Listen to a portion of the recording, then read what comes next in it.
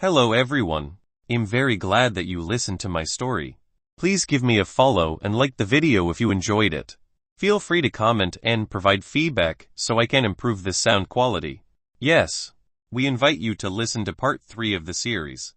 Chapter 87. Who secretly informed. Dongfang Jingyu stood alone at the top of the peak. She watched the rain covering the sky without moving for a long time. Boom! A group of clouds came down, and the darkness dispersed from the sky. Dongfang Jingshui, with his armor and scarlet mantle, was standing next to her. He was still arrogant and devilishly awe-inspiring. He rattled his fists with his steel-like arms and tiger eyes. He seemingly wanted to pierce through others' hearts. Even though he was standing on the ground, it felt like he was a pillar planted on the peak eternal for 10,000 years. Victory or defeat?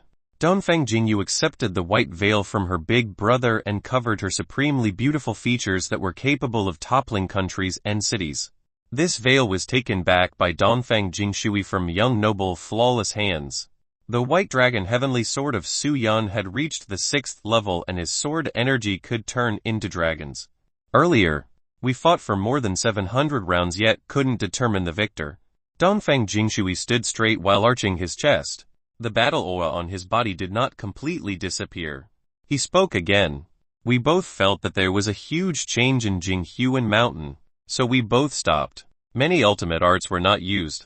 If the time and location permits, then after 8,000 rounds, a victor can be decided. Dongfang Jingyu replied. I can't believe this pervert is so strong. The ultimate art of Poluo country's royal clan was indeed worthy of its pride. To be able to reach the 6th level of the White Dragon Heavenly Sword, he must have been directly taught by an extremely powerful giant of Poluo country. This extremely powerful giant is a character in the legends. He might have fallen already. The rumors and the legends aren't always true. Dongfang Jingshui gazed at all directions, between the gaps of mountains and rivers, as if he was searching for someone. He looked everywhere, but he couldn't find any traces of the person. Where is Feng Feiyan?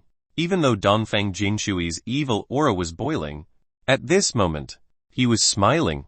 In front of the little sister whom he loved the most, he was always a lot meeker and obedient. Dongfang Jingyu was surprised. How did Big Brother know his name was Feng Feiyan? Dongfang Jingshui took out a flying jade talisman from his chest pocket and said, Not long ago, Grand Wisdom Master Jing Feng sent me a message and told me everything that happened between you guys. He told me to mediate between the two of you. He also wanted to add, Why do you think so highly of this brat? But he swallowed his words because his little sister's eyes were above the world. She naturally couldn't be wrong. I can't believe that damned old man was interfering in others' business. Dongfang Jingyu bit her teeth and angrily glared at her big brother as she asked, Will Big Brother help him or help me? Dongfang Jingshui, seeing his little sister's expression, thought that she was angry as well as shy. Thus, he was even more certain that the words of Grand Wisdom Master Jing Feng were correct. It seemed like his little sister, who was normally like a glacier, really had a lover. I naturally will stand by little sis' side. Dongfang Jingshui replied. Dongfang Jingyu said, Very well. Big Brother has to go and bring him back here for me. Right now, I have to bring him back to the godly capital's Dragon Lake and put him into the prison. I will use 18 punishments to torture him in order to appease the grievances in my heart. Dongfang Jingshui broke out in laughter. He knew that his sister was very thin-skinned and couldn't easily admit that she had a lover, which was why she used such a harsh tone. Isn't that a bit too cruel if a woman is too fierce? It would normally scare the man away. Dongfang Jingshui sighed. He dares to run away. Dongfang Jingyu angrily exclaimed. With my little sister watching, there is nowhere he can run to. Dongfang Jingshui teasingly said. Dongfang Jingyu seemed to not understand the hidden meanings in his words. She stomped the ground and said, Then, is Big Brother going to help me catch him or not? Haha, I can see that you don't want to capture him, but instead, want to save him. Dongfang Jingshui burst out in laughter and the sound resonated up to the clouds. No way. Dongfang Jingyu denied. Dongfang Jingyu, this little brat is the son of the evil demon and has the blood of the evil demon running in his veins. He already became the prey of many experts from the Feng clan. And not only the Feng clan, but there are also many big powers in the Grand Southern Prefecture that want his life. These big powers do not want the Feng clan to obtain the evil demon blood and refine the evil demon battle armor. Therefore, Feng Feiyan has to die. Currently, many cultivators are coming to kill him. If not 10,000, then there has to be at least 8,000. Dongfeng Jingshui might be a little strange, but his heart was very meticulous. He said, "There is only one way to save him, and that is to keep him in the same place as us. Little sis ordering me to capture him. Isn't this simply saving him?" The corner of Dongfeng Jingshui's lips arched. He felt as if he had seen through his little sister's heart. Even Dongfeng Jingyu didn't see through the reasoning behind it all. Maybe it was just like how her big brother said, that she only wanted to save his life and that she didn't want to see him die under a sword. Didn't want his corpse left in the wilderness. How does Big Brother know everything so clearly? Could the one that secretly informed the Feng clan be you? Dongfeng Jingyu coldly glanced at Dongfeng Jingshui with denunciation in her eyes. Dongfeng Jingshui had never been glared at by his little sis like this before. He couldn't help but lament a woman in love wouldn't even recognize her own clan. Ah! He didn't speak. There was someone else who spoke first. Such an amazing scheme. Of course your big brother couldn't perform such a deed.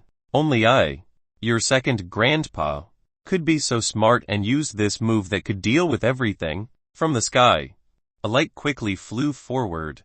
There was a shadow in the light, riding a flying beast.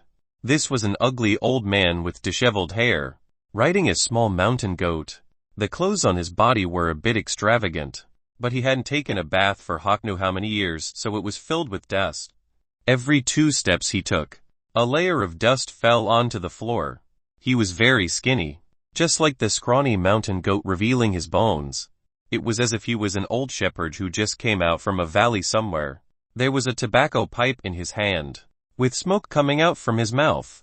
He created a circle of cheap tobacco smoke. Second grandpa, why did you come to this Grand Southern Prefecture? Dongfeng Jingyu stared at this old man in front of her and couldn't hide the joy in her heart. Compared to her grandpa, this ugly old man before her was a lot more doting. From young till now, whenever she wanted something, second grandpa would always get it for her without hesitation. This old man was a childish old man and always had fun playing with Dongfeng Jingyu. Plus, this old man had an extremely high status within the Yingu clan. Even the clan leader had to be respectful towards him. Also, his cultivation was unfathomable. The once-in-a-lifetime grand matter of Little Yu. This is the biggest thing in the world. Not to mention that the godly capital and violet firmament ancient city are only separated by 200,000 miles. Even if they were separated by 2 million miles, this second grandpa would still come here without taking any breaks to help Little Yu take care of this big matter. Da-da. The skinny goat slowly landed from the cloud. The ugly old man was still smoking his tobacco on top of the goat, and his eyes were squinted from laughter, revealing only a small gap. Dongfeng Jingyu's heart jumped once and immediately asked, "Then, the great sage that came to the Feng clan and spoke nonsense was you?" "Haha, this second grandpa did such a good job this time. I only went to the front door of the Feng clan. Ha ha." And that son of a bitch Feng Nanshan immediately stood to the side. "Afterward, I talked to him about the matter between the two of you. Can you guess what he said?" Second grandpa put down his tobacco pipe. It was as if, while telling the story, he was feeling very proud and even sprayed little spits all over the floor. Dongfeng Jingyu immediately tugged his unkempt hair and dragged him down from the skinny goat. She wanted to step on his face. "Twice. You truly caused me and Feng Feiyan a lot of harm. This was not helpful. You truly made things worse." Dongfeng Jingyu gripped her fists, wanting to punch this old man's face. "Twice."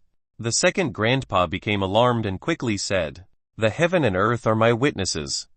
This second grandpa did everything just for you. Think about it. Only by driving that brat Feng Feiyan to his death with nowhere else to go would he finally submit. At that time, you wouldn't need to go after him. He would come and beg you instead."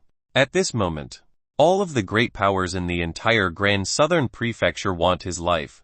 Only our Yingu clan could protect him and save his life. Otherwise, There is only death. Dongfeng Jingyu slowly released her fists and her fingers slowly loosened. She, once again, became a good girl and stood to the side as she gently nodded. She naturally felt that this old man's words made a lot of sense. She was no longer angry and, again, became elegant, quiet, and carried the aura of a goddess on earth. HMPH not right. I have chased him for so long. I only wanted his life. He punched me once on the head. If I don't get revenge, my heart will not be calm. There was a red blush on Dongfeng Jingyu's face, but it was hidden by her veil. Otherwise, if the other two noticed, her calm demeanor would be seen through. What, this damn son of a bitch dared to hit my little sister? Watch me cripple his 2 arms. Dongfeng Jingshui became angry. The evil cloud on his body floated and directly became a black dragon light that flew towards Jinghuan Mountain. Boom! There was killing intent all over his body, as if he wanted to cut Feng Feiyan into 10,000 pieces. No one knew the hot temper of her brother better than Dongfeng Jingyu. If he truly found Feng Feiyan to cripple his 2 arms this matter, he was definitely capable. She wanted to scold Dongfeng Jingshui, but it was already too late. Chapter 88 Zhao Nuolan. The mortal life cavern carried an endless darkness and had existed in this world for more than 1800 years. The moment the mortal life temple sunk underground, the mortal life cavern naturally appeared in the world. At this moment, most of the Grand Southern Prefecture was alarmed and all of the big powers had been gathered at this place. There were only a few sects and clans that were too far away, so they couldn't send experts to this place. The heavy rain had stopped, but the air was still very moist. The remains of the Mortal Life Temple were still located underground and had an ancient and mysterious feel. Inside the bronze lamps and Buddhist statues were all sorts of great treasures. They were bathed in the Buddhist chants of the high monks and had the power to calm the mind and suppress evil. After 1,000 years, everything in this place became a priceless treasure, worthy of being studied by many wisdom masters throughout their entire lives.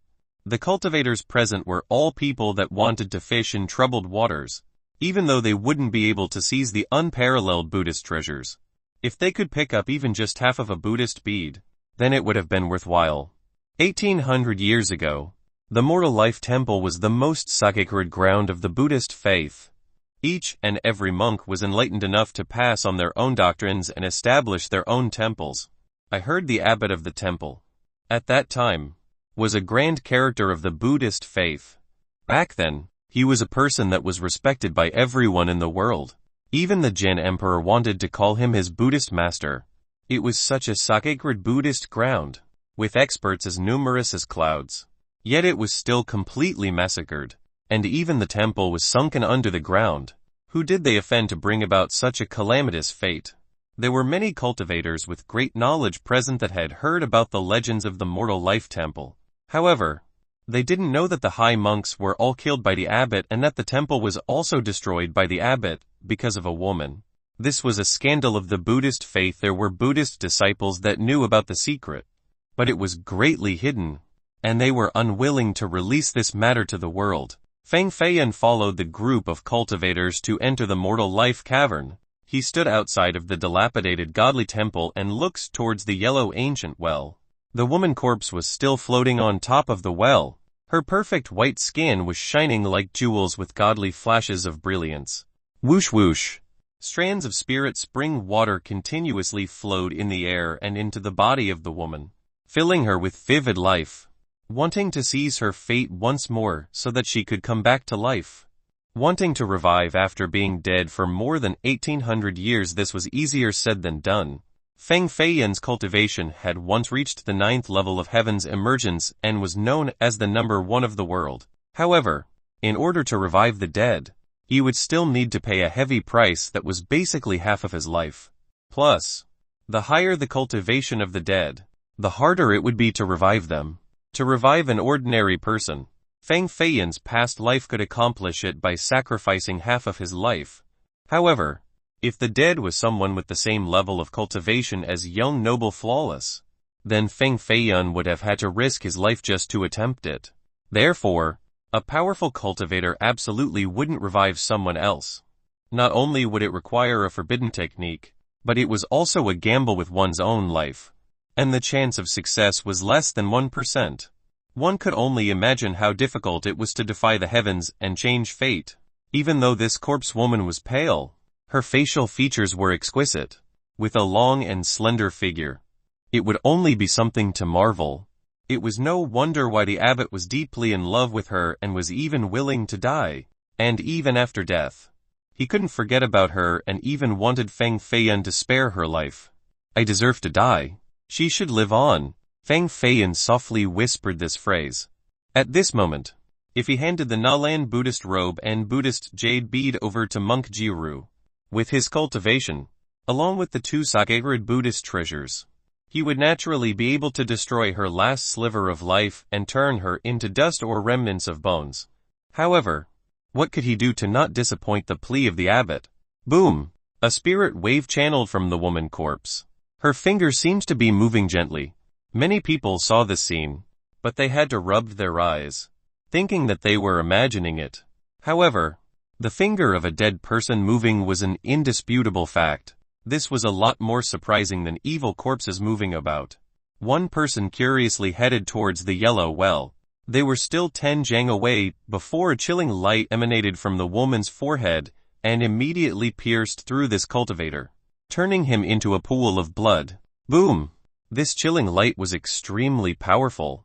After penetrating the body, the light continued on and created a deep hole under the ground. It was pitch black, and one couldn't see the bottom. The murderous energy was truly too sharp, with a decisive killing intent. Its presence covered the entire mortal life temple. Within this woman corpse was, indeed, a boundless evil energy that resented the entire world. Feng Feiyan clearly felt the killing intent inside her body. Not yet alive yet, she already wanted to devour the heavens and swallow the earth. If he let her revive, then wouldn't it be letting loose a calamity? I'm just going to hand over the Nalan Buddhist robe and Buddhist jade bead over to monk Jiru first. Then I will simply leave. As for her life and death, it has nothing to do with me. Feng Feiyan was no longer hesitant, and he silently went over to the low wall of the godly temple. He carved a new formation into the ground. A new lotus seat formation quickly formed. He stepped onto the lotus seat and quickly turned into a mysterious light that flew into the mortal life temple. Everyone, look, there is someone flying into the godly temple but was not attacked by the ancient formations. Even the 1,000-year-old female corpse didn't attack him with her godly intent. Although Feng Feiyan was very careful, but when he jumped over the high wall, people still detected him. This person has a very familiar figure, right? Isn't that the traitor of the Feng clan? Feng Feiyan, the son of the evil demon from the rumors. Could it be that he is related to the ancient corpses in this godly temple, so they do not attack him? I heard that many people wanted to kill him, yet he still dared to come to this place. Look at the Feng experts. They are now surrounding this godly temple. It seems like they are waiting for the prey to come out. Once Feng Feiyan comes out of the godly temple, he would be ruthlessly killed for sure, and his evil demon blood will be taken. Even though the ancient monk corpses were restless, they didn't leave the godly temple. They were restrained by an invisible power, so they could only bellow out beastly roars. Feng Feiyan purposefully avoided these powerful ancient monk corpses and crossed through the ancient Buddhist halls. He saw the decline of the temple. Its past glory had ended and only sadness was left. In the tall pagoda, along with the faint Buddhist lamp that emitted a gentle light, monk Jiru, this time, was not eating grilled meat, but was sitting under the Buddhist lamp and forming Buddhist seals with his 2 hands. On top of his head was a floating golden Buddha statue, giving off a vast power. His golden light penetrated all 4 directions and had drops of sweat on his forehead. It was apparent that he was having a difficult time suppressing a certain something. Could he actually be using his personal power to suppress the ancient corpses within this godly temple? Great monk, I have brought what you wanted. Feng Feiyan took off the Nalan Buddhist robe on his body, and also took out the Buddhist jade bead. He placed it in front of the monk. Finally, Feng Feiyan also placed the invincible Buddhist staff on the ground. These items were all supreme treasures of the Buddhist gate. But Feng Feiyan was perfectly fine and calm when letting go of them. Monk Jiru was still motionless. with golden radiance exuding from his body. He was like a diamond Luohan. An unknown amount of time had passed before he finally opened his eyes. His pupils also contained golden lights and 2 Buddhist seals. However, it couldn't hide his fatigue at this moment. It was as if he had expended countless amounts of energy. He remained immobile and only spoke with his ancient voice. You came at the right time. Right now, let the little girl wear the Na Lan Buddhist robe. And then the 2 of you will bring the Buddhist jade bead to suppress Xionyulan. The woman corpse had died for more than 1800 years. During her golden era when she was alive. No one didn't know of her name. However, the times had changed and very few knew of her great identity. Her name was Xionyulan, a generation's heavenly daughter. Her beauty and cultivation were both supreme. Now, even if she came back to life, all of her friends would still be dead. This was the pain of the gap between 2 generations. What are you joking? Are relying on the 2 of us to suppress Xionyulan? Are you telling us to go die? Feng Feiyan originally wanted to put everything down and leave this place with Feng Jiangsu. But at the moment, it seemed like it was not so simple. He simply didn't have the opportunity to not care for anything. Chapter 89 Heavenly Buddhist Essence. Monk Jiuru had dreariness written all over his face. His hands were clasped in front of his chest to form a holy golden statue of Buddha. He looked like a true Buddha that was suppressing the powerful evil. This was a matter relating to the people of this world. The moment Xionyulan revives, with the evil aura in her body, blood will fill the rivers and corpses will cover the mountain. Monk Jiuru clearly spoke with heroic words that cared for the people of this world. They were truly stirring words that were very touching. However, the chest of this monk had a tattoo of an azure dragon and a white tiger, and his face was very ferocious. This made it so that people couldn't help but question the truth in his words. Feng Feiyan had goosebumps from hearing those dignified words. I don't care. If this matter is so important, why don't you go yourself? What a joke. This woman corpse was already so dangerous before coming back to life. An ordinary person, within 10 jang of her, would immediately be crushed by the killing aura on her body. Even ancestors of the giant rank couldn't do anything to her. Relying on 2 little shrimps like Feng Feiyan and Feng Jiangsu to suppress her, this was truly a dream. At this moment, there were many powerful experts from the big powers surrounding the godly temple. Everyone was here for the treasures and the spirit spring water floating around the woman corpse. If someone actually approached the woman corpse, then everyone would band together and attack this person. At that moment, even a giant would be rendered into pieces. This monk Jiru wanted to stay here and pretend to be a dead dog, and let Feng Feiyan take on the danger in his stead. If anyone would actually do this, they would be a fool. Jiangsu, let us go. Big brother will bring you out of this evil place. Feng Feiyan held Feng Jiangsu's tiny hand, wanting to take her away. Hiss. Her hand was unusually cold, like ice. This chill caused Feng Feiyan's entire body to shudder. It was as if he just touched a piece of a glacier. At this moment, Feng Feiyan finally realized that something wasn't right. No wonder why this little girl didn't say anything from start to finish. It was because she was freezing to this extent. There was a layer of thin mist around her body. Her lips wouldn't stop quivering and cold sweat gathered on her forehead. This sweat did not drip down and became ice crystals that covered her entire face. She truly looked like an ice statue. She was chilled to the bones and directly hugged Feng Feiyan. She shivered. I'm so cold. So cold. Will you hold me? Feng Feiyan quickly took off his clothes and covered her delicate body. He held her tight by her slender waist and used his own body temperature to help her ward off the chill. Why is it like this? Why can't you resist this cold energy inside your body with your cultivation? Hey, great monk, did you give her some poison? Feng Feiyan bit his teeth. He was saddened to see her pathetic state. No, this is clearly her own illness. Yet you dare to blame me for this little monk to poison someone. This is not right. Ah, Monk Jiuru replied. Feng Feiyan was slightly stunned. And he asked, illness? What illness? He had never heard of cultivators falling ill before because a high cultivation could prevent disease and death. Feng Jiangsu's cultivation was even higher than Feng Feiyan's. So how could she be so ill? She is a natural-born Buddhist physique. In her body, 6 heavenly Buddhist essences have been formed. To the Buddhist cultivators, this is truly a sacred physique for cultivation. In the future, she could become a Buddha or a Bodhisattva. However, to someone who doesn't cultivate the Buddhist Tao, this would be an incurable disease. From the age of 14, she will start to show symptoms of this illness, and it will increase ferociously.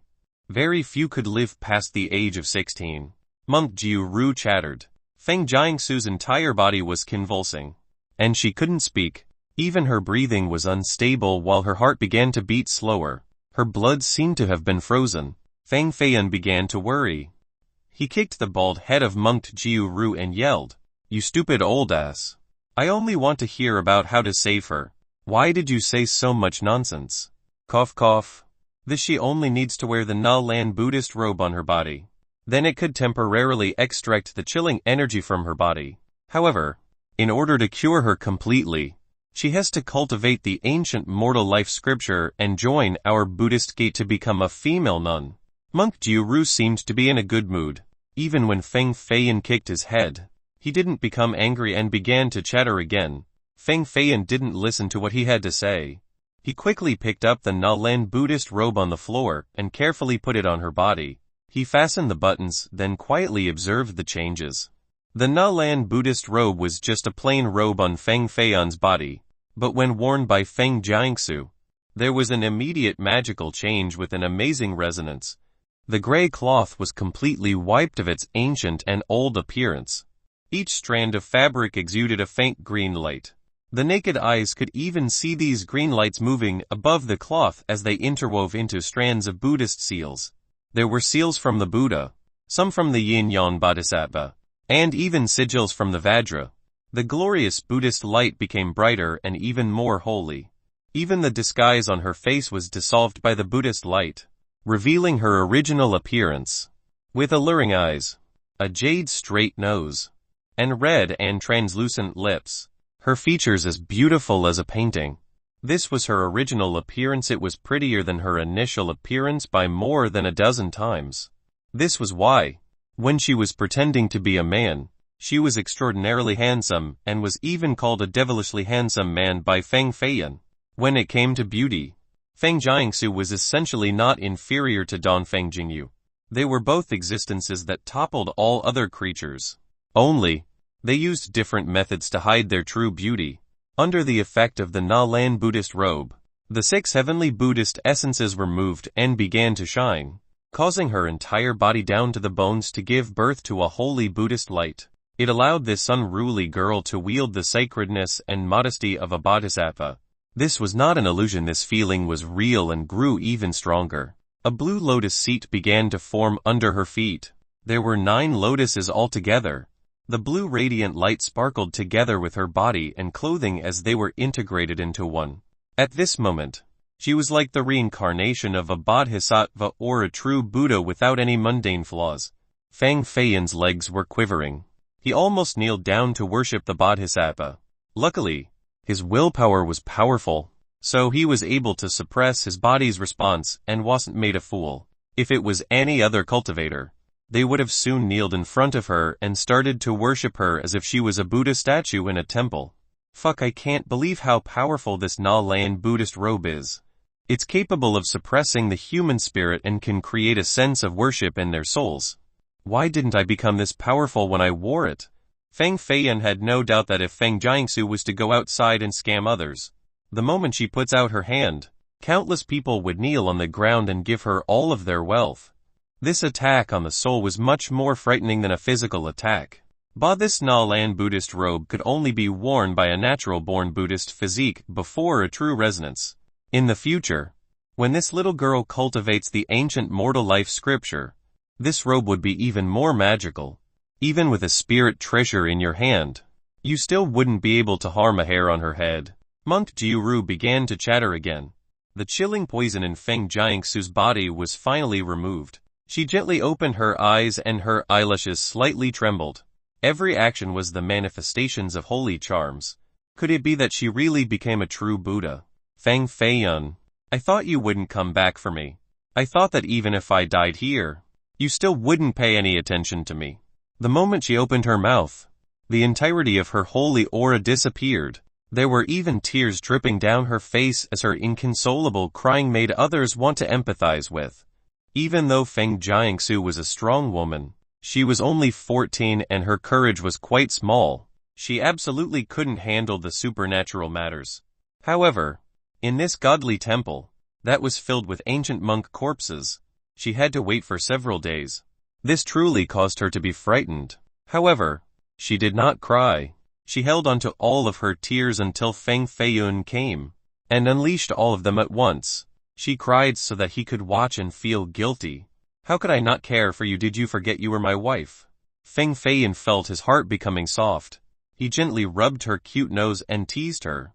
Feng Jiangsu immediately stopped crying and started to laugh. Cough cough, the Buddhist ground forbids romantic talks. Plus, a great calamity is now coming. The evil woman is about to come into this world, and this world's rivers will be filled with blood and mountains will be covered by corpses. How could the two of you be touchy-feely like this? Where is the humility? Where is the respect? Monk Jiru was very annoyed at this moment. He wanted for Feng Jiangsu to be his disciple, so naturally, he didn't want the two of them to be entangled in emotional attachment. When someone from the Buddhist faith fell in love, the end result would be no different from the fate of the mortal life temple. None of your business. This husband and wife are leaving. This matter relating to the life and death of everyone is too grave. We can't deal with this. You'll just let the great master deal with this disaster. Feng Feiyun dragged Feng Jiangsu. Wanting to leave, Monk Jiru was so alarmed that he almost jumped up from the ground. He stuck his neck out and yelled, Feng Feiyun, don't blame me for not reminding you the chilling poison from the essences in the little girl's body is only temporarily suppressed. Right now, the Nalan Buddhist robe activated both the Buddhist physique and essences in her body. The chilling poison in her essences will activate again next month. If she doesn't cultivate the ancient moral life scripture, then 1 month later will be her funeral. Thump. Feng Feiyun's foot was already outside, but he suddenly stopped. Chapter 90 Reversed Life and Death. A great man always has an indomitable spirit.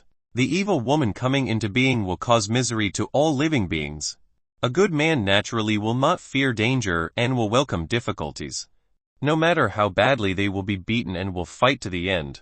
Monk Jiru was sitting in the meditative pose with an excited expression while spits were flying everywhere. Feng Feiyun asked, then why don't you do it?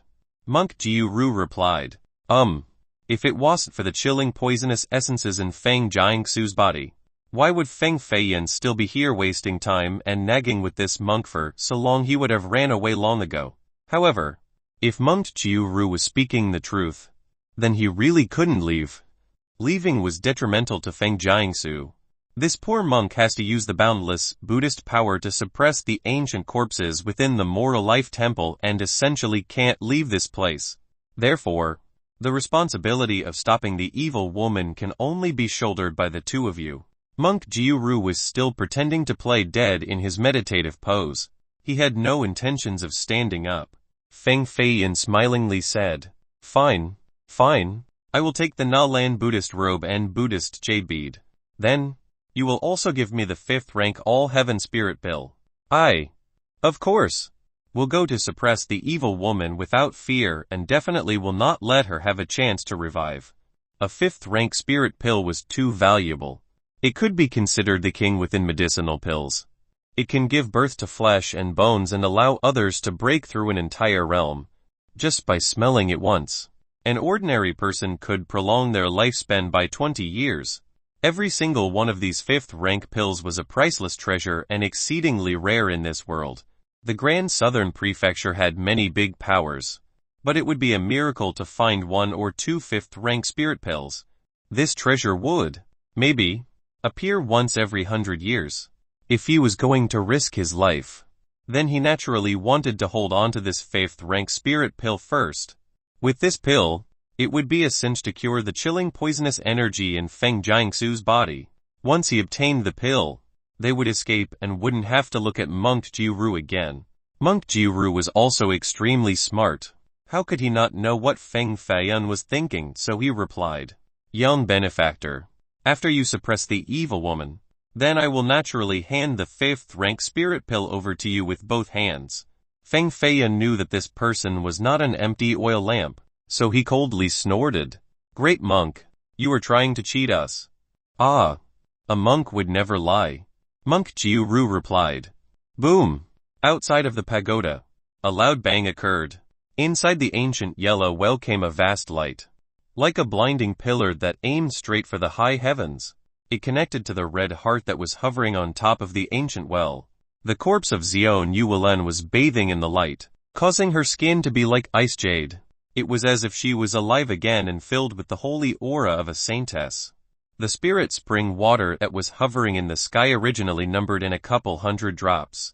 But at the moment, all of them were quickly flowing towards her body like countless celestials breaking through into her figure. The seal of life was created in the middle of her eyebrows. Like a tiny red plum, it was not red, but instead, white and full of spirituality. Oh heaven, this is the reverse life and death grand law. Is this person, who had died for 1,000 years, about to come back to life? A cultivator of the early god-base realm was frightened by this scene. Everyone, there is no need to be alarmed. Even the strongest master activating the reverse life and death grand law would only gain a little chance for survival. This chance is very ethereal. It's not even 1%. There was a person who understood the matters of the life and death reverse law and knew that its difficulty was too great. Wrong. I feel that the blood within that body is already active and slowly flowing throughout her body from her heart. The spirit energy inside the blood is mighty and powerful. It is as if she is really coming back to life. The people here were all cultivators. Everyone had spirit energy inside their bodies, so they were able to sense many things that the ordinary eyes couldn't discern. The person who spoke earlier was a cultivator with a great spiritual sense. His spiritual sense told him that a terrible disaster was coming, and an evil woman was coming back to life. And it's not only the energy of life. There is also an ancient killing intent that hates this entire world. I can faintly see a scene where blood was flowing like the river and mountains were built by human corpses. If this woman revives, then this would be a devil like never before. Even the other cultivators felt this unstoppable killing intent that caused others to shiver. It was emanating from the body that was floating in the air, a peerless, beautiful corpse. But it was even more of a ferocious monster. No one was willing to see this evil woman come back to life. So a giant made a move again. Boom! This time, the person who took action was the third lord of the Senryuo temple. He transformed into a giant fiery man, towering at 100 meters and wearing a flying fiery armor. He wielded a hellfire spear. He roared and unleashed a crimson cloud of fire. The fire and smoke filled the air with ferocious momentum. This was an evil demon that could accept a move from the Jin Emperor without dying. Even after being imprisoned under the 13th floor of the godly capital prison, he was still able to escape. This evil demon escaped just so that he could wage war against all directions. Experts at the giant realm were no joke. Only a simple fist was enough to create a small mountain of fire. This one fist alone was enough to raise the godly temple to the ground. Boom! The harmonizing brilliance outside of the yellow well flew out, turning into a layer of light with enough power to stop the heaven and earth. Even though this powerful fist slammed into it, it was not enough to break through the impregnable defense of this light. Xion Yuelan had reached a critical moment, and someone had created an absolute defensive formation for her. Even a giant couldn't break through.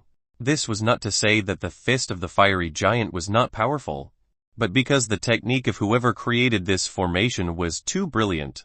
His cultivation was even more terrifying than the fiery giant. Let me do it. Another giant made a move.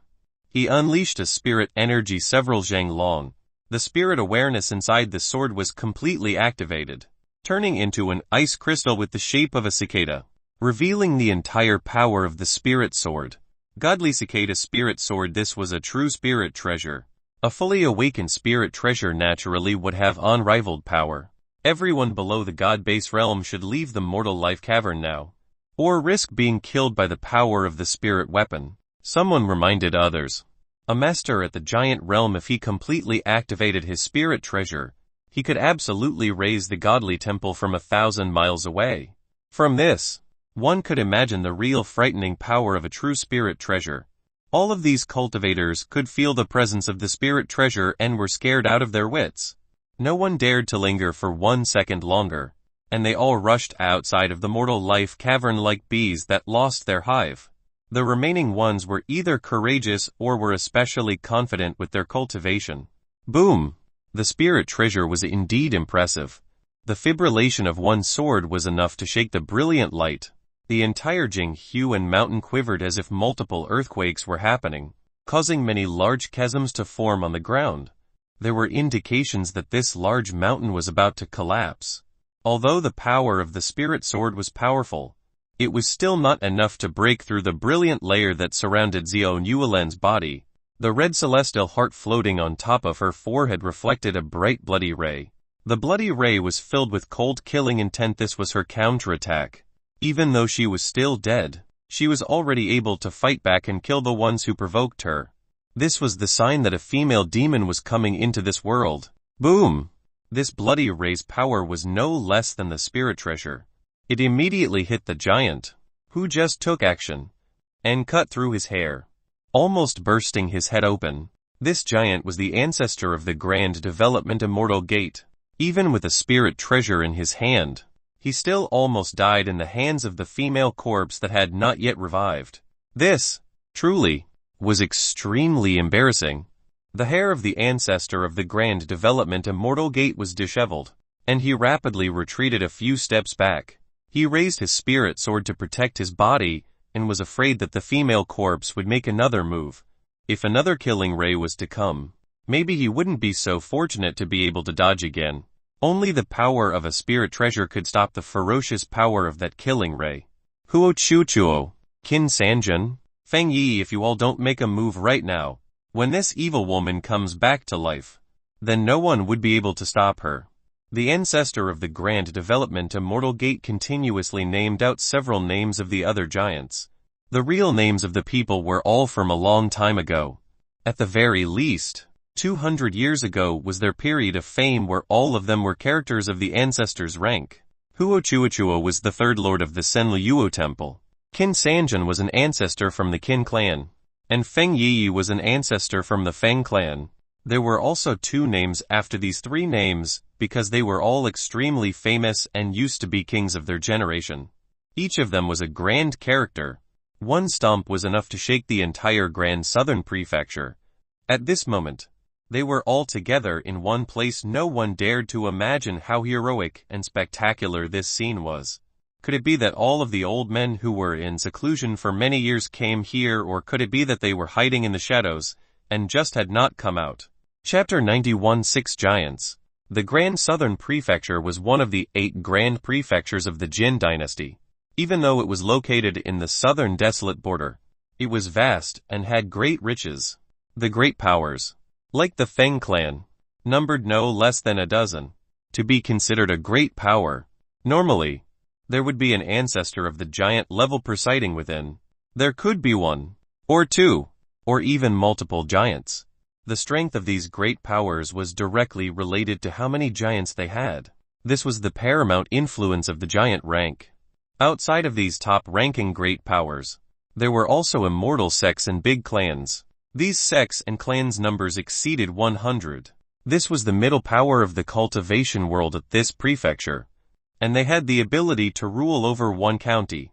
To be able to rule over one county was quite incredible.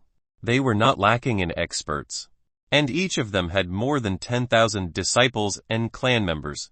To be able to be considered a big clan, the sect or clan would need at least 10 characters of the elder ranking at the god-base realm, or enough to scare away the little bandits and become a county overlord. The more powerful sects and clans would have more than 10 characters of the elder ranking and could even have a half-giant. These groups would only need one more step before becoming a great power. There were also countless little sects and clans below the big powers. They occupied an ancient city or a town. There were too many of them and they couldn't be fully accounted for. This arrangement was the overall pattern of power in the Grand Southern Prefecture's cultivation world. So, there must be a giant presiding to be considered a great power. However, at the moment, there were several giants inside the mortal life cavern. They were old monsters that had lived for hundreds of years. If they exerted their entire power, then they could shatter the entire Jinghuan mountain into pieces in just one day. There were conflicting interests between the great powers, such as the Feng and Qin clans, and these conflicts have lasted for more than 800 years. But at this moment, the Feng ancestor and Qin ancestor had set aside their hatred and joined forces to attack the woman corpse on top of the yellow well. In front of benefits, hatred could temporarily be set aside. All of the 6 giants rushed forward together. They came from different great powers and all of them had ferocious auras along with heaven-defying techniques. They originally didn't want to fight together because that would be a degradation to their reputations. But this godly temple was truly strange and that woman corpse was too terrifying. If they didn't fight together, they essentially couldn't shake her. This scene was truly shocking. It had been a long time since several giants had to fight together. The entire Jinghuan mountain began to shake as if there was a godly beast from the high ancient era emerging from the mountain. The brave cultivators that initially stayed behind had all ran away. This was a stage for giants to compete on. A character that was not at the giant rank didn't have the qualifications to stand in this place. Plus, even if they stayed behind, they would surely be rendered to dust by the fierce battle aura. Of course, the Feng experts who wanted to trap Feng Feiyan also all retreated. To have a weak cultivation like Feng Feiyan yet to still dare to trespass into the forbidden temple, everyone who did this had died inside the temple. And no one believed that he could survive. Haha, great monk. Look, there are people taking action instead of us. These are 6 experts of the giant rank. With their combined power, it will be more than enough to suppress a corpse that has not come back to life. Feng Feiyan opened the window of the Buddhist pagoda and stared towards the yellow well in the far distance. He felt that there were many chaotic shadows. With 1,000 spirit powers all striking at once, this was too overwhelming and mighty. If there was not an ancient formation protecting the Buddhist pagoda, as well as Monk Jiuru's cultivation, then this Buddhist pagoda would have been crushed into a land of rubble. Monk Jiuru shook his head and sighed. Useless. The yellow well contained the cultivation of the abbot's entire life, and was created by the refinement of his body. The 6 giants simply cannot break through it. The mortal life temple's abbot, when he was still alive, was the bright light of the Buddhist faith. His cultivation pierced through the heavens. Even that generation's Jin emperor wanted to call him his Buddhist master. From this, one could see how powerful he was. Even though the 6 giants were extraordinary characters, they absolutely couldn't compare to a celestial being like the abbot. The abbot used his life energy and body to create the yellow ancient well, so it contained great power.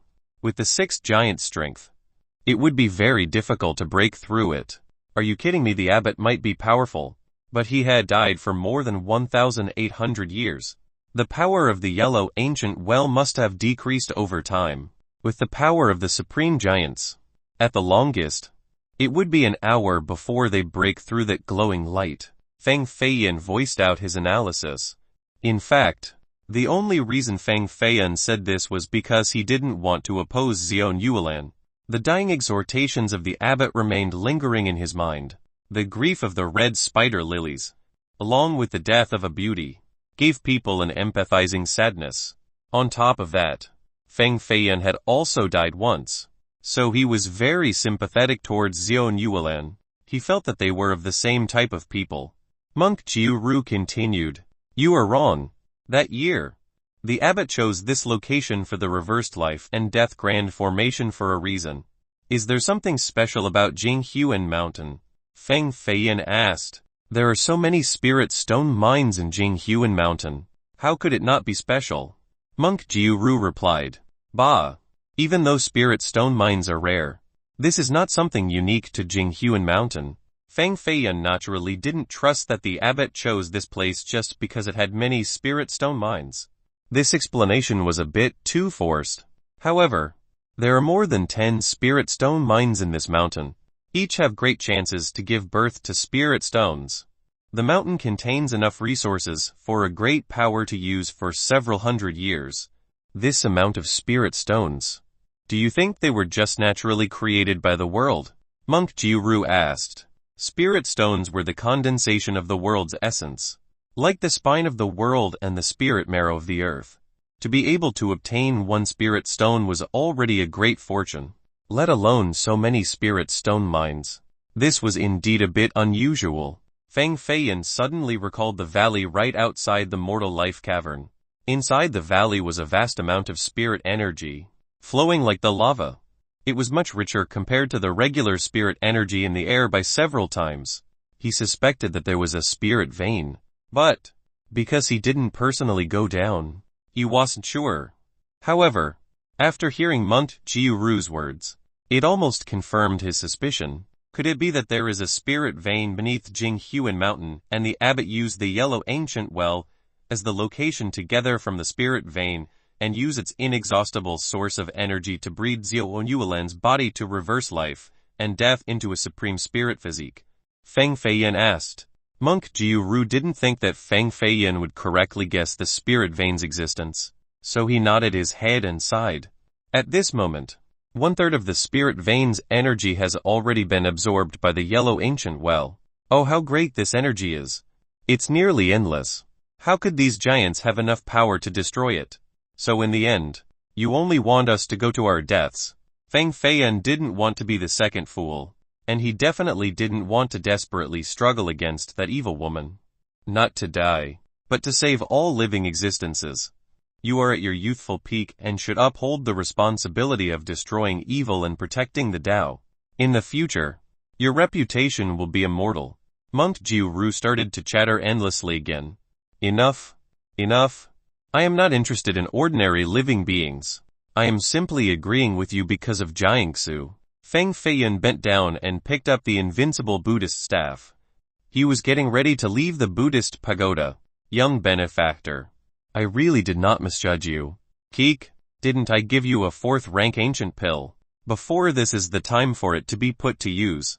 After you eat it, your power will greatly increase and be enough to fight against a half-giant. Together with the invincible Buddhist staff, you would naturally be able to suppress the evil woman and grant her salvation. Monk Jiuru smiled for the first time. With such a crafty smile, it was as if he had waited for this moment the whole time. Mother, it seemed like this old bald donkey had already schemed all of this beforehand. He gave the 4th rank ancient pill to Feng Feiyan just so that he would use it at this moment. Sigh. Feng Feiyan was in a lot of pain. He was saving this for a moment of life and death. But it seemed like he couldn't wait any longer. How long does this effect last for? Feng Feiyan gritted his teeth and asked. 1 hour. Monk Jiuru also gritted his teeth. What motherfucker? A 4th rank ancient pill only lasting for 1 hour, so if I can't suppress that evil woman in 1 hour, won't I surely die once the effect runs out? Feng Feiyan really wanted to take off his shoes and throw them at Monk Jiuru's face. However, the power of a giant was truly too great. Not to mention an hour. Even 1 minute was enough to accomplish many things. To be able to maintain the power of a half-giant for an hour. This pill was indeed worthy to be a 4th rank ancient pill. Monk Jiuru carefully added. It can maintain a surge of power like this, but it will also leave behind a side effect. After an hour, when the medicinal effect of the pill is gone, you will directly collapse into unconsciousness. If it is light, then you will sleep for 3 days before recovering. But if it is severe, you will lie down for 3 months. What? Feng Feiyan had just eaten the 4th rank ancient pill. Then, he heard what Monk Jiuru said next and almost fainted from anger. However, he really didn't faint. He simply kicked the shiny bald head of Monk Jiuru twice and immediately left the Buddhist pagoda. With Feng Jiangsu, he rushed towards the yellow ancient well. There was only an hour's worth of time, so every second was very precious and couldn't afford to be wasted. Chapter 92 Buddhist Treasure's Origin. The air in Jinghuan Mountain after a rainfall was especially fresh, blessed with a rainbow spanning across the sky. It was like a scenery painted on a white misty palette. Similar to an immortal bridge, Outside of the mountain, countless flying creatures with strange figures had gathered. There were bronze carriages dragged by ancient beasts that stopped on the road, and thousands of cultivators standing in the midst of the wilderness, overlooking the mountain ranges. This was a bustling scene. Countless disciples of the immortal sex congregated with many beautiful men and women. All of them were well dressed and had a spiritual aura, like a party of immortals. In the far distance, Jinghuan Mountain was violently quaking and a fissure extended to the far distance. It was only 2 meters wide, but it was still continuously expanding as if the entire mountain would eventually collapse. Boom! The giant's attacks were indeed too powerful. A sword energy pierced through the mountain and aimed straight for the blue sky. It seems like it will be impossible to fish in this troubled water. Picking up a few treasures is an impossibility. With the giants here, we small characters can only watch the fun. A disciple sighed and said, "We should probably stand further back." All of the giants moving together could destroy Jinghuan Mountain. The power could render cultivators lower than a mortal foundation to several pieces. A middle-aged man was visibly worried. The moment he finished speaking, there was a series of loud explosions from the far distance. It seemed as if the earth was shattering apart. Boom! 6 amazing powers rushed out from the ground. There were sword energies, fiery clouds, gigantic fists, and the combined power of the 5 elements. These powers erupted simultaneously, sundering the ground into even more cracks. Crack! The high mountain collapsed with countless rocks and debris that rolled down, causing the surrounding dozen miles to be buried. Some cultivators couldn't escape in time and were crushed alive by giant boulders. This scene was too shocking. A collapsed mountain had left a giant pit and created a man-made valley. This valley was hundreds of meters deep and had a dense black fog below. Countless paths were interwoven and filled with the sounds of battle, like the drums of the gods resounding. The Mortal Life Temple appeared on the ground. From the far distant mountains, one could see the Buddhist pagodas and the halls inside the godly temple. These buildings that were underground for more than 1,000 years had finally resurfaced in the moral world. However, the majesty from the past has long been lost and only misery and dilapidation remained. The old magnificent brilliant temples were now palely dimmed and harbored many cracks. The golden Buddhist statues were covered in dust and dirt as if they were made with mud. The originally venerable monks were now decomposed corpses that underwent corpse transformation. Some were still chanting Buddhist scriptures inside the chambers, while others were ferociously screaming against the heavens, wanting to rush outside in order to feast on human flesh. However, at this moment, these corpses were not the main focus. Everyone's gazes were locked on the yellow ancient well where a shocking battle was taking place. The 6 giants were on the offensive together. Countless energies swept the sky. No one could clearly discern the shadows of these giants. They were truly too swift. Only shadows filled the sky. It was as if there weren't only 6 people, but 600 figures that surrounded the yellow ancient well. What a beautiful woman, young, noble, flawless, who stood on a distant peak, gazed intensely at Xiao Nuolan's figure, a female corpse that had not yet come back to life. But her beauty was already astonishing. This beauty of a whole generation was under siege by the 6 giants. So many people lamented the inequality. However, some cultivators knew the terrifying truth of the female corpse. Inside of her was an endless killing intent. Once she came back to life, it would absolutely be dozens of times worse than a murderous demon. This was not a beauty, but a devil. Why is it so powerful? The 6 giants can't break through that light. Plus, there are some wounded by that female corpse and almost died from her counterattack. Dongfeng Jingshui was very worried as he watched from the far distance. He also wanted to rush in to join the battle, but reason told him that he shouldn't join a battle of this level. Even though he was strong, there was still quite a considerable gap between him and a giant. Dongfeng Jingshui originally wanted to find Feng Feiyan to settle things, but he went around the mountains several times and couldn't even find Feng Feiyan's shadow. Could it be that the little brat had already escaped? Dongfeng Jingyu was also standing at his side, beautiful and tranquil like a fairy. There was a strange feeling in her heart. She felt that Feng Feiyan was hiding in the godly temple. So from beginning to end, her sight was searching the Buddhist pagodas in order to find the bastard. This old man suddenly appeared here. It must be that he is coveting the two supreme Buddhist treasures inside the mortal life temple. Second grandpa, with an unfathomable cultivation, was a grand character of the Yin Gu clan. All of the heaven-defying talents of the Feng clan called him the wise sage. The truth was that he was in existence of the ancient monster ranking, and he knew a few secrets of the mortal life cavern. He was still sitting on his goat and smoking his pipe. From time to time, he hit the pipe on the goat's horn and flicked the ashes to the ground. The goat was skinny, with only bones left and no spirit nor power. It was as if it could collapse at any moment from the weight of the old man. Which two Buddhist treasures? Donfeng Jingyu curiously asked. The Nalan Buddhist robe and Buddhist jade bead. How miraculous must these two treasures be to be able to draw 6 giants here together? Giants rarely appeared in this world. Most of them were in isolated cultivation in order to find the profound truths of the immortal Tao. Without a supreme treasure, they wouldn't take action. This is an unfathomable matter. 1,800 years ago, the Mortal Life Temple was the #1 Buddhist holy land. Its historical heritage is even older than the Jin dynasty. Before the inception of the dynasty, the Mortal Life Temple was already there. Each of the abbots of the Mortal Life Temple was a great sage of the Buddhist faith. In the Jin dynasty, their cultivations reached the level of understanding the heavens and mortals. They were all stronger than giants. Since the Na-Lan Buddhist robe was the monastic robe of the abbots, it carried the Buddhist aura and fortunes of all of the abbots, so it was no longer an ordinary robe. Each day, it listened to the high monks chant Buddhist scriptures, so it became spiritual and formed its own conscience. The legends had it that, in one night, a storm suddenly appeared. The Na-Lan Buddhist robe flew out of the Mortal Life Temple and underwent a tribulation in the thunderous storms. What a monastic robe undergoing a tribulation! This is too hard to believe.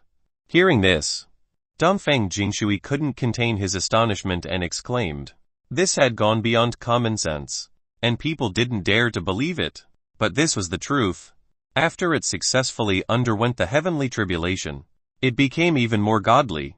When adorned with this godly robe, even spirit treasures wouldn't be able to harm even one hair on the wearer.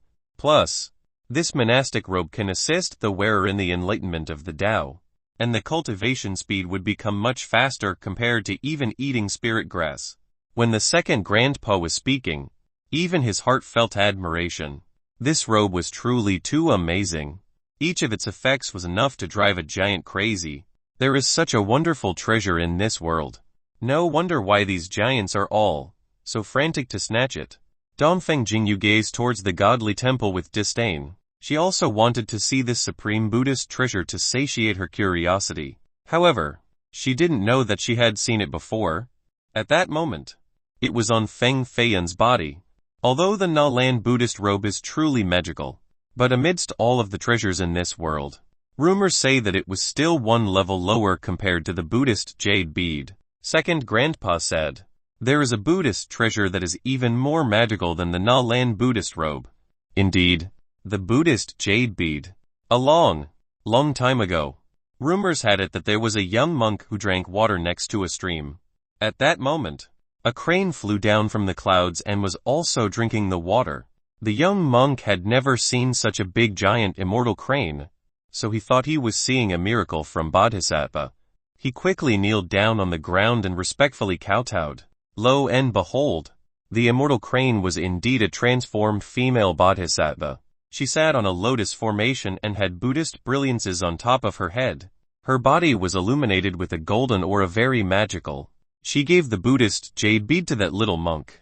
Donfeng Jingyu couldn't help but ask. Of course it was not so simple. The female Bodhisattva didn't say a single word and only stayed by that stream for 9 days. And the young monk also kneeled down for 9 whole days. When the sun came down on the 9th day, the female Bodhisattva finally spoke. She only said one phrase: the path of cultivation in this life, the path of Buddhism in the next. When this life is over, the next life will be a Buddha. This is the causality of reincarnation, everlasting for all generations. Finished speaking, the Bodhisattva's body was ignited in fire. Her Buddhist body burned for 9 days before the flames finally extinguished. Finally, there was a lotus seed on the lotus formation. The young monk picked up this lotus seed and it turned into the Buddha's jade bead. Second Grandpa retold the ancient legends of the past. After finishing, he asked, "Who do you think this young monk was? Could it be a monk from the Mortal Life Temple?" Dongfeng Jingyu answered, "You are half right. This young monk was the patriarch of the Mortal Life Temple, the first abbot. Legends had it that after he reached nirvana and became a Buddha, he disappeared in this world." Second Grandpa said. After a moment of silence, Dongfeng Jingyu said, "Second Grandpa's telling of this tale is just like the stories you told us when we were little. This is not an ancient tale. This is a true existence. There were many documentations from the Buddhist faith otherwise. Do you think those old monsters would still be battling that female corpse? And not afraid of dying? The truth is that they all want the treasure of the Bodhisattva in the legends. Some say that the Buddhist jade bead is actually the prolonged life essence of the Bodhisattva. The next reincarnation of the Bodhisattva might come from the Buddhist jade bead. Once one meditates with the Buddhist profound truths of the Bodhisattva inside, that person could understand the immortal Tao and become a supreme Tao celestial." Second Grandpa sincerely said, "Quickly, take a look. Who is that?" The tiger eyes of Dongfeng Jingshui suddenly exuded 2 evil lights. He almost jumped up as his finger pointed towards the godly temple. There was a person leaving the godly temple from a Buddhist pagoda. Many people who saw this scene were surprised. There was a living person inside the godly temple. Chapter 93, Killing with a Borrowed Knife. "It is Feng Feiyan," Dongfeng Jingshui gently whispered while his crimson cloak fluttered in the wind. In the far distance, illuminated by a Buddhist lamp, the front door of the Buddhist pagoda was opened and issued a creaking sound. Feng Feiyan went out from inside the pagoda. Feng Feiyan, with his sharp eyebrows, was seemingly very heroic. His clothes were neat and clean, and he was handsome with a hidden charm of depth, covered with an unprecedented powerful aura. It was as if he had become one with the Tao of the heaven and earth. Each of his movements had its own law, like a giant that had cultivated for several hundred years. Many people had never seen Feng Feiyan, so they subtly guessed the identity of the youth that came out from the Buddhist pagoda. As for the ones who knew Feng Feiyan, they were extremely surprised and alarmed by his sudden change. This person was only a junior who was chased around the entire Violet Firmament ancient city by the Feng experts. So how did his body suddenly contain such a soaring monstrous power? It was as if he will turn the heavens upside down. Today, Feng Jiangsu followed right behind Feng Feiyan's back. The Nalan Buddhist robe on her body flashed out a blue Buddhist brilliance, encompassing her entire body. The 6 heavenly Buddhist essences inside her body were also active and exuded a holy light outward. As her body was covered with holy Buddhist light, she was stepping on a lotus formation with 9 layers, like a female bodhisattva. However, her figure was slender, like an innocent girl. She stood next to Feng Feiyan, using his shoulder to hide her stunning beauty. It was as if she didn't want to be recognized by some other people. Could this girl be a fairy? No, a female bodhisattva. Some felt the holy presence from her body, and their souls were affected by the Nalan Buddhist robe. They almost kneeled down to kowtow and worship her. Dongfeng Jingyu naturally also saw the scene. Her expression under her veil became pale, and her gaze was focused on Feng Jiangsu. She judged every part of Jiangsu's body, not even sparing a single strand of her hair. She was very meticulous. But she didn't look at Feng Feiyan at all. All of her focus was on Feng Jiangsu. Just who was this girl? I can't believe this little brat Feng Feiyan dares to hide concubines in his golden pavilion. No, it is hiding concubines in his broken temple. Truly disgusting. Little sister, you don't need a man like this. I will go in your stead and punish him for you. The evil killing intent on Dongfeng Jingshui's body started to rise. His armor trembled, creating the sounds of steel colliding with each other. Second Grandpa put away his tobacco pipe, and his eyes suddenly shone with 2 bright lights. He gently placed one hand on Dongfeng Jingshui's shoulder and shook his head. There is something strange about this brat. Don't be rash. Second Grandpa, this brat dares to like another woman. How can we let him live? Dongfeng Jingshui, with his unparalleled presence, still wanted to make a move. HMPH. A man toying with our little Yu's heart. Of course he deserves to die. However, little Yu hasn't even said anything. Why are you as a man so blindly excited? Second grandpa sternly glared at him. Dongfeng Jingshui was a king of the younger generation, but there was someone in the world who dared to scold him like this. Only his second grandpa was able to do so. Even the clan master of the Yingu clan would mind his words. Dongfeng Jingshui lovingly smiled and glanced at his little sister's eyes. However, she was still silently standing there. Her white robe gently fluttered in the wind as she carried her red lute. She was gentle and elegant, like nothing had happened. It was truly like this matter had nothing to do with her. This impressed Dongfeng Jingshui because he didn't expect for her to remain so calm. This control of her emotions was indeed worthy of her cultivation. Dongfeng Jingyu's eyes gradually narrowed. She laughed like a bright crescent moon. I can't believe she is still smiling. Dongfeng Jingshui couldn't help but sigh. The heart of a woman was truly too hard to understand. Dongfeng Jingyu suddenly opened her mouth. With her clear and gentle voice, she murmured, "The girl behind Feng Feiyan is wearing the Nalan Buddhist robe. This is the supreme treasure of the Buddhist faith.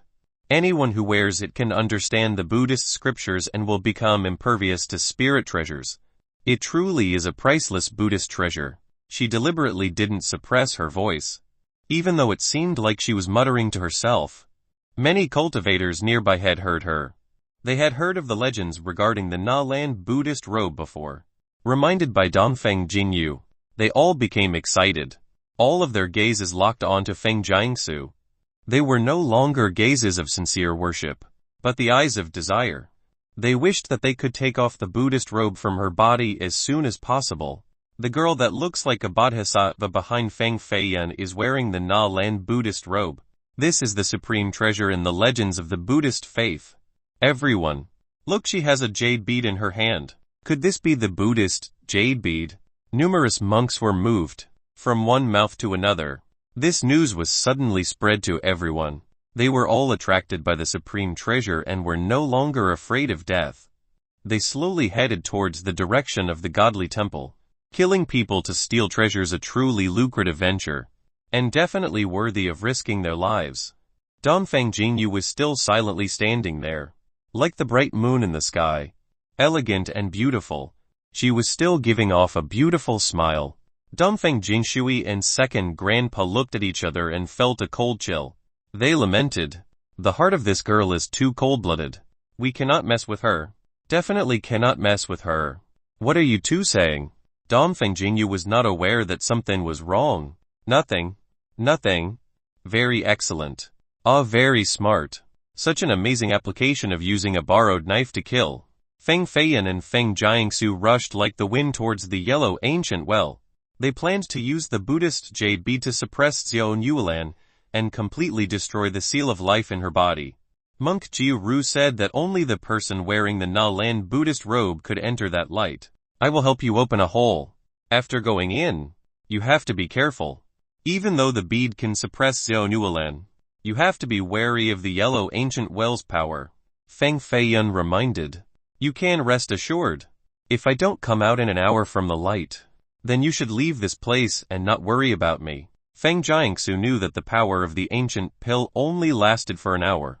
After an hour, Feng Feiyan's power would decrease to the lowest level possible. At that moment, he must escape to a desolate place, otherwise, he would die for sure. Feng Feiyan stopped and firmly said, "If you don't come out from the light, I will absolutely not leave this place." Feng Jiangsu was a bit surprised. She stared at the tall figure of Feng Feiyan, who was holding the invincible Buddhist staff, and couldn't help but quiver. She cried out, "Feng Feiyan." "What?" Feng Feiyan originally wanted to rush towards the yellow ancient well with his staff. He didn't want to waste his time, but he still stopped and turned around to ask, "My real name really isn't Feng Jiangsu. You have already told me this." Feng Feiyan said, "My real name is Nalan Zujian. That Mont Jiu Ru is actually." She seemed to want to say something else, but there was a roar that came from above her and a thunder struck down.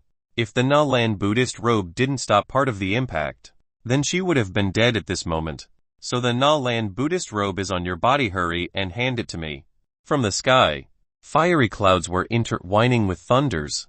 Countless thunderous lights encompassed this world along with the flames. This was not the sky, but only a palm. However, this palm was too huge. The two felt as if the entire sky had become fire and thunder. The third lord of the Senliuo temple recognized the presence of the Na-Lan Buddhist robe, so he gave up on attacking the yellow ancient well and headed over here instead. A giant strike was truly not a joke. This palm gave others the feeling of an endless killing intent. Feng Jiangsu had never witnessed such a scene before. The Buddhist light on her body was burned away by the flames as if it wanted to directly melt her into a pool of blood. Clank! The invincible Buddhist staff rapidly moved and unleashed a blinding light. With the staff in his hand, he suddenly emitted an endless battle prowess and headed straight for the sky. Kill! He yelled out. With his killing intent, Feng Feiyan was unstoppable like a death god. His invincible Buddhist staff directly pierced through the palm of Huo Chuochuo, and carried an endless power all the way to the real body of Huo Chuochuo. This was wanting to defy the heavens. A younger generation junior dared to make a move against a demon that was famous for many hundred years. Boom! This scene shocked everyone. They were too appalled to say a word. Today wouldn't be an ordinary day. Many things that would shock the world had now just begun. Chapter 94 Battle Against a Giant. What is going on? Who is this brat? He was able to destroy the fiery reincarnation, evil grand palm of the Huo Chuochuo. Could he be a genius of the grand historical level? An elder of a large immortal sect exclaimed out loud. And he was quite shocked. The fiery reincarnation, evil grand palm was one of the 12 grand evil techniques of the Senliuo temple. Huo Chuochuo was the previous third lord of the third palace hall, and was known as the Reincarnation King. He cultivated the fiery reincarnation, evil grand palm to its utmost mastery. All of the lords of the 10 palace halls of the Senliuo temple were matchless. Ferocious demons in this world. Huo Chuochuo already became a lord a few hundred years ago, so one could only imagine the height of his cultivation.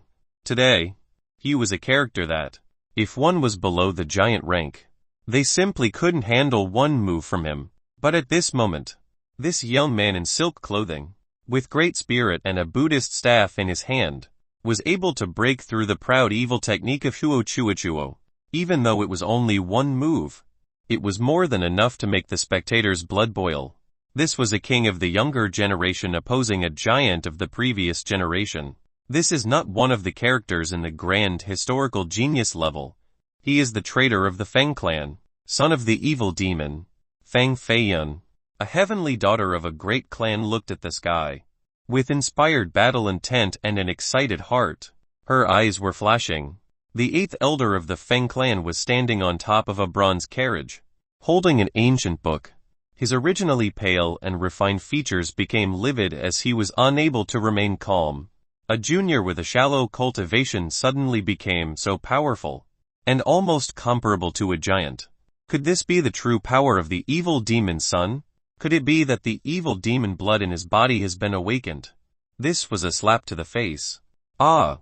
The traitor who was chased everywhere by the Feng clan turned out to be a peerless genius. How could the elders and ancestors of the Feng clan handle this? They couldn't kill him, but only made a new powerful enemy against the clan.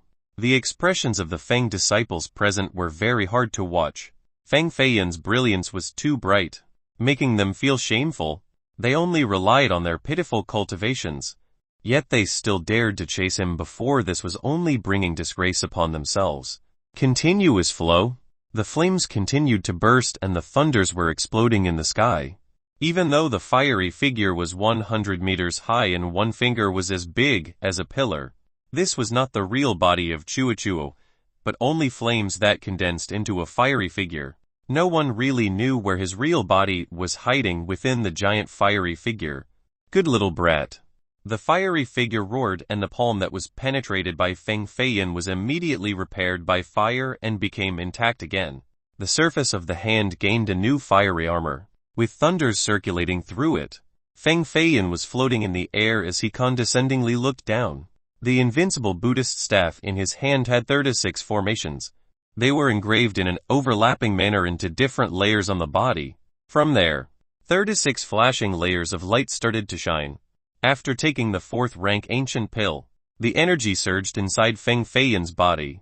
It was as if there were flames in his dantian that always provided him with an endless energy, allowing him to activate the formations within the invincible Buddhist staff and waking up its power. This was the true power of the invincible Buddhist staff. It had the power of a spirit treasure, however. It was much more powerful than an ordinary spirit treasure. Feng Feiyan also had the infinite spirit ring. But in order to awaken the spirit awareness and the formations within a spirit treasure, it would require a huge amount of spirit energy. Feng Feiyan's cultivation was only at the intermediate immoral foundation, so even if he channeled all of his energy, he could only activate the formations inside the spirit treasure for a single second, and it would only be enough to activate it for one attack. After this one attack, his energy would dry up and he would not even have 1% of his battle strength. Plus, the activated attack would only be 1/10 or even 1/100th of the spirit treasure's true power. This was why, even though Feng Feiyan had a spirit treasure in his hand, he never activated the formations on its surface before. At the very most, he would only borrow a part of its energy to increase his own battle power by one small level. This was not considered utilizing the true power of the spirit treasure. Before, Feng Feiyan could fight against an intermediate god base with the invincible Buddhist staff. But that was only borrowing a strand of its power and not activating its formations and spirit awareness. Thus, it was not the true power of the invincible Buddhist staff. But at this moment, the situation was completely different. With the power of the ancient pill, Feng Feiyan's cultivation had reached the half-giant realm, and he could completely activate the formations of the staff and utilize its true power. It was even more powerful than a regular spirit treasure. The 36 formations on the invincible Buddhist staff were simultaneously activated. Like 36 wheels rotating at the same time, they emitted a loud sound, like the chanting of 36 Buddhist high monks. "Whoever blocks me will die." Feng Feiyan unleashed a glow from his mouth. He combined the invincible Buddhist staff with his own power and borrowed the world's lightning and wind to attack the outrageously large fiery figure. The fiery figure was the external body of Huo, as well as his representative image. If a junior like Feng Feiyan could break it, then, in the future, Huo didn't need to hang around the cultivation world any longer. He should then just directly go back to the godly capital prison and spend his life there, awaiting death and shame. The fiery reincarnation, evil grand palm condensed once again. This time, the palm was even more realistic and had even more violent flames. Even though it was just a wave of fire, it could still melt steel from dozens of meters away into molten liquid. Not to mention the flesh of humans. The high temperature was only a small matter. What was even more frightening was the thunders within the palm when it traversed through the air. They were like chains that connected the fingers, not allowing anything to destroy it. First palm repression. The huge fiery palm from the sky came crashing down onto Feng Feiyan's head and forced him deep into the ground. It created a huge crater in the ground, creating large waves of dust and rendered the ground into multiple parts. Boom! Feng Feiyan was swallowed by the palm. He was possibly pressed into meat paste. This palm was the true power of Huo, and also the true power of the fiery reincarnation, evil grand palm. A youth from the younger generation couldn't possibly block it. This simple palm was shocking to many people. Feng Feiyan was only a traitor of the Feng clan. To be able to die under the supreme evil technique of Huo, this was truly a great honor and would be written down in the historical annals to be read by future generations. Many people saw Feng Feiyan dying under the fiery reincarnation, evil grand palm without the power to resist. Not even his corpse was left. Indeed worthy of being the reincarnation king of the Senliuo temple, even though he was suppressed in the godly capital prison for several hundred years. His evil presence didn't decrease and his cultivation is just as strong as before. Those who dare to oppose giants are bound to die in their hands with one blow. Even geniuses of the grand historical level are no exception. Plus, The evil demon blood running through the body of Feng Feiyan had not awakened, and he could only be considered a nobody. How could he block that palm?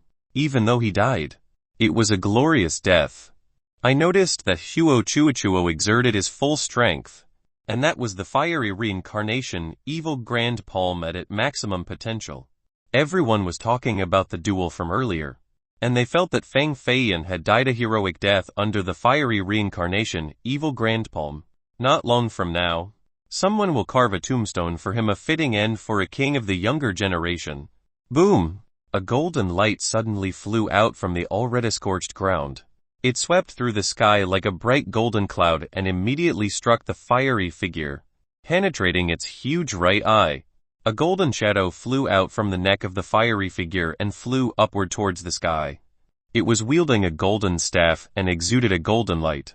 Then, it came down like a flooding waterfall from the horizon above. Bang!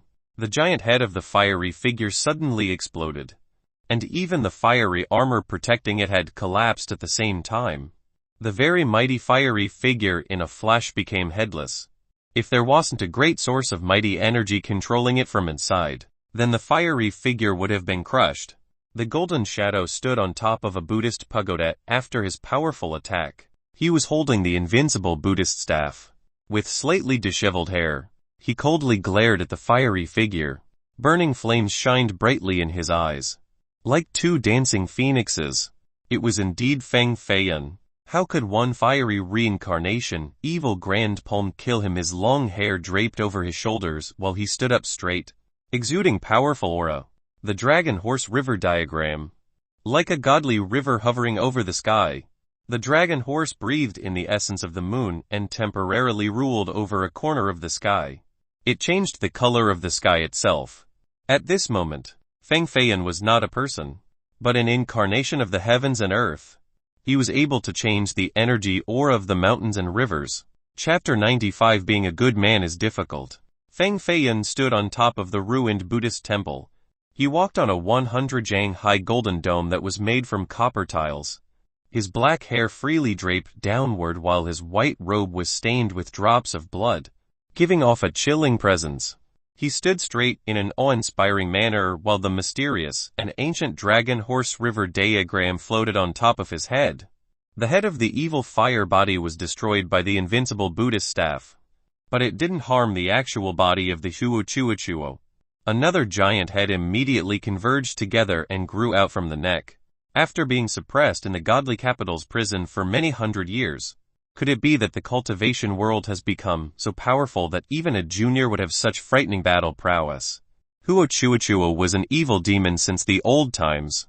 He threw 3 moves against this junior, but he couldn't suppress the opponent. And instead, his evil fire body was almost shattered by him. It made him wonder if his cultivation had fallen from before. KSHHH. In the far distance, on the high Buddhist pagoda, a tawny broken window was opened. Monk Jiuru was standing next to the window, with his eyes as big as bronze bells. He stared towards the horizon and slightly nodded his head. This Brett is indeed something else. He has an ancient aura and willpower that is no less than a giant. The son of the evil demon truly cannot be understood by others. The medicinal effect of the 4th-rank ancient pill was extremely powerful and could increase the power of a cultivator to the half-giant rank in a short amount of time. However, for a cultivator at the Immortal Foundation, to control the power of a half-giant was extremely difficult. In the end, cultivation was a process to harness the power of the mind. If the willpower of a person was unable to match the strength of the cultivation, then they wouldn't be able to exert the true power of a half-giant. An ordinary person being able to exert 1/5 of the power would have been quite amazing. However, Feng Feiyan was not only able to use this half-giant's power, but he was also able to surpass it like a real giant. His battle power was not any lesser compared to an experienced giant like Huo Chuochuo, who had been famous for hundreds of years. This brat actually managed to activate the formation of the invincible Buddhist staff. It's no wonder why he could fight against Huo Chuochuo. But how did he do it? There was a curious expression on Monk Jiuru's face. However, no matter how he thought about it, he couldn't come up with the reasons. so he attributed it to the miraculousness of being the son of the evil demon. After all, the Jin dynasty had expelled all of the demons. In this area of the world, there had not been any demons appearing for a long time. Feng Feiyan could be considered the only human with the blood of a demon running in his blood for the past few thousand years. A person whose body had both the blood of man and demon flowing inside. Many people were extremely fearful of the evil demons, but they were also very curious about their powers. They felt that Feng Feiyan definitely had different capabilities than a pure human. Monk Jiu Ru shared this same notion. Feng Feiyan glanced towards the yellow ancient well. The light from its mouth was ejecting at an increasing higher rate. More than 1,000 faint rays rushed outward, causing Xiao Yuelan, who was bathed in the rays, to seemingly become more and more like a fairy. Lights appeared in her skin and there was a hint of pinkness on her cheeks, as if the blood had began to flow through all of the cells in her body. Even though there were 5 giants attacking the ancient formation, they couldn't break through the light and were stopped outside. They were unable to take a single step forward. At this time, everyone felt the hatred exuding from Xiao Yuelan's body. This was a resentment against the entire world. When she revived, she would absolutely become an evil woman of destruction. Previously, the giants were only thinking about how to steal the 2 supreme Buddhist treasures. But at the moment, they felt a sense of danger and urgency. They didn't want Xiao Yuelan to actually revive. In the end, this was the area of the Grand Southern Prefecture. These giants were all ancestors of the great powers that resided within this area. They were afraid that, once she revived, she would begin her destruction, starting at the Grand Southern Prefecture's cultivation world. At that moment, there wouldn't be anyone or any great powers that could be her match. The entire prefecture would transform into hell. Thus, these giants didn't stop their attacks on the yellow ancient well even after the Na Lan Buddhist robe came into being. Their hearts were frightened of the evil woman's recovery. Only Huo Chuochuo was not worried about this matter because he was the 3rd lord of the Senliuo Temple. The Senliuo Temple was not located in the Grand Southern Prefecture, so he wouldn't be worried about a sect-destroying calamity. He was completely free to attack Feng Feiyan and Feng Jiangsu, and he was hellbent on stealing the Na Lan Buddhist robe. As for whether Xiao Yuelan lived or died, it had little impact on him. Jiangsu no. Zujian, I will open a hole for you. As for whether Xiao Yuelan can be suppressed or not, I'm counting on you. Feng Feiyan flew down from the Buddhist rooftop and caught Nalan Zujian's jade-like hand. Then he took her towards the ancient yellow well. When they were 100 jang outside, Feng Feiyan suddenly stopped, paused for a moment, then said, if it is impossible to suppress her, then turn back and escape. There is no need to force it. The reason why Feng Feiyan said this was because he remembered the abbot's entrustment before he died. Even until the very end, he didn't want to kill Xiao Yuelan. Even though her entire body was surrounded by hatred, this did not mean that she will absolutely become an evil woman. Maybe she will also have a good side. Juniors, the Na Lan Buddhist robe belongs to the virtuous. This old man will get it for sure. Today, Huo Chuochuo screamed as he was approaching. Each of his steps left huge footprints on the ground that were many feet long. These footsteps were burnt by his fire until the prints were pitch black, leaving holes that were several feet deep in the ground. Feng Feiyan pushed Nalan Zujian towards the yellow ancient well, and he took a sudden step forward.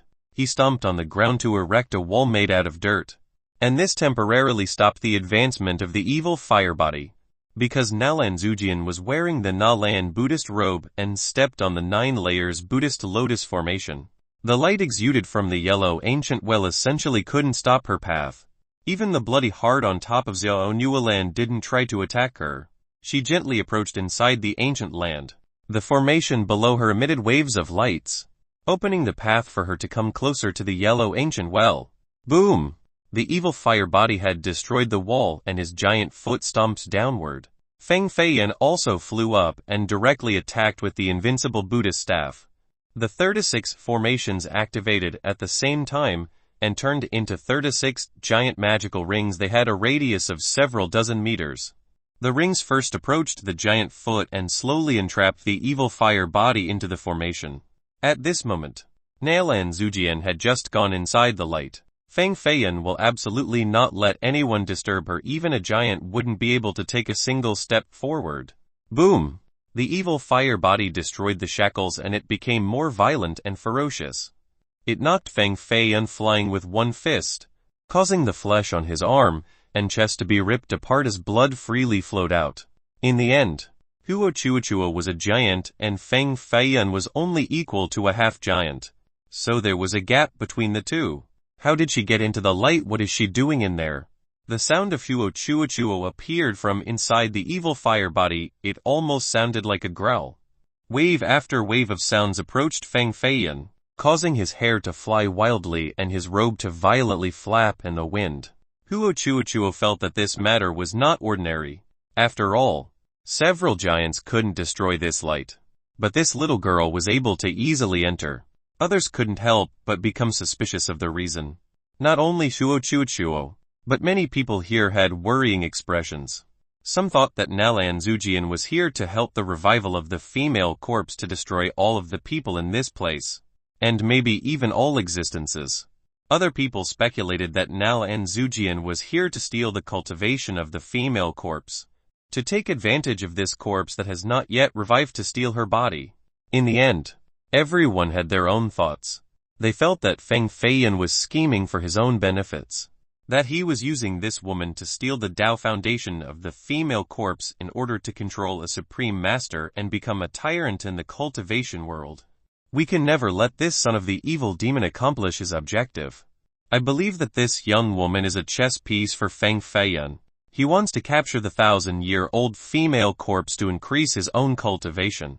If he can control the 1,000-year-old female corpse, then the entire Grand Southern Prefecture will be lost in his hands. A mocking expression appeared in the Feng's 8th elder's eyes as he loudly advocated a conspiracy theory. After this exclamation, the unfriendly gazes increased in number. Moreover, Feng Feiyan was the son of the evil demon, so many people instinctively wanted to exclude him. Thus, when the 8th elder spoke, everyone became outraged. The 5 giants that were attacking the yellow ancient well stopped as well. They also saw the young woman entering the light. The young woman was a supreme beauty that wore the Na Land Buddhist robe while riding a 9 layers Buddhist lotus formation, with an air of otherworldliness. She was indescribable with words. She was truly the embodiment of purity and goodness. At least, on the surface, everyone felt this way. However, she was also the same person who came out of the Buddhist pagoda along with Feng Feiyan. She was a pure and holy woman, but Feng Feiyan was the son of the evil demon. Many people suspected that Feng Feiyan was using her as a pawn. The 6 giants were no longer attacking the well, and instead, surrounded Feng Feiyan in the center. Boom! 6 majestic auras squeezed a nearby Buddhist hall to immediately collapse into ruins. The golden Buddhist statues were all pressured into strange shapes, and the glazed tiles were ground into powders. Being a good man was difficult at this moment. Feng Feiyan understood the deep meaning behind these words. Chapter 96 Jin River Copper Cauldron. Feng Feiyan. What kind of devilish trick are you trying to pull? A Feng ancestor was standing on a brick wall of the temple. He was wearing a bagua robe while holding a blue cauldron that was made out of copper. His face was filled with wrinkles, and his gray hair was 3 feet long. His experienced eyes had a sense of ancient and enlightened wisdom, along with a harsh countenance. His first words were to scold Feng Feiyan as if he was lecturing a young descendant. If Feng Feiyan was still a disciple of the Feng clan, then maybe he would still bear some respect for the old man. However, at this moment, he didn't even glance at him. He only dryly coughed twice and said, "What can I do? I am only a junior.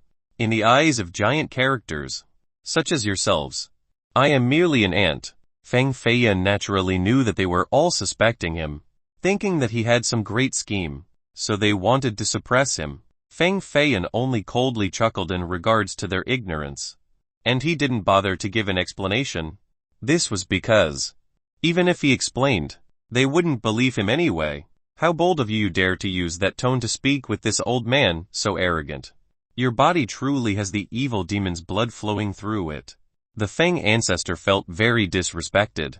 A junior from his clan dared to speak in such a presumptuous manner towards him. It even had a clear sense of contempt. How could outsiders not joke about this? If he didn't teach this junior a lesson, then where would he hide his face? I will keep speaking like this. Fang Feiyan's grudge against the Fang clan was very deep, because of the evil demon's battle armor. They pursued him and wanted to take the evil demon's blood from his body.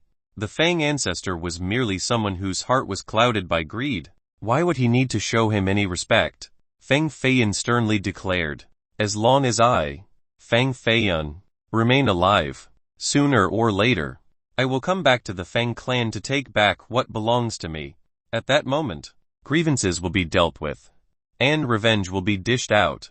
A traitor such as yourself, it seems like I cannot let you be." The Fang ancestor hyped himself up as his eyes widened and his hair began to flow freely in the wind. He attacked with the blue copper cauldron in his hand. Even though it was just as big as a fist, it was engraved with 6 dense formations that were filled with spirituality. Fang Feiyan had heard that the Fang clan had 3 main spirit treasures. One of them was a copper cauldron, weighing 3,800 jin, but it was only as big as a man's fist. There were ancient runes engraved on it from several thousand years ago. This copper cauldron was mined by the Fang ancestors from a large river. It sunk under the sediments for thousands of years and decayed into nothingness. After several generations of refinement by the Fang clan, it finally had the shape of the Jin River copper cauldron of today. The copper cauldron was small and exquisite. It was carved with 2 ear handles along with 4 corners that were engraved with ancient runes and filled with spirituality. Amongst the 3 spirit treasures of the Fang clan, the offensive power of the Jin River copper cauldron was not the highest, and its defensive power was not the best either. However, it had the power to gather the energy of the heavens and earth.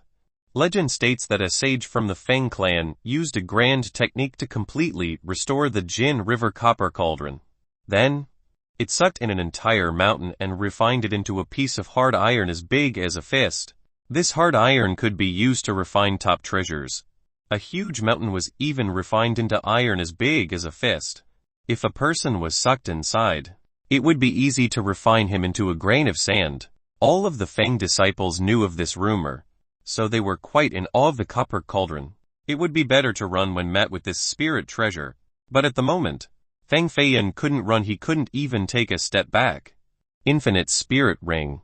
The infinite spirit ring on Fang Feiyan's palm began to rapidly revolve.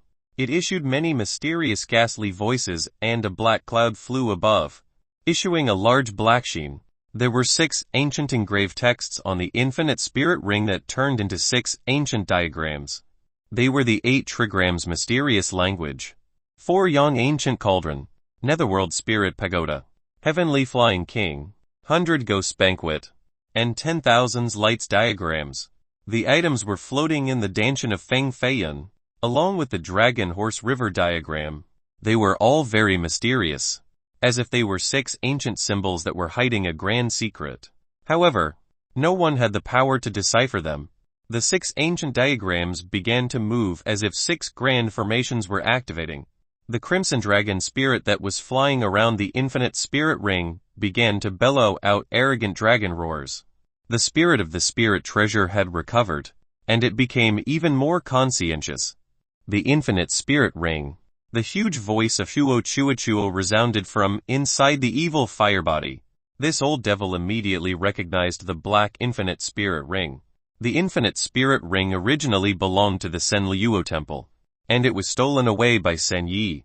Sen Yi wanted to study the vast mysteries of the ring, but before he could make any progress, he was already killed by the hands of Dongfang Jingyu.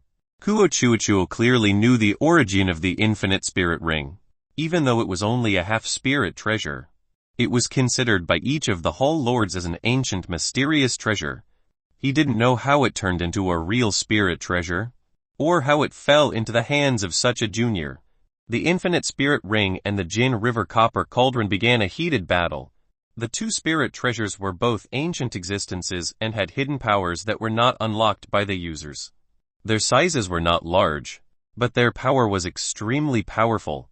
Each of the spirit lights that came from them was no less than the spirit techniques unleashed by the giants. They shook the heavens and caused the clouds to immediately dissipate. Ramum. The sucking power of the Jin River copper cauldron couldn't repress the infinite spirit ring. On the contrary, it was struck by the ring, creating thunderous noises, as if it had been penetrated. Spirit treasures were godly weapons that could rule over one direction. Even several giants wouldn't necessarily own a single one, let alone others.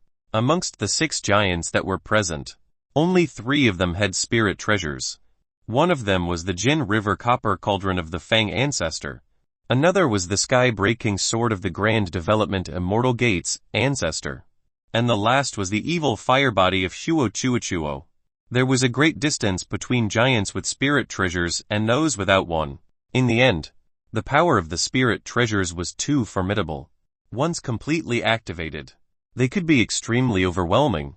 Even though there were 6 giants here, the most powerful ones were the Fang ancestor, the Great Development Immortal Gate ancestor, and Chuo Chuochuo. However, spirit treasures were the ultimate killing weapons. Even giants would seldom fully recover their entire battle prowess because it required too much spirit energy, unless if it was a last resort.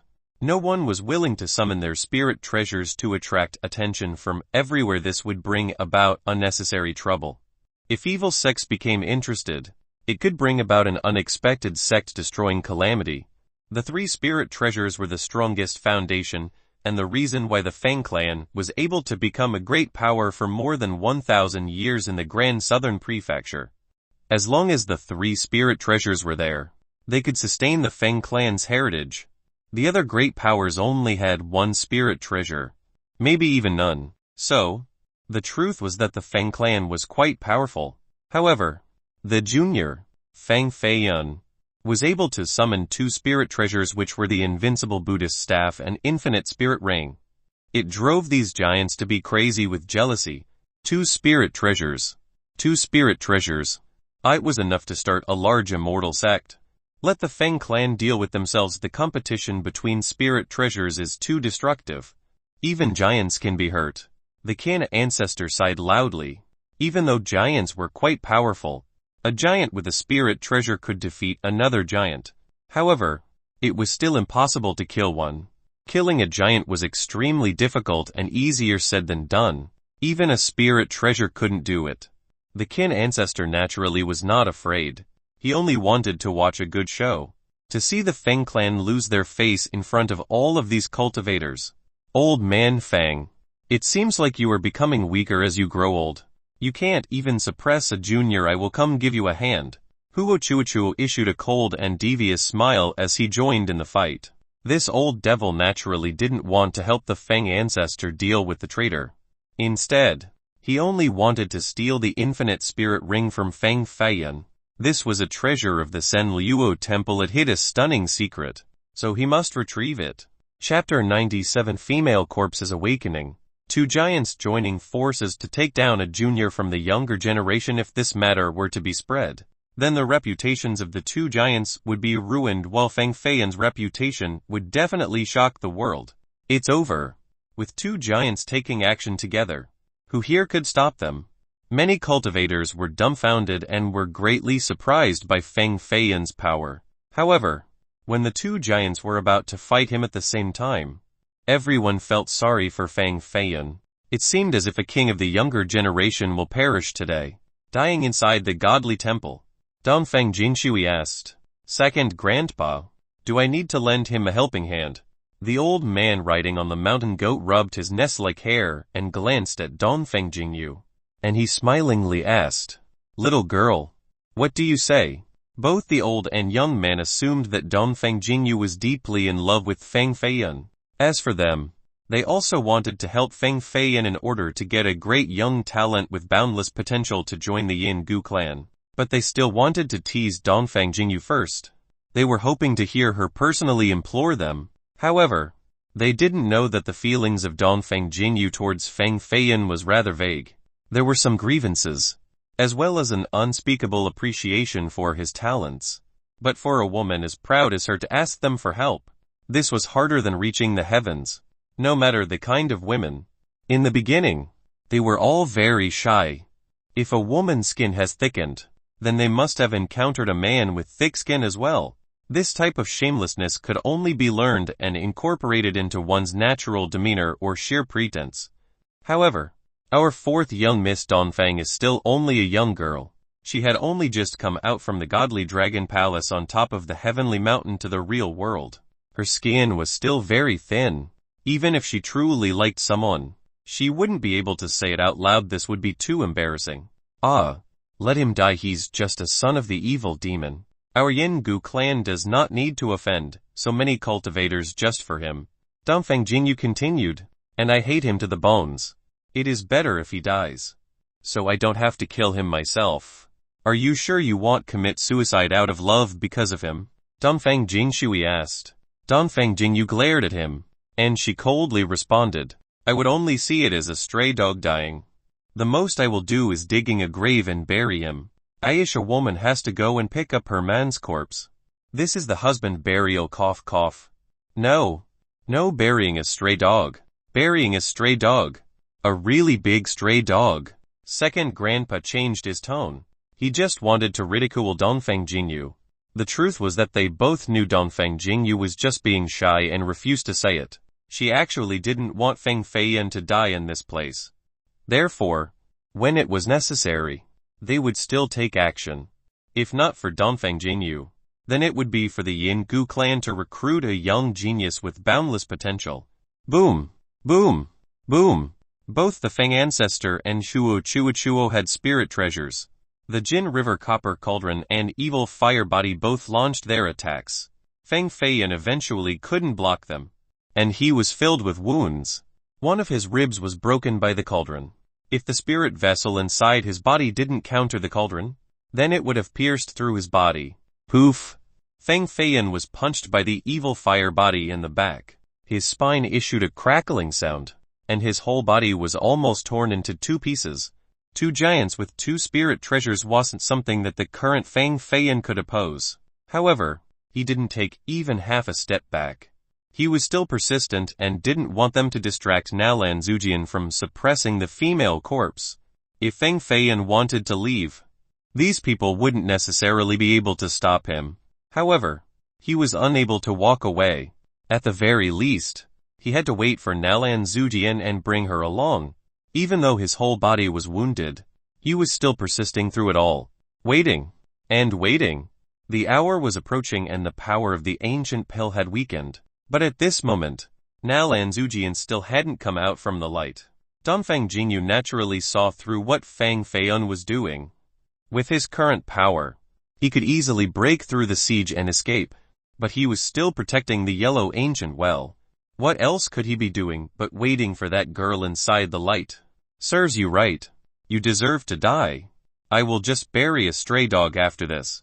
Dongfang Jingyu seemed to be acting at her leisure as if she didn't care. Yet, her fingers were gripping her sleeves tightly. It was just as Feng Feiyan had said. This damned Dongfang Jingyu is too narrow-minded and petty.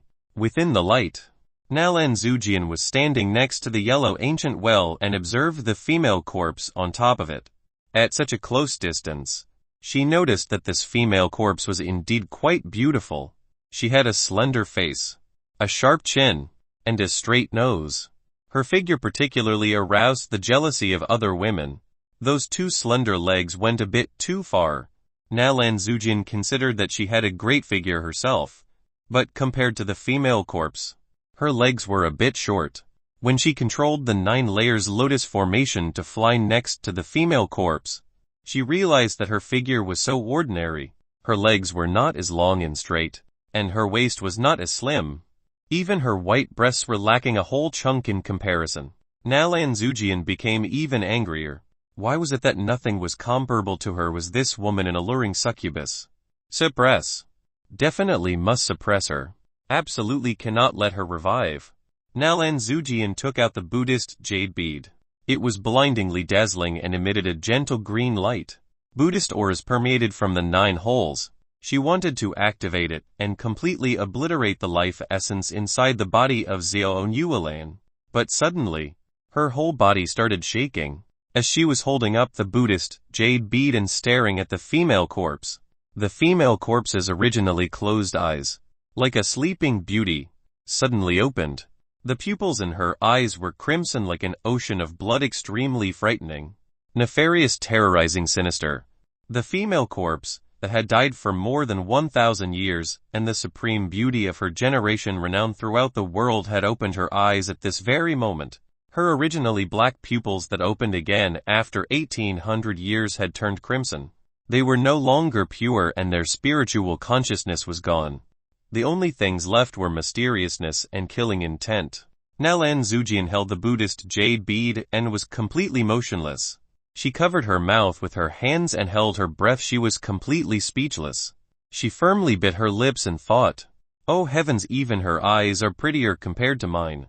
Xiao Nuolan's hand reached out and directly gripped Nalan Zujian's neck. Her crimson bloody eyes were no longer beautiful and, instead, were frightening and ferocious. The 1 hour limit was inching closer and closer, and the wounds on Feng Feiyan's body were getting deeper and deeper. But Nalan Zujian had not left the light. Could it be that something terrible had happened to her? Feng Feiyan couldn't wait any longer. He recalled the infinite spirit ring and then, using his invincible Buddhist staff, he engraved the ground with a 6 layers lotus formation. He intended to personally enter the light and bring Nalan Zujian out. Even if they couldn't suppress Xiao Nuolan, it was now the time to leave. The power of the 6 layers lotus formation originally couldn't get through the light of the ancient formation. However, just a moment ago, the power of the light suddenly decreased. Feng Feiyan seized this opportunity to directly rush into the light. Boom! At this final moment, Huo Chuochuo unleashed a palm that flew forward, but it didn't hit Feng Feiyan. Instead, it collided with the light. This brat actually broke into the light. The Feng ancestor wanted to follow as well, but he was repelled by the power of the light and was knocked flying away. At this second, the power of the light increased, and the entire yellow ancient well began to shake violently. A fierce light penetrated the high heavens and knocked the 6 giants away. Bam bam bam bam bam bam bam. The 6 giants were knocked away like pans, rolling on the ground and creating 6 human-shaped holes. They absolutely couldn't have blocked that power from earlier. What the hell was going on? The day suddenly turned into night, and the sun was replaced by the stars and the moon. The changing of celestials was a presage of the earth-shattering event that would soon take place. This will not be an ordinary day. Many extraordinary things happened one after another. Chapter 98. Next to the ancient well. It was originally a sunny day, where the sweet flowers and singing birds basked in the scintillating sun. But suddenly, the black clouds covered the sky and the day became the night. A bright moon in the center of the sky was amidst the stars. This was a full moon. Its brilliance slowly poured down from the sky like a silk cloth sprinkled on the people's faces. Alternating sun and moon, and the passing of the celestials. This meteorological phenomenon had not appeared for several thousand years. In the ancient records, the last time this happened was during the night before the founding of the godly Jin dynasty. Second Grandpa faintly muttered, sitting on the mountain goat with his tobacco pipe still in his mouth. In a few 100,000 miles away, on a pagoda towering through the sky, an old man standing on a meteorological observation stage, wearing a blue robe. One foot was stomping on a round disc around 9 jang high and overlooking towards the far distance. This old man was old to the point where his age was unknown. He had lived through countless eras, and his face wore the traces of time. From his forehead, a heavenly eye was opened and shot out a ray of light, staring towards the far south. It was as if he saw an incredible scene, and he started to lament. Alternating sun and moon, and the passing of the celestials, such a meteorological phenomenon. If this isn't a grand holy saint coming into being, then it is a grand demon king coming into being. It seems like a heaven-shattering event has happened in the south and is already impossible to stop. In the center administration prefecture of the godly capital, in a magnificent palace came a surprised otter, and 2 bright rays of light flew out from the palace all the way to the southern sky. Pass on my decree. Sent heaven-shaking marquis to personally go to the grand southern prefecture. Not long after, a decree was sent to the house of heaven-shaking marquis. Then, a condor flew out from it.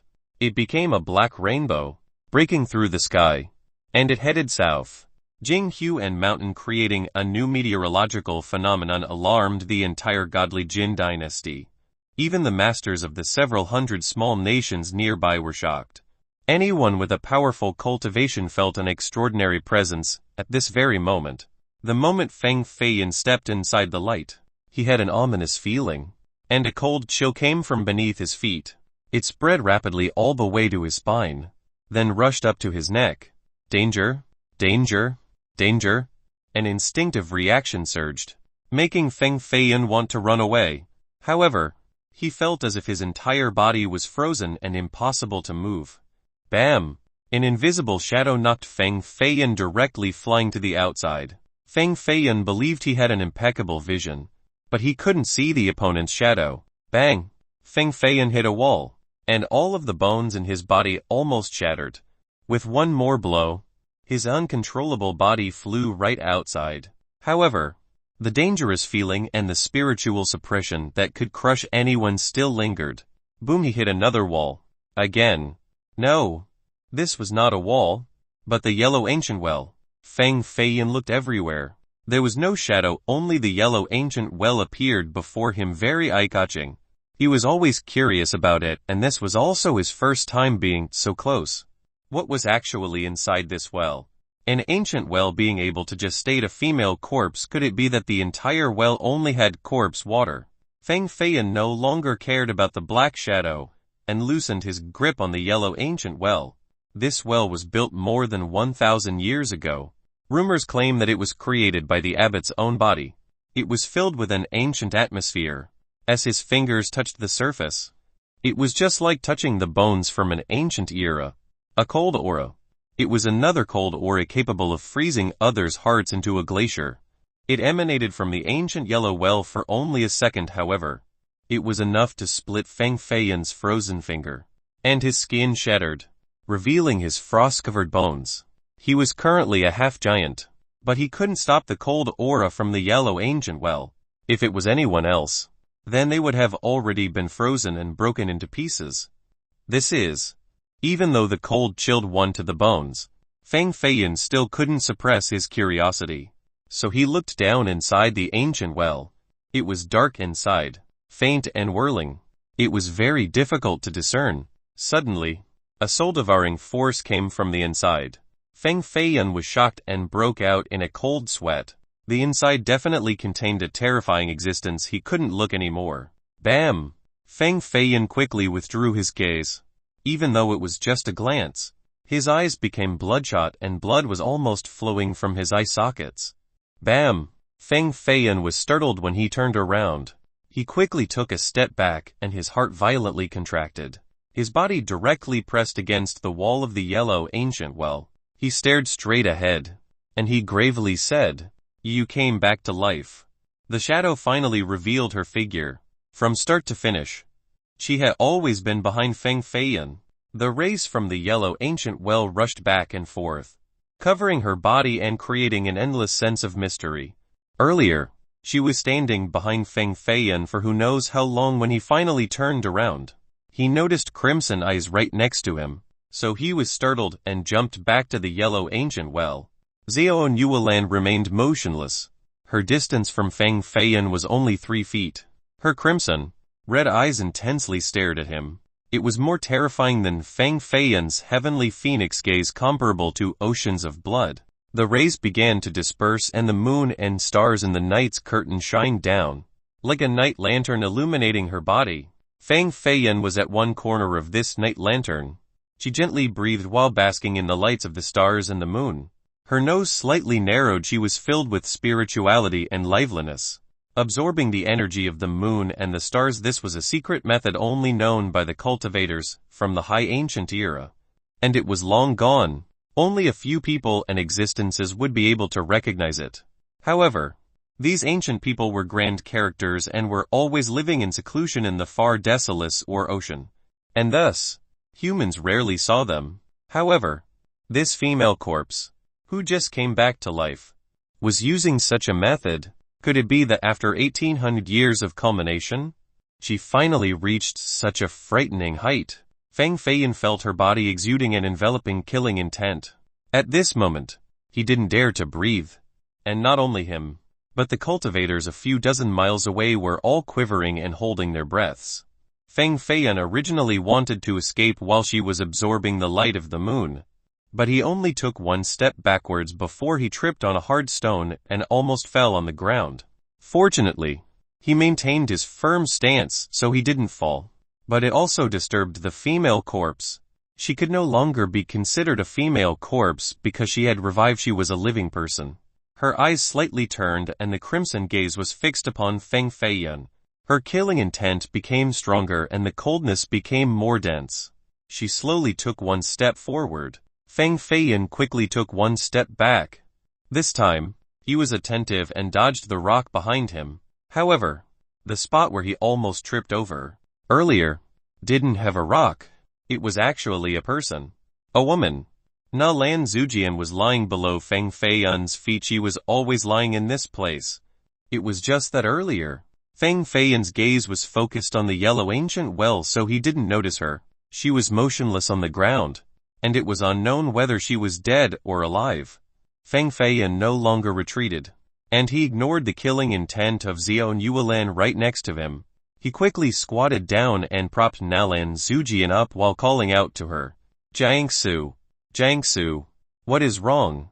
Because of the desperate situation, Feng Feiyan shouted her previous name. The name Feng Jiangsu was much more familiar and cordial to him. Nalan Zujian remained motionless. Feng Feiyan then saw the red handprint mark on her neck. Fortunately, her heart was still beating and her breathing was normal.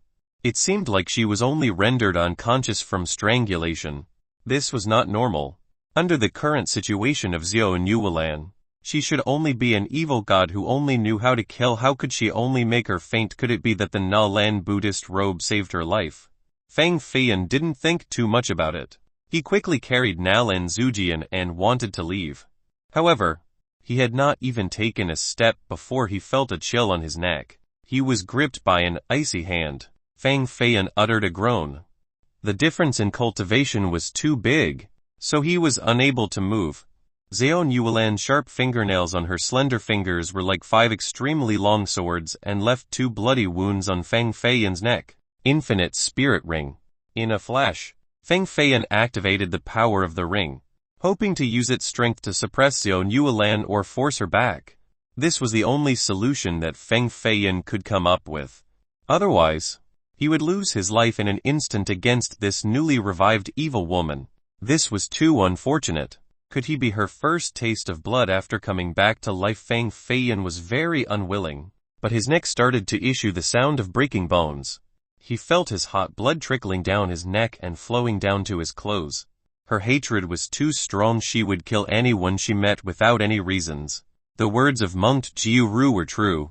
This was truly an evil woman coming into being. Feng Feiyan's sight became darker and darker, but the infinite spirit ring finally recovered its power. The 6 ancient diagrams rushed outside and burst out a heaven-shattering power straight at Xiao Yuelan's face. Chapter 99. Blood flows like rivers. Boom! The outbreak of the spirit treasure's power was ferocious. It was enough to collapse a high mountain. Xiao Yuelan did not move. She ignored the infinite spirit ring that struck towards her soft porcelain cheeks. The infinite spirit ring was only an inch from her jade face before it suddenly bounced back, being struck back. Its 6 ancient formations were broken. The important thing was that she didn't even move. Yet she was already strong enough to knock away spirit treasures. Oh, everyone was shocked. This was truly an evil woman coming into being. Even a spirit treasure couldn't hurt her. This was her wanting to sacrifice humans for the Tao. And this person was Feng Feiyan. His blood will dye the yellow ancient well red. Anyone who trespassed a forbidden place would have to pay a due price. Xiao Yuelan. Feng Feiyan tried his best to utter a few words from his mouth, hoping to save his life. In front of this female devil, even a giant wouldn't dare to fight recklessly. That would be seeking death. Ah, sure enough. After hearing these words, the crimson in her eyes slightly paled. It was as if she couldn't believe that someone still knew her name after 1,000 years. If someone now could say the 3 words Feng Feiyan Phoenix, then Feng Feiyan Wind would also be surprised. In the midst of her confusion, Feng Feiyan hastened to open her fingers and withdrew the infinite spirit ring. He intended to carry Nell and Zujian away from this place. Sayo, Nualan, she whispered to herself. Her eyes were a bit sluggish. Then, it revealed some spiritual liveliness as she muttered, "That's right. My name is Zhao Nualan." Someone who had died for more than 1800 years finally remembered her own name. The memories from her mind came flooding back. There were some people and some matters that she never forgot. But it was no different from forgetting. Too much time had passed. Even the figures of her close family became fuzzy. And her closest friends were no more than faint shadows. 10 years of time was enough for one's best friend's figure to be faded. Then what about 20 years after 30 years, let alone other people? After more than 1800 years, she even almost forgot her own name. There were no more lights being emitted from the yellow ancient well. And all of the ancient formations were destroyed as well. A giant saw her confusion and brazenly rushed forward, wanting to kill her, without the light stopping him. This giant easily struck towards the top of her head. In this giant's hand was countless strands of lightning interwoven together. It was capable of rendering all things into powder. Zhao Nualan's pupils slightly flashed and she gently waved her sleeve. A ray of light came out from the sleeve and it routed the lightning into the sky. This giant didn't expect Zhao Nualan to recover from her absent-mindedness so quickly. Her eyes simply gazed at him, but it was enough for him to feel a cold chill. His heart beat violently as if it was about to jump out from his body. What the hell was this monster? This giant was a renowned figure that had shaken the whole world. But he never felt such a fear until now. It was just like meeting his mortal enemy. He wanted to withdraw his palm and retreat, but he felt that his neck was being tightly gripped by a cold hand. Like the scythe in the hands of a death god, it hugged the neck, causing fears to instill into others. Crack. This giant was not as lucky as Feng Feiyan. His neck was gripped by her slender jade hand and even his head was ripped off by her as if she was picking a watermelon. Only, this watermelon was bleeding blood. An ancestor of the giant level, renowned in one direction, was easily decapitated by someone's hand. Even his head was picked off and was like a ball held in her hand. Bam! The giant's body fell from the sky. A headless body, still bleeding from the neck, and still warm. Zhao Nualan quietly observed the head in her hand like observing a work of art. She became more and more disgusted. Bam! The head was crushed into a sea of blood, causing her delicate hands to be stained red. At this moment, no one could laugh, they could only feel chills all over. Was this still a human? Decapitating a giant with her bare hands and crushing the head into a bloody powder, she was truly a devil. A devil killing people without blinking an eye. Feng Feiyan had only just escaped from the godly temple before he heard the bang sound. The moment he turned his back, he saw the head of the giant being crushed by her. His entire body shuddered. If earlier, he didn't call out her name to secure a glimmer of hope, the crushed head would probably have been his. This bloodthirsty evil woman was not Zhao Nualan, and definitely not the beauty that was unforgotten by the Mortal Life Temple's abbot. Only resentment and killing intent enveloped her heart. A dead person would remain dead. Even if they revived, they wouldn't be the same person like in the past. Feng Feiyan was like this. And Zhao Nualan was also the same. Boom! The wall of the godly temple collapsed, and a monk corpse came out from the rubble. The monastic robe on his body already rotted along with the skin on his body, leaving behind only the rotten bones. A pair of empty eyes looked at Feng Feiyan, then it rushed forward. The moment Zhao Nualan awakened, the formations inside the godly temple were also destroyed. Even monk Jiuru was not able to suppress them any longer. They were now able to leave the bindings of the godly temple. Thus, these monk corpses became violently crazy. They began to destroy the Buddhist hall and statues. Some directly jumped out from the temple and launched an attack on the nearby cultivators. Ah, big brother. What the hell is this? More than 1,000 ancient monk corpses, with heavy killing intent and wearing tattered monastic robes, came out and killed in all directions. The heart and innards of a young disciple from the Feng clan were clawed out. He was finally torn apart to death. It was a pitiful death. Watching his own body being eaten by the ancient corpses, a little sister from an immortal sect was being eaten alive by an ancient monk. Piece after piece of the flesh on her face was being devoured as she remained conscious. The blood vessels on her neck were pulled out like a red ribbon still drenched in blood. This the mouth of that black crow monk was right. Not far from now, the entire Grand Southern Prefecture will have rivers flowing with blood and mountains of corpses. Fang Feiyan punched a monk corpse away then rushed outside. This fist was quite powerful, but it could only knock it away and it didn't destroy it. All of these monk corpses underwent second corpse transformation, so their bodies were at the impervious demon state. Even cultivators at the god-base realm would be torn in half by them.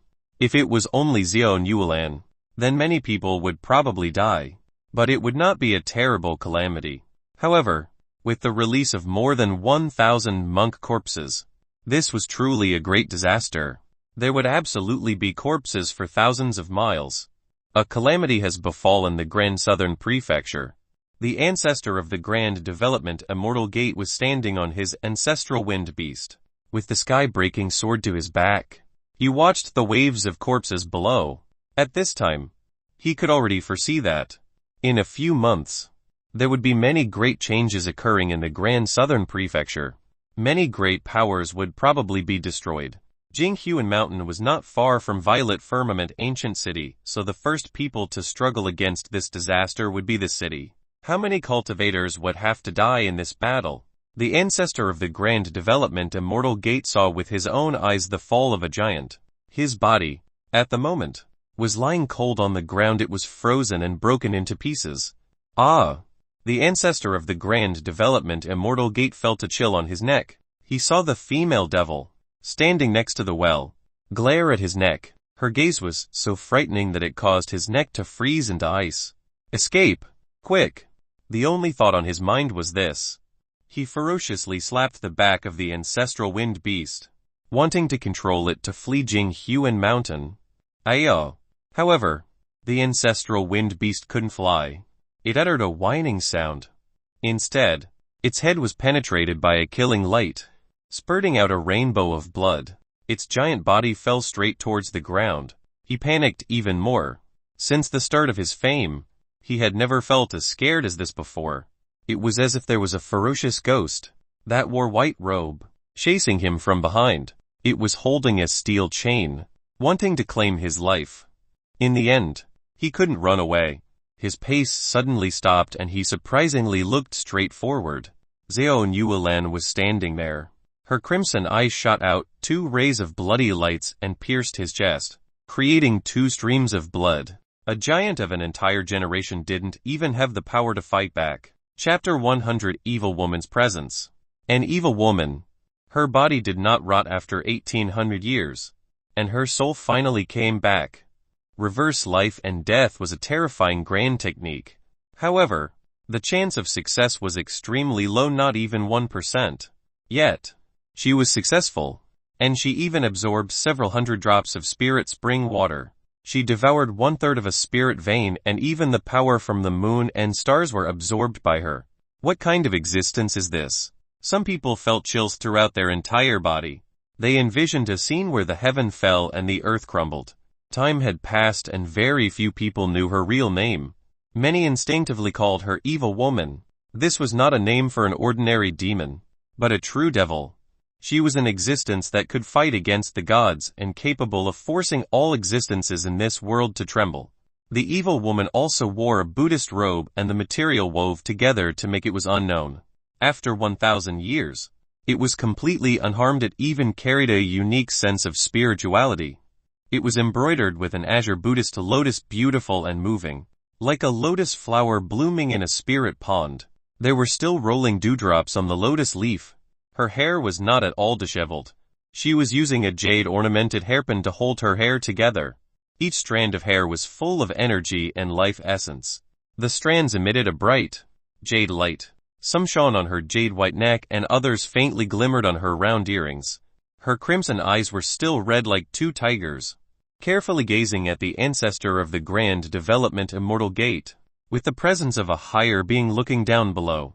Her pressure was truly formidable and suffocated her opponent.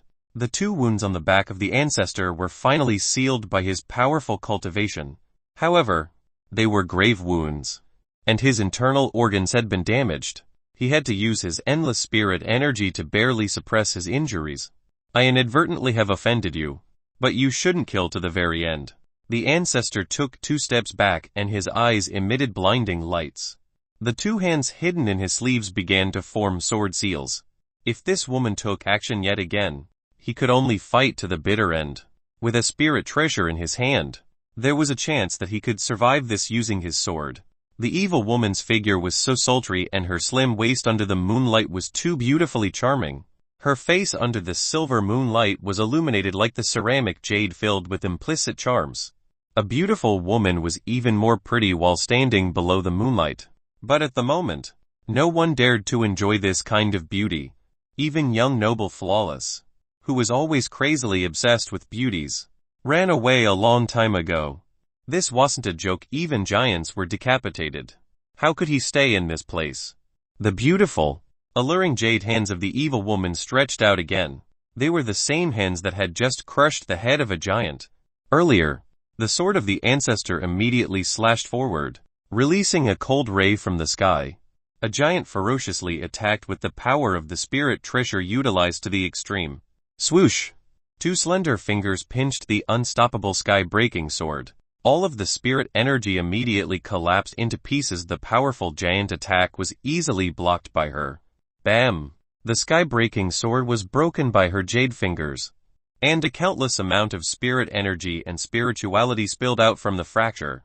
A bright light the size of a fist wanted to rush into the sky. This was the spirit awareness of the sky-breaking sword. It contained a trace of intelligence. It wanted to flee, but the evil woman opened her red lips. She opened her sweet, moist, and seductive lips to easily swallow it, and it was refined. A spirit treasure was crushed and even the spirit awareness was swallowed. First, she absorbed the power of the moon and stars. Now, she devoured the power of the spirit awareness. Is there anything in the world that she can't eat? Fang Feiyan felt a tingling sensation beneath his scalp. He leaned on the wall of the godly temple while cold sweat dripped down his forehead. Little brat, why are you in daze? Hurry up and escape. Monk Ji Ru's sleeves gently fluttered as he rushed out from the godly temple. He was a monk, but he had a grand stature. His chest was revealed and it was filled with fierce tattoos. The left had an azure dragon, the right had a white tiger, and in the middle was a giant rat. This monk, before entering the Buddhist temple, must have been a street thug. No, a butcher on a rowdy street. If he held a sword with a piece of cloth tied in his hair and showed off his fat body, he would certainly look like an executioner. Fuck. Aren't you suppressing the ancient monk corpses? Why are you running out here? Fang Feiyan looked at the monk corpses, who were killing without restraint while wearing their decaying Buddhist robes that covered their dried flesh. It was a truly ferocious terror, able to scare a coward to death. This Monk Ji Ru was truly not reliable. Ah. Monk Ji Ru heavily sighed and said, "The heavens' will is made up. Humans cannot turn back the rotation of the heaven and earth." At the moment Xiao Nuolan awakened, all of the ancient formations of the godly temple collapsed. Plus, she combined the spirit essence of all of the ancient monk corpses. When she awakened, all of the power of these corpses also activated, creating a resonance, and they became even more powerful. My power alone cannot stop them. You see, even the Buddhist light on top of the pagoda, that had been burning for more than 1800 years, has vanquished. If even this Buddhist light has ran out, then this indicates that this was all part of the heaven's will. Ah. After his exasperation, he took the invincible Buddhist staff from Fang Feiyan. In his hands, its light was even stronger, and there were Buddhist lights circulating its body. Since Xiao Nuolan utilized the essence of these monks to revive so naturally, she must also be able to control these ancient corpses. Oh heavens! An evil woman alone is scary enough, but now there are also these ancient monks that are truly capable of sweeping a grand power. Fang Feiyan said, "So right now, you should get as far away as possible. Hand Nalan Zujian over to this monk. Suppressing these monks wasted too much of my energy. At the moment, I also want to escape this situation." Monk Ji Ru intended to steal the person from Fang Feiyan's hand, then escape far away. Nalan Zujian's last name was Nalan, and the Nalan Buddhist robe also had the two words Nalan. Feng Feiyan felt that there was a connection between the two. Plus, this monk Jiu Ru showed a lot of concern for her. This absolutely was not just because she was a natural Buddhist physique, and not simply because he wanted to take her in as a disciple. This concern was a bit too much. Hey, you're kidding. She is my wife. Handing my wife to a monk? Who in the world would do this? Feng Feiyan naturally wouldn't hand Nalan Zujian to an untrustworthy monk. Your wife, such dog shit little brat. I've been tolerating you for a long time now. Monk Jiu Ru was no longer polite and courteous. He swung his fist that was as big as a pot and knocked Feng Feiyan to the ground. Then, he lifted up Nalan Zujian and propped her on his shoulder. As he was holding his invincible Buddhist staff, he took a strong step, and its momentum carried him more than 100 meters away. Your mother, you dared to kidnap someone. Feng Feiyan got up from the ground and spit out some dirt. His anger made his blood rise all the way to his head, and he began to chase. He knew that this monk was taking revenge. Earlier, Feng Feiyan kicked his bald head twice, so now he struck Feng Feiyan on the head. Although the evil woman broke the sky-breaking sword with her fingers and devoured its spirit awareness, the ancestor of the grand development Immortal Gate seized a glimmer of life and found the strength to escape. He directly flew to the clouds and used a forbidden technique to burn his blood energy. He only thought about running as far away as possible. The evil woman gazed up to the sky with her crimson eyes. She gently stretched her hand towards the heavens curtain. Even when separated by dozens of miles, the ancestor still felt the threat of death, so his entire body was unable to relax. As long as this jade hand of the evil woman touched him, that would be his death. I am not willing. The jade hand had reached the head of the ancestor. Amitabha, humans must have the heart to forgive and forget. A giant, golden pillar from the sky suppressed downward. It was like a pillar that was able to support the collapse of the heaven and earth. It destroyed the shadowy figure of the evil woman's hand. This was not a giant pillar, but a golden Buddhist staff. So shocking, there was someone who was able to block a move from the evil woman and capable of destroying the shadow of her hand. The moment she came into being, she swept this entire place. Even the giants were not able to block one move from her. At this moment, she had finally met a worthy opponent. Could it be that there was a great virtuous paragon of the Buddhist faith to destroy the evil? Feng Feiyan was chasing right behind them, and he was quite surprised to see how powerful monk Jiu Ru was. Didn't he say his original energy was expended? Feng Feiyan originally thought that monk Jiu Ru was just a scamming thug on the street. Only God would know that this person would be able to block a move from the evil woman that remained unbeaten. Someone that could fight the evil woman had appeared. This was a great turning point, and it allowed others to see a glimmer of survival. Oh mama, run for your life. Ah, this poor monk didn't mean to offend you. Earlier, my hand was just cramping. Ah. Monk Jiu Ru shouted. He carried Nalan Zujian on his shoulder and ran away like an old man being chased by a dog. He used his invincible Buddhist staff like a walking stick. He propped it once, then ran the heck away for his life. Although he only propped it once, this speed simply couldn't be described with words. He immediately jumped across several high mountains, leaving only a shadow. The crimson eyes of the woman suddenly burst two rays of light, turning into two oceans of blood. With a whoosh, she disappeared from the spot and became a crimson ray of light that pierced through the high sky to pursue. Chapter 101, Jumping into the Yellow Ancient Well. Monk Jiu Ru seemed to be doing it on purpose. It seemed that he was leading the evil woman away to reduce the scale of the massacre, so that the remaining cultivators would have a chance of survival. At this moment, the 1-hour time limit was approaching. Feng Feiyan felt a sense of exhaustion. He didn't dare to stay in this evil land any longer. The side effect of the ancient pill was too great. It was even able to make the user faint from fatigue. If he fell down at this time, then there would immediately be monk corpses coming to gnaw on his bones. Boom! Feng Feiyan wanted to leave, but it was not up to him. Someone sneaked an attack from behind. The fist that was accompanied by the hidden fluttering wind had an endless killing intent. Feng Feiyan, you devil spawn! I can't believe you let the evil woman free. Today, I will clean our house and destroy you. This unfilial bastard. The Feng ancestor was the one who attacked him. Earlier, when the evil woman came into being, he was hiding in the depths of the godly temple and escaped the potential calamity. After the evil woman left, he immediately rushed out. Everyone saw Feng Feiyan going into the light and making it out unscathed, and that was when the evil woman completely recovered as well.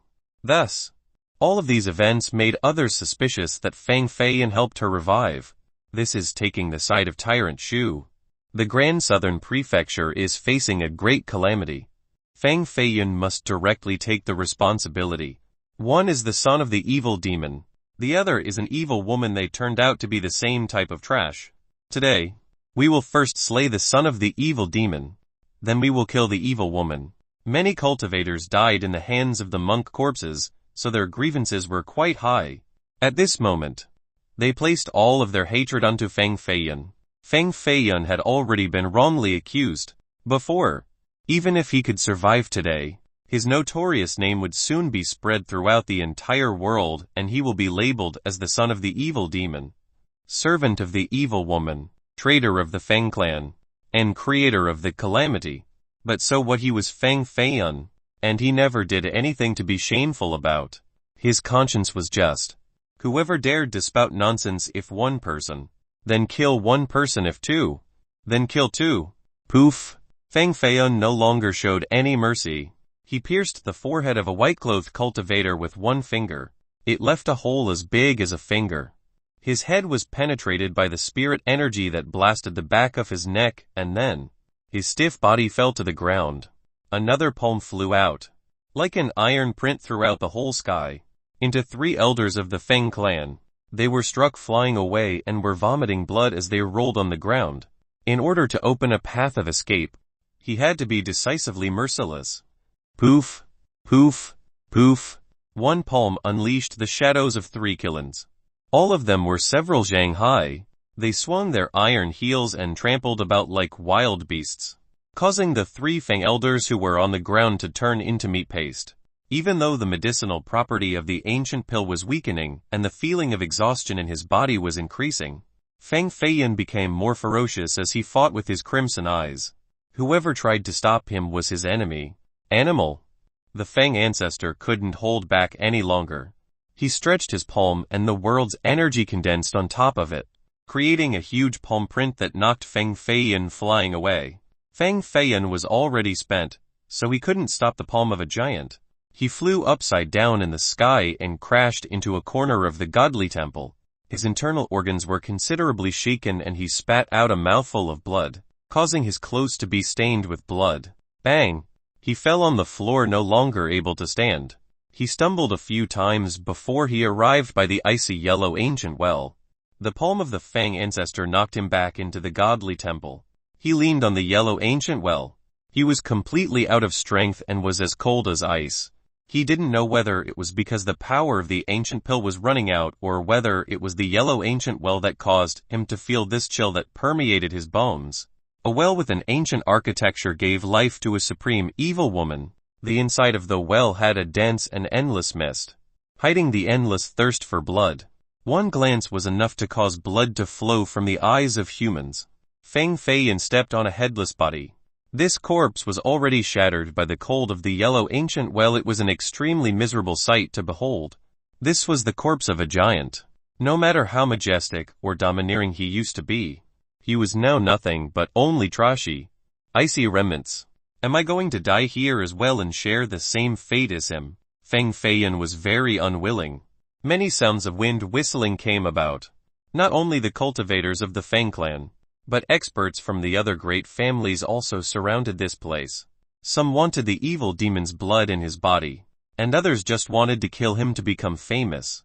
Feng Feiyan was the legendary evil demon's son that could fight equally against a giant. However, at this moment, he was heavily wounded and besieged by everyone. As long as they could kill him, they would be renowned throughout the world. They gazed at him as if he was a piece of treasure with wild eyes that wanted to eat him alive. Feng Feiyan coldly sneered in his heart. A bunch of people blinded by their greed. If I, Feng Feiyan, died in your hands, then it would truly be too unfortunate. Old man Feng, From today on, this Feng Feiyan will no longer have any relation with the Feng clan. I will remember this enmity well. As long as I don't die, I will definitely go to the Feng clan. The ones that besieged me today, I will tear your bodies into pieces. Feng Feiyan's aura was still powerful. He stood straight and smiled. He didn't resemble a man who was about to die at all. Knowledgeable scholars, merchants, geniuses, gentlemen, many people facing death would be scared while wearing a pale expression and have their legs weaken. Some could even be frightened until they shat their pants and directly collapse on the ground. However, Feng Feiyan was still smiling and talking unyieldingly. He didn't show a trace of fear. This presence caused many people here to almost change their minds. They were feeling the shame, knowing that they wouldn't be able to do the same. The Feng ancestor puffed his nose. He did not believe that Feng Feiyan could escape, so he didn't take Feng Feiyan's threats seriously. He was able to reach such a high position. What kind of troubles had he not seen before? Feng Feiyan could be considered heaven-defying. But the ancestor only saw him as an ant still too young and inexperienced. Feng Feiyan touched the yellow mud on the yellow ancient well and felt a biting chill on its surface. Suddenly, he bit his teeth to gather his courage and jumped into the ancient well. Life and death with just a single thought. At this second, Feng Feiyan had made up his mind. Even though the killing intent of the yellow ancient well was compellingly forceful and caused others to be afraid, and anyone that jumped down would be refined into pus, Feng Feiyan knew that this place might be his only chance of survival. If what monk Jiu Ru said was true, then under the yellow ancient well was a path to a flowing spirit vein. If this was the case, then there was really a chance for him to survive. Feng Feiyan personally made the bet, for there was no other choice. He was becoming weaker, and he couldn't even walk. He could only hope that the yellow ancient well was connected to a spirit vein underground. Even though he could be lost underground and float about without a destination, he had no other way. What he no longer wants to live. I can't believe he jumped into the yellow ancient well. This is committing suicide. He didn't want to die in the hands of the Feng clan, so he decisively jumped down to end his own life. Someone said as they felt sorry for Feng Feiyan. A white glowing ray of light flew by and landed near the yellow ancient well. He scoundrel. Domfeng Jingyu, with her white snow dress, was standing next to the yellow ancient well. She angrily stomped her foot with a complicated emotion in her heart. She came 1 second too late. Aish, it seems like the chance to bury the stray dog is gone as well. Dongfeng Jingshui said, "Run quickly. I feel that the evil woman is coming back. If we don't run now, it will be a disaster." Second grandpa grabbed Dongfeng Jingyu. He directly dragged her and flew away into the horizon. He left extremely quickly. The evil woman came out from the yellow ancient well and the evil demon's son jumped inside. This was only the beginning. Who could determine that Feng Feiyan would die for sure in the ground? Chapter 102. A girl's voice in the deep forest. Boom! The yellow ancient well collapsed, and the rocks and soil around it automatically buried the well. Not long after, the ground became flat, as if there hadn't been a yellow ancient well there. The yellow ancient well was originally the body of the mortal temple life's abbot, and its purpose was for the reverse life and death formation. Now that the evil woman has revived, naturally, it has completed its mission. Thus, along with the ancient formations of the godly temple, they became dust in the history of time. Rumb! And the entire godly temple, once again, sank into the ground. This time, it sank even deeper, disappearing forever from this world.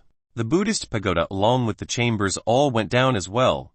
Everything was buried, including Feng Feiyan, who jumped into the yellow ancient well. Deep underground, a cyan river was flowing.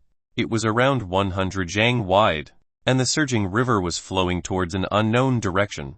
The mist rose with bright lights, carrying an infinitely mysterious atmosphere. Inside was a rich aura of monstrous spirit energy. It was almost dense to the point of being liquid. Along the long river, the spirit mists condensed into many forms. Some were in the shape of an ancient giant oxen, swimming in the river, and there was also a water dragon, sucking the clouds and spraying water. Everything was seemingly very magical. If an immortal gate discovered that the scene below the earth was like this, they would be trembling with excitement. This was a spirit vein, the condensation of the heaven and earth spirit energy.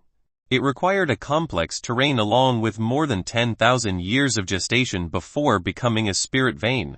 Spirit veins were always hidden deep underground. Even if one's cultivation could see through the world, they would still have a difficult time finding them. Only special people, such as treasure-seeking masters, would be able to use secret methods to guess the general direction of spirit veins. However, generally, spirit veins were always flowing. Only a powerful treasure-seeking master would be able to stabilize the vein and root it into the earth before it could be used by immoral gates and sects. The spirit vein under Jinghuan Mountain was used by the Yellow Ancient Well for 1800 years and thus, more than 1/3 of the spirit energy was consumed. However, when the Yellow Ancient Well collapsed, the spirit vein regained its freedom to freely flow through the earth like a giant eel. The spirit energy inside this vein was also extraordinarily violent and thick. Ordinary cultivators would immediately explode when they step inside. For the people with low cultivation, it would be best for them to not rush inside a spirit vein. But at this moment, between the mist of the rough spirit vein, there was an azure boat floating about. This boat was made out from azure bronze. It carried a primitive simplicity and held a sad vicissitude of life. Many places were rusted, and it had lasted for so many generations. On the small azure bronze boat was 18 godly sails made from iron cloth. They emitted black rays that were capable of reflecting the lights of the stars. It was easy to tell that they were made from exceedingly rare materials of the gods. However, these iron sails began to rot and many places were rusted all the way to the core. How much time was needed for it to become dust? The more amazing thing was that there was a young man lying on the small azure bronze boat. He seemed to have slept for a long time. His body was tall and heroic, but it was also covered in blood. Clearly, he had suffered many severe injuries. The small azure bronze boat had been floating for 5 days and 5 nights along the underground spirit vein. He still had no signs of waking up, but there were lights flashing in his danchan. A godly flower was blooming. This was the immortal foundation. The immortal foundation looked like a godly flower. It was beautifully blooming green petals that were crystal clear. It bloomed a total of 3 times and then withered 3 times. Finally, a green fruit started to grow. All of the spirit energy inside his danchan began to head towards the fruit. Countless amounts of spirit rays floated around it, providing it with nutrients. An endless amount of golden liquid dripped down from the green fruit into the danchan. Then it tempered the body by joining into the flesh and blood, along with the bone marrow. This was the metamorphosis from intermediate immortal foundation to peak immortal foundation. And the young man sleeping on the spirit vessel was naturally Feng Feiyan. After jumping down from the Yellow Ancient Well, he was not killed by the killing intent rays. He fell into this spirit vein. Instead, the spirit vessel and his danchan rushed out and carried him while drifting on this river towards an unknown destination. Before, he was very close to the peak level, but after being nourished by the spirit vein, it caused him to completely enter the peak level of the immortal foundation realm. There was a huge difference between the intermediate and the peak level. This was a transitional stage. The immortal foundation inside his body had completely matured, and it was just waiting for the fruit to turn into the god base. Because the god base was the first building block in the cultivation world, a firm foundation would allow for one to travel farther in their cultivation. Therefore, the god base was also one of the most important realms of a cultivator. Feng Feiyan is now at the peak of the immortal foundation, and he will soon reach this state. So each step must be the best, the most perfect. To create the most secure foundation, many cultivators were willing to stay at the god base realm for dozens of years to temper the foundation in order to have the best foundation. The spirit vein crashed into a cliff inside a mountain. It kept flowing past the cliff while the spirit vessel stopped and turned into an azure light. Then, it disappeared inside Feng Feiyan's danchan. The little boat once again floated inside his danchan and suppressed the spirit energy inside, causing Feng Feiyan's danchan to be as solid as a boulder. Boom! Feng Feiyan's body fell into an underground river that was as cold as ice. But his body was wrapped in spirit energy and floated in the water. He continued to drift forward. Eventually, The underground river flowed out to a big mountain and then ran down the mountain into a small stream. The sun began to appear. It was a bit blinding. The sparrows and cicadas were singing and the buzzing of the bees were nearby. Of course, there would not be an absence of the sound of the flowing water. These sounds became clearer and clearer. The blood on Feng Feiyan's body was rinsed by the strong flowing water. However, his clothes were a bit too tattered. Also, because he was soaked in the water for so long, it became white and stained with some moss. His nose slightly quivered. He could smell the water and the fragrance of the flowers nearby along the stream. He took a deep breath and suddenly opened his eyes while quivering. Where is this place? Not good. Could this be inside the ancient well? He felt that he was covered by an icy cold water. Whoosh! Feng Feiyan wanted to stand up, but there was a sense of tiredness in his body. He felt like an extremely sick person and had no power in his limbs while he began to sweat. He not only couldn't stand up, but he began to sink into the water. He drank 2 full gulps of the river water. He had no choice but to swallow. It was a terrible taste. Luckily, Feng Feiyan was proficient underwater. Otherwise, he would have drowned to death, an undeserving death. He struggled hard in the water before climbing to the shore. At this moment, he didn't have any strength in his body, and he couldn't even move a finger. What dogshit 4th rank pill? This side effect wasn't something an ordinary person could handle. Even he, who was practicing the immortal phoenix physique, was miserably tortured like this. Other cultivators wouldn't be able to get up at all. Feng Feiyan took comfort in the fact that the spirit energy in his body didn't wilt. In fact, it became even stronger, and the immortal foundation had matured. This was the sign of reaching peak immortal foundation. Even though his body was very weak, Feng Feiyan grinded his teeth to sit up. He wanted to channel the spirit energy in his body in order to recover to his peak condition. However, he was disappointed to find that his meridians and blood vessels greatly shrank. Without spirit energy throughout his body, only small strands were moving throughout the vessels, and they were slowly revitalizing. With this speed, it would take half a month before he could reach his peak condition. It seemed that he needed to find a hidden place and cultivate in secrecy. The cultivation world was also the robber's world. Without power, it would be difficult to go anywhere. In front of him was a stream surrounded by giant, towering trees. Some had purple leaves while others had tree bark with fish scale patterns on them. One tree root was exposed, revealing its huge root like a mill grindstone. Naturally, he was located in the deep and desolate jungle. To survive, he needed to find something to eat first. Feng Feiyan didn't know how long he had been asleep for, and he only felt his empty stomach. One of the reasons that he couldn't muster any strength could be because he was hungry. When he was worried about finding something to eat, he looked up and saw a bald eagle flying in the sky. It looked very ferocious as it had an iron hook beak and claws as sharp as swords. However, it also had a lot of meat. If he could capture this bald eagle then cook it with fire, it would be very delicious. Unfortunately, he even had trouble moving at this very second, let alone beating a bald eagle down for meat. Bam! As Feng Feiyan was thinking this in his mind, the huge bald eagle flying on top of his head suddenly fell down right next to Feng Feiyan. Oh my god, the old heaven saw that I had really bad luck recently, so he finally showed me mercy and granted my wish. He wanted to eat eagle meat. Then an eagle fell straight down from the sky. Then, if I wanted a little sister, would a little sister also fall down from the sky? That would be too cool. Right when Feng Feiyan was excited, the old heaven opened his eyes again. There was really a little sister. From the far distance came the crisp and clear voice of a young, sweet girl. Older sister, your arrow earlier was really on the mark. I clearly saw the Makang eagle falling down. But how come we can't find it right now? We will go to the stream over there to find it. I think it fell towards that direction. Another woman's voice appeared. Chapter 103 Beautiful Sisters. Hey beggar, have you seen a large eagle falling down from the sky earlier? This was a girl carrying a Thailand wooden bow. She was around 13 to 14 years old and wore a green, plaid robe. Her lower half wore short linen pants, only covering the area above the knees while revealing everything below. She had wheat-colored skin and a very lean and compact figure. A touch would most likely reveal her elasticity. She was wearing a yellow straw pair of sandals.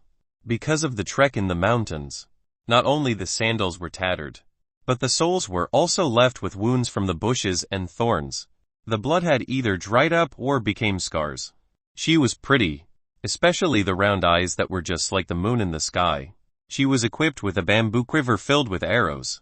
They were made from wooden branches, 3 feet and 3 inches long. Each arrow had an iron head and goose feathers for the tail. She was similar to a daughter from an ordinary family, but also not in a certain sense. At the very least, a daughter from an ordinary family would not have an appearance like her. They would not wear this kind of linen clothes and straw sandals while carrying the bow and quiver. This was definitely a martial artist. The truth was, Feng Feiyan grew up and lived in Spirit State City. It was a rich environment, so he felt that girls should be well dressed in clean outfits, and sit at home to learn embroidery or feed the fishes while enjoying the pond. Even a poorer girl like the little girl in old man Liuo's tea house would always dress properly and politely. She would definitely not wear straw sandals and hunt beasts in the mountains. However, the reality was that in the remote mountains, not only men, but women also had to do some menial tasks just to survive. For a few coins, they have to go pick herbs in the mountains and fruits amongst the cliffs. Cough cough, I am not a beggar. You shouldn't look down on people. Feng Feiyan coughed twice as he leaned against a bush, as if he was limping on the ground. Jai Xiaonu slightly frowned. She took another glance at Feng Feiyan and nodded her head. Once again, she confirmed that he was indeed a beggar. If he wasn't a beggar, then would he be dressed in rags and have the appearance of being hungry for several days? Generally, beggars wouldn't admit that they were beggars. Well, then did you see a huge eagle falling down or not? Jai Xiaonu was more concerned with this issue. Her round eyes stared at Feng Feiyan without blinking.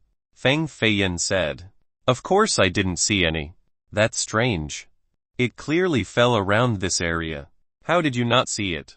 Jai Xiaonu perched her tiny lips and glanced over at the bush right behind Feng Feiyan. She angrily stumped her feet and scoldingly said, "You sneaky beggar. You dare to hide the prey my sister shot down. You didn't even bat an eye when you were lying." "No such thing. I am not lying." Feng Feiyan still didn't bat his eyes. "You still dare to lie? What is this then?" Jai Xiaonu bypassed Feng Feiyan and pushed away the bush behind him. There was indeed a huge makang eagle in the bush. Just the wings alone were 2 meters long. The head was as big as a human. The feathers were as big as a palm. And its tail was 1 meter long. This eagle would weigh around 400 to 500 jin. It was enough to sell for several thousands of copper coins. There was an arrow on its neck, exactly like the arrows in the quiver behind Jai Xiaonu's back. It pierced the bird's neck and killed it in one shot. There was a distance of several hundred jang high. Yet it was an accurate shot at the neck of the makang eagle. The coordination and sight were both very impressive. Feng Feiyan's face was not red. His breathing was still calm. He sighed and said, "You also saw it yourself. This eagle fell down right behind me. I really didn't see it earlier. My eyes don't grow behind my neck." "Even if your eyes didn't see, were your ears deaf as well?" Jai Xiaonu seemed to notice that this brat in front of her was not only a beggar, but also a scumbag that was capable of lying without shame. "Sometimes, my ears do not work well," Feng Feiyan replied. "HMPH. Jai Xiaonu grinned her teeth in anger. She wanted to use the wooden bow in her hand to smack Feng Feiyan on the head. However, at this time, more sounds of footsteps appeared. "Xiaonu, did you find the makang eagle?" An older girl came over. She was also wearing a linen dress with a short skirt along with the straw sandals as well as a quiver and bow on her back. Her figure was quite similar to the girl before him, but around 2 years older. She was a bit taller and had fairer skin. However, what surprised Feng Feiyan was that her body was floating a little bit of spirit energy, even though it was very faint, almost negligible. But it did exist. She should be at the early spirit realm level. Even though early spirit realm is considered the lowest level in the cultivation world, it was quite extraordinary in the eyes of mortals.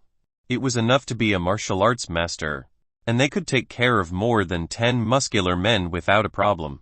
The beauty of the two sisters were first class.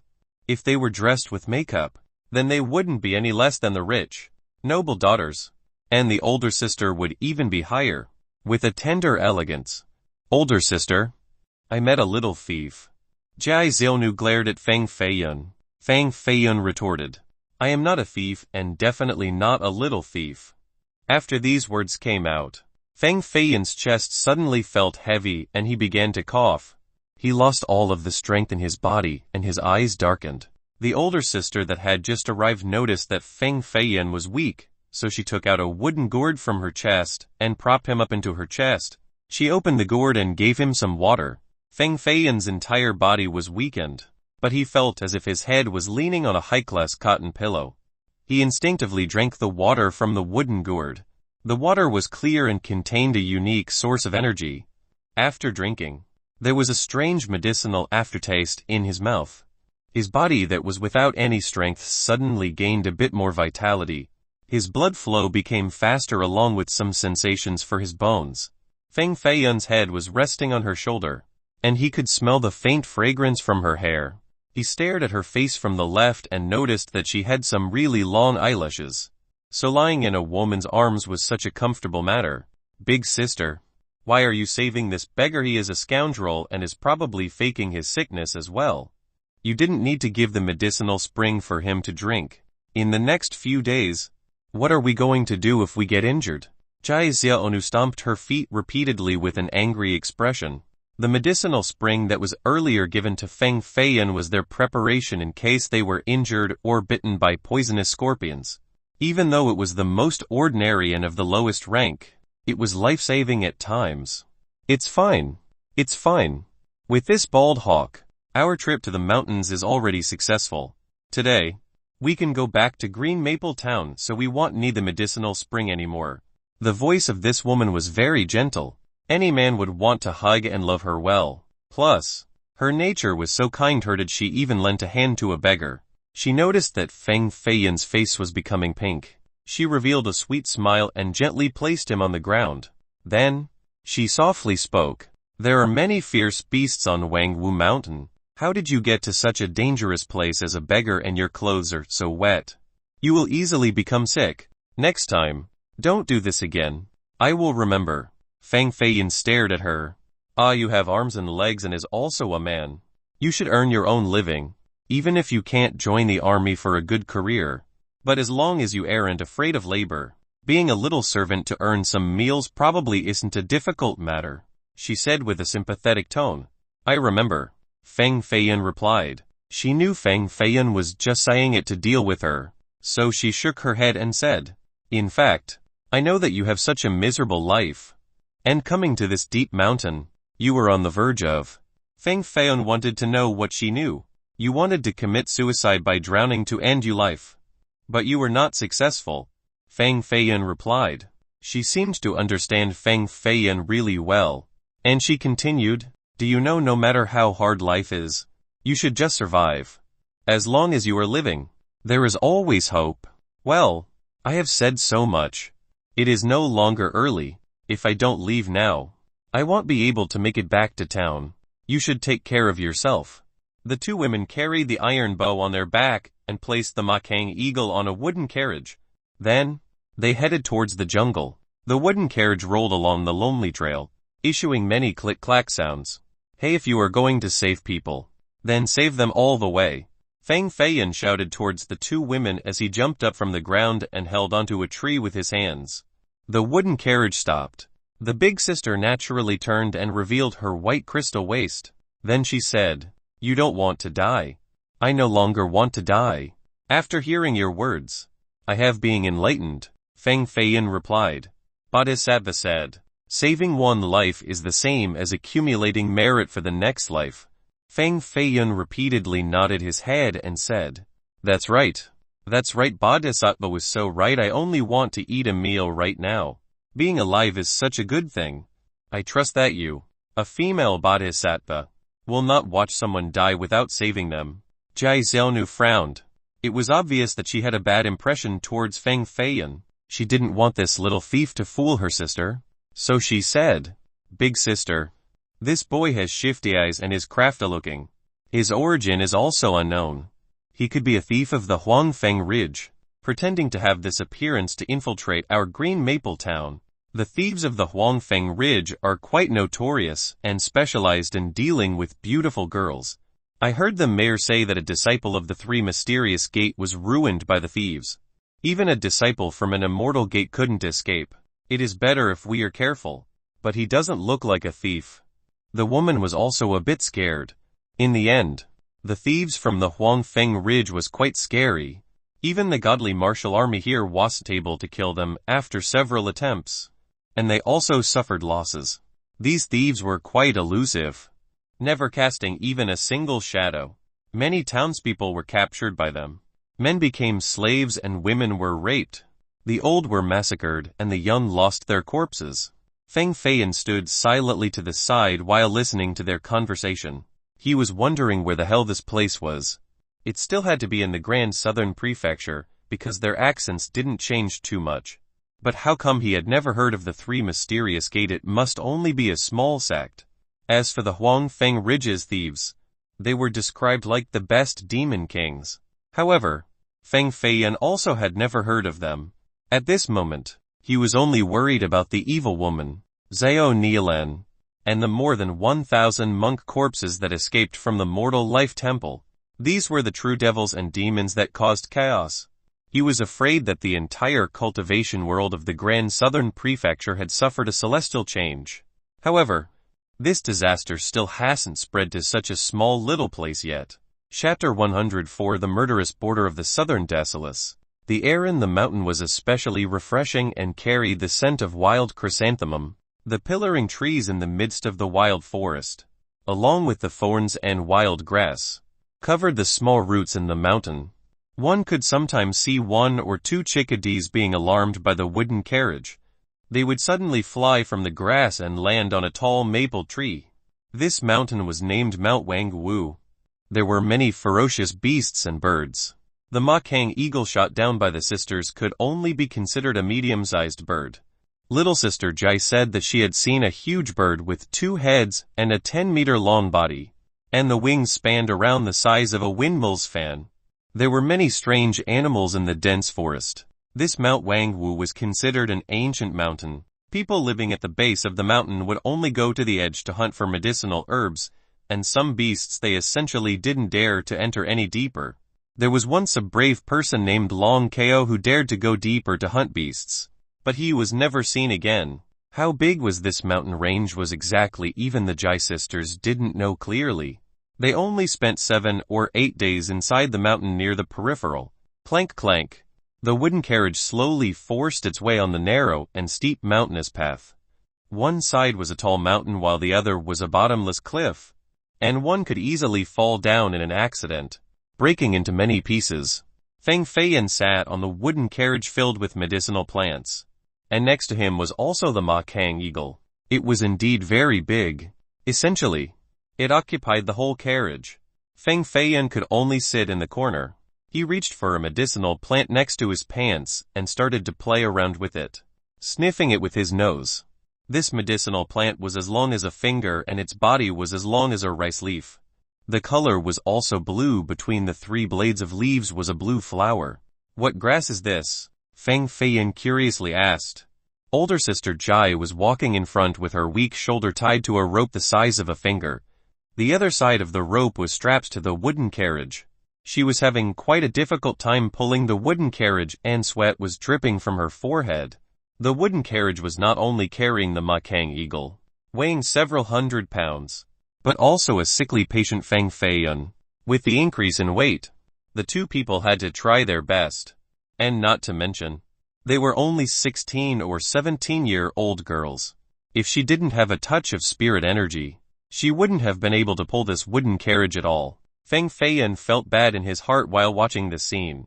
If it wasn't for him being unable to exert even a strand of energy, he would rather die before letting a girl pull him. This kindness could only be kept silently in one's heart. In today's world, where could one find such a kind and hardworking girl? I'm afraid that there was none. This is the Lanlong grass. Beggar, you shouldn't touch it. It is very valuable. One grass could sell for 20 bronze coins.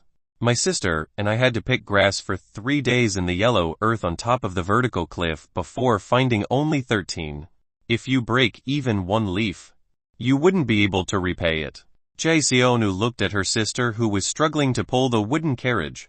She became even more hateful towards Feng Feiyan, a man with arms and legs yet couldn't even walk, truly a piece of trash.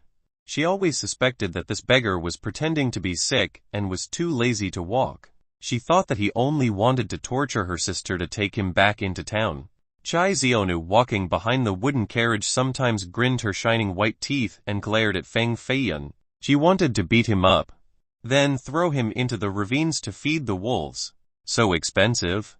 If I could pick a few of them, I would become rich. Feng Feiyan sighed and then put the long grass back into its previous location. There were many types of different medicinal plants on the wooden cart. Not just the long grass. They totaled to several hundred and had a variety strange shapes. Some looked like roots, others like a toad, some had white leaves while others had black leaves. In the end, they were very different and he couldn't tell what they were. The long grass is used for healing and is able to stop the wound from bleeding in the shortest time. This type of grass is usually bought by the military physicians with very reasonable prices. This is the Z grass. It is used for detoxification. In the mountain with a lot of miasma, this grass has the effect of restraining the poisonous property of the miasma. This is the linglong root. It is normally grown between the cliff crevices. I heard that this is an ingredient to make medicinal pills, and it is also the most expensive one. With just a short root, it would still sell for 100 bronze coins. Next to the highest cliff, the wooden carriage stopped amidst the fresh, green forest. In this place, the dense trees blocked the hot sun in the sky, so it felt much cooler and more comfortable. Older sister Jai was also a little tired, so she sat in the corner of the bronze carriage. She taught Feng Feiyan about the usage of each medicinal grass. She was still gentle like before, and her fingers lightly touched the hair on her forehead. There was some sweat on her finger. Her face was also slightly red and had a trace of weariness. Feng Feiyan basically was not listening to what she was saying. He was only gazing at her, and he felt that the more he stared, the harder it was to restrain himself. His fingers were grasping his sleeve. He wanted to wipe the sweat off her forehead. However, his hand only came up halfway before he put it back down. This kind of action felt a bit inappropriate because it was simply too intimate. This was a proper girl. If he committed any inappropriate actions, it would leave her with a bad impression. Cough cough, Miss Jai. I see that this cart, with all of the medicinal grass along with the Makang eagle, could be sold for at least a few thousand bronze coins. It is enough for the two of you to get by for more than half a year. With so much money, how come you don't buy a decent dress for yourself? Even just a pair of flower-embroidered shoes would be good. Feng Feiyan asked. Older sister Jai was a bit surprised, and then she bitterly smiled. We are all girls from a poor family. How could we put on such beautiful clothes? Even a piece of jewelry would be too much. And as for the flower-embroidered shoes, those aren't something that girls living in the mountain like us could wear. Only the heavenly miss of the Liu clan at our town could wear something like that. Although she said so, Feng Feiyan still saw a hint of longing in her eyes. Naturally, those words were not her true thoughts. What kind of girl didn't want to wear beautiful clothes? But you earned all of this money. How will you spend it? Feng Feiyan was even more curious. Older sister Jai replied. The money made from the beast and medicinal grass, 3 parts are given to the chief manager of the 3 mysterious gate, 3 parts to the Grand Master of the Green Maple Town, and 3 parts goes to the military at Fire Beacon City. Only the last part will be our own income. She said it clearly, and it was apparent that she didn't feel there was anything wrong about it. Giving some to the 3 mysterious gate was so that the masters in the immortal gate would protect them. It was necessary giving some to the Grand Master of the Green Maple Town. This was the law of the godly Jin dynasty. It was necessary giving some to the military at the Fire Beacon City was so that they could protect this location. It was also necessary. However, in Feng Feiyan's point of view, this was clearly exploitation. Such hard labor, yet they have to give away 9 parts. It was no wonder why the 2 sisters obtained a lot yet was still poor like before. and they didn't even have a decent pair of shoes. Feng Feiyan was in a daze. Then he asked, "The Three Mysterious Gate is an immortal sect. How could they ask for money from ordinary people?" Older sister Jai was a bit surprised, and she answered with her own question. "Should we not do this? We give the immortal gate money. Then we can cultivate the supreme methods of the immortal gate. This is very satisfying." Feng Feiyan said, "These tiny sects really know how to do business." Throwing some random garbage cultivation methods was enough to obtain the respect from all of the people, and the people even willingly offer 3 parts of their income. This was such a good scheme. The one strand of spirit energy from the big sister must be from the trashy cultivation method. No wonder why she felt grateful towards this Three Mysterious Gate. And she didn't know that this incomplete method would never allow her to break through to the spirit realm rank. Isn't this very detrimental to other people? Oh right. Isn't the payment for the godly martial army issued by the court? Why do you still have to pay them money? Feng Feiyan felt that this was hard to believe. The godly Tiger County is at the southern border of the Grand Southern Prefecture. It is next to the Po Liuo country, Dashi country, and Liuo Man country. Because it is at the frontier border, there is perennial war and bandits as well as evil people. This 1,000-mile area became a lawless land, and even the army of the dynasty will not be stationed here. Fire Beacon City is not an official large city of the godly Jin dynasty, but instead, a city for mercenaries. Anyone who comes to this place would either be fierce people who didn't care for their lives, or people who were running and filled with hatred, or even the extremely evil ones who were chased away by the immortal sects and have no other places to go. In order to live in this place, there needs to be a protector to maintain order. And these people are the godly martial army in Fire Beacon City. When older sister Jai said godly martial army, she didn't mean the real godly martial army of the godly Jin dynasty, but one formed by numerous mercenaries. However, because these mountainous people were grateful for their protection in this desolate land, they called them the godly martial army. Godly Tiger County, Fire Beacon City. Feng Feiyan's brows jumped. Wasn't the godly Tiger County right at the southern edge of the Grand Southern Prefecture? This was the border of the godly Jin dynasty. Many people who were cornered and had no places left to go would all escape to this place. The official godly martial army would not be easily deployed to the border. This would cause chaos in the nearby countries, and it could even cause a great misunderstanding, resulting in a war between the nations. Because of such a special location, the true godly martial army would never chase to this place. Thus, this area became the most dangerous place in the entire Grand Southern Prefecture. All of the weaker sects, along with the thieves and robbers, the decisive assassins, and murderous demons who kill without blinking an eye, were all gathered here. Because Feng Feiyan was near a small town in the mountains, he didn't see the chaos in this place. However, once he reached Fire Beacon City, then without superb skill, staying alive would definitely be difficult. Violence was basically a custom with all of the evil people hidden as well as thieves everywhere. The mercenaries were the ones who were maintaining the order. So who would the little people show gratitude towards if not them? I didn't expect to arrive at godly Tiger County that is several 10,000 miles away, especially not such a dangerous and murderous region in the southern desolate border in the legends. Not bad, not bad. This will be easier to avoid the evil woman, Xiao Nialan. At the very least, within a few months, the disaster would not spread to this chaotic Fire Beacon City. The evil people and fierce assailants at this city Feng Feiyan was not scared of. How could they be more frightening than the evil woman, Xiao Nialan? To be able to escape from the grasp of Xiao Nialan even if Fire Beacon City was 10 times more chaotic, Feng Feiyan still wouldn't mind. On the contrary, he was even a bit excited. Feng Feiyan's favorite thing was to be villainous against other villains. In the end, all of the various powers within the Grand Southern Prefecture wanted to kill him. To come to such a troubled, desolate border might not be a bad thing. Chapter 105. I am a treasure-seeking master. The Wangwu mountain range was steep and rugged. She was only a girl, yet she had to pull the wooden carriage that weighed several hundred pounds. It slowly inched forward in this manner. Feng Feiyan stared at her back and sighed.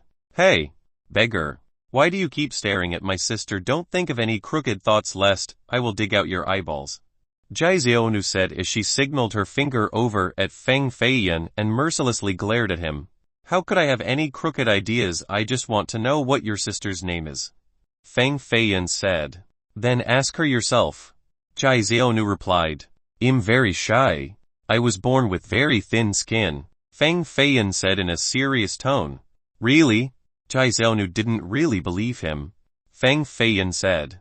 I have never lied before. You really should believe me. Yeah.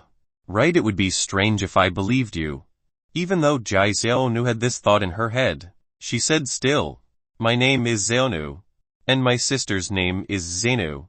Jai Xiaonu. Jai Xenu. Why are your names so strange? Why do they have the word new? Isn't it an unlucky word? Feng Feiyan asked. None of your business. If you keep on asking so many things, I will cut off your tongue. Jai Xiaonu was obviously hiding something from Feng Feiyan. She didn't want him to know. There was a complicated expression on her face.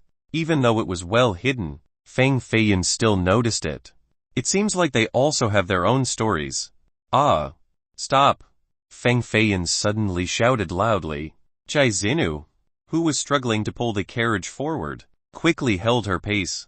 However, Feng Feiyan was not sitting straight, so he rolled down from the wooden cart and fell straight to the ground. Boom! Ouch, can you go a bit slower? Feng Feiyan rubbed his butt and sat up from the ground. Jai Xiaonu laughed loudly at Feng Feiyan's misfortune. She felt a sense of schadenfreude, and then said, You suddenly yelled to stop. How can you even blame my sister? Xiaonu, less arguing, quickly go help him up. He is already sick, so he shouldn't sit on the cold ground. Jai Xenu quickly came over and gently held him up with one hand. She slowly got him to sit on the wooden carriage. Her actions were very meticulous, as if she was afraid of hurting Feng Feiyan. When he finally sat straight on the wooden carriage, she then slowly withdrew her hand. Jai Xiaonu became increasingly annoyed. She squeezed her fists tightly. She felt that this beggar was using this opportunity to win her sister's sympathy, and also to take advantage of her. She coldly snorted and said, Why were you yelling, wanting to die? Ah! Hush, don't be so loud. Do you guys smell something? Feng Feiyan closed his eyes and carefully sniffed with a smirk on his face. The Jai sisters had doubts, but they also followed Feng Feiyan's action and started to sniff. However, they couldn't smell anything. There was nothing out of place here. Haha, it is over in that direction. Feng Feiyan pointed at the old road next to the mountain as he burst out in laughter. He repeatedly urged Jai Xiaonu to go search. It was as if he thought there was a treasure there. There were only bushes and thorns in that direction, and it was completely dark. These large thorns had been there for so many years and were harder than iron. As for whether there was treasure or not, how would this beggar know? Even though Jai Xiaonu was very doubtful, she still went over to the bush of thorns and sniffed again. There was still no distinct smell. Cut that bush. Quickly. There is a blood spirit seed inside. I can smell its medicinal scent. I can't believe that we could dig up a blood spirit seed in this Wangwu mountain. Truly surprising. Feng Feiyan was rushing and talking to himself at the same time. The Jai sisters could be considered to be quite knowledgeable about medicinal plants. At the very least, they knew the names and shapes of dozens of herbs. However, they have never heard of the blood spirit seed before. It had to be an ordinary herb and not worth many coins. However, seeing Feng Feiyan's incessant urging, they didn't want to rain on his parade. They took out iron blades and started to cut the bush of thorns. However, after the bush was chopped down, there was no sign of any medicinal plants. It was apparent that they were tricked by the beggar. Jai Xiaonu wiped the sweat on her forehead and was no longer able to hold back. She rolled up her sleeve and walked forward angrily. It is not very interesting to tease us. At this moment, roll down from the carriage for me. We will go our separate ways. Xiaonu, older sister, this beggar is clearly a scoundrel. First he tried to steal the Makang eagle. Then he pretended to be sick. And now he fooled us about the medicinal plant in the bush. Why are we still letting him stay? Sister has done enough. And you don't owe him anything. Jai Xiaonu was crying and talking at the same time. She didn't cry from anger. Instead, She was feeling bad for her sister. Jai Xinu gently bit her lips and stared at the dispirited and weak Feng Feiyan. Her bright eyes also became moist as if she was about to cry. Feng Feiyan stared at her and said, "The blood spirit seed grows in the stone. The stone is not too deep underground. If you still trust me, then you can dig it up and see. It would be strange if we trusted you. What kind of medicinal plant grows inside a stone?" Jai Xiaonu was carrying Feng Feiyan's calves. She wanted to drag him down from the wooden carriage. "Oh, there really is a red stone." Jai Xinu, in the end, still chose to trust Feng Feiyan's words. She dug out a red stone, around the size of a fist. From the mud, there was still a red liquid around it, like blood flowing from inside the stone. Jai Xiaonu scowled and temporarily set Feng Feiyan's feet aside. Then, she ran over to stare at the red stone in Jai Xinu's hand, and she curiously asked, "Why is the stone bleeding?" "It is because the blood spirit seed has matured, so the medicinal property is flowing outside," Feng Feiyan answered. "Why are you lying? It is just a stone. How could a grass grow inside a stone?" Jai Xiaonu revealed her white teeth and pretended to bite as she was scolding Feng Feiyan. Feng Feiyan didn't want to argue with her. There was no need. Jai Xinu was surprised. This was her first time seeing a stone bleeding blood. Normally, if she dug a stone that was bleeding from the ground, she would be avoiding it from fear. How could she think about a grass growing inside the stone? There really is a medicinal grass inside. The voice of Jai Xinu was a lot more gentle. It was as soft as the spring water, causing others to feel calm. Feng Feiyan smiled and replied, "Of course, but you guys might not believe me. Go to town and find a specialist on medicinal items and see. I trust that they will give you a very good price." "Well, how much is a good price?" "Around 1,000 bronze. 1,000 bronze coins, to them, was a very good price. At the very least, ordinary medicinal materials would not have this price." However, they also saw that this bloody stone was not ordinary, so they felt that it should be quite expensive. Feng Feiyan rubbed his forehead and didn't know how to answer them. At the Yingu ward, he had bought some blood spirit seeds to cultivate. At that time, he spent more than 1,000 gold coins to buy one root. 1,000 gold coins was equivalent to 10 million bronze coins. However, the price should be cheaper to sell, as long as they met someone who could recognize the item. Then, at the very least, it would be 5 million bronze coins. That should be enough to buy it. If Feng Feiyan said 5 million bronze coins, they would definitely think that he was fooling them. Thus, he only smiled and nodded his head. "If you guys sell it, being able to buy a beautiful dress should be possible." Although the two sisters did not know how much the medicinal grass inside the stone could sell for, it certainly wouldn't be cheap. They carefully put it away and continued to pull the wooden carriage back home. "Hey, how did you know there was a rock underneath there?" After a while, Jai Xionu couldn't suppress her curiosity and asked. "The truth is I am a treasure-seeking master," Feng Feiyan replied. "What?" Jai Xionu was startled as she shouted. Then, she carefully looked at Feng Feiyan. Treasure-seeking master. This was a high above character. This was the richest and most mysterious group in the world. Even the gate master of the three mysterious gate would have to be deferential towards them. Was this beggar really a treasure-seeking master? Feng Feiyan coughed twice and said, "The truth is, I almost became a treasure-seeking master. However, later on, I suffered a reversal of fortune and my great teacher departed from this life. I then lost both of my parents and became separated from my wife and child. Then, natural calamities and man-made disasters drove me away from my home. In reality, I have learned 2 or 3 parts of the treasure-seeking art. Yet I am wrong 9 times out of 10. Otherwise, how could I become so poor with this appearance today?" Feng Feiyan lamented with sighs. It was as if he was remembering the past. "Never mind. You scared me for a second. So you were just a fortune teller who is wrong 9 times out of 10. I think, compared to the blind man at the edge of the town, you aren't any better." Jai Xionu said, "I am not a fortune teller. I have genuine abilities. But at the moment, you are also a beggar." "I am not a beggar. I am a treasure-seeking master. At least I almost became a true treasure-seeking master. I was just a bit lacking. If you keep on boasting, do you believe that I won't throw you out of here and feed you to the wolves? Fine. Okay, I really am just a beggar. Chapter 106 Killing Intent. When dusk descended, the trio finally left Wangwu Mountain and entered a small old town. The bustling crowd was slowly resounding in their ears. They finally made it to Green Maple Town. Even though the town was small, it had everything. Feng Feiyan had been here for 5 days and was gradually adapting to everything.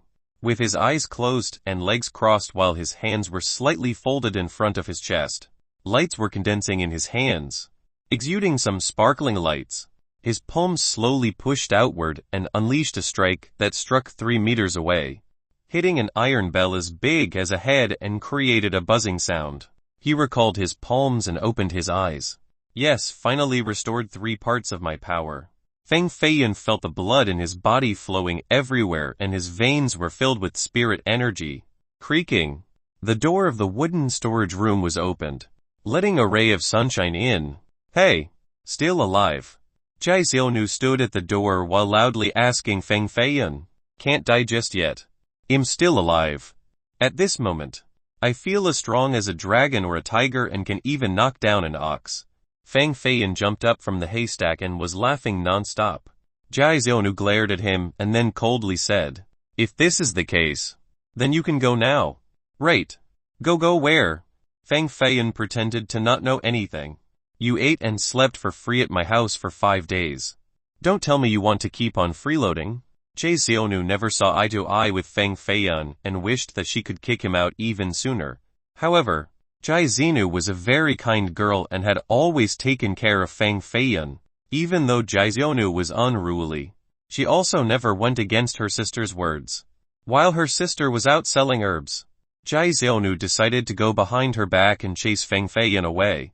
Before returning to peak condition, how could Feng Feiyan leave even if it was shameless? He would still stay behind. This place was far away from the cultivation world and was an opportune haven for him.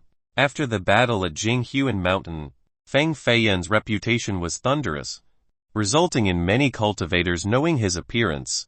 Once someone recognized him, it would bring about countless pursuers. Before reaching his peak condition, it was better for him to not show his face in the cultivation world. Miss Xiaonu, I won't be a freeloader for you 2 girls. If there is any menial hard work later, just leave it to me. Feng Feiyan sat down on the floor again. What do you mean? What can I mean? I'm not planning to leave. I want to stay behind to take care of you guys. 2 beautiful young girls living together is very dangerous. It is really not fine for this house to not have a man. Feng Feiyan began to exclaim. Jai Xiaonu's eyes were showing a hint of impatience. It seemed like Big Sister really brought home a scoundrel. This bastard was probably lusting after our beauty. There would be trouble sooner or later if we keep him here. He definitely was not a good person. He could be a desperate thief on the run. Green Maple Town was at the boundary of Fire Beacon City, so each year, there were many escapists that used this route to escape into Fire Beacon City. This beggar could be such a person. A murderous thought appeared in Jai Xiaonu's mind. Anyone that could survive in this town, even a young girl, would all greatly value caution. When they met a bad person, they would preemptively take action. Otherwise, the ones harmed would be themselves. A cold wind blew forward, causing Feng Feiyan to shiver. He felt the killing intent. A girl with killing intent was truly not simple. Feng Feiyan felt that this problem was a bit extraordinary. Even though his head was still down, he quickly peeked from the corner of his eye towards the door. The originally fragile girl's eyes turned into a strange green. Even her long, black hair turned green as well, and her fingernails quickly grew longer and sharper. Without a doubt, a claw from this hand would be enough to tear people into pieces. How did a girl in the middle of nowhere without any cultivation suddenly turn into such a frightening shape? The killing intent increasingly intensified and became colder like ice. Even though Feng Feiyan was sitting on the ground with his head down, his finger had already made a seal. If she truly took action, then he could only make a move first. Xiaonu, what are you guys talking about? Rapid footsteps came from outside. Jai Xinu had came back and she was quickly approaching. Feng Feiyan dispersed the seal in his hand, and the chilling murderous intent also disappeared in the blink of an eye. When Feng Feiyan lifted his head, Jai Xiaonu turned into an innocent little girl with black eyes and hair again. It was as if everything he saw earlier was just an illusion. Was it just an illusion? Big sister, why are you back so soon? Jai Xiaonu grabbed her sister's arm and revealed a brilliant smile. With a reproachful expression in her eyes, Jai Xin's lips slightly moved. She was naturally scolding her, but there was no sound coming out. She finally sighed and shook her head and then went inside the wooden storage room. She gently smiled. Did Xiaonu scare you earlier? What? No way, big sister Xinu. What are you talking about? Xiaonu is so cute like this. How can she scare me? Feng Feiyan stared blankly as if he didn't know anything. Although Jai Xinu was mild-mannered and had a faint smile on her face, her beautiful eyes from start to finish was carefully observing Feng Feiyan's every move. She wanted to confirm whether he truly didn't see anything or not.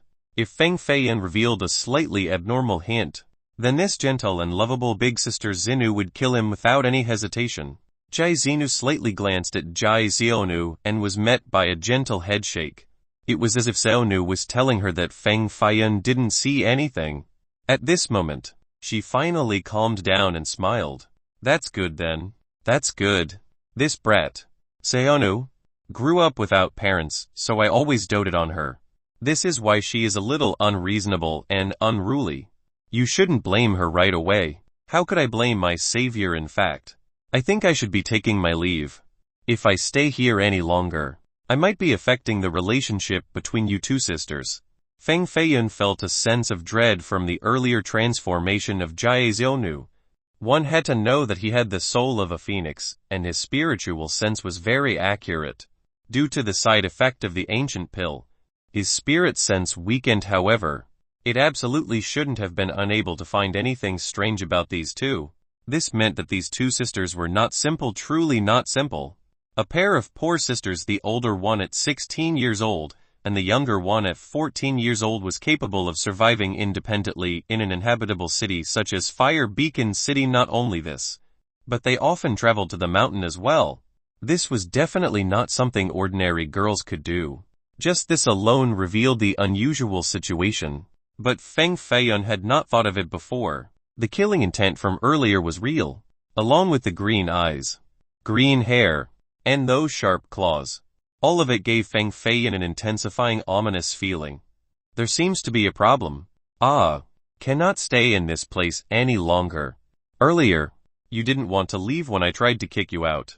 How come you suddenly want to leave? Jai Xiaonu exposed a glimmering sense of doubt in her eyes.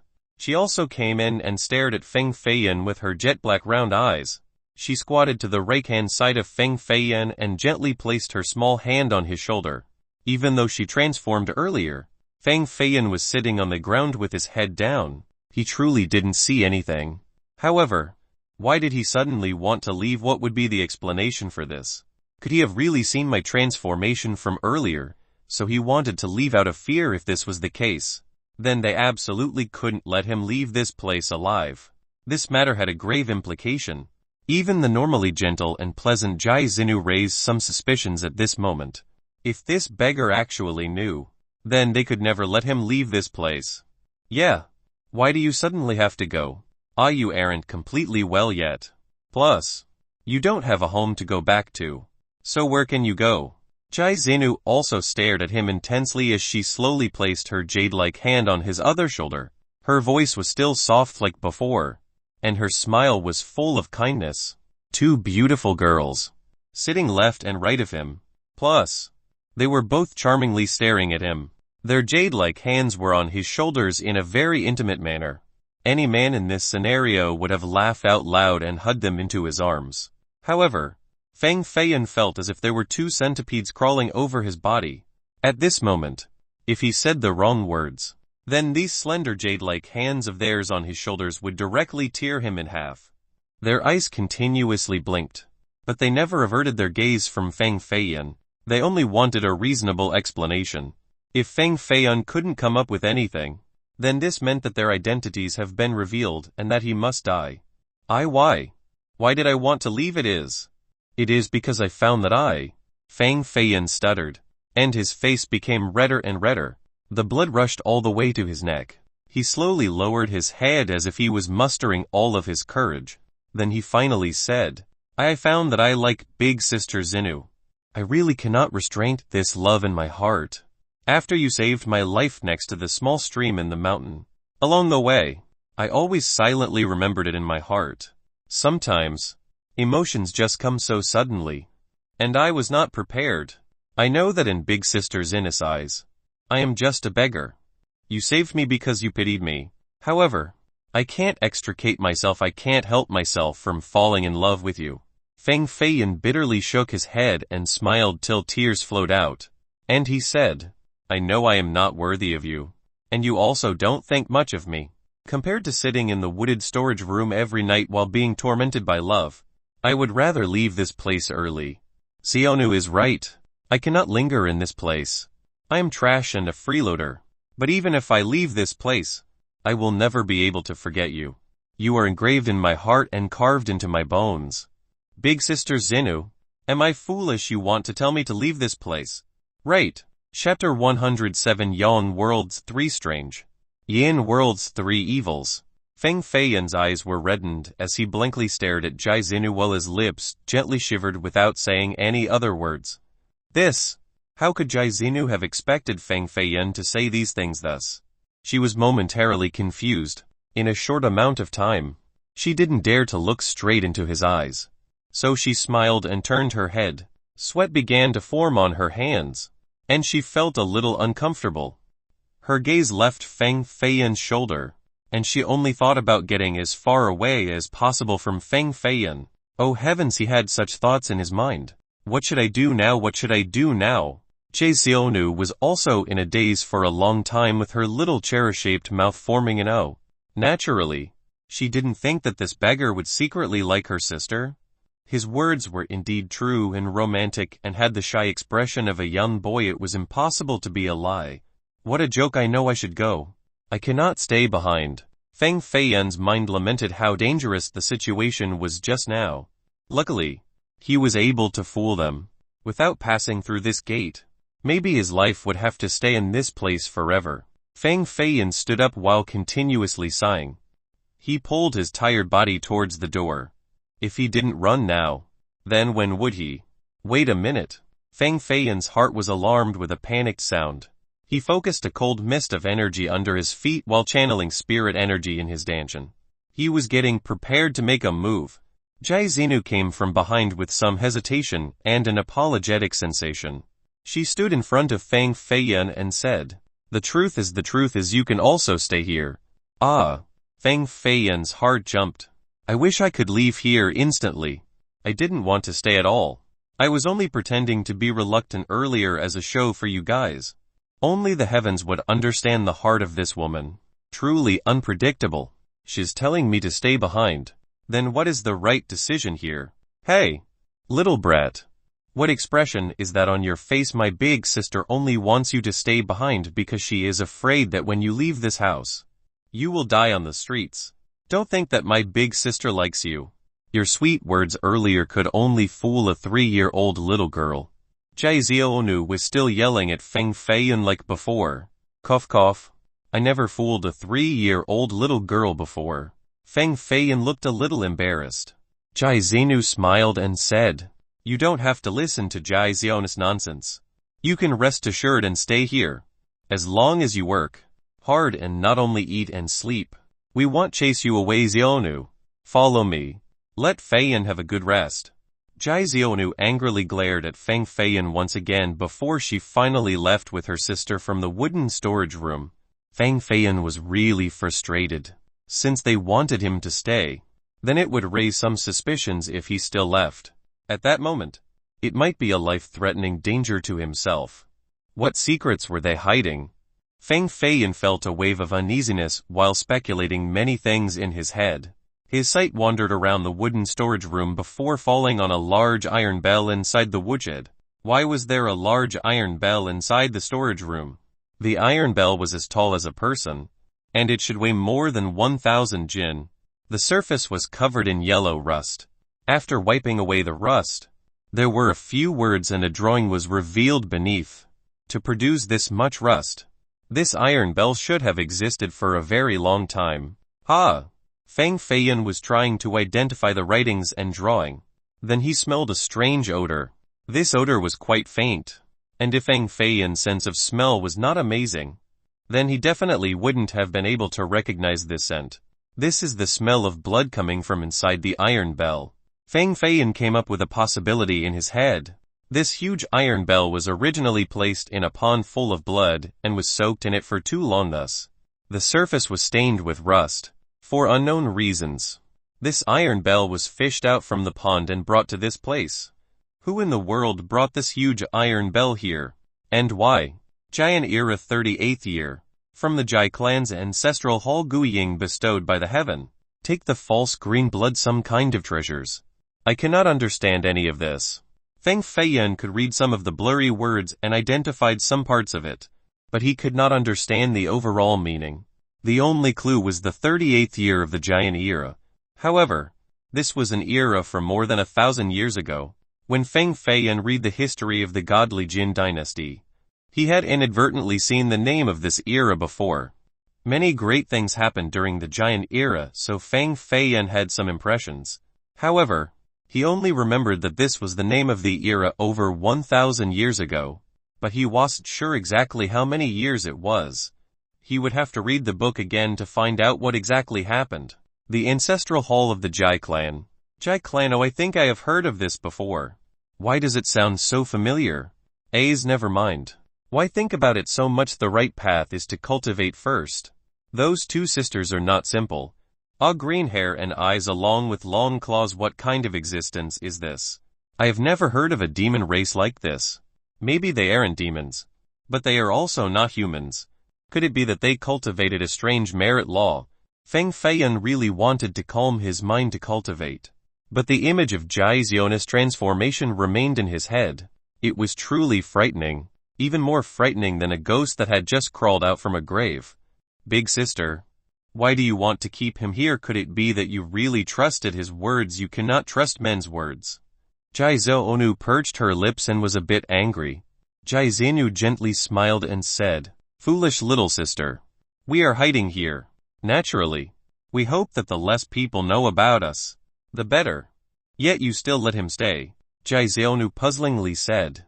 This is because he said he was a treasure-seeking master. Jai Zena's expression carried a strange glint.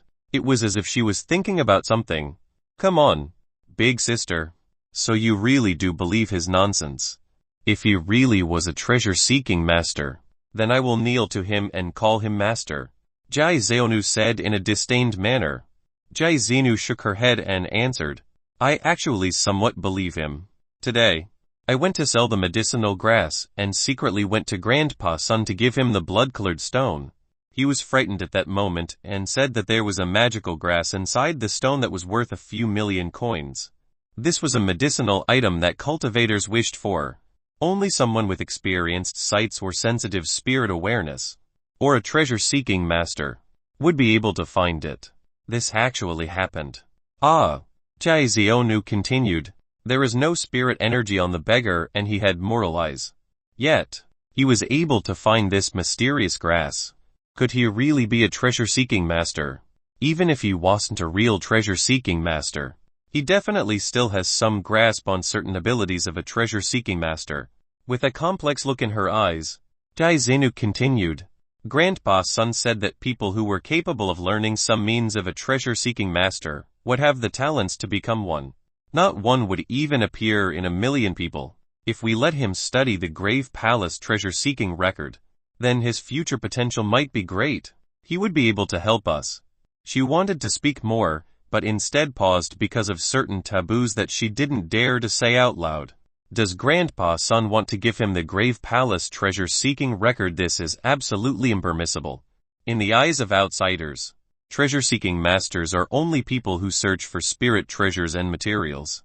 Only the experts know that treasure-seeking masters are the ones who travel between the gap of the yin and yang. They are able to see the heavens' fortune, excavate ancient burials, destroy the murderous worlds, Stabilize the Yang world's 3 strange and Yin world's 3 evils. If he successfully cultivates the Grave Palace treasure-seeking record, then wouldn't he specialize in suppressing us? Chai Xiaonu continuously shook her head. She felt that Feng Feiyan was not simple and couldn't be trusted. Chai Xiaonu replied, wanting to suppress the Yang world's 3 strange and Yin world's 3 evils, even a 7th-ranked treasure-seeking master wouldn't be able to do it. In addition to that, Grandpa's son is still here. Unless he was able to cultivate the Grave Palace treasure-seeking record to the realm of seeing through the heavens above and earth below, he wouldn't be to accomplish anything anyway. Don't you ever think about these days of hiding? If he could actually cultivate the record successfully and go to the Yang world to eliminate that existence, how great would it be? Ah! There was a glimmer of light in Chai Xiaonu's eyes, and she hesitatingly said, Grandpa's son also had this thought. Chai Xiaonu nodded her head and sentimentally replied, Grandpa's son has lived for too long. He told me that he didn't know how many days he will last to protect us. So he really wants to meet the little brat once. Grandpa's son is still living on the cliff? Chai Xiaonu asked. He moved down to the gravestone area. He finished carving it for many hundred years now, and it is about time for it to be useful.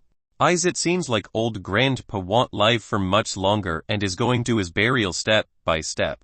The next time he moves would be into the grave on top of the cliff. Chai Xiaonu said, the Yang world's 3 strange. The great emptiness strange. They all came from the same painting. Where they are carved is their home. Unlike us. When we die, not even a trace will be left behind. This is the real sorrow. Chai Xiaonu lamented. If Feng Feiyan was standing here right now, then he would certainly not understand what they were saying. What kind of existence was Grandpa's son the great emptiness strange a painting? There were some mysterious things in this world that not even cultivators were aware of. For example, the Yang world's 3 strange and the Yin world's 3 evils. Only the most mysterious treasure-seeking masters in this world would come in contact with these beings. Chapter 108 The Tigers roar over Green Maple Town.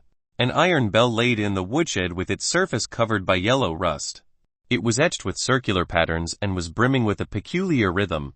Why was there a large iron bell with writings on it here, seemingly depicting a major event that happened in the past? Sitting next to the iron bell, Feng Feiyan felt very helpless. His finger couldn't help but trace along the bell's surface. It was a truly ordinary iron bell, not made from any diluted spirit steels. Yet it was extremely heavy, exceeding more than 10,000 jin. It was heavier than Feng Feiyan's expectations by more than 10 times. If it was truly made from ordinary metal, then it would not be possible to be this heavy. Thump thump. Feng Feiyan made a fist, knocked on the surface, and put his ear close to it to listen. A terrifying sound came from within. If Feng Feiyan didn't retreat quickly, then this sound would have shattered his eardrums. Just the sound created from my knocking fist was enough to shockingly ache my eardrums. This iron bell is truly not ordinary. This iron bell still exuded the stench of blood. Maybe it was soaked in a pool of blood. Or it perhaps killed a giant once and the blood of this giant still stained the surface until now. Feng Feiyan stood up with both feet planted into the ground. His 2 hands held the iron bell and he furiously exerted strength. He wanted to lift up this iron bell. He felt that there was truly something inside. It was a strange feeling that stemmed from his spiritual awareness. With such a large iron bell, even if a dead corpse was inside, it would be completely plausible. There isn't a dead corpse inside, right? Feng Feiyan slightly lifted up the iron bell and felt an extraordinary and indescribable presence. It seemed to be breathing with a very slow speed, an unusually slow speed. Plus, this presence did not feel like it was from a human being. Feng Feiyan's hands were not only shaking, but even cold sweat began to pour from his body.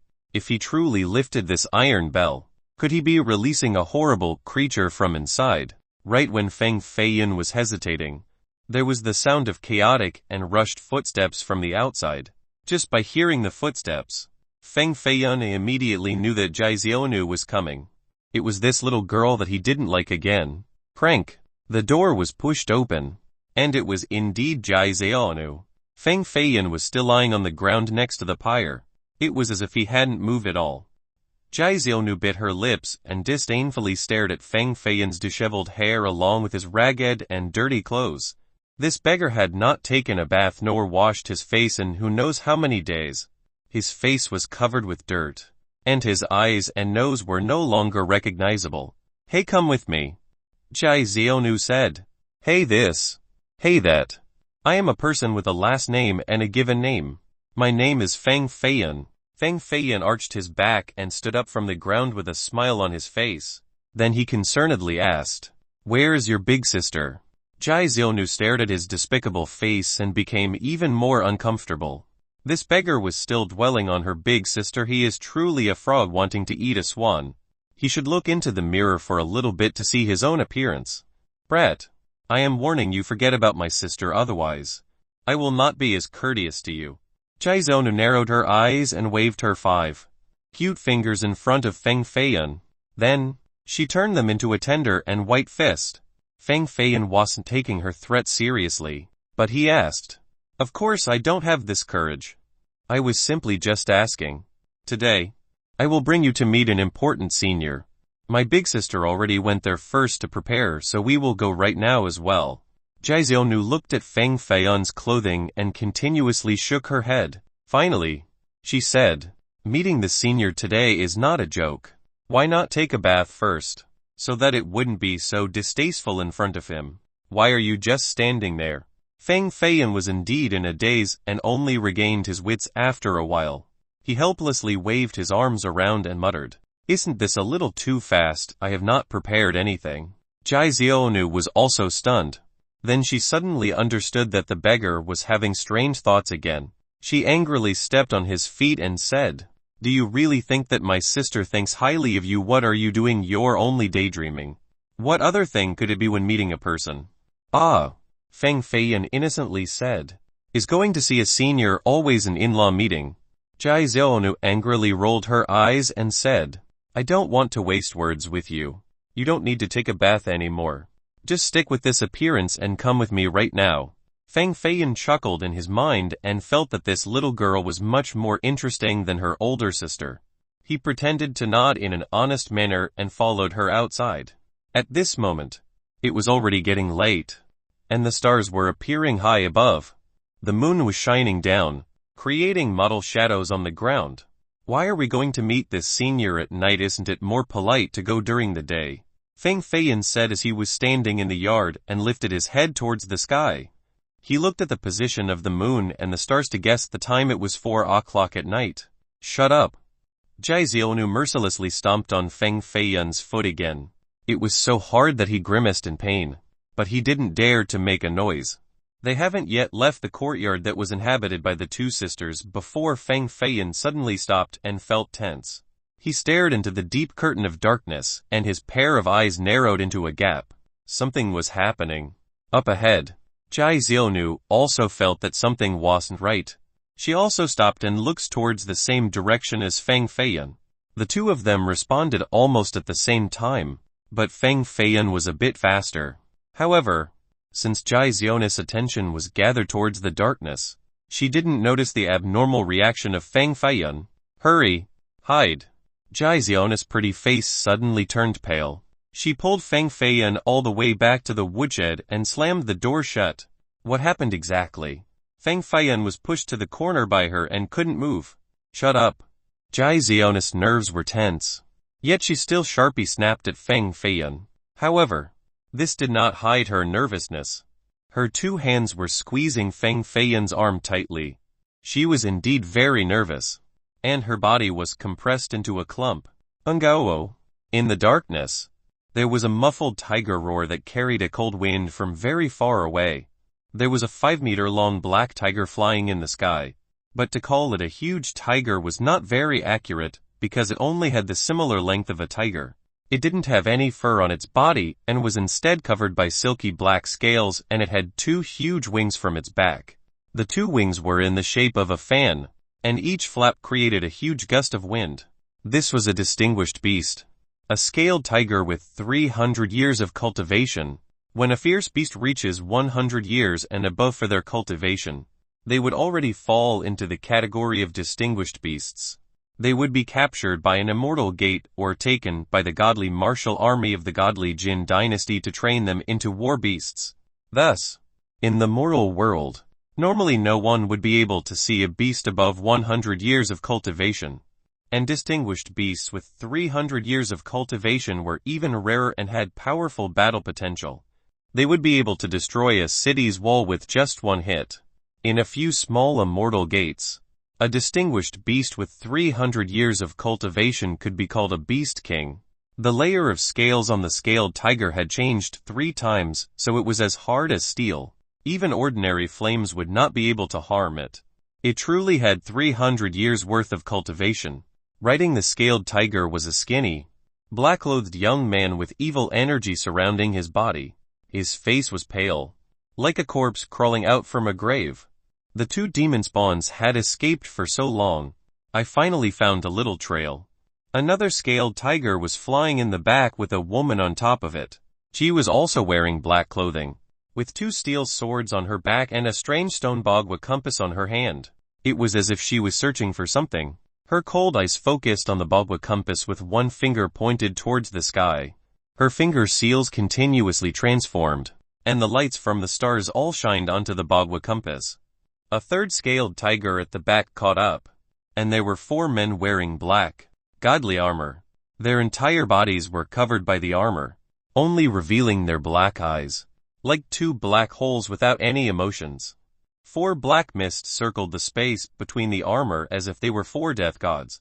They tried to follow right behind the man and woman up ahead, but they didn't dare to pass them. They were clearly the bodyguards brought along by this man and woman. Who were they and what were they searching for in the dark night they kept on circling the space around Green Maple Town? The tiger's roars resounded throughout the darkness and broke the tranquility at this location, causing the townspeople to awaken from their dreams. Chapter 109 Approaching Crisis. During the full moon is when the yin energy is at its strongest. Demon spawn, do you still want to hide? The lady in black raised the stone bagua compass in her hand and coldly scanned all of Green Maple Town. The entire town was quickly encompassed by her eyes. The voice was mighty and spread across the night sky. Her bagua compass rapidly turned faster and faster. It completely hid the moonlight in the sky. No, to be exact, the bagua compass had devoured all of the surrounding moonlight. Roar! The scaled tiger beneath her opened its huge, bloody jaw like a basin and violently roared, shaking all of Green Maple Town. Oh, so they are righteous warriors slaying the evil. Hee hee. Why do we need to be scared like this? Come on out. Come on out. Feng Feiyan wiped the cold sweat off his forehead and stood up. However, his legs didn't get the chance to be straightened before he was already pulled back by Jai Xionu. Don't move. They are people from the Jai clan, Jai Xionu said with a deep tone as she gritted her teeth and coldly glared at Feng Feiyan. Feng Feiyan was very close to her, and their bodies were basically attached at the same place. Feng Feiyan's back felt a little warm, and he could even sense the 2 soft goods in front of her chest. This little girl is developing really well. Feng Feiyan slightly rubbed his back twice and the sensation became even stronger.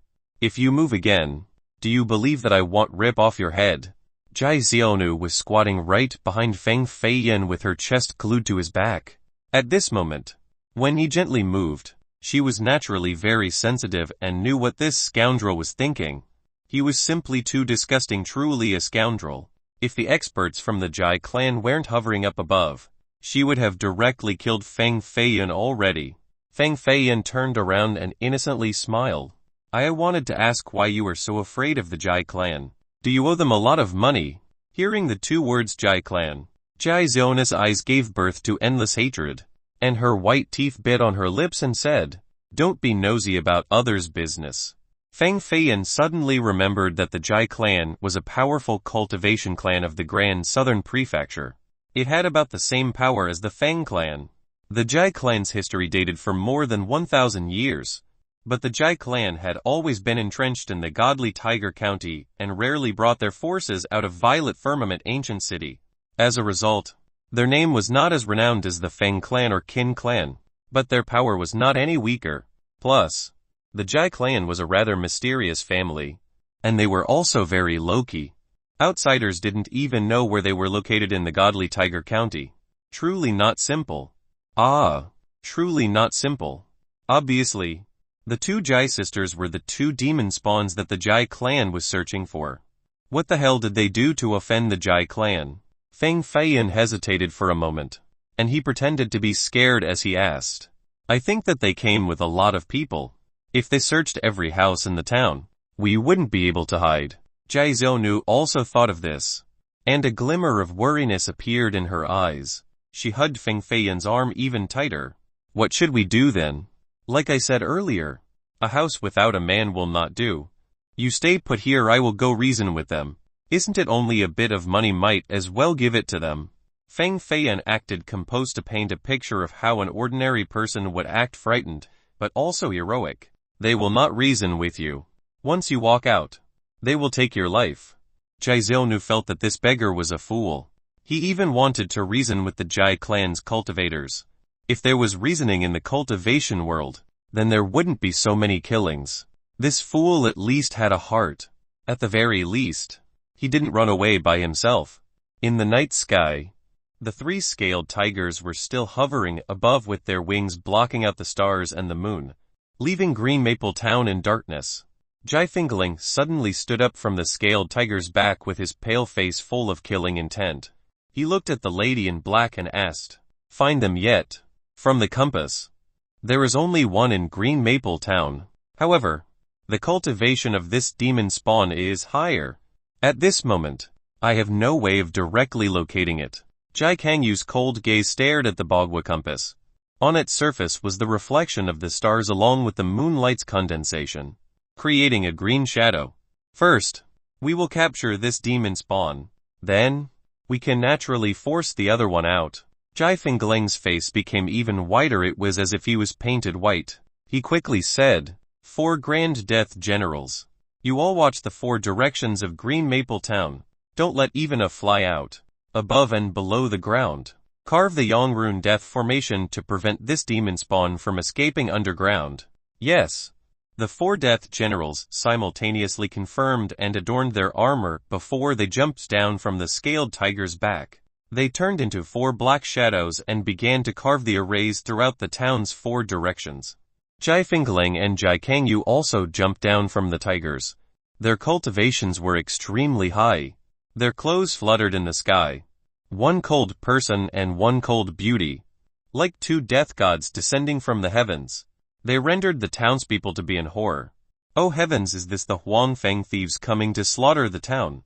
All of you look at the 3 huge beasts in the sky. They aren't the thieves from Huangfeng Mountain, but more like furious devils.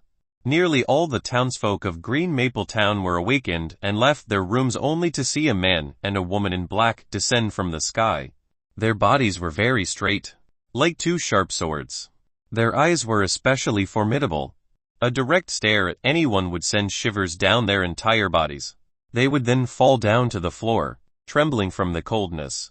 Truly frightening. One gaze alone was enough to scare people down to the ground. All of you go back to your houses and wait in there. If anyone dares to step out of the house, they'll be killed on the spot. Jai Fingling's cold gaze swept through the townsfolk, causing them to have leg cramps. They prostrated on the ground and strugglingly crawled back into their own homes. The town became silent again. No one was on the streets. Desolate and tranquil. Search house by house. I will search the left street. You search the right street. Finished speaking. Jai Fingling destroyed the door of the first house with a palm and entered. Green Maple Town was not big. There was only one common road from one side to the other. There were only around 100 houses. If they searched house by house, then within 6 hours, they could entirely search Green Maple Town once.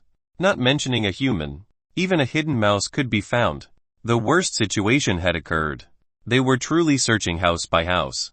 They will eventually find the hiding spot of Feng Feiyan and Jai Xiaonu. Danger was approaching step by step. What should we do now while they still aren't here? Should we try to go first? Feng Feiyan's heart was beginning to beat faster as well. If the Jai clan's experts found Jai Xiaonu, they definitely wouldn't let him go. Either. Go not possible. The 4 Grand Death Generals of the Jai clan are all top experts, and they have already blocked the 4 directions. At the moment, I'm afraid they have set up the Yongrun Death Formation. We essentially can't escape. Jai Xiaonu became desperate and stared at the iron bell in the corner of the woodshed. She bit her teeth and coldly said, "We'll risk our lives against them if it comes down to it." It was apparent that she was not a match for the Jai clan's experts. Otherwise, she wouldn't be hiding nor have such a frightened appearance. At this moment, she was already cornered with no path to retreat. She couldn't hide any longer and could only fight one last desperate battle. Isn't it only a few coins? Why the need to risk your life, right? What is a death general? Feng Feiyan pretended to not know anything and he asked blankly. In the end, a normal person shouldn't know an existence like a death general. Even if I explain it, you wouldn't understand. Jai Xiaonu's heart was in despair. Why did she have to meet such a useless idiot? Bam! There was a loud noise coming from the outside. Another door was broken. Someone with cold aura came in, even though they were still very far away. The air was becoming colder. It was truly an expert. Feng Feiyan glanced from the gap in the door. It was the woman in black with a bagua compass in her hand. Her eyes were extremely sharp, like 2 swords. She had already walked into the yard. Jai Xiaonu's entire body was tense. Her eyes and hair turned green again, even though it was night time and one couldn't see their 5 fingers in front of them. Feng Feiyan's sight was extremely powerful. The transformation couldn't hide from him. She transformed once again. The moment the wooden storage room's door was pushed open, she would directly rush forward, even though it would result in death. She didn't have any other choice. Feng Feiyan's palms became sweaty as well. Step step. Jai Kangyu's footsteps were inching closer. She noticed that there were people in the wooden storage room, which was why she came. Not good. This woman in black was really not simple. Her aura was like a blade. A desperate battle with her would only result in death. What should we do now? What to do? How about this? Feng Feiyan dragged Jai Xiaonu, who wanted to rush out, back. His 2 hands pushed down on her shoulders and he solemnly said, "Don't be rash. You are not her match. I have a solution." Chapter 110 2 Swift Actions. Under the bright moonlight and the screaming of the cold wind, a surge of chilling killing intent was hovering about. Jai Kangyu's clothes sank down. It was as if they were made from steel. The wind couldn't blow even the hem of her sleeve. The bagua compass in her hand contained sparkling stars. It seemed that there was a whole universe inside. The green shadow on the compass became clearer and brighter. Clearly, the demon spawn was very close.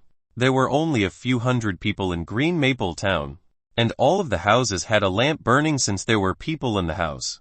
However, only this part of the town was unusually quiet without any light. Too strange. The demon spawn was very likely hiding in this compound. The 2 black swords on Jai Kangyu's back began to move, issuing clanking sounds. Her whole body was also a sheathed sword that was ready to be unleashed. There was the sound of breathing from inside the wooden shed, and it was very fast. Jai Kangyu shifted her body and turned into a black shadow to instantly reappear in front of the door. Her 2 swords began to shake even harder. Bam! The wooden door was broken by her palm and her dual swords instantly left their sheaths, emanating 2 bright lights akin to lightning dragons. The dual swords were already in her hands, but they didn't pierce forward and paused in midair. Jai Kangyu was also shocked. On top of the wooden pile was a man and a woman, sneaking a romance. The man was completely naked and was on top of the petite, cute girl. His back was revealed and was vibrant with youth. The man buried his head and was kissing the girl's neck and lips. Her unkempt hair completely covered her face. At this moment, the 2 were inflamed with passionate love and heavy breathing. Slowly and slowly, they were entangled while reaching the peak of pleasure. They seemed to be in a rush. After kissing her face, one of his hands was taking off her clothes as they were half dangling around her chest, while the other hand lifted up her slender leg and mounted it on his shoulder. He seemed very professional. The woman was also harmonizing. She constantly wiggled her soft body while faintly moaning.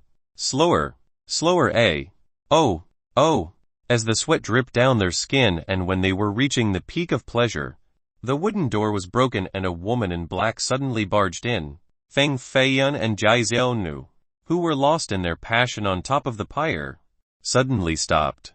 Feng Feiyun's entire body shivered as he was pushing forward. At this moment, he suddenly turned his head. With sweat dripping down his forehead, he stared at Jai Kangyu in astonishment. However, his body was still on top of Jai Xiaonu. Jai Kangyu was stunned. She bit down on her teeth and carefully observed Feng Feiyun's naked body. Feng Feiyun was like a frightened bird, and he immediately covered his lower body.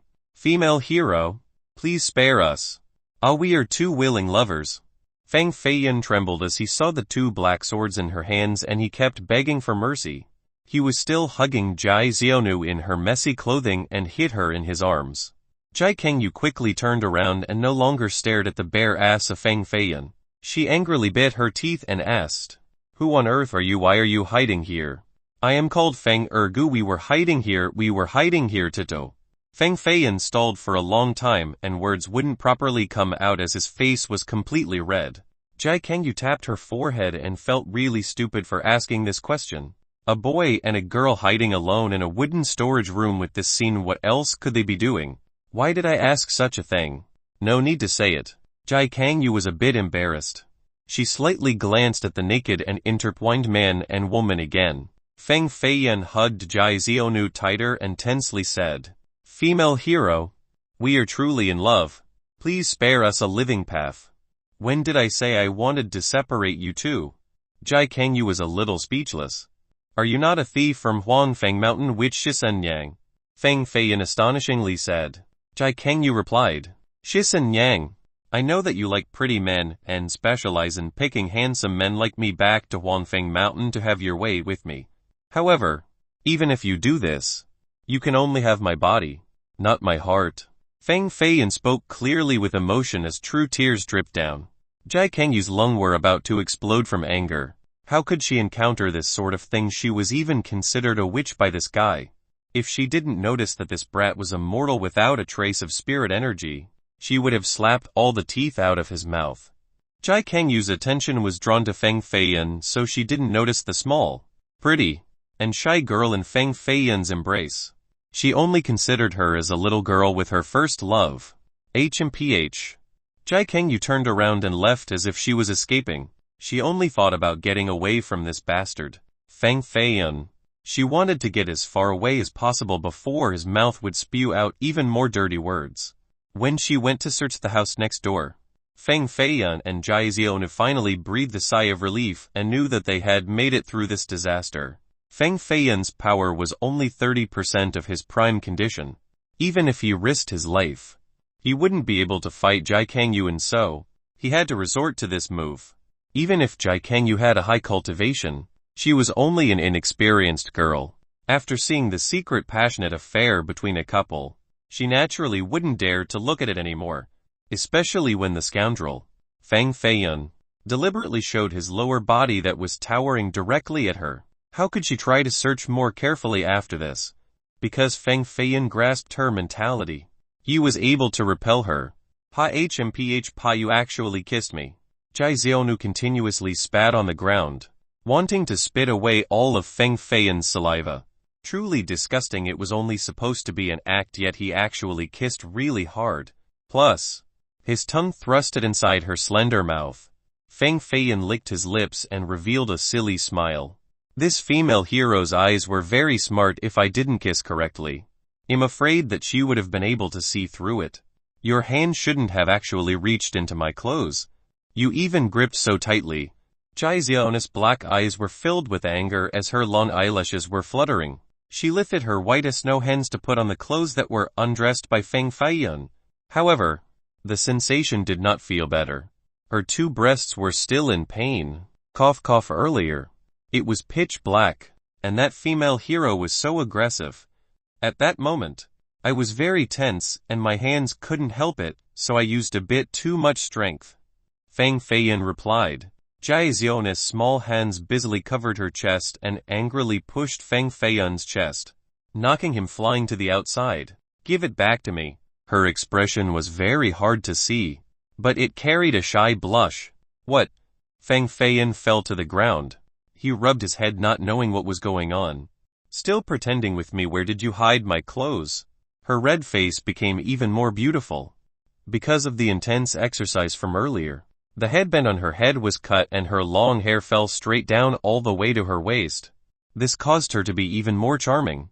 Aren't you wearing your clothes right now? Feng Feiyan innocently said. In talking about the thing inside. Oh, I remember now. I took it off too quickly and then pocketed it earlier. I'm really sorry.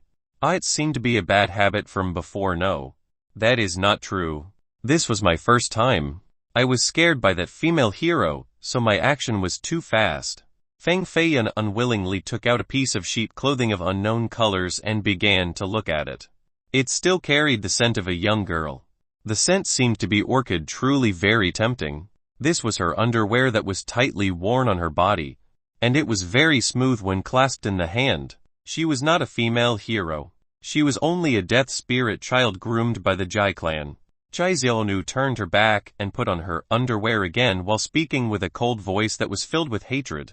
Feng Feiyan looked at her cute, petite body and couldn't help but recall the fierce and ferocious actions from earlier. He gently rubbed his fingers and then took out from his pocket a small piece of cloth.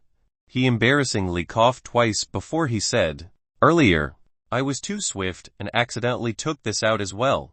Jai Xiaonu's round eyes began to turn green as she looked at the small piece of cloth in Feng Feiyan's hand. While slightly clamping her long and slender legs, she felt that, below her skirt, it was a bit breezy. A cold breeze blew in from the outside, and this cold sensation became even more apparent. Chapter 111 People from the Young World. This abnormal silence lasted for a long while. Feng Feiyan coughed twice and said, The woman in black from earlier isn't so easily fooled. If she doesn't find you in the town, she will definitely be suspicious. If she came back after her reaction, then it will not be so easy to fool her again. Anyone on the cultivation road would all have some sort of wisdom and mind belonging to the most superior people. They were not so easy to fool. Jai Xiaonu was also naturally aware of this fact and lamented if only Big Sister was here. Then there would be no need to hide from them. But what can we do now? Her eyes kept blinking as she played with her sleeves. She didn't have any ideas in her mind. Feng Feiyan's eyes flashed with a hint of decisiveness. He suddenly stood up and said, We will go now. Going what work? The 4 Grand Death Generals definitely sealed Green Maple Town with the Young Rune Death Formation. Jai Xiaonu shook her head hard. Feng Feiyan said, Don't treasure-seeking masters also understand the Young Rune Death Formation? This is a means to seal spirit monsters when treasure-seeking masters search ancient graves. Right. How do you know? Jai Xiaonu's gaze became cold with a hint of murderous intent. This beggar knew so many things. He will definitely be problematic. Plus, before, everything was fine. Only after meeting him did the people from the Jai clan come right to the door. This was quite a coincidence. Could he be a spy from the Jai clan? Feng Feiyan quickly retreated 2 steps back and said, I am a treasure-seeking master, so I naturally know the Young Rune Death Formation. The murderous intent on Jai Xiaonu's body slowly withdrew. She suddenly remembered that this beggar really did say that he had learned a few means of treasure-seeking masters. He was a half-learned person who was wrong 9 times out of 10. Forget it.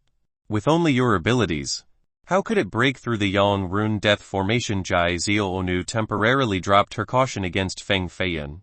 But she didn't think highly of his treasure-seeking master abilities. Maybe I can try a little bit. Feng Feiyan reluctantly gritted his teeth. Jai Xiaonu slightly raised her eyebrows. Even if he was only half-learned.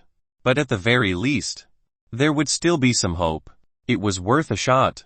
The black hazy night engulfed all of Green Maple Town. When Jai Kangyu and Jai Fengling were searching other places, Feng Feiyan and Jai Xiaonu quietly left Green Maple Town.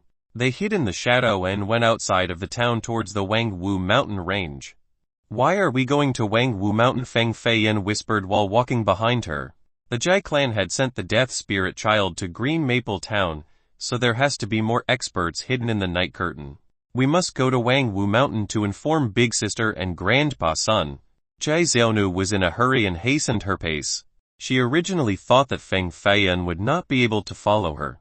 But even though this beggar was running in a slanted manner, he was not any slower than her.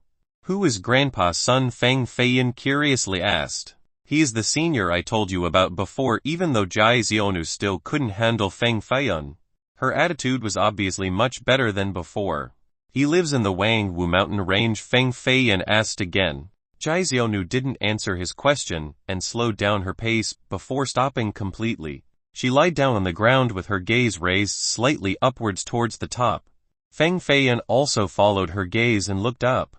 They saw a man dressed in black armor standing on top of a tree branch that grew from a cliff. He stood still there for a long time like a giant night hawk. His body emitted a black mist that resembled a black dragon. His glare was ferocious and gave others a sensation of death, even when they were separated by several thousands of zhang. This is a death general in the legends, even standing on the high cliff. "It truly is cool," Feng Feiyan almost excitedly yelled. Jai Xionu quickly pushed down this guy's head, who had never seen the world before, his loud voice alarmed the death general over there. "The death general is here, so the Young Rune Death formation should be arranged nearby. Can you find the formation runes or not?" Jai Xionu was not too trusting of Feng Feiyan. In the end, his ability was wrong 9 times out of 10. It was not any better than being very lucky. Feng Feiyan confidently slapped his chest and then led the way forward. He carefully treaded to the front while searching for rune prints on the ground in the dark. He carved the formation runes on the surface and underground. No, even some in the air as well. Without a treasure-seeking master like me, you wouldn't have been able to notice them. Feng Feiyan suddenly stopped and arrogantly laughed. Jai Xionu was speechless towards him, so she stepped on his foot again. Feng Feiyan was in pain, but he didn't dare to scream out loud. Jai Xionu saw that he got hit but didn't dare to scream, so she smiled secretly. Finally, she was able to get payback for him taking advantage of her earlier. "If we forcefully break the Yang Rune Death formation, then it will create a loud explosion. At that moment, the 4 death generals and the 2 death spirit children will notice and come running. Thus, when the Yang Rune Death formation is broken, we need to run away as far as possible." Jai Xionu squatted on the ground and glanced at Feng Feiyan. Then she said, "How about this? I will immediately destroy the Yang Rune Death formation. You sit on my back. It will be faster if I carry you. Why bother to a treasure-seeking master? Wanting to silently break open the Yang Rune Death formation is as easy as a breakfast meal." Feng Feiyan directly picked up a wooden branch from the ground and drew a symbol that resembled a door, and then he stepped forward. This didn't alarm the formation, but he was able to leave the sealing ground. Jai Xionu was speechless from surprise. After a while, she said, "This is possible." "Of course. Go." Feng Feiyan took her hand and rushed towards the dense forest of Wangwu Mountain. They ran quickly and finally disappeared amidst the trees. There were many dangerous valleys near the cliffs. Even during the daytime, it would be easy to fall to one's death. But with Jai Xionu leading the way, they walked along a mountainous path without seeing any danger. "With such a loud commotion at Green Maple Town, there is no chance that your big sister didn't notice. But how come she didn't come back to save you?" Feng Feiyan, who was behind her, wondered. Anxiety appeared in her eyes due to Feng Feiyan's words from earlier. This was the one matter that she was more worried about at this moment. Her big sister's cultivation was even higher than the death spirit child, so there was no chance that she wouldn't be able to notice the commotion at Green Maple Town. This could only mean one thing, that she was also facing a powerful enemy. But with Grandpa's son there was no need to worry about any powerful enemy. Even though this was her thought, she was still worried.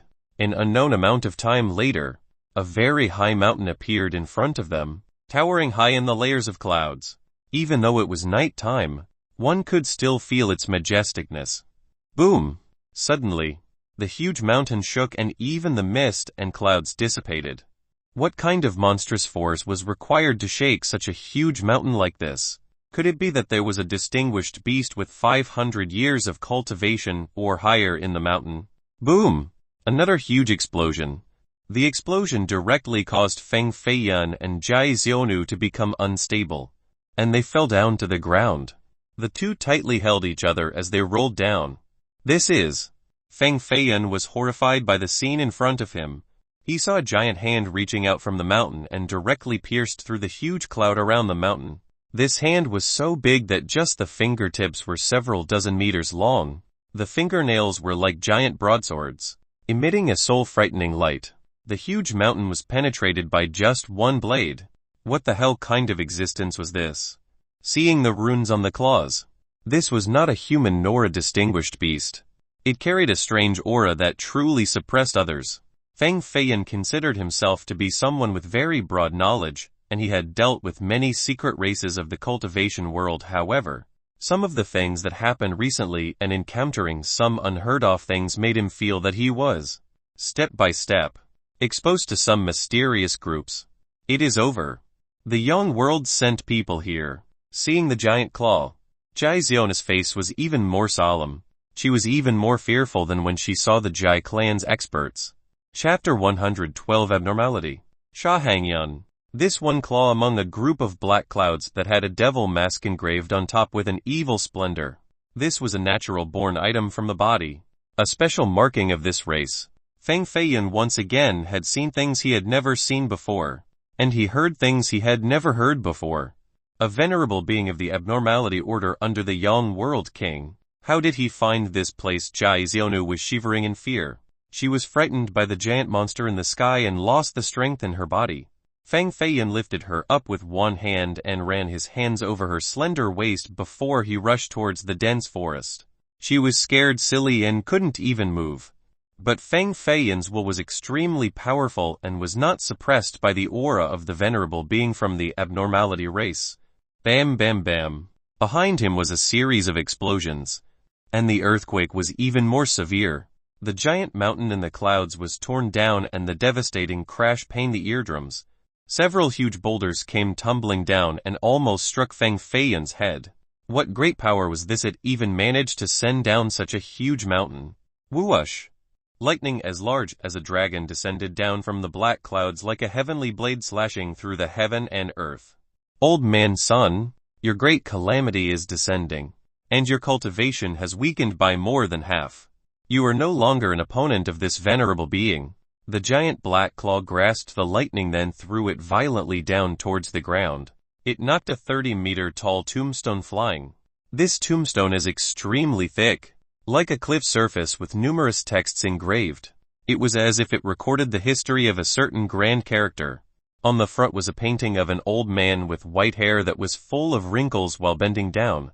Even though it was only a painting carved onto the tombstone, it was extremely vivid and was even moving.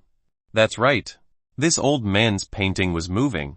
He opened his dry mouth and issued a sound, ha ha Sha Hangyun.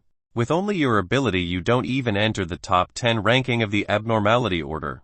Even if the life essence of your grandfather, depletes completely, it is still more than enough to take care of you. This mighty voice came from the old man's painting on top of the tombstone, vibrating the high sky. Boom! The huge body of Sha Hangyun was still inside the black clouds in the sky, only revealing his huge claw. It ripped apart the sound wave emitted by the old man's painting. Old man son, the river flows eastward for 30 years and then westward for 30 years. Do you still think I am the same Sha Hangyun in the past? Hand over the grave palace treasure-seeking record and the two girls, and I will give you a chance to die peacefully. The black clouds began to move in the sky, and the voice was even more majestic, like bursts of rolling thunders, emitting suppressive waves of forces in the atmosphere. Sha Hangyun, you are only a Hok Talon beneath Jai Donglai. Even if your current cultivation pierces the sky, you are still only a lackey. Jai Zenu finally appeared. She was standing next to a large lake with a pitch-black perfected bow in her hand. There was no string on the bow, but her fingers pulled the bow into a crescent moon shape. A green arrow flew out like a drifting serpent. Whoosh! The arrow's energy in the air took the form of a weaver's shuttle and had an extremely sharp wind-breaking sound. This arrow seemed to be able to pierce an entire mountain. This is her true strength. The intermediate god base. Feng Feiyan turned back and felt that this powerful was enough to wound a cultivator with Pika god base realm. Bam! A cold energy shot down from the sky. It directly froze the green arrow into ice and it immediately shattered. This cold energy did not disappear and continued to land down onto Jai Zinnis' body, trapping her in a layer of ice. The entire large area in the mountains was covered by the cold energy and was encompassed by a layer of white frost. It was like the harsh winter in the mountain with snow everywhere. The large lake was frozen into a silver color, causing the dark Wangwu mountain to reflect a ray of light. So powerful. Is this a god? Feng Feiyan asked. He is not a god. He is an abnormality. One of the Yang world's three strange. He is an evil demon. A devil. Jai Xiaonu broke free from Feng Feiyan's hands and fell to the ground. And then she ran back. At this moment, there was no sign of fear on her face. It was as if she wanted to desperately risk her life against Sha Hangyun. What are you doing? You are out of your mind. Feng Feiyan chased after her and held down her shoulders. Jai Xiaonu directly pushed Feng Feiyan away and coldly pointed at him as she said, from now on, you get away from me. Run as far away as possible. This is something beyond your imagination. You are only a beggar. Continuing to participate will only end in your death. I am not a beggar. I am a treasure-seeking master, Feng Feiyan said without any shame. He stood up from the ground and fixed his tattered clothes while his face was still covered by leaves and mud. No one would be able to put him and a treasure-seeking master together. Scram. You calculate 9 times out of 10 wrong, a half-baked person. I'm warning you again. If you keep on following me, I will cut off your legs. Jai Xiaonu, with tears in her eyes, knew that going there was death. But she couldn't leave her big sister behind. She chased Feng Feiyan away because she didn't want him to simply lose his life for no reason. After all, they were unlucky people. If he continued to follow them, then if he didn't die in the hands of Sha Hangyun, he would still die in the hands of the Jai clan's death generals. She gave him one last fierce glare and then decisively turned around. She became a green shadow that flew straight towards the large lake. Sha Hangyun. She is still only a child, yet you actually went so hard on her like this. Even if this old man has to risk my life today, I will still give you a good lesson. The 30-meter-tall tombstone suddenly flew up like a cliff and directly slammed towards the billowing black clouds in the sky. Roars repeatedly exploded in the air while the battling sounds vibrated in the sky. Countless streaks of lightning intertwined in the same place as if numerous dragons were flying in the air. Boom boom. 2 supreme characters were battling. A simple overflow of energy was enough to render a huge boulder hundreds of meters tall into powder. Feng Feiyan stood in the same spot in a slight daze. At this moment, escaping was surely the best choice because this was none of his business. The Yang world's 3 strange and the Jai clan, he didn't know any of them. Plus, his power had not completely recovered, which was all the more reason why he shouldn't worry about these matters. Feng Feiyan, you don't really know them that well. And they even told you to leave. If you still shamelessly follow them, then it would be quite irrational at this moment.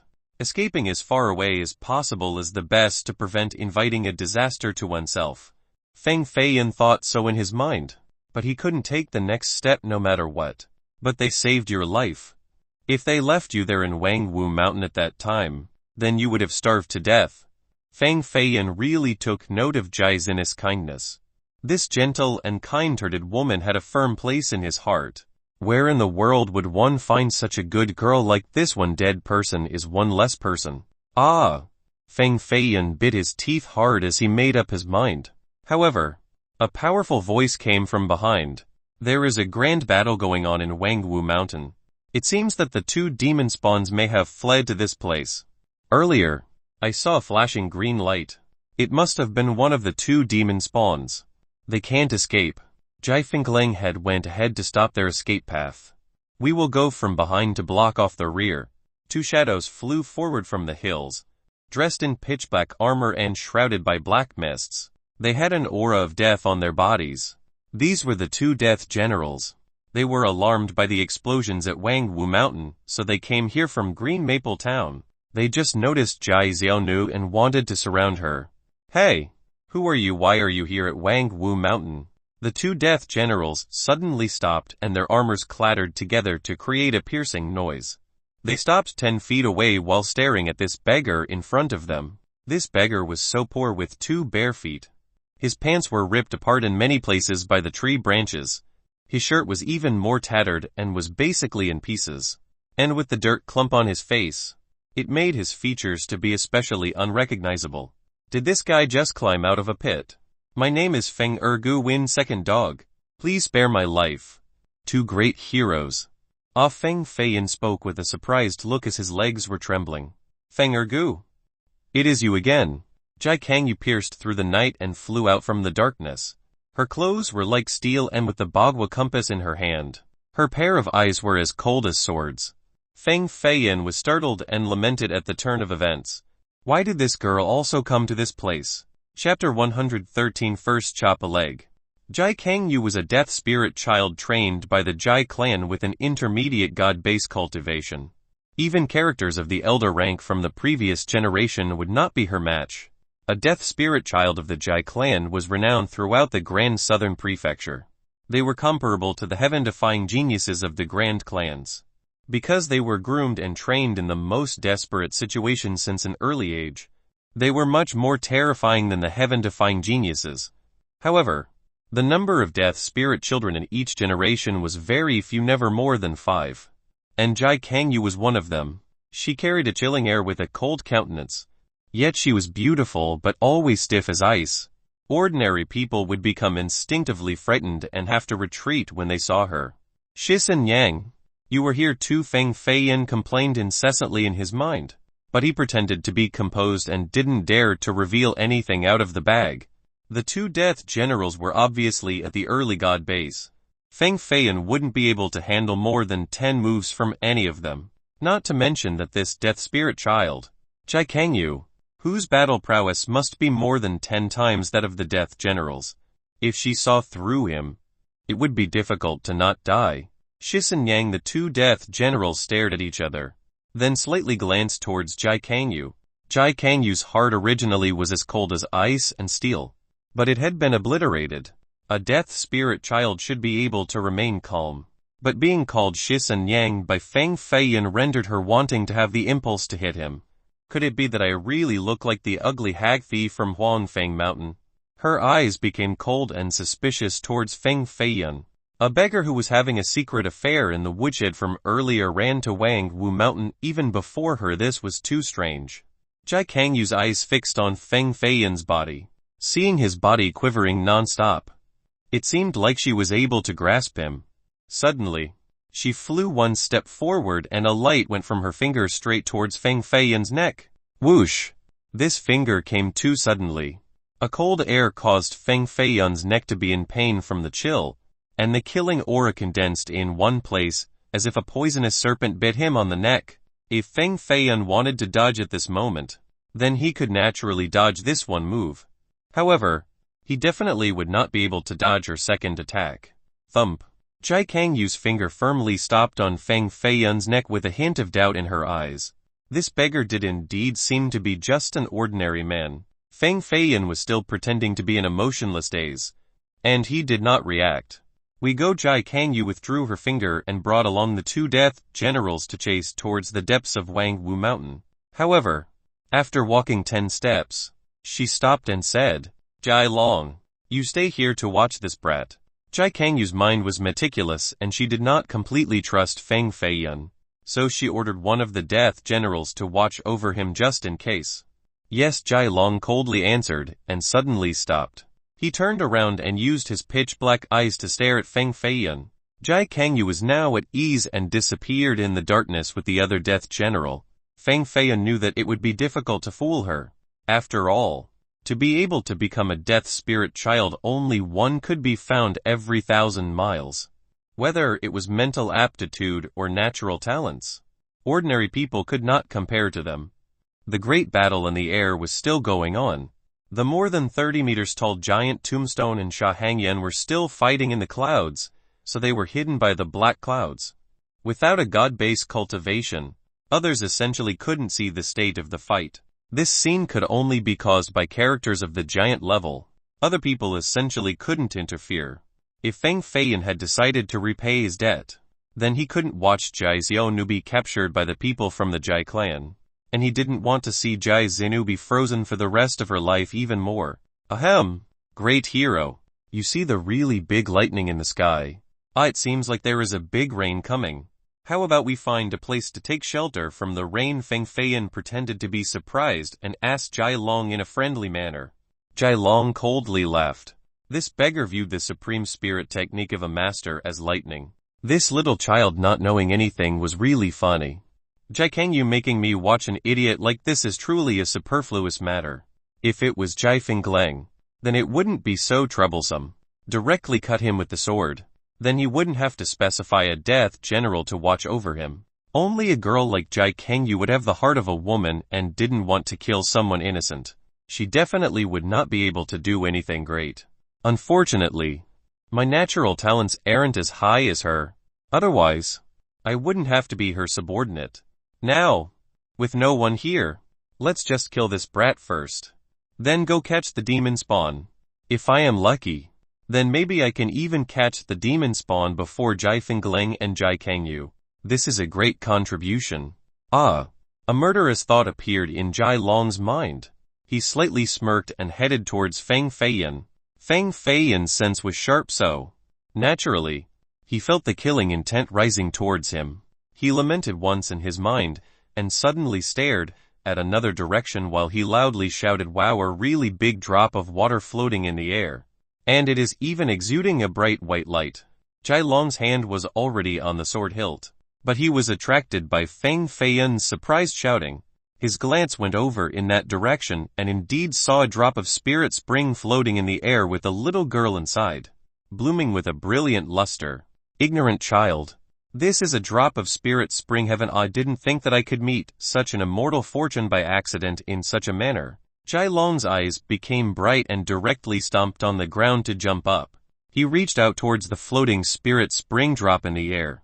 However, before his fingertip could touch the drop of spirit spring, he felt his legs sinking. Unexpectedly, he was caught by someone else and was slammed downward. Bam! The armor on his calf was crushed into pieces and his entire leg was torn off along with his bones. Blood sprayed everywhere. An acute pain came from his thigh, almost causing him to faint. Who sneak attacked me? Even though one of Jai Long's legs was broken, he gritted his teeth while standing firmly on the ground. After stabilizing on one leg, he used spirit energy to seal off the blood flow from his broken leg. Your grandfather here. Feng Feiyan threw away the broken leg held in his hand and lifted his hand to play with his hair. Then, he moved both hands to his hips and stared arrogantly at Jai Long. Jai Long naturally was not a fool and knew that him and Jai Kangyu were both tricked by him. This beggar was not simple. And from beginning to end, he was only pretending. Who the hell are you? Jai Long, on one hand, suppressed his injury to buy time while he asked on the other hand. Feng Feiyan naturally knew his intention, but he was not in a hurry. After all, he already had one leg cut off.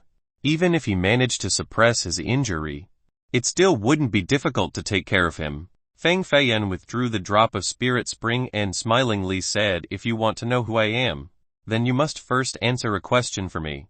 What question? Jai Long wanted to delay, so he naturally was happy to drag it on for as long as possible. Why do you want to catch the Jai sisters with the influence of the Jai clan within the Grand Southern Prefecture? Why are they maneuvering experts to deal with two weak girls like this? Both of them had different intentions. Feng Feiyan wanted to pry from his mouth a few necessary things while Jai Long had his own plan. Weak girls, how amusing, they are not humans. Jai Long coldly chuckled and laughed at Feng Feiyan's ignorance. What is it? Feng Feiyan naturally had guessed about this and quickly asked. Abnormality. Jai Long then added, abnormalities are all-inclusive. Some used to be humans. Then they were no longer humans. In the future some are with half the body of a human, and the other half not like a human. Some accidentally ate or drank the blood of an abnormality, so they also turned into an abnormality. After all, abnormalities are the most numerous existence in the Yang world's three strange, and each type is different. In the Grave Palace treasure-seeking record, more than 100,000 species are written down. Would you still say that they are humans or not? This was the first time Feng Feiyan heard of the legends regarding the abnormality. Abnormalities were different from normal humans. and they were distinct from all living creatures in this human world, even amongst abnormalities. It would be difficult to find two of them who had the same appearance. The Jai sisters had the same shape. This could be the reason why the Jai clan and the other powers of the Yon world wanted to catch them. Of course, this did not rule out other reasons.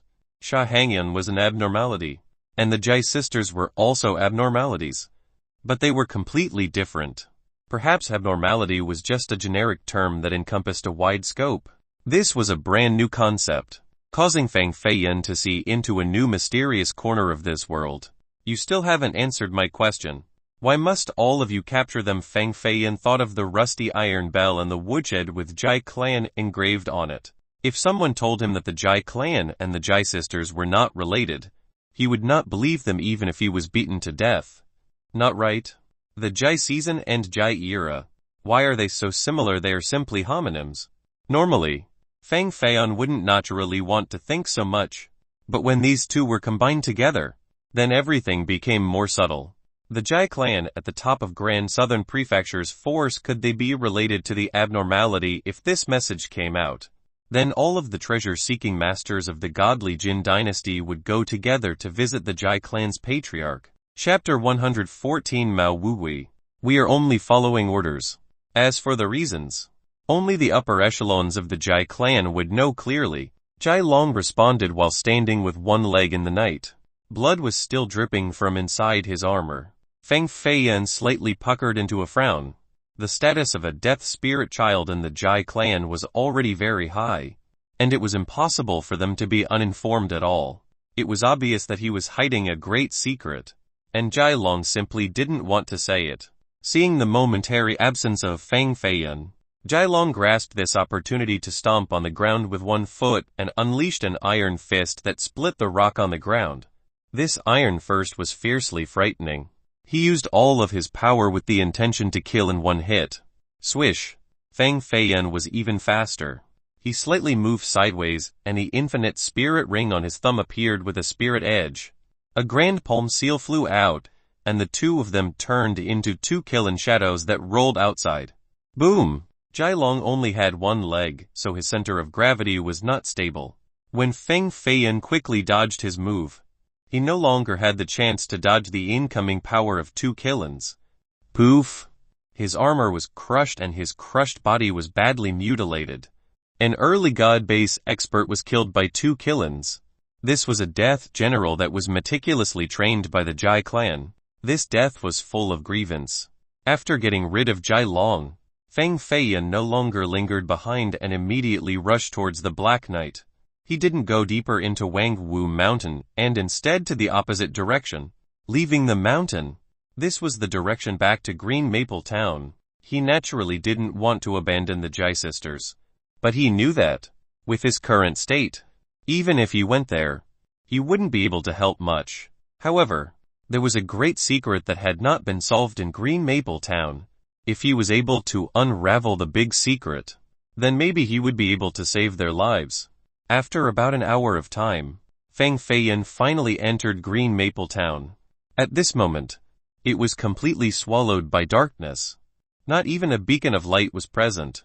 It seemed like the townspeople were terrified, so they quickly put away their lights. Fang Feiyan once again entered the Jai sisters' courtyard and burst into the woodshed. He dragged out the iron bell left behind in the corner. What on earth is stored inside this iron bell? Fang Feiyan believed that the Jai clan's people not only wanted to catch the Jai sisters, but they also wanted to find an extremely important item. And this item could very well be hidden inside this iron bell. Bam! Fang Feiyan slowly raised the iron bell with both hands, then moved it to the woodshed's door. This Fang Feiyan's gaze was tightly fixed onto the ground, and he couldn't believe his own eyes. A white turtle. But also not like a white turtle, because a turtle didn't have such long legs and neck. This was not a turtle, but more of a duck with 4 legs. The turtle's shell was white and was only as big as a plate. Its green eyes the size of a mung bean revealed a radiant light as it curiously stared at Fang Feiyan, and it was seemingly startled from being afraid. At this moment, its expression looked awfully human. With its 4 feet slightly shaking, it almost fell down on the floor. A turtle that knew how to be afraid. Even though Feng Feiyan felt that there was some sort of creature in the iron bell, he didn't expect it to be a shivering white turtle. Oh mother! Could this be Jai Ziona's pet? Could it be that I had guessed incorrectly? Feng Feiyan gazed carefully at the white color on the turtle's back for a long time. The turtle was also staring at him. One turtle, their 4 eyes were looking at each other in almost complete silence. After a long time, Feng Feiyan finally scolded loudly. How can it be so strange like this? How can there be a white turtle? Go ask your sister. You personally lifted my up shell. So naturally, it turned into a white color. The turtle was even more angry. He opened his mouth and unexpectedly spat out an old voice. A turtle knowing how to speak. What about the turtle shell? Anyway, Feng Feiyan once again looked at the rusty iron bell, and he asked with a slightly dazed expression, is that your turtle shell? Turtle shell tempered into steel. Immortality for a millennium. The speed of this small turtle was not slow at all, because its 4 skinny legs were as tall as duck's legs. It quickly went before the iron bell, then emitted a white light from its body. The large iron bell began to move faster and faster before finally flying on top of the white turtle. Boom! The iron bell and the turtle combined together. The shell on the turtle's back was like a piece of steel. It was also rusty on the surface and filled with ancient runic texts and diagrams from the old ages, along with many lines of mysterious patterns. It had a very mysterious appearance, even though the color of its shell changed. Now, it was as big as a human's fist and its legs were still really long. It was still white, resembling a carved white jade. Feng Feiyan's mouth made 2 tut-tut noises, and he felt a bit surprised. This turtle was not simple. Shit, what happened between me and Jai Zionu in the woodshed? This asshole should have seen everything clearly at this moment. Feng Feiyan finally reacted, and his expression was very hard to look at. Little brat, where are you from? Why are you lurking around? The 2 little Jai girls. The turtle had been next to Feng Feiyan these last few days, so he naturally knew all of his moves. When Feng Feiyan cultivated, it saw him very clearly. Who are you? Why are you hiding? Beside them, Feng Feiyan also clearly saw that the Jai sisters did not know that this turtle was hiding in the woodshed. This bastard turned his shell into an iron bell. He clearly wanted to fool the Jai sisters.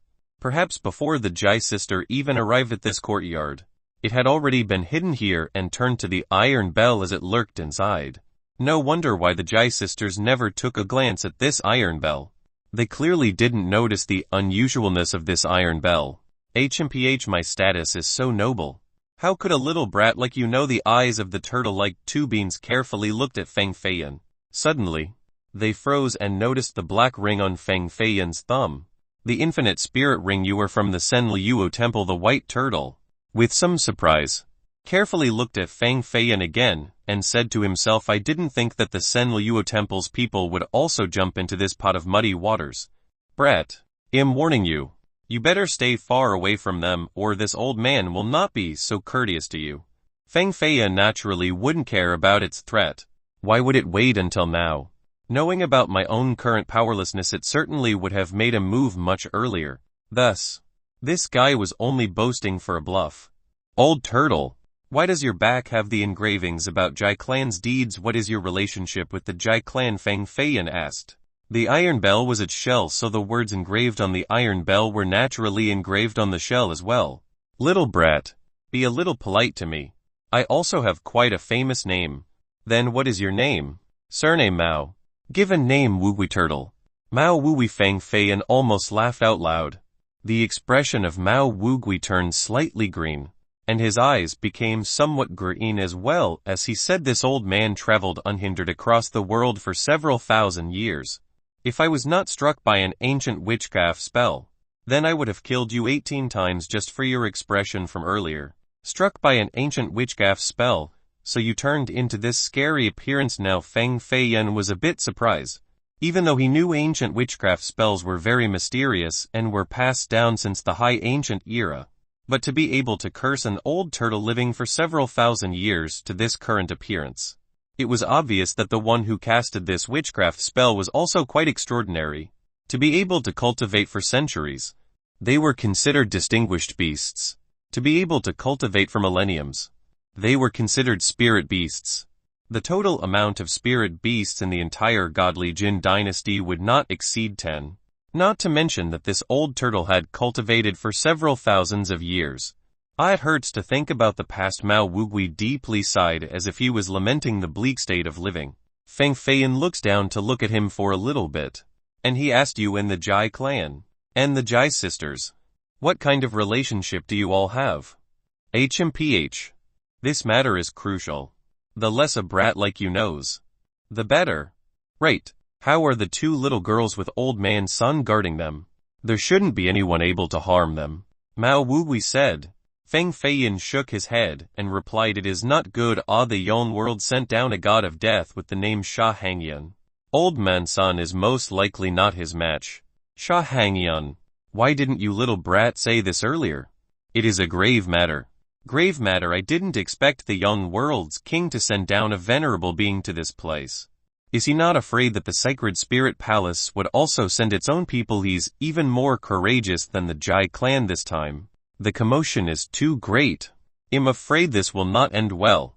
The old Mao Wugui clearly knew a lot of secrets and knew the young world and the Jai clan in great detail. Feng Feiyan said, this isn't necessarily true. There is another great matter that had just happened at the Grand Southern Prefecture, and I'm afraid everyone's gazes are attracted by it. This is why the Jai clan and the young world dare to make a move without hesitation like this. A grand matter happened at the Grand Southern Prefecture. Mao Wugui poofed his nose and felt for sure that the grand matter, in Feng Feiyan's words, was not something worth mentioning. An evil woman came into being. She reversed life and death to live again, and she can strangle a giant to death. Could this be counted as a grand matter or not? Feng Feiyan asked. The white head of Mao Wugui turned completely green. He shouted in surprise, Jing Huan Mountain. Mortal Life Temple. The person in the well. Xiao Yulan. You knew. Feng Feiyan stared at the old man and increasingly felt that this old man was quite frightening. Finished. Finished. This is really finished. Little brat. How long ago since this happened? Mao Wugui felt that this news was much more terrible than hearing about Sha Hangyan. Feng Feiyan reflected for a moment. And he said, about 10 days ago. Already 10 days. No wonder why the Jai clan and Sha Hangyan couldn't wait any longer and had to take action. So she got out from the well. Mao Wugui kept on talking. Then he suddenly ran outside quickly and shouted, little brat. You absolutely cannot let the two little girls fall into the hands of the Jai clan and Sha Hangyan. Otherwise, they will die without a doubt. Feng Feiyan didn't understand what was happening. Xiao Yulan coming into being. What? Did this alarm the people of the Jai clan and the young world? What roles do the Jai sisters play in this? Mao Wugui was right. The most important thing at this moment was to save the Jai sisters. Feng Feiyan was not afraid of the Jai clan's death spirit children, and he was not afraid of the mysterious expert from the young world. He was only afraid of the evil woman Xiao Yulan coming to Fire Beacon City. In the end, she was the only person to almost directly strangle Feng Feiyan to death. Directly strangle. Feng Feiyan could never forget this feeling. Chapter 115. Turtle Fragrant Water. Hey, boy. Don't squeeze my neck, and I didn't tell you to grab my head. Be gentle. We are not that close. Never mind. Don't grab my chest. Mao Wugui struggled in Feng Feiyan's hand and fell down several times, causing Feng Feiyan's foot to be slammed until it was bloody. The turtle shell of this old man certainly weighed 10,000 jin. Feng Feiyan's fast reaction was the only reason why his foot was not broken. You damn black turtle. If you move one more time, do you believe that I wouldn't throw you down the cliff or not? Feng Feiyan quickly ran on the rolling and high cliff towards Wangwu Mountain. However, this troublesome Mao Wugui was being disruptive, and Feng Feiyan couldn't hold his neck or head, and not even his turtle shell. This was very problematic for Feiyan. In the end, he could only lift the 4 snow-white legs of the old turtle onto his shoulders. Don't I want move. I want move anymore. Mao Wugui closed his eyes to rest on Feng Feiyan's shoulders. However, his big head was a little too large and couldn't go back into the turtle shell. It kept on popping up and down on Feng Feiyan's back like a white ball. The time of day was already reaching the crack of dawn as a glimmer of light was approaching from the distant mountain. It was almost dawn. The battle between Old Man Sun and Sha Hangyun has ended. I wonder about the outcome. Old Man Sun had a dominating period, but his life is almost over and his spirit energy has greatly weakened. His battle prowess is much less than his peak. I'm afraid he is more likely to lose than to win. Hey, boy, could you hurry your feet a bit more? I really want to grab this chance. Mao Wugui let out a strange cry. Don't be loud. I know. How could Feng Feiyun's mind not be anxious? One had to know that Jai Xinu was frozen. And Jai Xiona's cultivation couldn't even fight against a death general naturally. She was not an opponent for the two death spirit children. Urgent. Feng Feiyun used all of his strength like spirit money and rapidly traveled through the dense forest. However, he suddenly stopped his step and released his spirit awareness to all directions as he looked everywhere. Boy, why suddenly stop? Mao Wugui asked. SHH. I feel the presence of those Jai clan's experts. Feng Feiyun changed his direction and walked carefully forward to the top of a 100 jang tall cliff. Through the dim light of the dawn, he saw a faint fire through the winding road on the cliff, and there were shadows surrounding the fire. Jai Kangyu and a death general was below the cliff, and they started a fire. Jai Xionu was captured by them and imprisoned in an iron cage. Jai Kangyu, capturing me is useless. Capturing my big sister is also useless. Your plot will never be achieved. Jai Xionu was not only trapped in the cage, but also wrapped in 7 or 8 iron chains that were filled with talismans.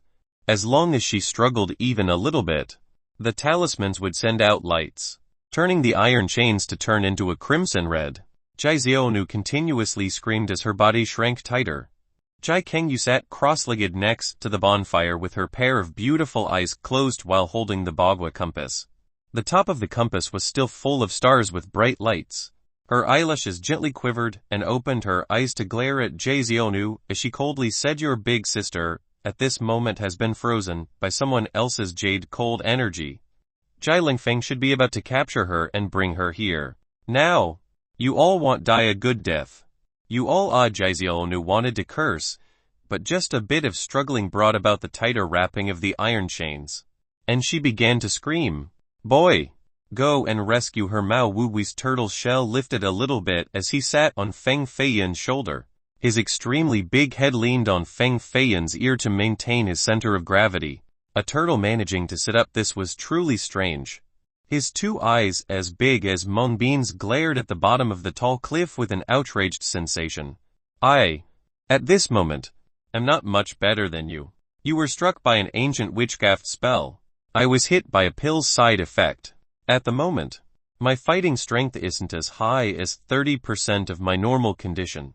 Killing a death general is already too much, let alone dealing with a death spirit child. Feng Feiyun, seeing Jai Xionu trapped in the iron cage, was very anxious. If his power was not reduced, then he would have rushed out to save her.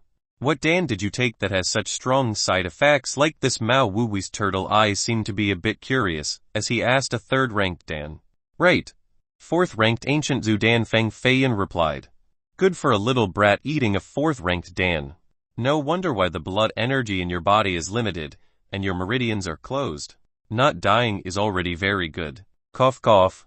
Say, do you still have more 4th-ranked Dan on your body, or not? 3rd-ranked is fine too.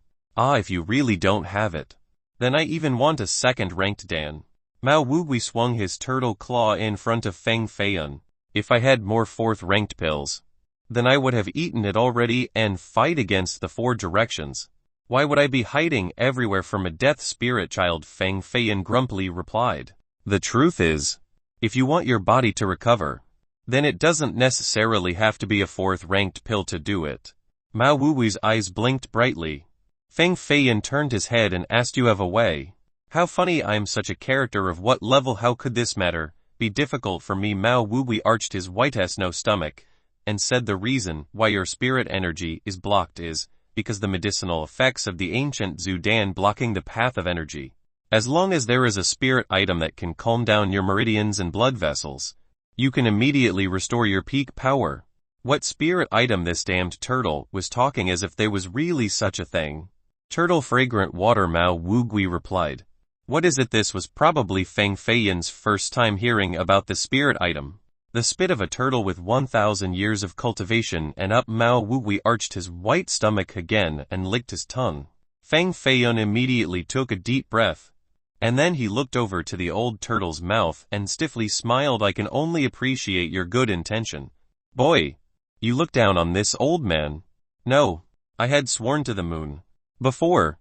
In this life, I will only swallow a woman's saliva, and will absolutely not eat a turtle spit. Feng Feiyan seriously replied, your heart is too wicked. Even if you wanted to drink my drool, I still wouldn't like it. Turtle fragrant water is a spirit item in this heaven and earth. It can only be refined by spirit energy and then absorbed into the meridians. Then it will soften the meridians. Brat. What are you doing? My tongue. Let me do it. Help. Feng Feiyan pressed Mao Wuwei to the ground and forced its mouth to open. Then, he pulled up his sleeve and inserted his finger into its mouth and started to scoop. Turtle fragrant water was worthy of being the drool of a 1,000-year turtle. It could be called a spirit treasure of this world.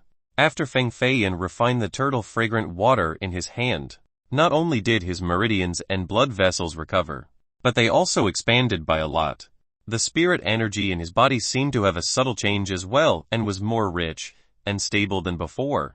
It even had a peculiar and mysterious fragrance. Truly a 1,000-year turtle. The entire body is all treasures. Not only has my body recovered, but the immortal phoenix physique's blood transformation went up a level to reach the 3rd level of blood transformation. His blood became spiritual with a golden light shooting in all directions. This was the sign of the 3rd level of blood transformation. Feng Feiyan's blood, in his entire body, turned into a golden color and emitted a faint spirit light that circulated throughout his body, causing his flesh and bones to be reborn as his body became more powerful. His physique increased once again, and now, it was comparable to a few heaven-defying geniuses of the great clans. When he reached the 2nd level blood transformation, Feng Feiyan was able to fight against opponents one small level higher than him. At this moment, having reached the 3rd level of blood transformation, Feng Feiyan could fight against an expert of 2 small levels higher. He was currently at the peak immortal foundation level, so he would be able to fight against an intermediate god-base expert. Of course, this was under the assumption that this intermediate god-base expert wouldn't also be able to surpass levels to fight. There were too many geniuses in the world today that were able to kill people 1 level higher and fight against those 2 levels higher without losing. As for the geniuses of the grand historical level, they were able to surpass 3 levels to defeat the enemies, even though Feng Feiyan cultivated to the 3rd level of blood transformation. But regarding the physique, he was still 1 level below them. Chapter 116 Grave Palace Treasure Seeking Record. The blood was circulating in a golden light, and the skin was covered by a faint glowing layer. After being restored to the peak of his power, Feng Feiyan was full of power. We can begin. Right? Mao Wuwei pressed on. 2 flames appeared in Feng Feiyan's eyes. His body slightly shrank as he replied, there is a new situation. Below the cliff came a loud roar. Then, a 5-meter-long scaled tiger rushed out of the forest. It broke countless trees, and the scales on its body were like steel, along with its 4 pillaring legs. 2 death generals wearing black armor stood on top of the scaled tiger. Each of them was holding one end of the iron chains that was wrapped around a frozen person. They came below the cliff to meet up with Jai Kangyu. This frozen person was only covered by a thin layer of cold ice, and the person inside could clearly be seen. This was a woman around 15 to 16 years old with fine features and unblinking beautiful eyes. Her body was slender with a refined steel grand bow still in her grasp. She was motionless. It was as if she was completely unaware of anything. Big sister, what did you do to my big sister? Jai Zion's eyes were filled with tears as she grabbed onto the iron cage. She wanted to break it, but in the end, she was completely powerless. The 2 death generals were covered in a cold aura and simply did not bother to glance at her. They directly went in front of Jai Kangyu and bowed down.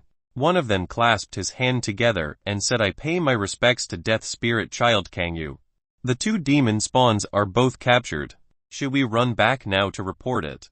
Jai Kangyu still sat motionless on the ground like before. The leaping embers created a red mark on her jade face. Her chilling eyes suddenly opened as she asked, "Where is Jai Fingleng?" The two death generals glanced at each other, as if they had already discussed in advance, and replied at the same time. Death Spirit Child Fingleng still had an important thing to do, so he ordered us to escort the two demon spawns back to the Jai clan first. HMPH, isn't he going to grab the Grave Palace treasure-seeking record? Jai Kangyu's violet eyes swept through the two death generals, creating a layer of cold mist on their armor. The two death generals, as if they had a tacit agreement, did not say anything. The Grave Palace treasure-seeking record was a precious copy that all treasure-seeking masters in the world dreamt for. It is divided into 3 volumes: Spirit Treasure Volume, Yin Yang Volume, and 8 Arts Volume. All 3 volumes were extremely profound and more valuable than the top cultivation merit laws. The Grave Palace treasure-seeking record was passed down since the ancient times, and it was unknown who compiled it. People only knew that there were 4 or 5 people that were able to cultivate all 3 volumes to the grand completion level, and they became legendary characters renowned in the world. The Spirit Treasure Volume was in the secret reserve at the Jai clan. The Yin Yang Volume was in the hands of a grand character of the Yang world, and the 8 Arts Volume was in the hands of Old Man Sun. The Spirit Treasure Volume wrote about methods to spy, search, identify, and obtain the several thousand types of spirit treasures in this world. It recorded the shapes and methods of identification for these rare spirit treasures. One could say that all of the methods learned by treasure-seeking masters in the world today came from the Spirit Treasure Volume. The Yin Yang Volume, on the other hand, was a lot more mysterious. Rumor has it that it had a great relation to the two worlds Yin and Yang. It had detailed records of the Yang world 3 strange and the Yin world 3 evils, as well as methods to open the Yang world and Yin world's gates. And the 8 Arts Volume wrote down the 8 top forbidden techniques of treasure-seeking masters. For example, techniques used to suppress and kill the Yang world 3 strange and the Yin world 3 evils, or a supreme forbidden vision technique. Even though there were only 8 techniques, it encompassed all of the skills of treasure-seeking masters inside. The Spirit Treasure Volume was the correct path for treasure-seeking masters. The Yin Yang Volume was the unorthodox path, and the 8 Arts Volume was the essence. The 3 volumes combined would be the true Grave Palace treasure-seeking record. Old Man Sun and Sha Hangyun fought evenly, but because the lifespan of Old Man Sun was already nearly used up, after this battle, he would only have one last breath. Jai Fingleng naturally will not miss this perfect opportunity to steal the Grave Palace treasure-seeking record. Jai Kangyu coldly snorted and continued, "It seems like he obtained it." Rumors has it that Old Man Sun used to be a grand character in the Yang world, and there are several other grand characters that had great friendships with him. Even Sha Hangyun wouldn't dare to directly take his life. Jai Fingleng still tried to do such a thankless task. Even if he obtains the Grave Palace treasure-seeking record, I'm afraid someone else will eliminate him on the road of cultivation. Jai Kangyu was a death spirit child from the Jai clan with a fairly high status, and she was likely to become the heir to the clan master's position. Thus, she knew a lot of secrets. Death Spirit Child Kangyu, "What should we do now?" a death general asked. The Grand Southern Prefecture had a great earth-shattering change. New information just came. Even Violet Firmament Ancient City had become a city of death. All of the premier great powers had been defeated and had to leave the city to retreat to the remote areas. Not long after, this calamity will surely spread to the godly Tiger County, and there will be great uses for these 2 demon spawns. First, we will bring them back to the clan, and then we will discuss about it. She stared intensely at the Bagua compass in her hand. Earlier, a piece of news came. It flashed above the compass, then disappeared. Even though her expression was still very cold, her heart was shocked by the news from earlier and couldn't calm down for a long time. The 3 death generals brought the frozen Jai Zinu and Jai Xionu, who was trapped in the iron cage, onto the scaled tiger's back. They decided to return to the Jai clan at this moment. "Stop. This mountain is opened by me, and these trees were planted by me. If you want to pass this road, leave behind a toll." A shadow leaped down from the 100 jang tall cliff, His face was covered by a black cloth and had a tree trunk, as thick as a bowl, that resembled a spear on his back, attacking downward. Boom! Boom! Boom! This person stepped on the cliff, causing groups of boulders to fall down. It quickly became a rocky barricade several meters high, blocking the front of the scaled tiger. This presence was very haughty, and the tone was not small, especially those words that would only be used by robbers, coming from his mouth. It seemed to an aggressive exposition that could only be found in an experienced bandit. The three death generals were slightly stunned. One of them took a great blade weighing 1,000 jin from his back and held it forward in his hand. He coldly glared at this man who suddenly came out of nowhere and coldly spoke, "Where did this lowly bandit come from? Do you know who we are?" So brazen and simply ignoring the law and natural morality within the boundary of Wangwu Mountain. "We of the Huangfeng Ridge have the final say. You all are lowly bandits from where so it turns out to be fellow women kidnappers. Isn't this stealing my livelihood?" The masked man glanced over at Jai Xiaonu and Jai Xinu on top of the scaled tiger and cynically smirked. He took down the tree trunk as thick as a bowl from his shoulder and clasped it in his hand. He then suddenly pinned it to the ground, creating an imposing presence with a banditry style. A Huangfeng bandit, Jai Kanyu and Jai Xiaonu, who was trapped in the iron cage, both said at the same time. Jai Xiaonu originally thought that this was a hero that arrived, wanting to do the righteous thing, and they might be able to save her and her sister from trouble.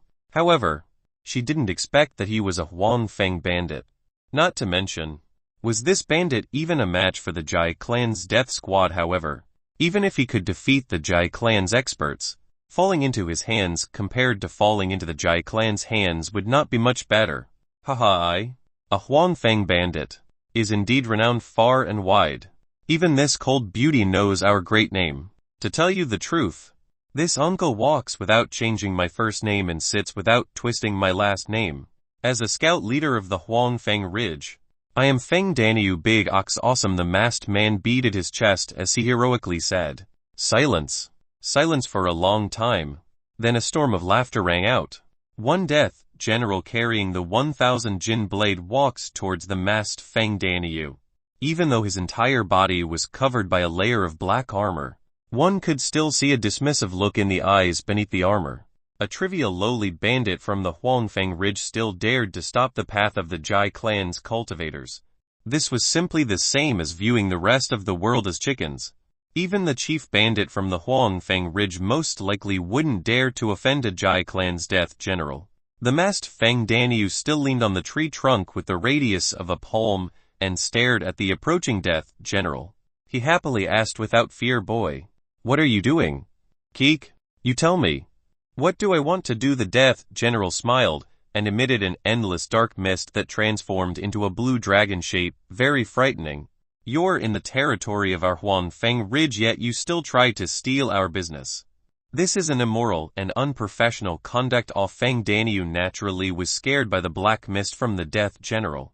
His tone became soft, and he started to talk about ethics, morals, and professional conducts.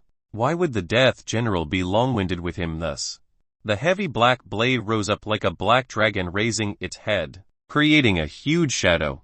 Clang clang, the sound of broken armor. Bam, a loud explosion. Ugh, a groan sounded. This death general directly flew back as his black armor was broken by a punch through the chest. 3 of his ribs were broken, and he spewed out a mouthful of blood. He suddenly crashed into a cliff and smashed many large boulders before he softly fell to the ground on one knee while constantly coughing out blood. Clank clank. The great blade weighing 1,000 jin spun twice in the air before falling down, brightly lying on the ground. "Stealing our business on our Huangfeng Ridge's territory. This is immoral. The little girls also belong to our Huangfeng Ridge bandits. One should be generous." Feng Daniu lamented with some meaningful and heartfelt words. Then he drew back his fist with blood still dripping down from it. He rubbed it on his clothes, causing his entire body to be covered in blood. Chapter 117, Unbreakable Diamond Physique. The Huangfeng bandit was actually so powerful.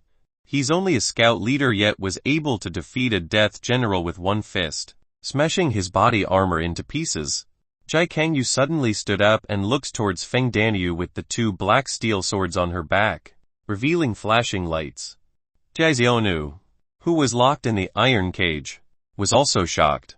Even though she had heard that the Huangfeng bandits were terrifying, she didn't actually think that it was a matter worth minding. But today, after witnessing this, it completely changed her imagination. Too powerful he could even possibly fight against Jai Kangyu. However, some others didn't think so. In the end, they were just a group of bandits. No matter how strong they were, there was a limit. Naturally, the Death General only lost to one fist because he was underestimating the enemy. If it was a real battle, then this bandit certainly was not a match for a Death General. The two remaining Death Generals and Jai Kangyu slowly came forward with careful eyes and formed a semicircle entrapment as their battle energy channeled. They didn't want to repeat the same mistake as the Death General from earlier. What are all of you wanting to do? Bullying one person with many? Feng Danyu slightly took 2 steps back. Then he suddenly arched forward and said, our Huangfeng Ridge bandits number 3,000. And each of us are heroes in contemporary time. If you want to try against many people, then we will fight to the very end. Feng Danyu was standing next to the tree trunk that was as big as a bull's mouth. He brought this tree trunk himself, so naturally, there was a use. From his finger came a strand of spirit energy, and it slowly ignited into a group of dark origin flame. He lighted it on top of the tree trunk, and it immediately began to crackle with burning flames. One arrow piercing the clouds, bringing about the reunion of our great army. Whoosh! This tree trunk carried along the flames and turned into a fiery shuttle flying straight into the sky, cutting through the darkness of dawn while soaring into the clouds. This Huangfeng bandit sent a signal. Was this to inform his followers? The two Death Generals looked at each other. They naturally stopped and stared at the far direction. However, there was essentially no great army appearing, and instead, there was a swarm of crows flushed by the commotion from the bushes. Haha, just a bluff. Jai Kangyu coldly laughed. It would be a strange matter if you were really a Huangfeng bandit. Boy, who the hell are you pretending to be, gods and devils? Take off your black cloth that's hiding your face for me. Jai Kangyu's mind was superhuman, and she had began to wonder about the identity of this Feng Danyu appearing in the middle of the road. You all don't need to worry. My people will quickly come here. Feng Danyu naturally would not take down the black veil on his face. If his face was exposed, then it would not be different from provoking the Jai clan, and it would lead to being pursued by Jai clan experts. He naturally wouldn't do such an idiotic thing that only a fool would do. Of course he was not a real Huangfeng bandit. Jai Kangyu, he was only bluffing. But unfortunately, she guessed correctly. HMPH, I've come for your life. A Death General leapt out. With the lesson learned from the Death General before, this time, he was a lot more careful. His body's spirit energy completely turned into a black mist and covered the armor on his body. Even though he was dressed in an armor that weighed several hundred jin, his speed was not slow at all, and his movement was quite swift. 5 fingers wrapped in armor layers formed a claw that carried the image of a black hawk, resulting in an extremely sharp palm seal with a cold pressing aura. This was a killing spirit technique named Godly Hawk Manifestation. Once cultivated to the top level, one could even turn themselves into a godly hawk with the same battle power as a 1,000-year-old spirit beast. The Death General was indeed an elite trained by the Jai clan and was not someone easy to defeat. Even though his cultivation was only of the early god base, he could easily surpass one level to fight against intermediate god base cultivators. Feng Danius' body sank as he stomped with both feet, and his speed became extremely fast. Woost! In just a flash, he was standing next to this Death General, and a powerful force was born on his hand that directly grabbed towards the helm on top of the Death General's head. The power of this palm was not trivial, and one could faintly see the shadows of 4 killins appearing in his palm. The power of 4 killins was equivalent to a force of 80. Not bad, Brett. Such powerful strength. The second Death General was already waiting on one side. He saw that Feng Danyu not only had faster speed, but an even more frightening strength. So he also quickly made a move. A 1-meter-long greatsword rushed forward and aimed for Feng Danius' arm. Boom! Feng Daniu immediately moved his arm back and directly unleashed 4 killins, knocking this greatsword along with the Death General continuously backward until he could not stand still. Haha, it turns out that the Jai clan Death Generals can't even handle one blow like this, and they are unable to subdue a Huang Feng bandit. Even though Jai Xiaonu was chained up by the iron chains with wounds all over her body, she was still smiling happily. Finally, she found a chance to attack the Jai clan. This Feng Daniu was not simple, and his battle power was even greater than the Death Generals. The expressions of the 2 Death Generals and Jai Kangyu, at this moment, became colder. Feng Daniu, I heard that the bandits of your Huang Feng Ridge are only interested in 2 things. One was women, the other was wealth. The woman before you is a first-class grand beauty if you can capture her to be your lady. Then many people will be so envious of you till death. Jai Xiaonu, standing to the side, added oil to the fire and wanted to maneuver Feng Daniu to deal with Jai Kangyu's group. Feng Danius' cultivation was indeed very high and was definitely not a scout leader of the Huangfeng Ridge. He could even be one of its bandit leaders. The bandit leader of this place even kidnapped female disciples of the 3 mysterious gate, so it would not be strange if they had a god-based cultivation. Feng Daniu coughed twice and spoke with a lost expression. Little sister, are you not a woman as well? If I can rob, then it would be the both of you. One as the big wife and the other as the little wife. Isn't this even better? Jai Xiaonu's expression immediately froze. She was no longer laughing anymore. Jai Kangyu, on the other hand, seemed to become even more icy. She couldn't believe that there was someone daring to mess with the Jai clan's death spirit child. This was truly courting death. The 2 Death Generals implicitly understood from seeing the killing intent in Jai Kangyu's eyes. The 2 were no longer hesitating as they both rushed forward. One person was using the hawk claw while the other was armed with a battle sword. Feng Daniu was no longer all smiles. He became serious like never before. 2 Death Generals fighting together, this was not a joke. If he wasn't careful, then maybe he would have to leave his life behind at this place. It seems that I, Feng Daniu, cannot hide my true ability. Unbreakable diamond physique. Feng Feiyan let out a loud roar and spat out a mouthful of air. His 2 legs bent, creating a horse stance firmly on the ground, and he ignored the Death General's claw that attacked his chest. Thump! The godly hawk manifestation was truly powerful, but after attacking Feng Danius' chest, a loud clanking sound was emitted. Not only did the claw not pierce Feng Danius' chest, but his 5 fingers were completely broken and countless amounts of flesh and blood spewed out from his fingers. How could anyone in this world cultivate their body to such a demonic level? Could this truly be the unbreakable diamond physique? This was a realm that even giants would not necessarily be able to reach. Poof! Feng Daniu naturally would not give him a period of respite, so his palm once again unleashed 4 killins to the top of the Death General's head, and he directly smashed his body shielded by the armor, bursting into soft fleshy paste. Clang clang! The black armor kneeled to the ground before falling down completely. Blood flowed continuously from the gaps of the armor, painting the ground red. A Death General had turned into a dead man. Swish! The battle sword of the 2nd Death General slashed forward with its edge condensing into a black fog. The sharp sword energy flew through the air, causing the trees nearby to be twisted into powder. This sword energy was truly at a superb realm. It was cutting through steel like mud. Clang! Feng Daniu, once again, arched his chest. The foot-wide greatsword struck on top of his chest, emitting a metallic collision sound while pricking the ears of others. What? He used his chest to stop a battle sword of the treasure rank. There had never been anyone so demonic before.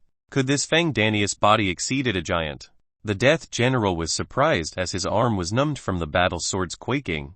Suddenly, he felt the wind of a palm strike approaching. His greatsword then flew out of his hand outside of his control. Bam! Feng Danius' strength was monstrous. He directly gripped this Death General's shoulder and lifted him all the way above his head before furiously slamming him onto the ground. This brute force was comparable to a demonic beast. Boom! The armor of this Death General was ripped into small pieces, and the ground was also cracked, creating a huge pit. The eyes of the Death General turned white and motionless as the bones throughout his body were completely broken. After Feng Danyu did all of this, he rubbed his slightly protruding chest. Then he turned and sincerely looked at Jai Kangyu as he cried out, "Unbreakable diamond physique, little sister. Do you want to try it once?" Chapter 118 Wang Feng Bandits actually came. With a cultivation that surpassed the ancients and dazzling contemporaries, Feng Danyu was indeed worthy of being the head scout of the Huangfeng Ridge. Just a few moves were enough to defeat 3 death generals from the Jai clan. 2 were dead and 1 was seriously injured. If this battle record were to be spread outside, the 3 words, Feng Danyu, would echo throughout the younger generation of the Grand Southern Prefecture. The unbreakable diamond physique made Jai Xiaonu grin without being able to close her mouth. This Wang Feng bandit was actually so powerful like this. Even though Jai Kangyu was a bit surprised, she essentially didn't believe that Feng Danyu was a bandit, and she definitely did not believe that he actually had the unbreakable diamond physique. His chest was slightly protruding, so clearly, it was hiding something inside. The 2 death generals' claw and sword were unable to break his chest open. If one wanted to kill, one must go around his chest. At the moment, only Jai Kangyu was facing Feng Danyu. The Jai clan's cultivators were almost completely annihilated. The opponent clearly came prepared. She slowly raised the Bagua compass on her body and let it suspend on top of her palm. It was right before dawn and some rays of light were illuminating from the far mountain tops. Today, the first sunlight shone down onto the cliffs, reflecting a warm brilliance. Feng Danyu also had an unprecedented austere look like never before. Jai Kangyu, in the end, was one of the few death spirit children trained by the Jai clan, and she was a heaven-defying genius. Even though she was only of the intermediate god-base realm, her power greatly exceeded this stage and she could even kill a cultivator of the peak god-base realm. In a real desperate battle to the end, Feng Danyu knew that he was more likely to lose than win. However, the so-called matter of success depends on the individual. Even if he would die beneath her sword, he must still fight. Boom! Jai Kangyu took the lead as she gently took a step forward, becoming a black shadow. This speed was unbelievably fast. Compared to Feng Danyu, who was always confident in his speed, she was more than double the swiftness. Phew! Even though she swiftly rushed forward, her sleeves never fluttered and her Bagua compass from her hand was like a steel seal and came suppressing downward. The compass absorbed countless amounts of power from the stars and now, it completely erupted furiously on top of Feng Danyu's head, overshadowing even the moon and the sun. Feng Danyu knew that he could not avoid the blow, and he absolutely shouldn't block his blow. He fiercely stomped on the ground, smashing the rock and soil, as his entire body sank into the earth. Bam! The Bagua compass missed and created a 5-meter deep crater on the ground. Jai Kangyu's reaction speed was extremely fast. After the Bagua compass missed, she did not recover it. She immediately reached out for a black battle sword from her back and thrust a black serpent blow towards her back. It was as if she had eyes on her back. Feng Danyu only just crawled out from the ground, yet her sword light already stabbed towards his chest area. Clang! Feng Danyu loudly gasped in his mind. If he did not have a turtle that lived for several thousand years hiding in his chest, whose shell was even harder than a spirit treasure, that one sword from earlier would have been enough to take his life. Jai Kangyu was indeed a death spirit child. No matter whether it was her reaction speed, intelligence, or natural talents, they were all the best. One had to be careful and even more careful when facing her. Otherwise, it was very likely to die in her hands. Unbreakable diamond physique, it is not at all easy to break. Even though his body was drenched in cold sweat, he still broke out in laughter. Then suddenly, with extreme speed, he unleashed a palm on top of the black battle sword. His palm carried the power of 4 kilons, equivalent to 80. Although this palm seal was both fast and ruthless, Jai Kangyu was even faster. The second sword was already unsheathed with a chilling Tathibone aura, causing Feng Danyu to shiver. The second sword was even sharper and directly went between the gaps of Feng Danyu's palm seal. It almost pierced through his palm.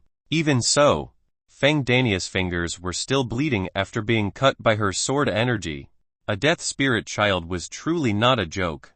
Unless he broke through to the early god base realm, he was essentially not her opponent. Feng Daniu took 9 steps back to leave her sword aura radius. And at this time, his entire arm was frozen by her chilling sword aura, creating a thick layer of ice on top. Little sister. Good swordsmanship. Feng Daniu shattered the layer of ice on top of his arm, but the chilling energy had already invaded his body, causing his face to turn pale. If he was not wearing a black cloth over his face, then, at this second, Jai Kang, you would have noticed something. Are you not an unbreakable diamond physique? Ah, why was it so easily broken by me? And why are you shedding so much blood like this? Jai Kang Yu raised her black battle sword horizontally in front of her. There were drops of blood still stuck on the sword. Haha. I also want to pierce through you, so you would also drip this much blood. Feng Daniu insidiously laughed twice. Jai Kang Yu's expression sank. She directly released the Bagua compass outside while, at the same time, she activated her 2 battle swords, causing them to emit an increasingly colder aura, lowering the surrounding temperature rapidly. This was her being emotionally stirred for real. Feng Daniu's lowly mouth had completely irritated her. Feng Daniu had achieved his goal.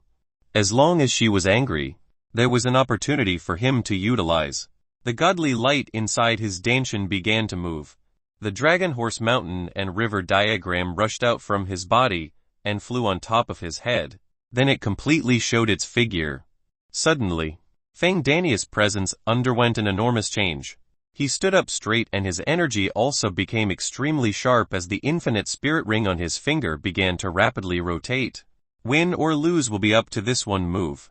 He activated the spirit treasures, formation, and awareness to unleash the true power of the spirit treasure. He wanted to kill Jai Kang Yu with one blow. Because of the current spirit energy in his body, he only had the strength for just one move. What's going on? Why did my heart just violently jump? Although Jai Kang Yu had all the advantages, she still felt a dangerous sensation. Boom! The infinite spirit ring flew out from Feng Daniu's thumb, and the 6 ancient panes on its surface fully expanded as a crimson dragon issued a deep dragon roar. The Bagua compass was instantly crushed and the 2 battle swords were broken at the same time. These top magical treasures seemed to have been made out of paper and were easily broken. How? The infinite spirit ring directly struck Jai Kang Yu's right shoulder and tore up a part of the black dress as it broke her collarbone, knocking her flying away for more than 10 jang. Blood started spattering from the air all over the ground. Jai Kang Yu's right shoulder was heavily injured and a large amount of blood was flowing out, dyeing her black outfit. The spirit energy in her body was running amok from the force as the spirit blow from earlier almost struck her danshin as well.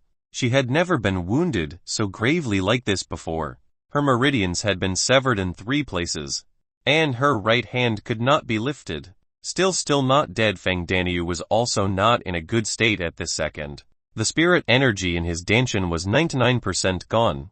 On top of that, he also suffered some minor injuries from earlier, and at this second, he was struggling to stand still.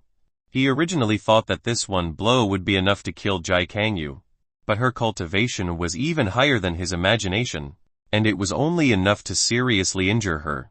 If she could recover faster than him, then he could only await his death. Feng Daniu and Jai Kang Yu were both people with great intelligence, and they both saw the unstable condition of the other, so they began to channel their spirit energy rapidly without moving. At this moment, whoever recovered their power first would be the final winner. An unknown amount of time passed by and there were suddenly loud sounds of footsteps from the forest. A lot of people were running to this place. Some were leaping from tree to tree while others treaded rapidly on the ground. Feng Daniu and Jai Kang Yu changed their expressions and opened their eyes at the same time. Why were these men coming here at this time? Really not the right time. What happened here to make someone actually fire a cloud-piercing arrow? Could it be a big fat sheep? One arrow piercing the clouds, bringing about the reunion of our great army. Our 3,000 bandits of the Huang Feng Ridge are of one heart, one of our own in trouble. 4 directions will come to assist. This battle is not only to show them our style, but also our integrity. Brothers, do you all hear me clearly? Maybe it is not a big fat sheep, but a brother found a supreme beauty and signaled to share with all of our brothers. If that is the truth, then that brother is too good-natured. Old Huang III, had not touched women for half a year. Even if we want some meat, we have to let the brother who found the beauty to eat first. This is a matter of principle. I will be second. I am third. I'm fourth. From the dense forest came a group of bandits. Each of them had great movements with weapons in their hand as they quickly surrounded this location. Who would have thought that the real Huangfeng Ridge bandits actually came with high spirits and unending obscene laughter? Chapter 119 Bandits and Beauty. Feng Danyu secretly complained in his mind that his unintentional arrow, the cloud-piercing arrow, actually attracted an army. Feng Danyu didn't know that Jai Kangyu was even more anxious. Her cold eyes glared at Feng Danyu as she didn't expect that he was actually a Huangfeng bandit. At this moment, she was so heavily wounded. What could she do in this situation? This group of Huangfeng bandits were not moral people. As their debaucherous words approached closer, Jai Kangyu's mood sank to the bottom. It is over. The Huangfeng bandits actually came here. Jai Xiaonu, trapped in the iron cage at this moment, was also pale. She recalled the descriptions of these Huangfeng bandits, and they could simply be described as full of heinous crimes. If captured by them, then this would be even worse than being sold into a brothel. Second boss. There is really a beauty. This time we made it big. Oh heavens, I haven't seen a woman for half a year. You all get the hell out. I want to see what she looks like.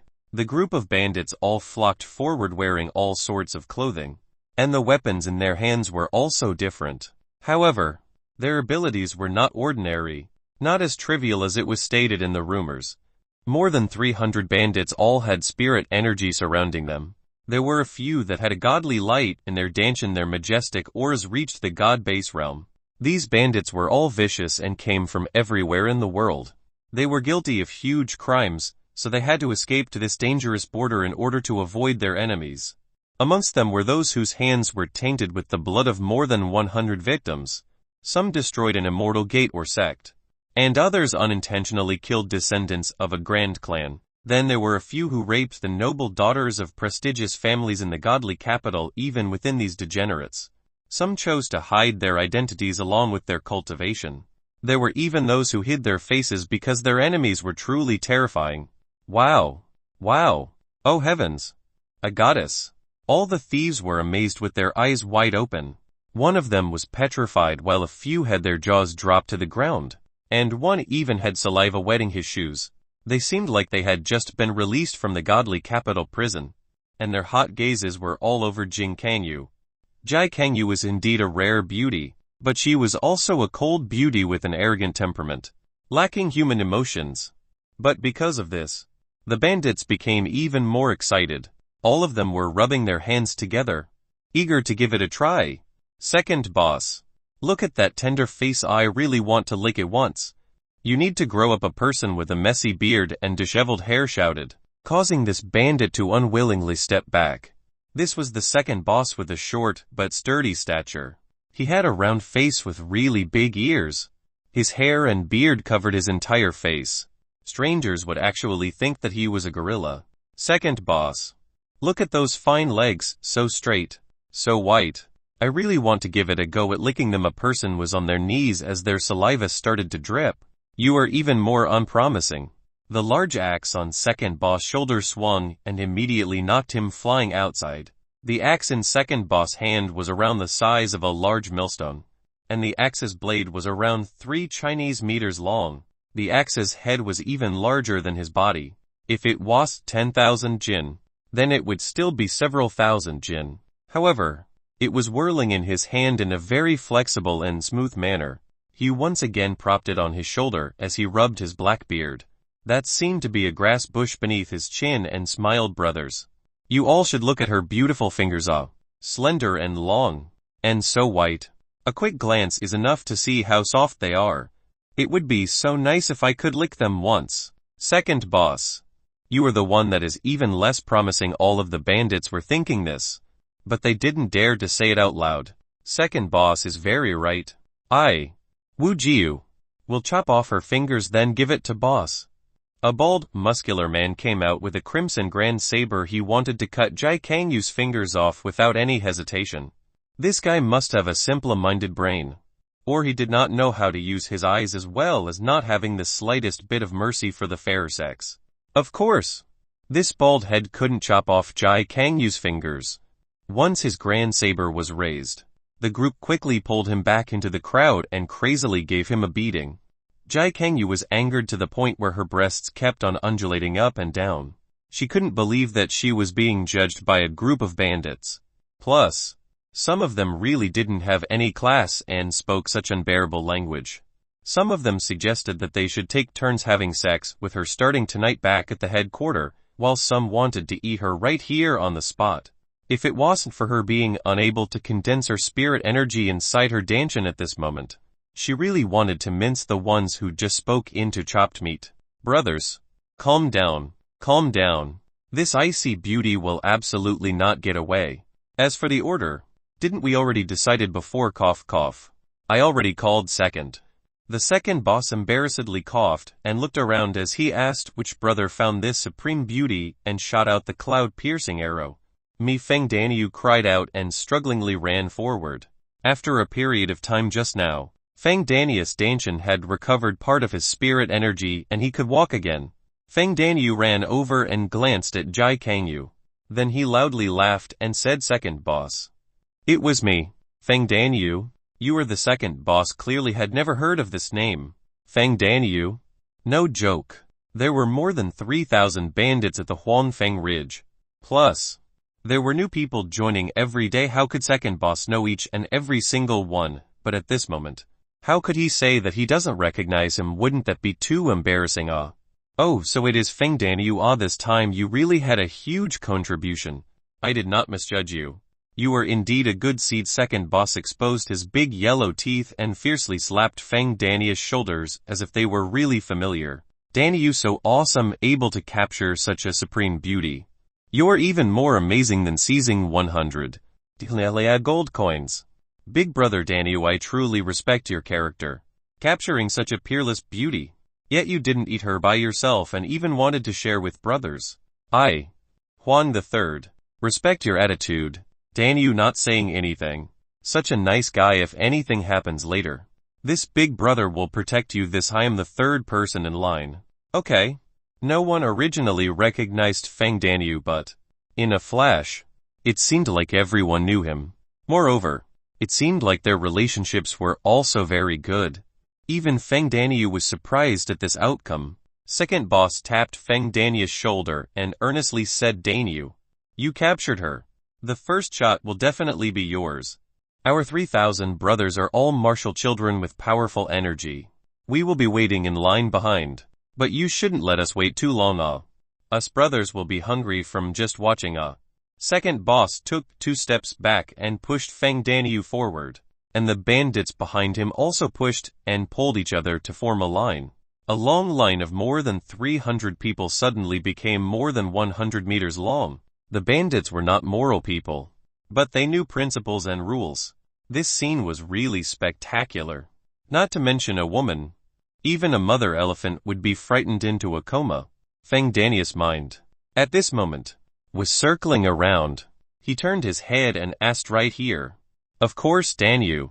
"Be fast." The Huangfeng bandits in the back quickly answered, especially the ones near the front of the line. They exclaimed even louder.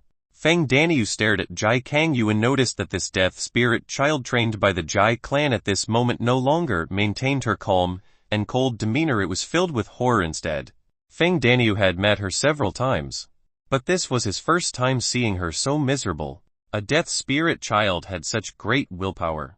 But before the line formed by 300 people in front, she also became extremely fragile. Feng Danyu certainly was not a nice person. If a beauty of Jai Kangyu's level truly wanted to warm his bed, then he naturally would not decline. But doing the business in front of so many people like this with her he really couldn't do it. However, the people in the line couldn't wait any longer and some started to urge him, "Danyu, don't tell me your body has issues. If your body has problems, don't be so reluctant. We will not laugh at you." Right. Danyu, if your body actually has problems, then I'm willing to pay 100 gold coins to trade places with you. 100 gold coins is so cheap. I will give 300 gold coins. Don't be so noisy. Fuck your mother. Your body is the thing with the problems. Your father is really very fierce with the unbreakable diamond physique. Feng Danyu suddenly walked forward in front of Jai Kangyu and explored inside her dress collar with his hand. At this moment, when he was forced into a dead end, in the end, he didn't really know Jai Kangyu. Might as well do it. And there wouldn't be any psychological shadows about this either. If he didn't climb on top of her, then the hungry wolves in the back will definitely rush forward to replace him.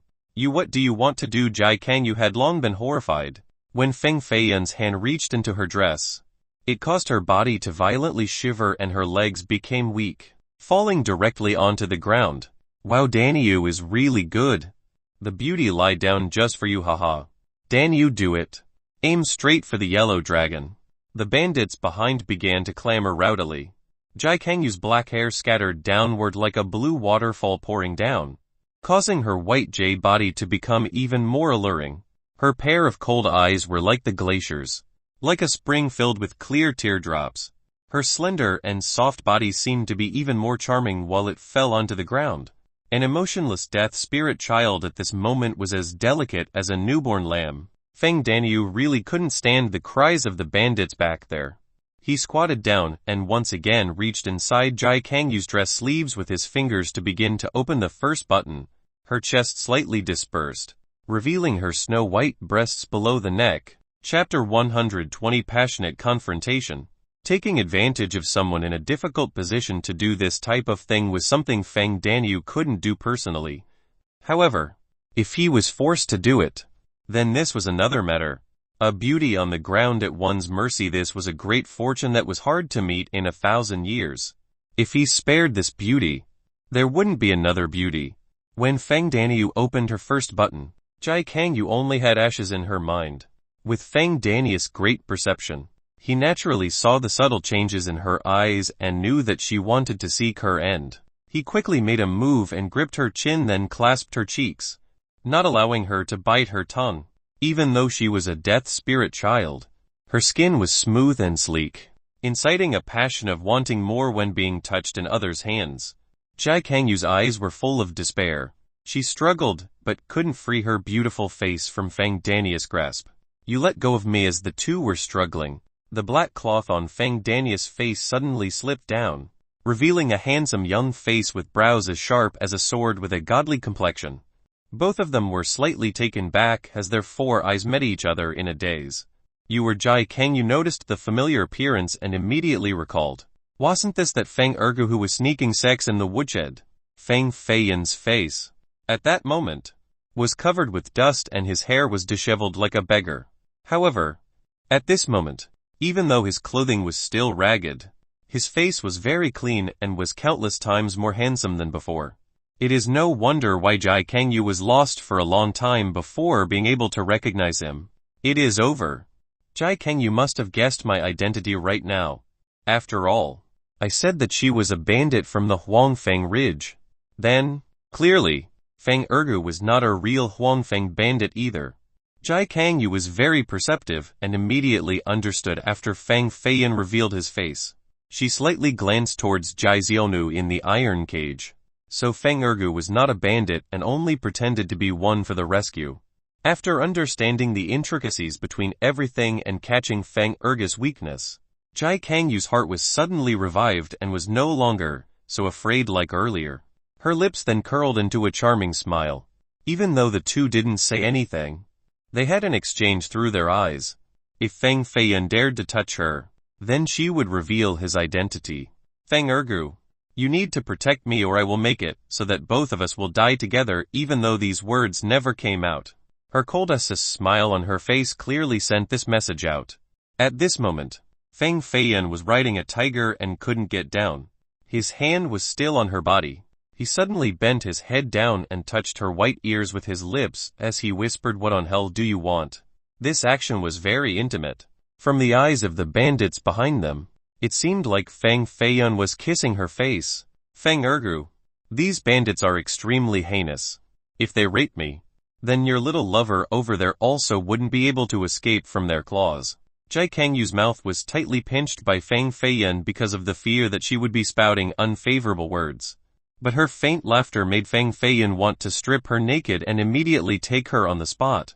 He hated being threatened by a woman the most. Fang Feiyan slightly lifted his head and smelled the sweet fragrance on her face as he coldly gazed at her pair of smiling eyes. The two were very close and could even hear each other's breathing. Jai Kangyu seemed to understand Fang Feiyan's goal, so even though she was completely controlled by Fang Feiyan and even her blouse had 2 open buttons, she was still confident that Fang Feiyan would absolutely not touch her and would do his best to protect her.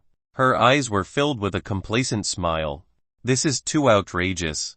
Smiling comfortably like this, Fang Feiyan angrily stared at her. Then he suddenly kissed her lips.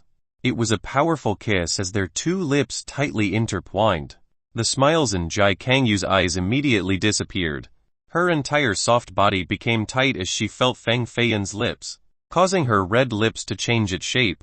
His tongue began to slip through her defenses and quietly began to entangle with her sweet tongue. It was like a poisonous snake sneaking into a virgin's chamber. This bastard actually dared to kiss me. She really wanted to bite off Fang Feiyan's nasty tongue, but her jaw was held tightly by him so she couldn't move her teeth. She could only watch Fang Feiyan and allow his tongue to invade her. Jai Kangyu spitefully thought that this scoundrel was absolutely a veteran in her mind. She felt her tongue being toyed with by Fang Feiyan with no power to fight back.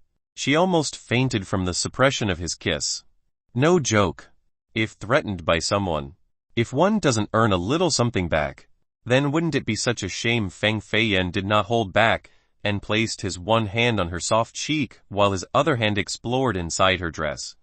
After feeling her chest, Jai Kangyu's desperate and empty eyes that were cold from Fang Feiyan's grab suddenly opened and her 5 fingers tightly held Fang Feiyan's invading hand. Seeing her murderous cold eyes, Fang Feiyan didn't continue any longer. He knew that if he kept on going, then she would bring him down with her. After mercilessly pinching her white little rabbit, he withdrew his hand from her dress. His hand picked up the sweet jade smell from her body, and his other hand also let go of her body as his tongue exited her mouth. Finally, he kissed her smooth cheek before letting her go entirely. So what if you are a death spirit child? If your father wants to kiss, then he'll kiss. Fang Feiyan touched his slightly itching lips while laughing at Jai Kangyu. There was a bite mark on Jai Kangyu's sexy lips, caused by her shining white teeth. One could only imagine how much hatred was in her heart at this moment. If her cultivation recovered, then she would definitely desperately fight Fang Feiyan till the very end. A woman's eyes were the most deadly, especially when the more beautiful she was, the deadlier she would be. Hey Danyu, you should be eating her when you were on top. Why did you only squeeze twice then be done? A person in the back urged, and couldn't wait any longer. Fang Feiyan put away the smile on his face and said with a bit of a silly expression, I think that no one can hold back against this woman. She's absolutely the best in this world. However, we have 3,000 brothers, and there are only 300 of us here. Even though we might like it.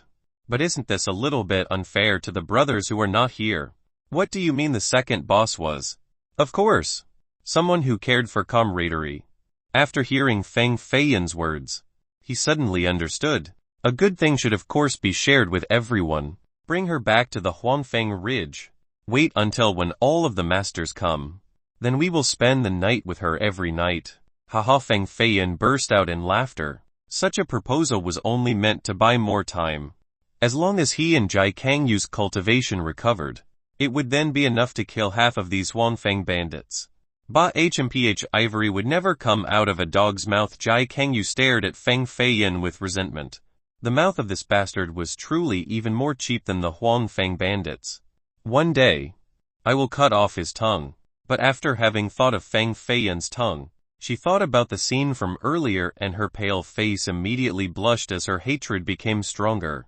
Although everyone felt disappointed as they stared at Jai Kangyu and felt the evil fire burning in their bodies, Danyu made a lot of sense. He was truly a good brother who values loyalty. As a result, The group of bandits took the scaled tiger towards the Huangfeng Ridge. On the scaled tiger's back were, of course, the two Jai sisters. One was trapped in an iron cage surrounded by iron chains and talismans while the other was frozen.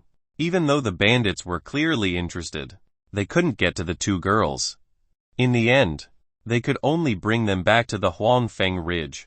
There was a rumor that the Huangfeng Ridge had an expert with a deep understanding of talismans. Maybe he could let the girl trapped in the iron cage out.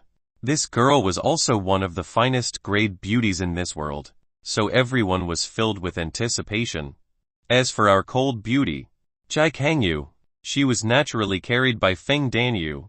One hand was holding her waist while the other was around her slender legs, truly so enviable. Big brother Danyu, are you tired? I can help you carry her so you can get some rest, a person volunteered. No need. I'm not tired. Feng Feiyan's spirit energy was heavily consumed and had not recovered. So how could he not be tired at this moment? He was drenched in sweat and breathing heavily.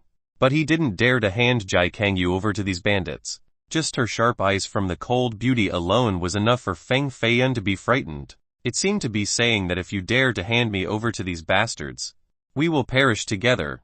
Jai Kangyu also had no other choice, even though this bastard Feng Feiyan was not a good person.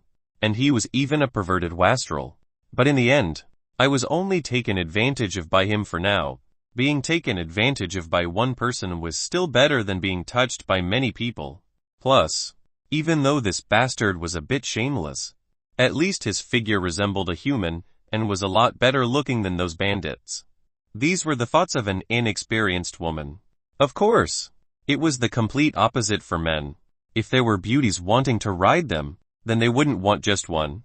Oh please. Great Lord. The more the better. Chapter 121 Broken Tombstone. Death of a Master.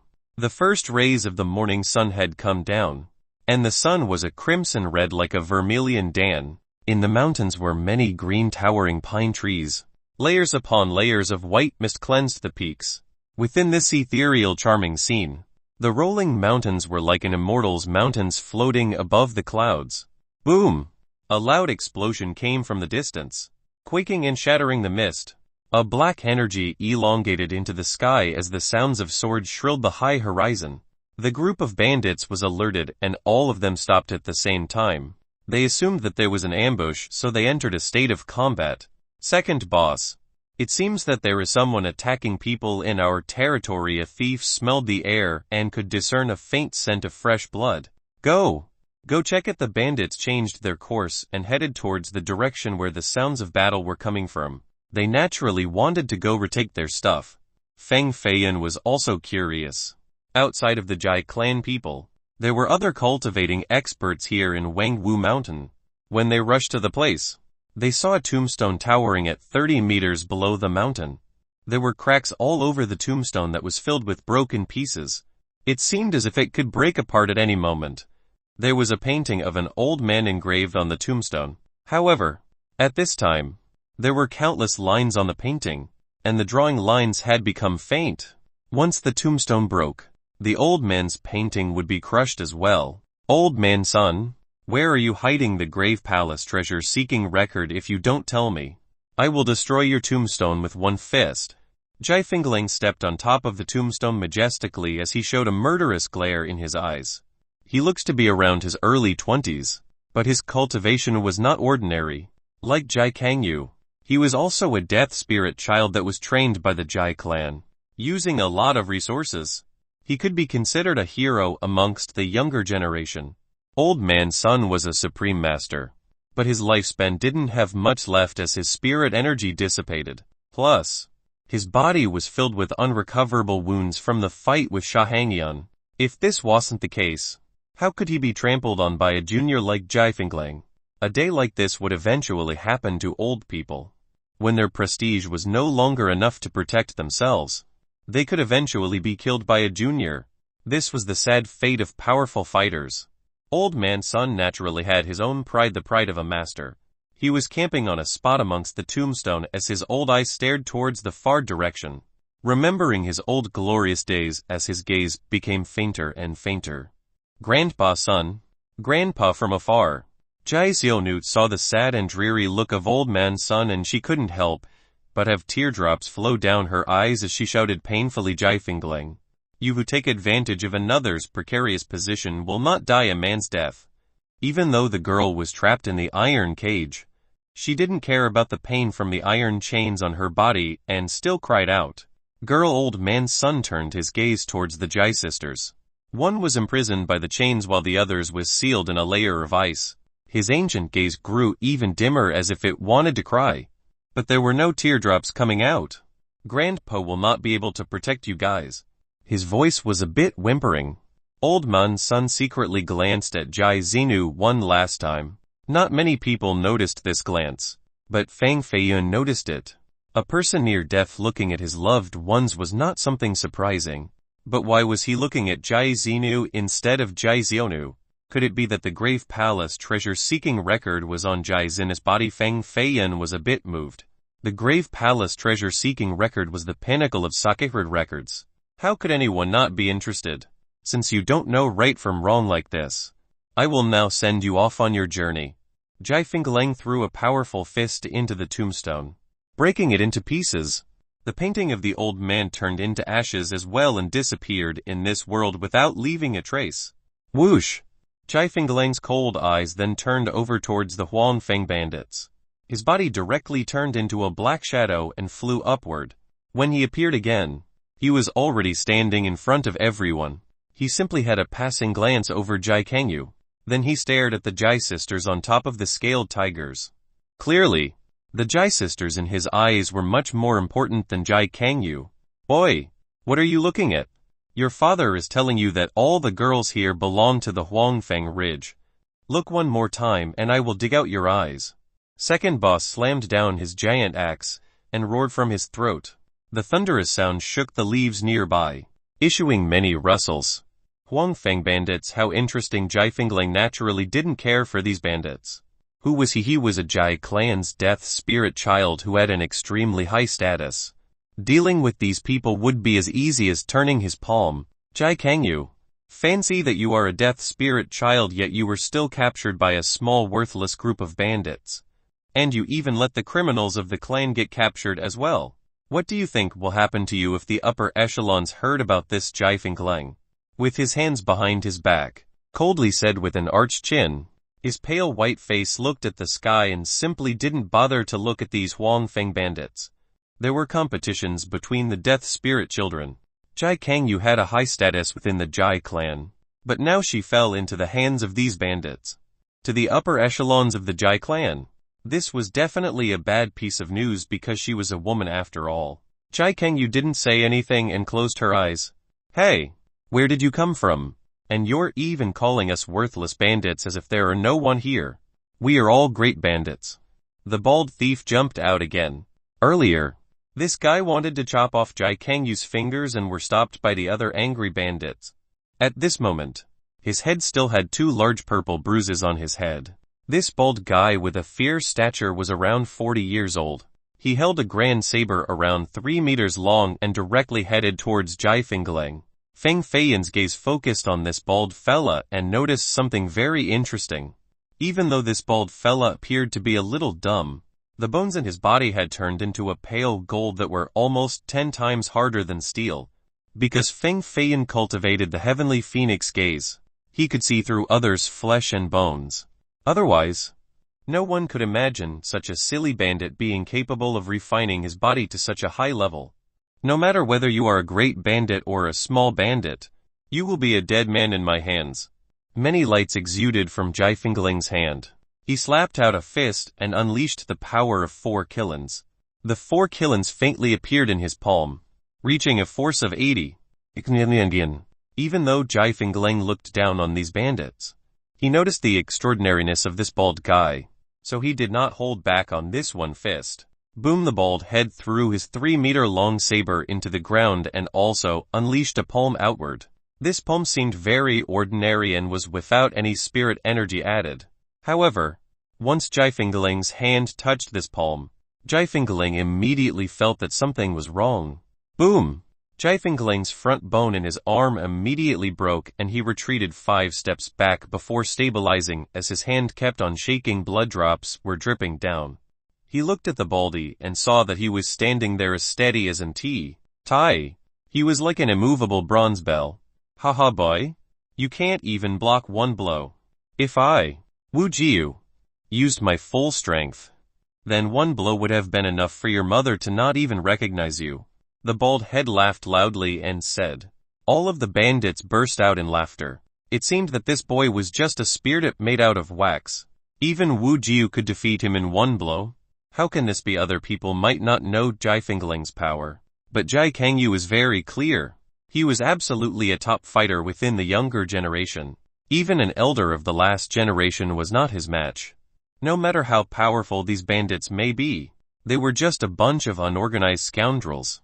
How could they defeat a death spirit child carefully trained by the Jai clan? If a death spirit child really couldn't handle one blow like this, then the Jai clan shouldn't be mixing in the cultivation world anymore. They definitely could not call themselves a top power within the Grand Southern Prefecture. One could only say that there was a problem with this baldy, and that he was absolutely not just a simple bandit. Be quiet, these Huangfeng bandits are all ferocious villains from all over the godly Jin dynasty. To be able to reign over this fire beacon city, and even the godly martial army could not destroy them. One could see a clue from that. These 3,000 Huangfeng bandits have so many supreme experts hiding within. Maybe there are even some characters of the half-giant level.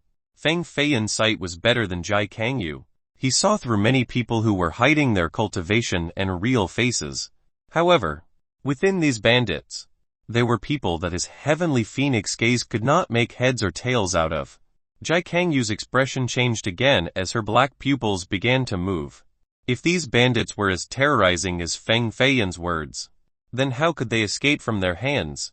Who the hell are you people? Jifingling also noticed that something was wrong. We are the ones feared by all. Flowers could only wither at the sight of us. We are the number 1 bandits renowned throughout all of Fire Beacon City. The Huangfeng bandit. Second boss arrogantly said with his cheeks puffed up and wide eyes along with his messy beard arched over his chest. If the Huangfeng bandits really were the number 1 bandit group at Fire Beacon City, then there was no chance that Jifingling had not heard of their great name. However, the reality was that the second boss was just boasting. Before now, Feng Feiyan and Jai Kangyu had never heard about the Huangfeng bandit. Jifingling naturally had never heard of them either. However, even though their name was not well known, the cultivation of the baldy from earlier was as clear as day at this place. Even if Jifingling was not convinced, he could only accept it. If you all are the number 1 bandits of Fire Beacon City, then sit there and wait to be suppressed by the Jai clan's masters. Jifingling knew that he was not an opponent for these mysterious bandits. Finished speaking, he directly flew upward and stomped onto a cliff to quickly escape. Motherfucker. That guy dared to threaten our Huangfeng army.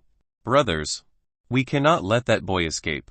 Whoever kills him, your father will invite the person to Fire Beacon City to drink flower wine for 3 days. Feng Feiyan naturally didn't want Jifingling to escape and bring the supreme masters of the Jai clan to this place.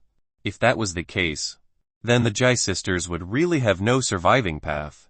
At this moment, the only thing he could do is to provoke these bandits into killing Jifingling.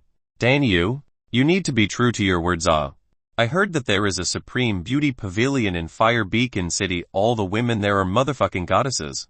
Your father had wanted to go for a long time, but the price is, unfortunately, really too high. Now, with someone paying, I only need to kill someone. Then I can enjoy it for 3 days. Count this Wang Ming in. Danyu, you are not allowed to renege. Wu Jiu, as well.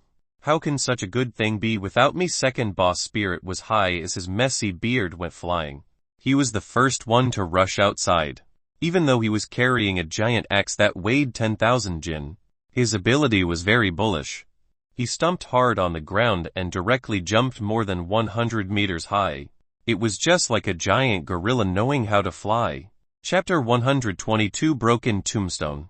Death of a Master. Since second boss personally made him move along with several other bandits with unfathomable cultivations, Jai Finglang naturally had no way of living. These ferocious men split him into pieces. One person used his head as a ball while others were carrying his bloody arms. And one had his fleshy legs. Feng Feiyan and Jai Kangyu looked at each other with one eye and noticed the surprise in each other's sights. These bandits were much more powerful and sinister than their imaginations. Even if their cultivation recovered, it would still be difficult to get away from them. At this moment, they could only take one step at a time. When the sun rose up to the top of the tree, Feng Feiyan and the bandits finally made it to the Huangfeng Ridge.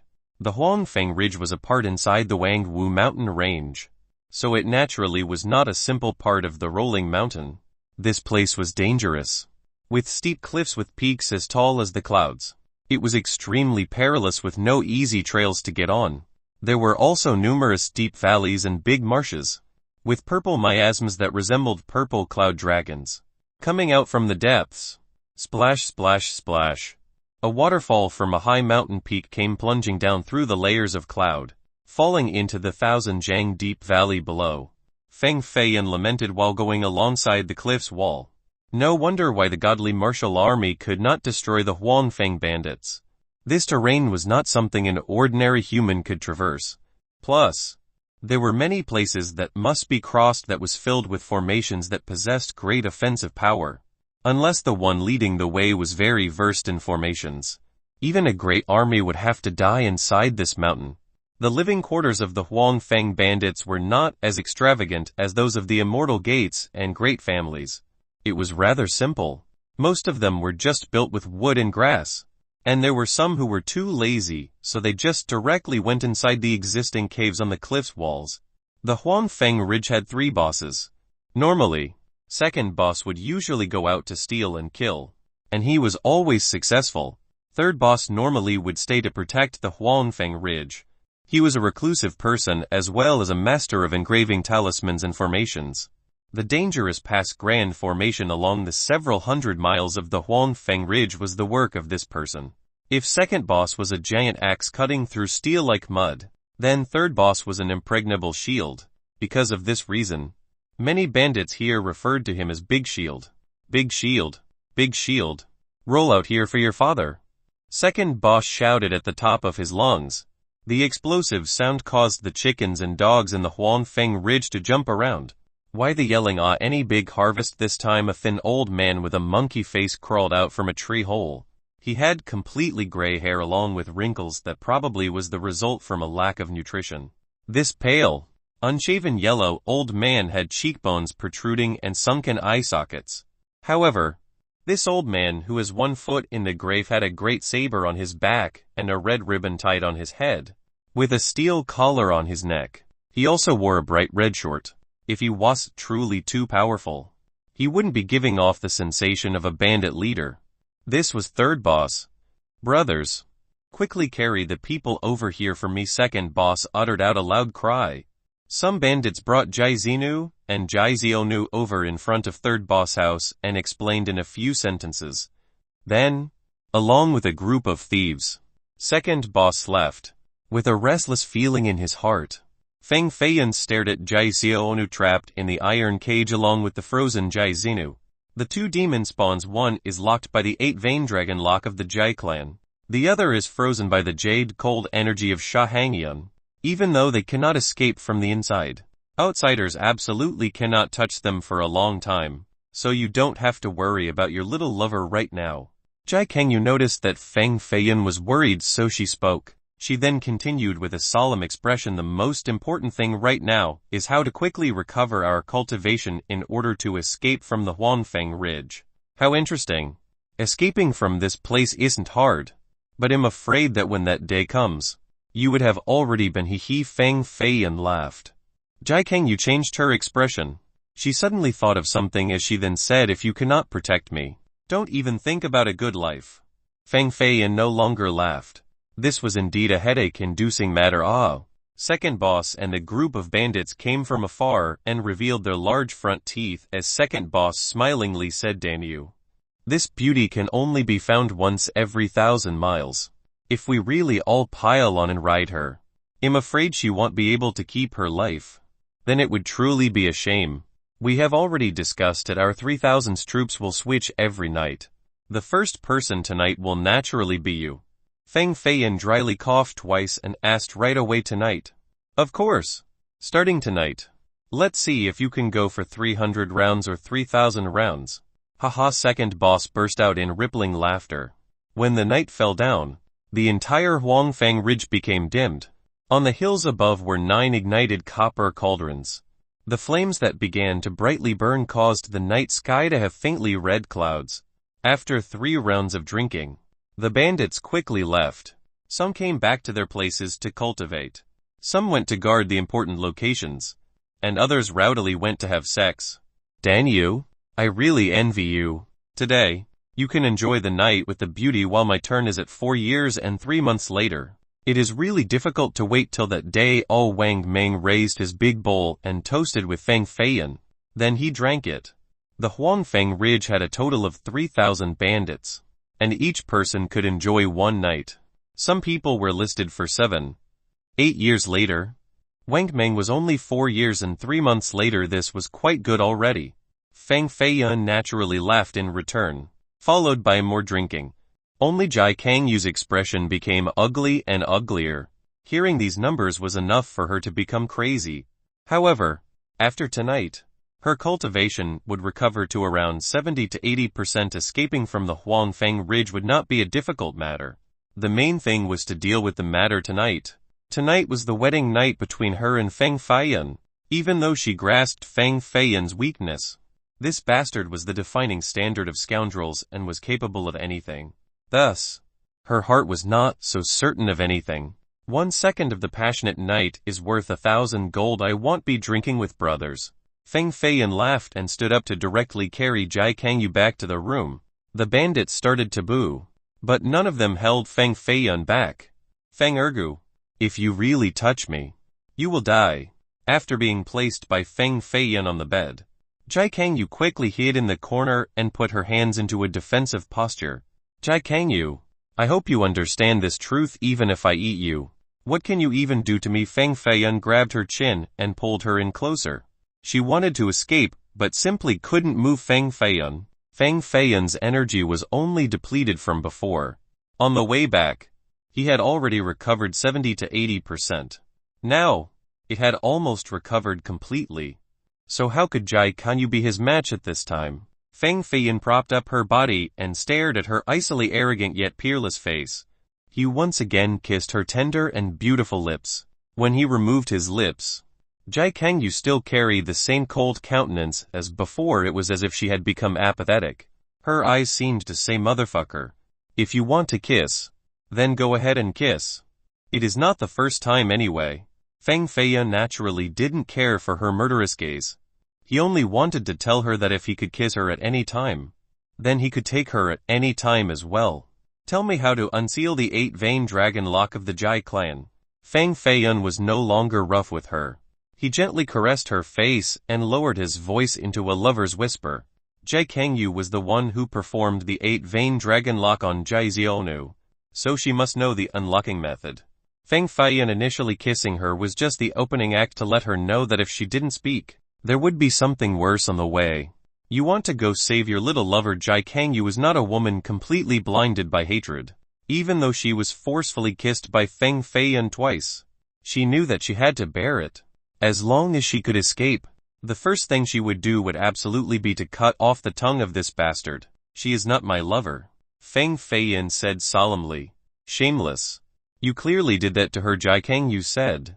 Don't speak nonsense if you don't know the situation. Feng Feiyan interrupted her and suddenly raised his brows. He glanced at the window, then directly pushed Jai Kangyu down on the bed. Jai Kangyu was slightly taken aback and thought that this bastard, Feng Feiyan, would use force against her. Feng Shi was going to curse, but was immediately blocked by Feng Feiyan's lips, so she could only issue vague sounds. Whoosh! The black clothing on her body was torn apart, revealing her bare shoulders. This bastard was really an animal.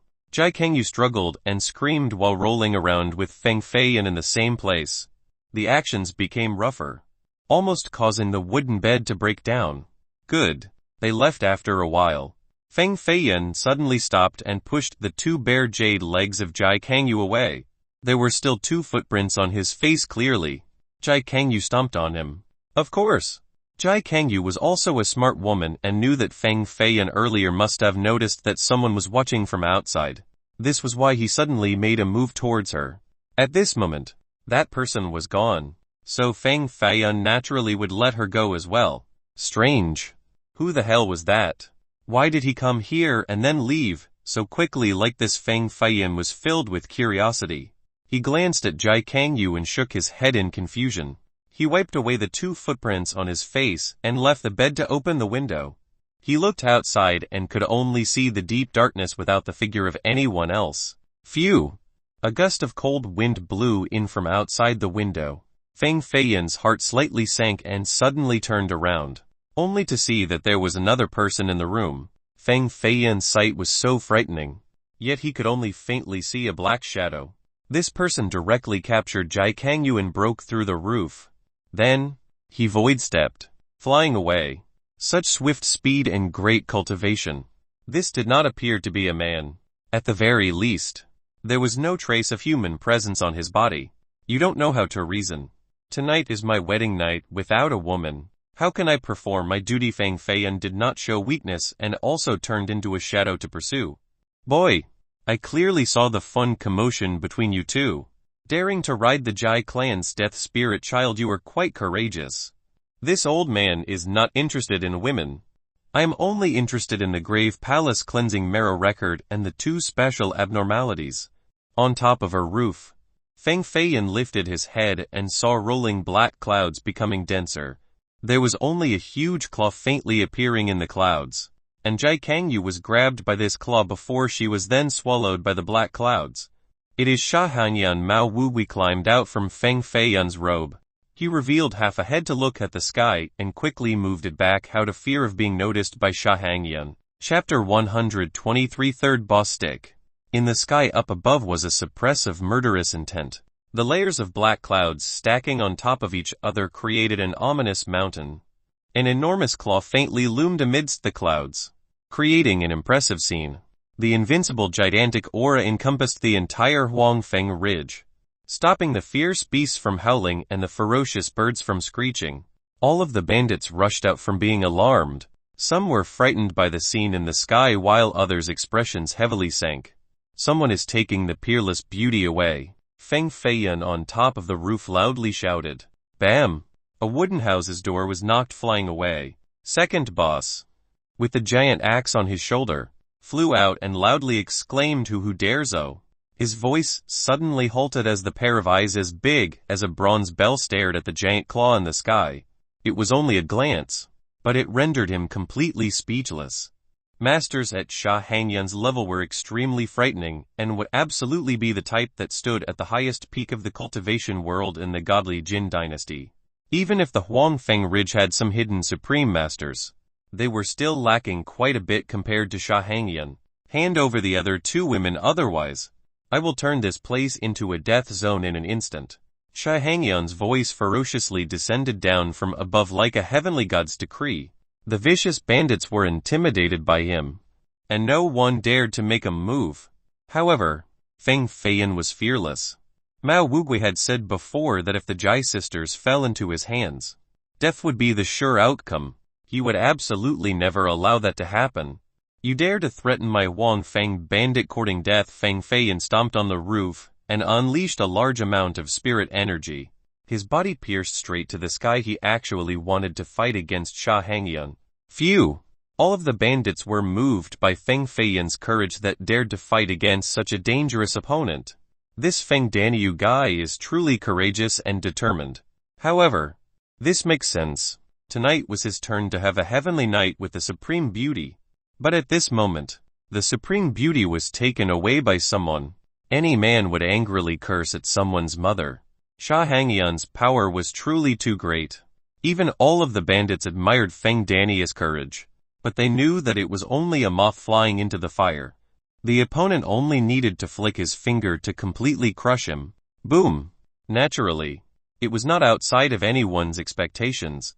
The huge claw in the sky directly swatted Feng Daniu away like swatting away a fly. Daring to maneuver against me, this one claw is enough to kill you 10 times over. Sha Hangyan was very confident that his claw earlier was enough to smash a peak god base cultivator into countless pieces of flesh, let alone a peak immortal foundation cultivator. Fuck, don't be boasting, brothers. This guy doesn't have any power, and is only bluffing. Feng Feiyan stood up on the ground and wiped away the mud all over his body. He accepted Sha Hangyan's claw from before and remained uninjured. The bandits rubbed their eyes a couple of times and then looked towards the giant claw in the sky. So it was only a bluff. Fuck. Daring to come to our Huangfeng Ridge and acting arrogant. Brothers. Open the underworld jaw grand formation. We will fuck him up. Second boss swung his giant axe around while standing on a huge boulder. Then he suddenly threw his axe outside and into a huge lake in the middle of the mountain range. Boom! The giant axe fell into the water, and immediately there was a godly light that flew into the sky, followed by waves and waves of brilliance that came from the 8 peaks nearby. Piercing the sky, the 9 lights immediately covered the entire Huangfeng Ridge, condensing into a huge golden formation that hovered above. The runic lines on the formations were very dense and covered a 100-mile radius. When such a large formation was active, it could attack and defend. Even if a heavenly army came, they would still be completely destroyed. The bandits utilized the underworld jaw grand formation and began to fight against Sha Hangyan. The two fiercely exchanged blows, shattering the high mountains and caused half of the mountain range to collapse. Finally forced these bandits to deal with Sha Hangyan. Feng Feiyan took a deep breath with a strained expression. Even though Mao Wugui's turtle shell blocked most of the power from Sha Hangyan's claw, his blood was still churning from the force. Boy, you are truly a scam. I'm afraid these bandits are not a match for Sha Hangyan, and many will die because of your trick. Mao Wugui came out again and sat on Feng Feiyan's shoulder. His big turtle eyes stared intensely at this battle and exposed a very humanized grin. Feng Feiyan shook his head and replied, "You are underestimating these bandits too much. Just the person who set up this underworld jaw grand formation alone would not be much weaker than Sha Hangyan. Plus, the mysterious first boss from start to finish hadn't yet appeared. Maybe he is a person of the giant level. A character powerful enough to deal with Sha Hangyan once he makes a move." Mao Wugui nodded his head. There were many strange revelations throughout this Huangfeng Ridge, and it was absolutely not a simple place. Many characters who were considered dead in the cultivation world were all hiding in this place. If these people actually made a move, then even if Sha Hangyan's cultivation was heaven-piercing, he still wouldn't necessarily be able to ward off their siege. Come, time to save people. Feng Feiyan rapidly sped down the steep cliff and jumped into a forest. He took advantage of the bandits having to deal with Sha Hangyan and ran to third boss door, wanting to take the Jai sisters away. There was a hollow entrance beneath a robust willow tree. It was completely dark inside. Feng Feiyan saw third boss coming out of this entrance earlier during the day. The Jai sisters were taken here to this third boss place. Third boss was a master of formations and talismans, and only he out of the entire Huangfeng Ridge could open the 8-vein dragon lock on Jai Zionis' body. This willow tree had grown for countless years, and just a piece of exposed root alone had a 1-meter thick diameter. Feng Feiyan did not hesitate and directly headed towards the large opening of the tree. He absolutely had to bring the Jai sisters out of the Huangfeng Ridge before the battle ends, so he had to be extremely fast. Boom! The moment he rushed in front of the entrance, a powerful force pushed him back. A stick protruded out of the entrance and pointed at Feng Feiyan's chest to knock him back. Cough cough, why so noisy at night? Disturbing my sleep. A hoarse and old cough came from the tree's base as if he was talking in his sleep. Feng Feiyan felt a dull ache in his chest as his eyes sank. He once again stepped forward with more caution. Step by step, he went forward without making the slightest sound. XSHH XSHH. As the night wind blew by, a leaf fell from above. Boom! When Feng Feiyan approached the tree again, another stick came out from inside. It was as fast as a black lightning and it was impossible to avoid. It once again pointed to Feng Feiyan's chest and knocked him flying away. This old man had an unfathomable cultivation. Feng Feiyan knew that this third boss was an absolute monster, and he had been found as well. Third boss. A supreme devil has come to trouble the Huangfeng Ridge. Second boss told me to come ask for your help. Feng Feiyan respectfully asked while standing beneath the willow tree. There was no sound in the tree's hollow. It was as if the old man had fallen asleep again and didn't hear Feng Feiyan's words. Feng Feiyan asked again, third boss. So noisy, ah boy. Who are you? An ancient voice came from the tree's hollow again. Of course, a renowned man of the Huangfeng Ridge. Feng Daniyu, Feng Feiyan replied. Your surname is Feng. The old voice sounded slightly strange, and suddenly said, I'll see what qualifications you have to bear the name. Feng. A stick flew out from the tree with an extremely slow speed. It was as if an invisible person was carrying the stick, coming from inside towards Feng Feiyan. This scene was truly strange. Boom! The stick swept across. Feng Feiyan knew that this person was a supreme master, so he didn't dare to be careless. The blood within his body began to boil, and he channeled the maximum power to his hand to grab the stick. A monstrous force came down and struck Feng Feiyan's hand into a bloody pulp. The stick then swept across his body, and once again knocked him flying away. This third boss was very extraordinary and didn't show up at all. He only had to throw a stick out to easily defeat Feng Feiyan. If this old man really came out from the tree's hollow, then he could really have the strength to fight Sha Hangyan. Feng Feiyan's fingers were still dripping golden blood, and his mood had sunken to the lowest point. Just a tiny Huangfeng Ridge, yet it was hiding such a monster. Clearly, this master did not want others to find out his identity and cultivation. And at this moment when this old man utilized such a powerful strength, it clearly meant that his identity was revealed. Then, he absolutely could not let Feng Feiyan leave this place alive. A new force came out from the tree's hollow and took a drop of Feng Feiyan's blood on the ground back into the tree. Why did he take Feng Feiyan's drop of blood? You are a disciple of the Feng clan. There was a hint of surprise in the voice within the tree boy. You are a disciple of which Feng clan's generation? I am not a disciple of the Feng clan. I have a relation with the Feng clan. Feng Feiyan wiped the blood on his fingers clean and began to channel all the spirit energy in his body to prepare for a fight to the death. Chapter 124, Leaving the Mountain. Message from author. Spirit Vessel. The divided realms will be listed in this chapter for the reader's convenience to dispel the vague sensation. Cultivation has 8 realms: Spirit Realm, Immortal Foundation, God Base, Heaven's Mandate, Nirvana, Heaven's Emergence, Saint Soul, and Immortal Realm. The first 3, Spirit Realm, Immortal Foundation, God Base, are all foundation building realms, divided into early, intermediate, and peak. This is the process of a mortal turning into a cultivator. Beginning from the Heaven's Mandate realm, this was the real beginning to the mysterious Tao path. Each realm will have a huge level difference as well as lifespan. By reaching the Heaven's Mandate realm, one's lifespan will be in the several hundred years, and they will seem like immortals in the eyes of ordinary people. Because there is such a difference between the higher realms, they are divided into 9 layers each. 9 layers of Heaven's Mandate, 9 layers of Nirvana, 9 layers of Heaven's Emergence, 9 layers of Saint Soul, and 9 layers of Immortal Realm. Anything after Immortal Realm is temporarily unannounced. I am not a disciple of the Feng clan. I have a relation with the Feng clan. Feng Feiyan wiped the blood on his fingers clean and began to channel all the spirit energy in his body to ready for a fight to the death. Impossible. The Feng clan's blood flows in your body. This absolutely cannot be fake. Third boss came out from the tree's hollow. He still had the hunchback appearance, with completely gray hair. He carried a great machete on his back while wearing red shorts. Wearing such coquettish clothing at this age would even brighten a blind person's eyes. The old man didn't have any intention to fight and intensely looked at Feng Feiyan with his hollowed eyes. You came here for the 2 little girls over there, right? This old guy was very smart and knew Feng Feiyan's intention with just a glance.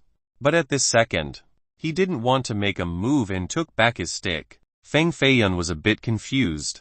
He contemplated about how this old man earlier wanted to kill him, but after knowing that he was a disciple of the Feng clan, he suddenly stopped. Could this old man be a predecessor from the Feng clan or had some relation to them? No matter what, at least it was not a bad development. That's right. Feng Feiyan did not deny. Third boss, with his hunchback, nodded his head and weakly said while clutching his stick, "What is your relationship with them?" "Old man, you are too nosy." Feng Feiyan became a bit impatient, so his two hands formed fists and condensed spirit energy below his feet. He would not hesitate the moment he sees an opening.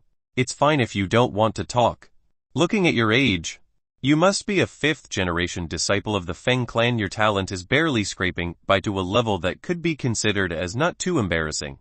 Then, at this generation's Hidden Dragon War, what position did you place at a?" Third boss seemed to be sure that Feng Feiyan was a Feng clan's disciple, and he also seemed to know everything about the Feng clan like the palm of his hand. Every 20 years, the Feng clan held a Hidden Dragon War, and this year was indeed the year of the war. Feng Feiyan did not feel any killing intent on the other person, so his caution lowered. He replied, "I have already been disowned by the Feng clan. I'm afraid these hidden dragons of the Feng clan at the moment all want to kill me to go back and claim credit." Third boss lifted his brows with a slightly ugly expression and said the Feng clan normally would never disown clan disciples. At the very least, this had never happened in the last 200 years. It seems that you must have committed a heinous crime for this to happen. Truly a black sheep of the family, deserving even more than death. HMPH old man, if you don't know the story, then don't be spouting nonsense. The upper echelons of the Feng clan are only those whose hearts are clouded by greed. In order to refine a treasure, they kicked me out of the clan and even ordered people to deal with my family. This type of bullshit clan, I do not need. Feng Feiyan did not talk about the evil demon battle armor and only said that it was a treasure. In the end, the real meaning of the evil demon battle armor was not something anyone could accept. He thought that the old man would get angry. But this time, it was outside of Feng Feiyan's expectations. These words spoken without any incorrectness. Feng Yi and Feng Yi, who were indeed shameless people for treasures. That year, cough cough. "Boy, which branch of the Feng clan are you from?" Third boss asked. Feng Yi and Feng Yi, who were both ancestors of the Feng clan, and they were both characters of the giant level. Third boss was able to call out their names. It seemed that he really had roots from the Feng clan. "The 12th branch," Feng Feiyan answered. The sharp eyes of third boss suddenly flashed as he asked, "Who is your grandfather?" "Feng Yizhai," Feng Feiyan replied. "XSH. Third boss immediately paused and carefully judged Feng Feiyan. His ancient eyes were filled with a complex light and his 5 fingers were quivering. But he didn't say anything in the end and went back inside the tree. What was wrong with this old guy? Feng Feiyan stood outside of the tree for a long time without seeing the old man coming out. So he shouted, "Hey, are you gonna let them go or not? Even if I hand the 2 girls over to you, you still wouldn't be able to save them." The tree was silent for a moment. Then third boss continued, "One person is sealed by the Jai clan's 8-vein dragon lock. The other is frozen by jade cold energy. And at best, she could only live for 9 more days." Third boss' attitude was much better than before. "They can't die," Feng Feiyan replied. "Don't tell me. Are they your wives? If they are your wives, then this old man on the contrary could point a living path for you. And maybe you can save them." Third boss revealed a smile. The Jai sisters saved his life before, and he absolutely could not watch them die like this. Feng Feiyan was quiet. Then he spoke with a softer voice, "I beseech predecessor to point the way, in order to save his benefactors." Feng Feiyan could humbly ask for help. He didn't feel that this was a shameful matter. Third boss smilingly said, "There are 2 methods for unsealing the 8-vein dragon lock. The first is, of course, finding the Jai clan's ancestor and letting him personally unseal the lock." These words are pointless. Feng Feiyan was at a loss for words. He. So you can only pick the second method. At Fire Beacon City, there is someone named Zuo Qianshu. This person is quite unbelievable. There is no lock in this world that he can't open, no formation that he can't unseal, and no talismans that he can't dissipate. Even the 10 grand heavenly evil sealing formation of the godly capital's grand prison was broken by him, allowing him to escape from inside. If you can get his help, then the 8-vein dragon lock To him, is just child's play. Feng Feiyan asked again, then what do I have to do to break the jade cold energy? This a person frozen should be dead without a doubt, let alone frozen by the jade cold energy. However, this girl doesn't seem like a human, so there is still some vitality in her body. If you want to break this layer of ice without hurting her life, only one type of flame would be able to do this. What type of flame? Feng Feiyan asked. Buddhist karmic flame. Karmic flame is the most gentle flame in this world, and only the karmic flame would melt the jade cold energy. Third boss answered. Feng Feiyan wondered in his mind and immediately asked, why did you tell me all of this? We don't seem to know each other. If I were to tell you that I am your grandfather's grandfather, would you believe me or not? Third boss smilingly said. Feng Feiyan suddenly changed his expression and knew that this old man was making fun of him. So he replied coldly, am your grandfather. Finished speaking, Feng Feiyan turned around and left. If third boss told him so many things, then he naturally wouldn't hurt or kill the Jai sisters. Thus, he temporarily didn't need to worry about their lives. Even though he didn't know why the old man was helping him, he was sure that this old man had something to do with the Feng clan. 9 days. Time was really too pressing. The Huangfeng Ridge was indeed a place of hidden dragons and crouching tigers. The 3,000 bandits focused their power to activate the underworld Zhou Grand formation and unexpectedly forced back Sha Hangyan, a giant-level character. When Feng Feiyan came back from third boss place, the Grand formation had sunken down to the ground and the battle was already over. The sky became clear again with a bright moon hanging up, even though they forced Sha Hangyan back. The Huangfeng Ridge also suffered a debilitating blow. Many bandits were gravely injured and there were traces of fighting everywhere. No one could sleep tonight out of fear that Sha Hangyan would come back one more time. The next day at dawn, bang bang bang. Danyu, open the door. The baldy outside knocked heavily on the door. Feng Feiyan had just put on his clothes to open the door with bleary eyes. Wu Jiu, you couldn't sleep. The baldy, Wu Jiu, carefully looked at Feng Feiyan and felt frustrated. He rubbed his bald head with his fingers and asked in astonishment, Danyu, such a big event happened last night, yet you were still able to sleep. Why wouldn't I be able to? Feng Feiyan asked. Your wife was taken by someone else.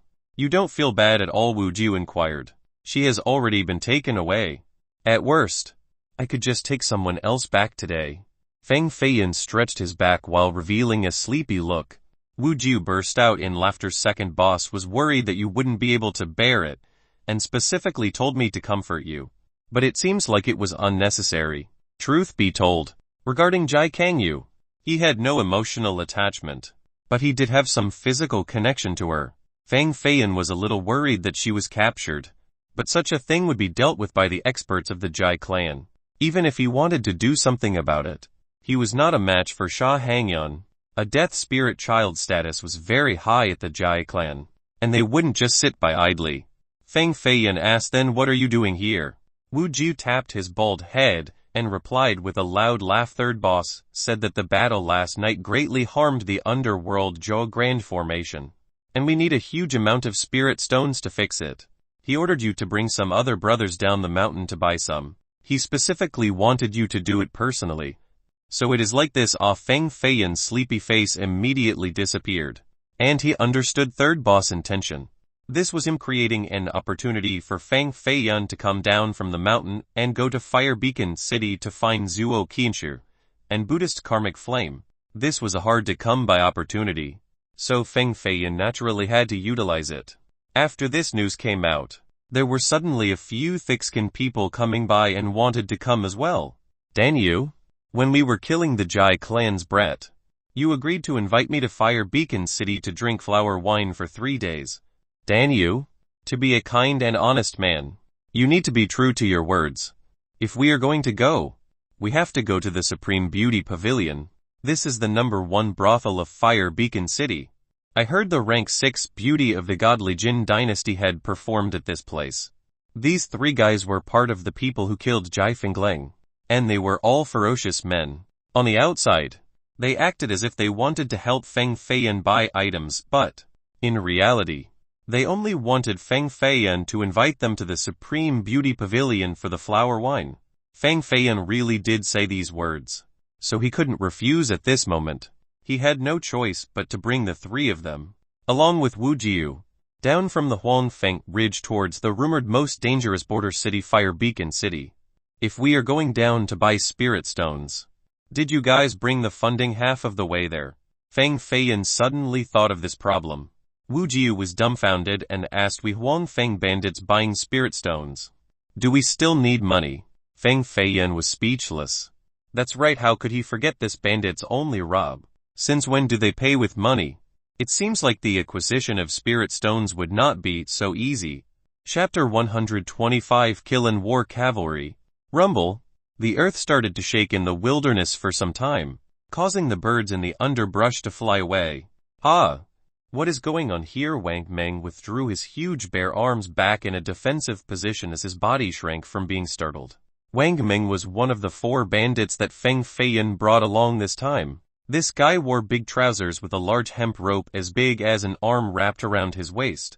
Draping over his shoulder was a white large shirt that accentuated his strong, powerful, and tanned arms. His arms compared to Fang Feiyan were 3 times larger. His physique was appropriate for his name. He was absolutely a fierce male. Everywhere on his body had bulging muscles the size of a big arm. One glare of his, alone, was enough to make children cry. He was indeed the defining image for a bad guy. Fang Feiyan and the 4 bandits stopped at the same time and looked back just to see that there were more than 10 killens running from the billowing smoky horizon. Each killen was several meters tall with bodies bigger than even elephants that were covered with scales. These were real killens, not killens created by powerful energy. It was a team of armored soldiers wielding long spears while riding on the killens with flying speed going forward. They were actually using killens as mounts. This was a beast of war. Without a peak immortal foundation, one simply couldn't control them. Clearly, this team had an incredible background along with impressive battle prowess. That is the grand flag of the godly martial army. These are the people from the Killing War Cavalry elites of the godly martial group. Liu Qinsheng spoke as he was stroking his goatee. Liu Qinsheng was also one of the 4 bandits and the only person who appeared to be more intellectual and gentle. He was around 40 years old, with a blue robe with a tail end piece attached behind while wearing grass slippers. Of course, what is considered gentle was only due to the contrasting image of Wang Meng and Wu Jiu next to him. In the end, how gentle could a person who killed someone just to drink flower wine be? Fire Beacon City's godly martial army was not the real godly martial army of the godly Jin dynasty. They were only an army formed by cultivators in this region. Fire Beacon City was located in the southern frontier border in the middle of the godly Jin dynasty, the Po Yuo country, and the Grand Eclipse country. It was a place without any sovereignty where the experts congregated and evildoers ran amok. This place utilized the law of the jungle, and the role played by the godly martial army was, in fact, rather limited. The Killing War Cavalry in total only has around 30 people. They are elites of the elite. There must be half of them here, Liu Qinsheng said. Fang Feiyan stared at the 10 huge killen over there and was very excited. This was a powerful force, and as a vanguard, they could break through an army of 10,000. If we can bring the 30 killens of this cavalry back to the Huangfeng Ridge, then we will become so domineering, Fang Feiyan said. The 4 bandits were not nice people and revealed a crafty smile as they stared at the approaching killen army. Rumble. The killen army sweeping through caused a large amount of dust and dirt to fly onto the group of Fang Feiyan. Even their faces were covered by dirt and sand, so they were loudly shouting curses. Their cursing had not yet ended, but the Killing War Cavalry, who were riding quickly past, turned around and stopped in front of the 5. More than 10 gazes came down from above and stared at the 5 ragged-clothed people. The Yuo Lin, riding high on top of the killen's back, stared at the 5 strange-looking people in front of him. One was wearing a great iron saber, one had bare black arms, and one was a hunchback. Only the boy standing ahead had a normal appearance, and was easier to look at than the rest. However, his feet were bare as well, having messy hair that was still covered with dust. This group of people, no matter what, didn't look to be normal. They were more like refugees. or slaves of a slave camp. Luo Lin revealed a contemptuous look. He stroked the white spear in his hand and arrogantly asked, "Have you all seen a monk and a beautiful girl coming past here?" The 5 people shook their heads at the same time. Luo Lin frowned and, with eyes as cold as ice, swept over the 5 people. Then he continued, "This monk is a murderous monk who kills people without blinking an eye.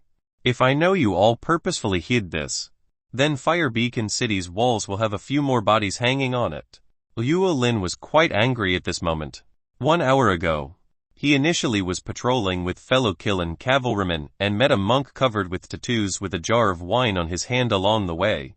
Where in this world would there be a monk with an azure dragon and white tiger on his chest? Where in this world would there be a monk opening his large mouth to drink wine?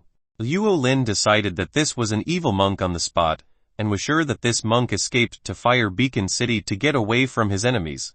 What most people couldn't accept was that next to the evil monk was a beautiful young girl akin to a goddess around the age of 14 or 15. She was prettier than all of the women Luo Lin had seen before. This wasn't right.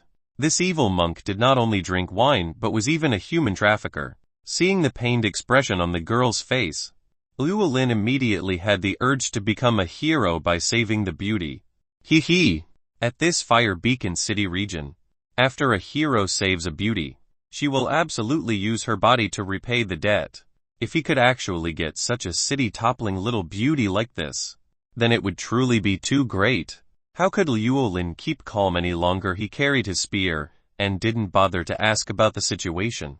He said one random phrase about righteousness, then immediately stabbed his lance forward with the intention of leaving a huge hole in the evil monk's chest. However, the monk was not easy to mess with. With just one kick, made Luo Lin fly outside right into a manure dump to the side. When the other Killen riding soldiers got him out, the monk and the girl were nowhere to be seen. Captain Luo Lin was enraged and, after cleaning his body, he immediately brought people to pursue, which led to the current situation. Something stinks. Which person's mother stepped on dog shit? Wu Ju sniffed and let out a shout. Open your eyes and look at your father's foot. I didn't step on dog shit. Wang Ming also sniffed and then looked up towards the valiant Luo Lin and exclaimed, "My lord, you can't be the one that fell down a manure pit, right? Why do you smell so bad like this?" Luo Lin's expression was very ugly. He angrily snorted, then gravely said, "You want to die." Lin Luo was the captain of the Killen War Cavalry, and his personal cultivation had reached the early god base. Even if he killed a few people at this chaotic place, no one would dare to say a word. At the moment, he hated anyone who brought up the words manure pit the most. Feng Feiyan smilingly asked, "My lord, don't tell me you actually fell into a manure pit." This time, Luo Lin was really fuming with rage. He tapped the Killen's butt with his spear, and the gigantic Killen, like a small mountain, immediately rushed forward. Rumble! Its huge pillar-like legs caused the ground to vibrate as it ferociously rushed forward with its iron soles, wanting to stomp Feng Feiyan into meat paste. Feng Feiyan naturally was not afraid in the least bit. He directly took the horse stance, and one hand actively stretched forward to catch the Killen's leg, while the other hand placed below the Killen's stomach and exerted his power to directly lift the entire Killen up. With one throw, the Killen and Luo Lin directly flew away. Bam! The Killen bellowed a miserable cry as it fell on the ground. Luo Lin was indeed an early god-base cultivator. A green mist appeared below his feet, lifting up his body. Then, he immediately propped backwards with his spear while exerting its full power, creating lightning sparks. "It seems that I underestimated you all. Try tasting a spear of mine." Before Feng Feiyan could take action, Wang Ming rushed forward first.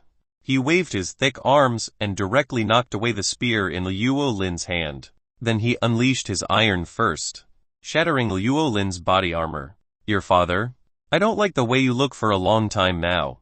Wang Ming frantically unleashed fist after fist. Luo Lin wanted to use a powerful energy to shield his body, but it was quickly broken in an instant. His handsome face was beaten into a pig's head as his teeth fell all over the ground. How bold! Daring to be our captain. He is the son of the 3 mysterious gate sect master. The Qilin War cavalry's troops began to rush forward. They bullishly roared with a sky-piercing momentum. Each of them threw out a jade talisman the size of a palm with flashing lights, creating countless runes that resulted in a formation. They combined to create a formation and attacked together. Wang Ming felt the pressure and thus, his skin illuminated a golden brilliance and the muscles on his body completely bulged, almost bursting from his white shirt. One huge golden fist was thrown out with the power to compete against the 14 jade talismans. Bam! A golden explosive wave flushed out, causing the layer of soil on the plain to be stripped away. A surrounding radius of 10 jang turned into flattened earth. The 14 Qilins suddenly took 3 steps back, almost throwing the 14 soldiers off. Feng Feiyan was in a complete daze. Oh heavens ah! This Wang Ming guy has too much power. I can't believe he almost knocked 14 Qilins flying. Is this guy a beast transformed into a man? Feng Feiyan currently was at the peak Immortal Foundation realm. Moreover, he could even surpass 2 small levels to fight. However, his power was absolutely not as devilish as that. Unless he used the infinite spirit ring.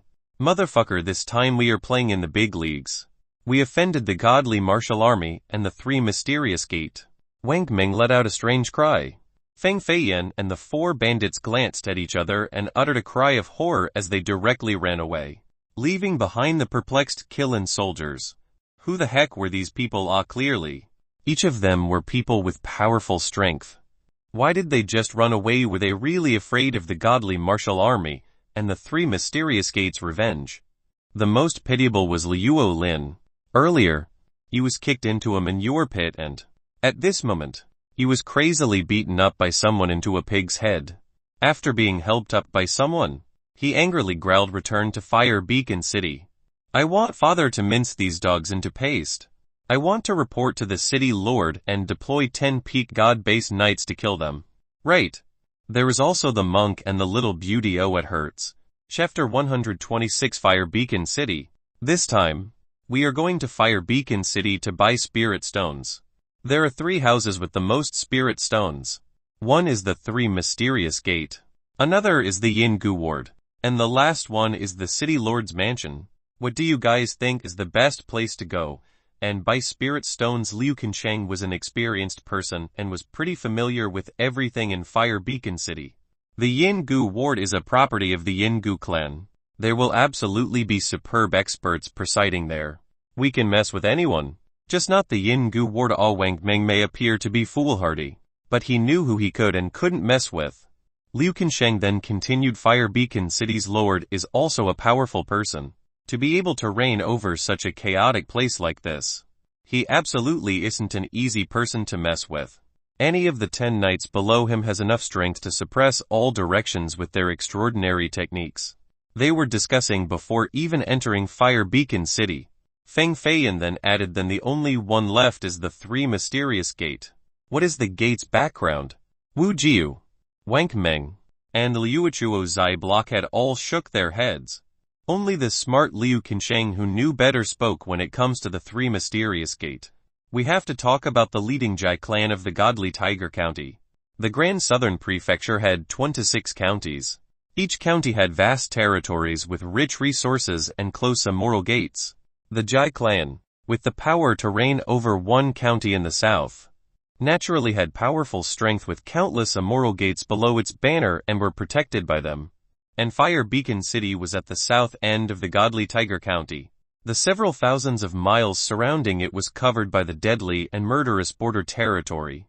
Because of the special geographical situation of Fire Beacon City, there were many powerful cultivators congregating to this place. The underground dark organizations were comparable to large immortal gates. The 3 mysterious gate is classified as a big sect. There are 38 cultivators of the god base realm. Its gate master is the disciple of the Jai clan's 3rd elder and was also his oldest disciple. One could say that the 3 mysterious gate is a sect under the Jai clan's banner. Liu Qinsheng explained. It seemed like the 3 mysterious gate was not easy to play with either. 38 god base cultivators, this was equivalent to 38 elders. It was absolutely a big sect. Feng Feiyan contemplated for a moment. Then he smilingly said, "I have a good idea. We can try this once. Dan Yu, Everyone will listen to you. Wang Ming coarsely added. Feng Feiyan continued, isn't the boy earlier the son of the three mysterious gates lord after being beaten by us? He will surely find his father to get revenge. Why don't we try a feint maneuver? Wu Jiu and Wang Ming did not understand after listening. Only Liu Qinsheng's eyes flashed with a bright light as he smirked, then clapped his hands and said, this is not a bad idea. But wait until after we drink flower wine. Then we can talk about it again. Right. Very right. Visiting the brothel is the main business. As for buying the spirit stones, we can take it one step at a time. One step at a time. Just wait until we spend 3 days there. Not 1 day less. The beauties in the Supreme Beauty Pavilion number more than 800 and all of them are drop-dead gorgeous. Especially the ones with their name cards in the front. They are all goddesses descending down to our moral world. The 4 bandits pervertedly smiled and smiled some more. The matter of buying the spirit stones was completely forgotten and they only cared about drinking the flower wine in the brothel. Feng Feiyan was not carefree like this. This time, his responsibility was much greater than these 4 bandits at Fire Beacon City, so he could not relax at all. Fire Beacon City was indeed a large citadel at this desolate border, and the walls were double the size of the other ancient cities. It was built by boulders weighing dozens of thousands of jin. There were some places where the engraved formations were visible. There were towers to fire arrows along with fire and formations. There was always the patrolling godly martial army riding desolate beasts on top of the city walls. War could happen here at any time. And these walls had been destroyed more than 10 times. But it was rebuilt each time and became more brilliant and bigger than before. This was the benefit of a special location. Coming into Fire Beacon City, one could see many strange architectures from the other countries. There was a mansion with red walls and curved Eva styles. There was a Buddhist palace built with white pebbles, while another was an old building made from ancient timbers. In the ancient street 100 meters wide, there were many horse carriages in a lively and bustling scene. People from different countries and zones all came together at this place. There was a beauty with golden hair and blue eyes carrying a treasure bow on her back, causing half of the street to have a faint sweet fragrance coming from her body. There were also 4 ancient strong slaves that towered at 3 meters. Pulling a yellow carriage while issuing rolling sounds on the road. There were also cultivators with white cloth wrapped around their heads, while wearing white robes they seemed like mummies walking on the main street. Ah, save me, ah, save me. 5 men were chasing a delicate maiden. They laughed in a depraved manner as they forced her into a dead-end alley. They pushed the girl into the wall and slowly stripped articles of clothing from her body. Everyone walking by were just staring indifferently as if they were used to such a scene. No matter how much the maiden was crying for help, no one extended a hand to help her. Don't help me. She appeared to be younger than 16, and her crying was very miserable. Feng Feiyan slightly frowned. Even though he already knew that Fire Beacon City was a chaotic and dark place where the strong could bully the weak, he didn't expect it to be so filthy to this level. Liu Qinsheng pressed down on Feng Feiyan's arm and said, Danu, don't be rash. There are no good people here at Fire Beacon City. Being a good person will only cause you to die earlier. You are saying to not help her even though we are seeing this. Feng Feiyan naturally had his moral bottom line. Liu Qinsheng shook his head and replied, people who can survive at Fire Beacon City. Why would they need your help? As his voice faded, there were several miserable screams coming from the dead-end valley. He saw that the man who earlier wanted to rape the girl was now lying in a pool of blood, and the initially delicate and sad girl was fixing her tattered gown as she coldly scowled. She wiped the blood on her hands and squatted down with her graceful and soft body as she took the money pouch along with weapons from the bodies of these men. Feng Feiyan was stunned with his mouth open from seeing this scene. The girl weighed the money bags with her hand. Then she held several weapons and walked out from the alley. Her cold eyes glanced at Feng Feiyan. Then she shook her sleeves and left. Only the cold, dead bodies covered in blood were left in the alley. Right. There are no good men or nice women in this place. Feng Feiyan, who had suffered in the hands of a woman before, had now learned another lesson. It was never peaceful inside this city.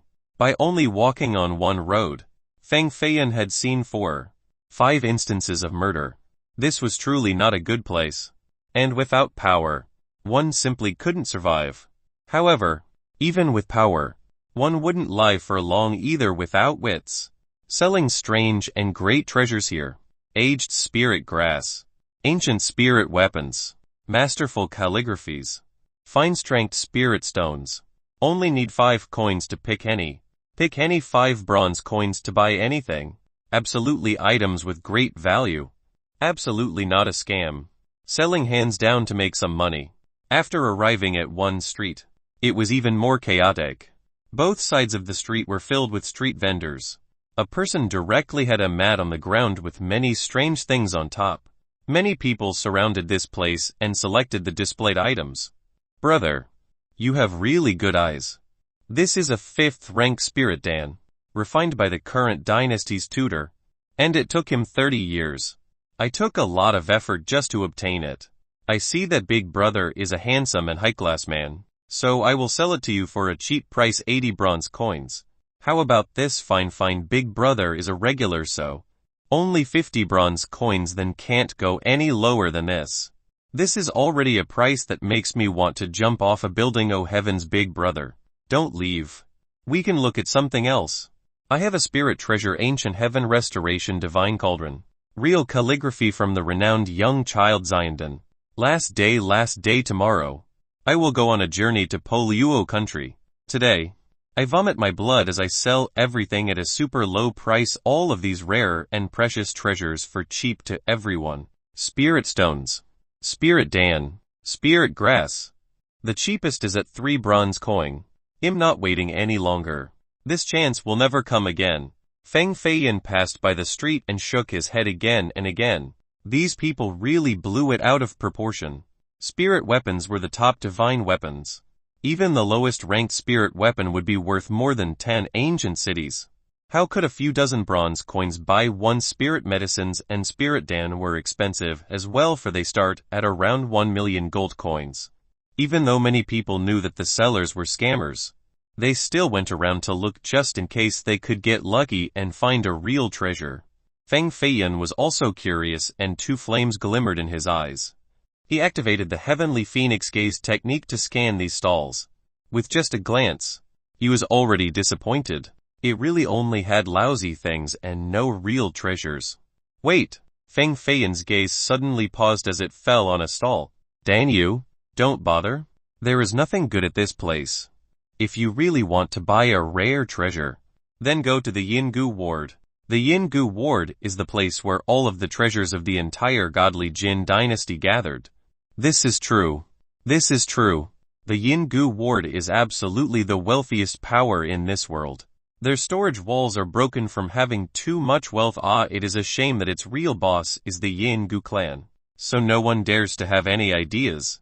If someone is able to hook up with the heavenly miss of the Yingu clan, then they will not have to worry for the rest of their lives.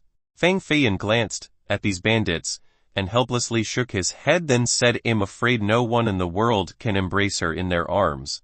She is a scorpion, and she will bite them to death. Finished speaking, Feng Feiyan went to the stall that he noticed earlier.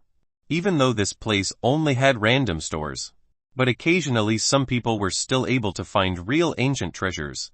This had happened before, where people spent 5 bronze coins to buy a real root of horn dragon spirit grass. Someone else also bought a broken spirit weapon from the antiquity, and there was even a person who bought a real dragon scale. Even though the probability was extremely low, it was not impossible. Chapter 127. One-armed old man. This street stall was under a large locust tree. There was a crumpled piece of black cloth with dozens of different items presented on top. There were cauldrons, small stones, strangely shaped iron items, dried medicinal herbs, etc. They were truly only common items, no different from any of the other stalls. The person running the stall was a one-armed old man that only had his left hand. The inside of his right sleeve was empty. He was initially half dozing off on a boulder, but after seeing the group of Feng Feiyan approach, his lethargic expression immediately disappeared completely. He opened his eyes and shouted, Little brother, what do you want to buy? I have everything here. Do you see the stone cauldron? It was dug from the depths of the earth. After many professional appraisals, it was determined that it is a treasure from more than 10 years ago, it is able to suppress the huge rivers and stabilize the ocean. Also, there is this ancient weapon. The one-armed man picked up a bronze hook from the stall and waved it in front of Feng Feiyan's eyes while speaking. You shouldn't look at how it is plain without any decorations or spirit awareness. In fact, it has a really big origin. This is a divine weapon of a giant in Huangsha who was previously renowned throughout the world. Once stained by blood, it will unleash its divine power and destroy all of heaven and earth. The one-armed old man vividly described the origins of these divine treasures to Feng Feiyan as his spit flew everywhere. Clearly, he had repeated these words countless times and thus, it was very flowing. His explanations were indeed effective. As a result, many people came by and wanted to see the strange legendary treasures here. All of them were cultivators with spirit energy in their bodies. And there were even a few immortal foundation experts. They pointed back and forth at these treasures while clamoring in excitement. This stone cauldron doesn't seem ordinary. Look at the beast engraving on top of it. It looks like a vermilion bird, but it also has 4 long wings with bizarre runic lines, truly special indeed. This could be a divine cauldron in the legends. Perhaps it is the real thing. A person was caught up in the situation and exclaimed. Soon after, a young guy wearing a blue Taoist robe began to ask for the price. Boss, how much for this stone cauldron? The eyes of the one-armed old man became excited as he saw everyone's fiery gazes. So he quickly raised the price. He revealed 3 fingers and said, such a godly treasure like this.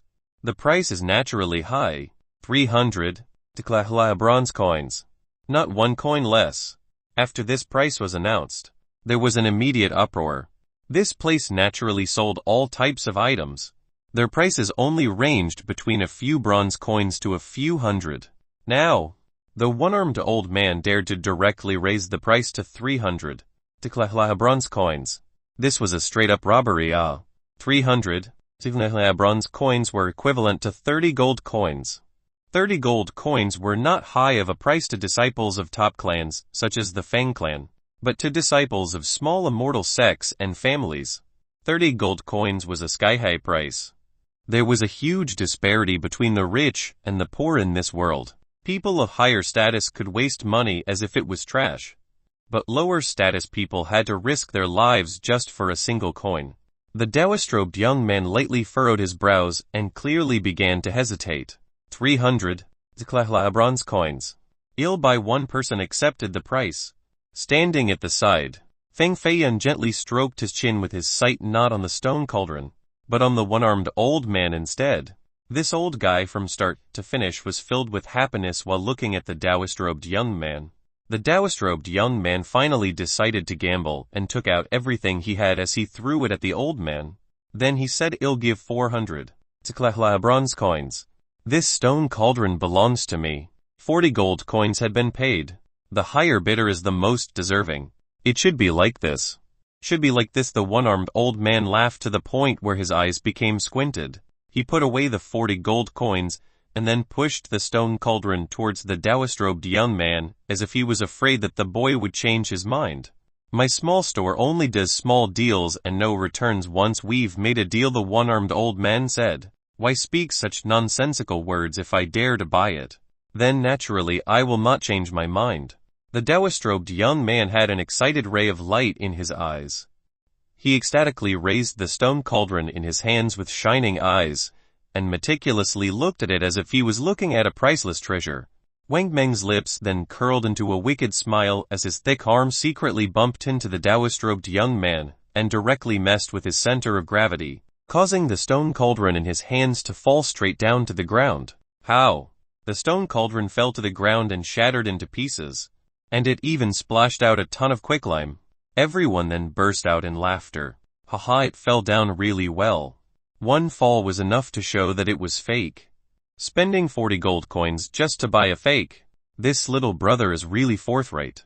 This group of people were afraid that the world wouldn't burn, and they laughed till the point where the Taoist-robed young man became lividly pale, revealing his murderous intent. His 2 palms turned into fists as he ferociously stepped towards the one-armed old man. This old man was too much of a fraud. 400 bronze coins was his entire savings. The one-armed old man quickly held onto his storage bag. While speaking, I have already said that my small store only does small deals and no returns once we've made a deal. Little brother, you have already agreed to this. Even though the young man was furious, but in front of so many people, it was not convenient for him to make a move. He simply glared harshly at the old man and thought about waiting until everyone left. Then he would take care of him. While everyone was still laughing loudly, Feng Feiyan squatted down to check out the items displayed on the ground. Dan Yu, it is clear that this old man is a fraud. It is better not to look at these items. Liu Qinsheng spoke to remind Feng Feiyan. Initially, the onlookers all intended to leave. But after seeing Feng Feiyan carefully selecting the items on the ground, these people immediately stayed behind. They didn't expect that someone else would dare to buy items from this one-armed old man. It seemed like this youngster was also a naive person and will be fooled badly. The Taoist-robed young man was a clear example of losing money. Check it out, another one caught. Hee. This boy is dressed in rags. I'm sure he won't have anything at all. The one-armed old man naturally saw that Feng Feiyan was a poorest dirt man as well. But after all, he was still a customer. Might as well scam him for as much as possible. The Taoist-robed young man also stayed behind, standing next to Feng Feiyan, with a gloating glint in his eyes. He only wished that it would be best if Feng Feiyan was swindled even worse than him. Feng Feiyan naturally didn't care about the clamoring of those around him. He took one turn looking at everything on the ground before finally shaking his head and sighed. Then he stood up, wanting to leave. The one-armed old man immediately became anxious, so he quickly cried out, "Little brother, don't go off. You like any treasure? Then just tell me straight. We can then negotiate the price." Feng Feiyan suddenly stopped and squatted back down again. He picked up a stone as big as a human head and said, "There is an endless spirit energy growing inside this stone. It is absolutely a heaven and earth's great treasure." Feng Feiyan raised it up with both hands. Then he smelled it and once again nodded his head to say, "The aura of a god is so thick. Could this be a divine stone from the immortal world that fell down?" This stone was completely ordinary and mediocre with a tawny shade along with a loose, grainy, and coarse texture. There was green moss growing on it, and it was picked up by the one-armed old man earlier along the street to press down on the piece of cloth of his vendor's stand. However, Feng Feiyan was praising it as if it was extremely magical, like a natural treasure born from the heaven and earth. Everyone had a curious gaze on their face.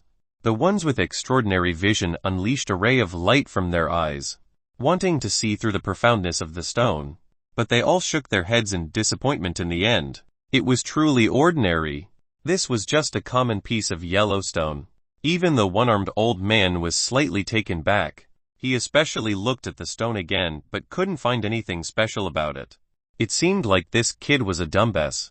This piece of yellow stone was not even worth 1 bronze coin. Yet someone was considering it as a treasure.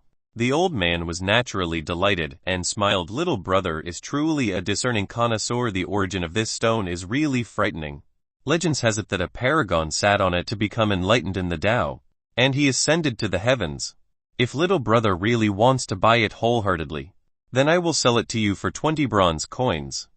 The old man didn't dare to name too high of a price since he was afraid that Feng Feiyan would be scared straight and run away. All of the cultivators nearby began to snigger. This old fart was beginning to trick people again. Wanting to sell this useless stone for 20 bronze coins, truly a robbery. Chapter 128, Exceptional Divine Treasure. 1 bronze coin. Feng Feiyan directly put the stone in his hand back down. The one-armed old man was taken aback and cursed in his mind. Earlier, the guy was praising the stone for falling down from the heavens. Now, he was giving the price of only 1 bronze coin. Truly a poor motherfucker. Little brother, an immortal was enlightened by sitting on top of this stone. "Why don't you pay a bit more?" the one-armed old man asked.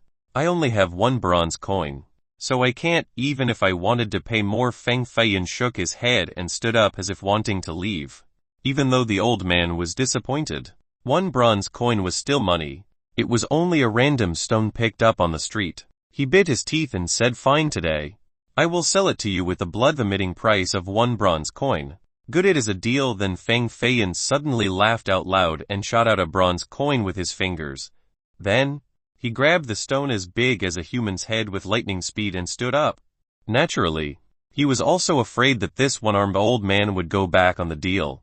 What is this kid laughing so happily about? Did I make a mistake this time? The one-armed old man placed the one bronze coin away while beginning to doubt in his mind. The party of Wu Jiu and Wang Ming also frowned. They felt that Feng Feiyan didn't need to do such a foolish thing. Even though it was only one bronze coin. One bronze coin was still money. Danyu, can you now tell us about the mystery of the stone? A glint of wisdom appeared in Liu Qinsheng's eyes. Others might feel that Feng Feiyan was bored, so he found something entertaining to do. But Liu Qinsheng felt that there was something else going on. The other cultivators didn't leave, as well as they had the same question in their minds. Even the one-armed old man stretched out his neck and pricked his ears to listen. Feng Feiyan smilingly glanced at everyone. Then he placed the yellow stone on his palm as he asked, do you see the difference between this yellow stone and the other ordinary yellow stones? Can't see it. Right, you will see it now. Feng Feiyan channeled his spirit energy, filling up his palm. Poof! The spirit energy automatically ignited into a first dark origin flame. The Yellowstone's temperature gradually rose as it was wrapped in flames. The first dark origin flame was a type of flame born from the burning of spirit energy. Ordinary stones would instantly melt in a second. Even a few tougher stones would turn into sand from the first dark origin flame in an instant. However, this ordinary Yellowstone was not burnt by the first dark origin flame. Instead, the flames began to dance on top of it.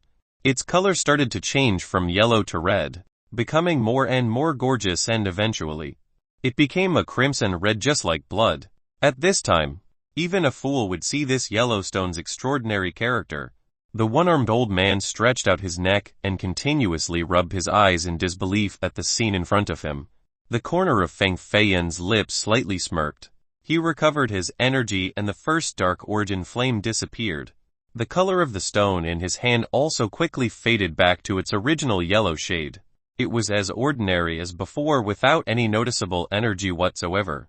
However, no one dared to look down upon this stone any longer. Everyone's gazes were attracted as they stared at the yellow stone with the utmost curiosity. Danyu? What on earth is this amazing treasure? Wang Ming shook his head after regaining his wits. Not only him, but everyone else present also had the same question. I don't know either. Feng Feiyan laughed while answering. You don't know? Everyone did not believe him. After all, this piece of Yellowstone was left on this street for who knows how many thousands of years. Countless experts and predecessors had passed by, but no one saw its extraordinary characteristic. Maybe other people even kicked it around a few times. He was able to see its remarkableness. So how could he not know what kind of treasure it was? Feng Feiyan truly was not lying. His heavenly phoenix gaze was only at the beginning level, and his sight was only equivalent to that of a third-rank treasure-seeking master. Many treasures could only be vaguely sense that it was not normal, but one couldn't really see through its essence. Previously, Feng Feiyan with his heavenly phoenix gaze only noticed that this Yellowstone had an aura that was slightly different from the surroundings. It was as if there was a vague sound coming from it, just like an egg that was wrapped by a layer of rock. But it absolutely did not have any aura of life. Feng Feiyan shook his head and replied, only by destroying the layer of rock will we find out what the hidden treasure inside is. Feng Feiyan conveniently took a rusty blade from a nearby street vendor and started to cut on the Yellowstone. His cutting was very slow. He was only removing extremely thin layers at a time, for he was afraid of damaging the treasure inside. The news traveled quickly and the crowd grew larger and larger in size. In the beginning, there were only more than 10. Then it became several dozens. And now, there were several hundred packing the stall so tightly that not even a drop of water could trickle through. There is someone who found an amazing divine treasure at the street stall. One stone became as red as blood under the flames. Someone has started to cut it. I think it might be the great treasure of this generation. Cultivators, one after another, came running towards the stall, clogging the whole street. Swish, swish, swish. The blade in Feng Feiyan's hand became faster and faster as it cut out rock powder. The Yellowstone that was initially the size of a human head became half as small. Swish! Another blade fell down, and the Yellowstone suddenly changed into a blood-red color. Boom! The blade in Feng Feiyan's hand was shattered by an invisible force into iron powder, falling onto the ground while emanating rustles. Feng Feiyan felt a monstrous aura attacking his brain, causing him to have the urge to throw this stone far away. Whoosh! A breeze from an unknown source blew by, creating screaming noises as if there were ghosts and devils shouting and roaring. It was indeed strange to have such a cold breeze blow by when the scorching sun was up high. Danyu, maybe we shouldn't cut through it anymore. Why is it that I feel that it is not a treasure inside, but more like a bleeding heart? Wu Jiu felt chills throughout his body, and it seemed as if there was cold air coming out from the top of his head. Probably not. I can feel that this aura might be strange, but it is definitely a shocking piece of treasure. Liu Qinsheng lightly signaled to the other 3 bandits. If there was really a great treasure inside the Yellowstone, then someone will definitely try to rob it. The 4 bandits implicitly understood and began to take caution. They stood around Feng Feiyan and didn't let anyone near. Feng Feiyan was very curious and also didn't want to stop. He took the great machete on Wu Ji's back and continued to chip away. The stone became increasingly smaller, and the color became redder just like blood as it flashed through all directions. Bang bang bang. The stone in Feng Feiyan's hand then cracked as it began to move as if it was coming back to life. Its movement caused Feng Feiyan's hand to become numb. Break for me. Feng Feiyan felt that it was reaching the critical point, so he finally unleashed a blade downward. The rock-like eggshell fragmented, and a crimson brilliance burst out and flew several thousand jang up straight to the heavens. Many people who saw this light felt astonished. They actually thought that a peak master was breaking through the grand realm of heaven's mandate. This crimson light was not only blinding, but also extremely hot. Even though Feng Feiyan's palm was protected by the infinite spirit ring, it was still burnt. Meanwhile, the surrounding cultivators who were watching the spectacle couldn't handle it. Some of their eyes were stabbed by the crimson light and started to bleed. Others' clothing and hair caught on fire and began to crackle with flames.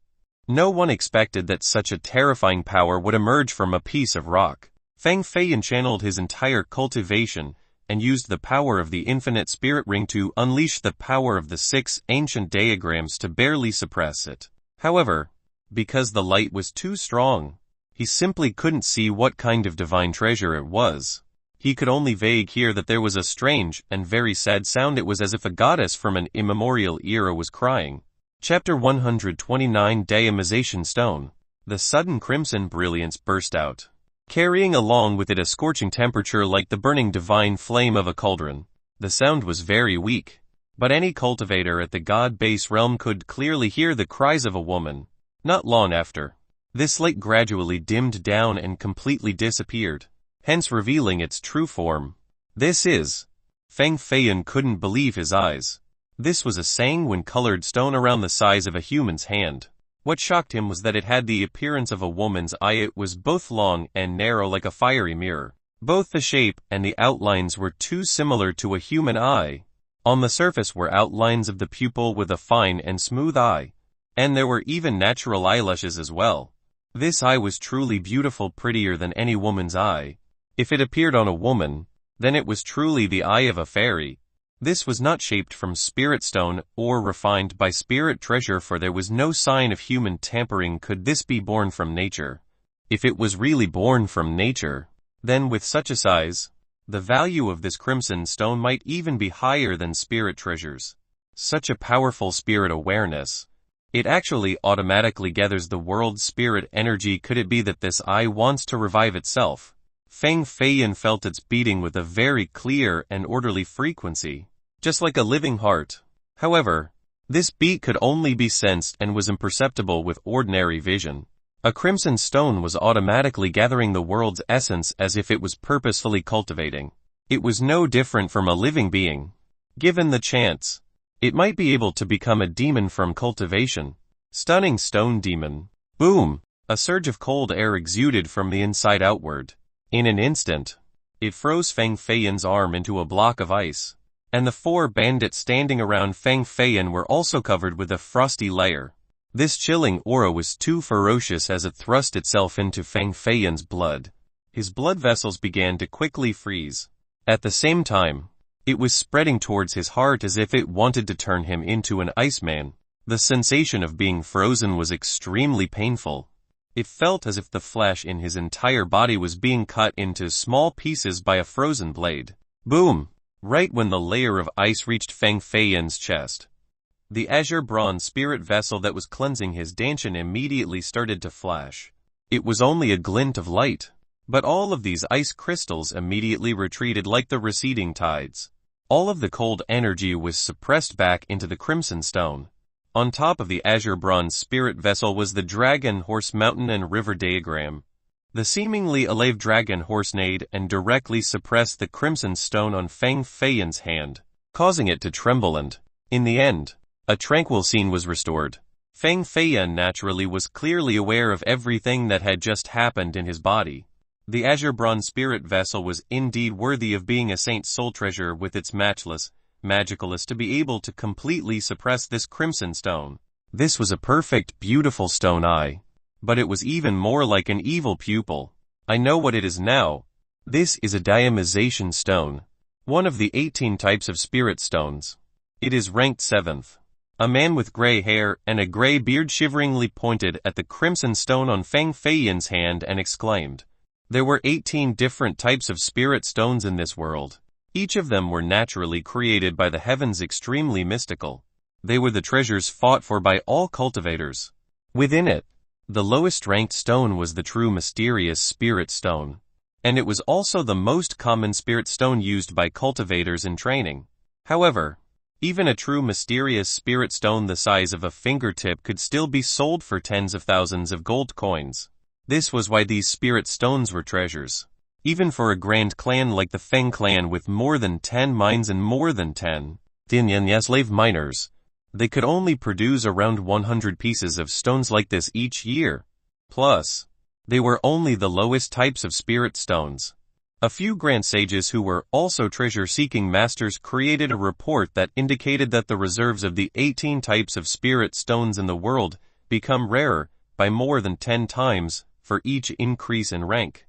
In other words, if the 18th ranked true mysterious spirit stone had 10 pieces, then the 17th rank 5 grains spirit stone would only have 1 pieces, and the Dan spirit stone ranked at 16th would only have 100 pieces. And the truth was that the amounts produced each year by the grand clans mirrored the findings in this report.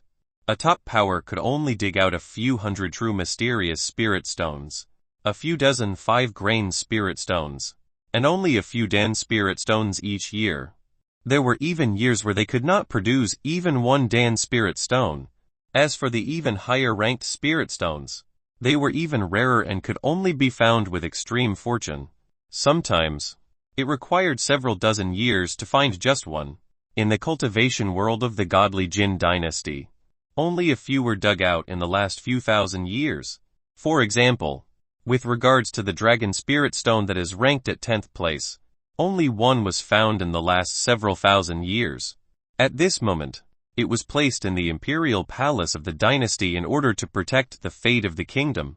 Sometimes, a stone like this was enough to protect a kingdom's fate, allowing it to prosper for several thousand years without decline. For the 18 types of spirit stones, each of them had their own special purpose. For example, the true mysterious spirit stone contained a large amount of spirit energy, doubling the cultivation speed for cultivators. Powerful cultivators all used these stones to cultivate instead of absorbing the world's spirit energy. The 5-grain spirit stone was even more miraculous than the true mysterious spirit stone. After consuming 1 5-grain spirit stone, a cultivator would automatically reach the mystical Bigu level, the level where starvation was no longer an issue without eating. And the Dan spirit stone ranked at 16th was even more valuable than the 5-grain spirit stone. As long as anyone wanted to refine anything higher than a 3rd rank pill, then they needed to have the Dan spirit stone. The higher the amount of Dan spirit stone, the higher the chance for a successful pill refinement. Without adding the Dan spirit stone, it was essentially impossible to refine any pill above the 3rd rank. As for the spirit stones ranked at the front, the preceding one was rarer and more mythical than the one after, and because the rarity of the 18 types of spirit stones increased by the dozen, this was why the prices of the spirit stones also increased by the dozen. For instance, if a true mysterious spirit stone the size of a fist had the price of 300 gold coins, then the price of a 5-grain spirit stone was 3 gold coins, and the price of the Dan spirit stone was 30 gold coins. The spirit stones at the front naturally had even more terrifying prices. Due to the scarcity along with their prices, the status of treasure-seeking masters in this world was very prestigious. Grand elders of the immortal gates, astronomy officials of dynasties, and grand Dan masters often needed to turn to treasure-seeking masters for assistance. No one reacted when they heard the words Daimization Stone. But when the rank of 7 was announced, everyone suddenly exploded. Boom! Everyone turned crazy. A rank 10 Dragon Spirit Stone was enough to become the presiding treasure of the godly Jin dynasty and was able to protect the dynasty's fate for several thousand years without declination. This Spirit Dragon Stone was absolutely ranked amongst the top 10 divine treasures of the godly Jin dynasty's cultivation world. But at this moment, a rank 7 Daimization Stone suddenly appeared. This could truly be the number 1 divine treasure in this land, and it would shock the entire dynasty. A person expressed his doubts and said impossible. Absolutely impossible. Rumors stated that the Daimization Stone was formed by supreme masters at the end of their lives by burning their entire Dao intent in their bodies. With this, one piece of Dao stone would be formed, and this Dao stone would need over 10,000 years to breed itself before turning into a Daimization Stone. A Dao stone capable of turning into a Daimization Stone has such a low chance. It is not even 1 in tens of thousands. It is difficult to be enlightened in the Dao, but transforming into the Dao is even harder. Only great characters with cultivations that reach the heavens would be able to successfully transform into the Dao. I don't think there has ever been such a divine character in the godly Jin dynasty. The Daimization Stone was ranked 7th because it contained the Dao of a supreme and unparalleled expert. If one could learn from the Dao inside the Daimization Stone, then they could become another supreme and unparalleled expert. Even though everyone was in disbelief, there were still people who believed that this was a Daimization Stone. I can see a profound supreme Dao hidden inside the Crimson Stone. Each outline on top of its surface is a separate Dao. As long as one can become enlightened and even one of the Dao on its surface, then they could cultivate to the giant level. This could be a goddess from the high ancient era condensed after a Dao transformation. This Daimization form even started to cultivate itself. If no one took it out from the Yellowstone and let it cultivate for a few thousand years more, then maybe the dead goddess could be reborn and would dominate the world once more. Even though everyone had different perspectives and speculations about this spirit stone, they were certain that this spirit stone was an absolute priceless divine treasure. At the most conservative estimate, its value would exceed a spirit treasure. Everyone's gazes became red hot as they ogled at the crimson spirit stone in Feng Feiyan's hand. No one was able to hide the greed in their eyes. Many powerful cultivators were gearing up, revealing their murderous intents while looking at Feng Feiyan.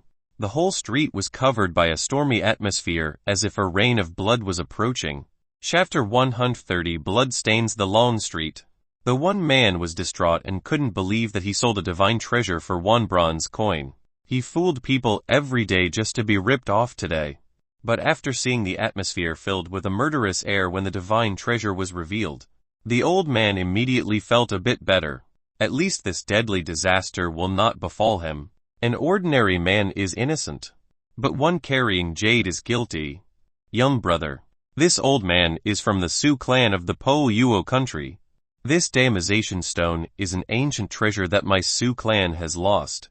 Please return it. A man wearing a blue silky robe who was surrounded by servants stepped forward. His smile clearly revealed his intentions as he held out his hand. This Daimization stone was clearly found on the street and found by Feng Feiyan's vision to cut out the treasure. A few people's eyes turned red from greed and naturally lied without any shame. How was this any different from a straight-up robbery? The moment this stone came out, Fang Feiyan knew that peace was impossible today. Clearly, someone would immediately jump out. Because of this, he slightly smirked and said, "This is senior wanting to bully us countryfolk." Both Fang Feiyan and the four bandits were wearing clothes no different from refugees. This was the reason why others felt that they were easy to bully. They wanted to kill them for their treasures. "Brett, so what if I want to bully you? You better return the treasure that was lost by my Poluo country's Sioux clan. Otherwise, there will be dead bodies lying on the street today." A muscular man dressed in battle armor stepped out from behind the silk-robed old man. This was a warrior from the Poluo country with tens of thousands of troops under his command, truly respectable combat capabilities. It was obvious that this old man in his silk robe was a noble from the Poluo country, hence why he had such a powerful expert protecting him. Fang Feiyan's gaze turned cold and glared forward to say, "It is not clear who will be lying dead on the street just yet." With a powerful and fortified strength, the Sioux clan was the royal family of the Poluo country, and it had grand characters of the giant level. However, Fang Feiyan naturally was not a person afraid of trouble. Even if the Poluo king came here himself, Feiyan would still be willing to fight. Lowly peasant that doesn't know life from death.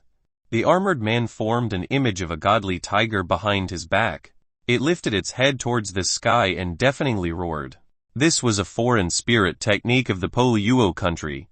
It refined the blood of strange beasts into the body to obtain the bloodline along with the power of these strange beasts. A person like this was called a savage beast warrior. Every savage beast warrior at the Poluo country had an exceedingly high status along with a terrorizing battle prowess.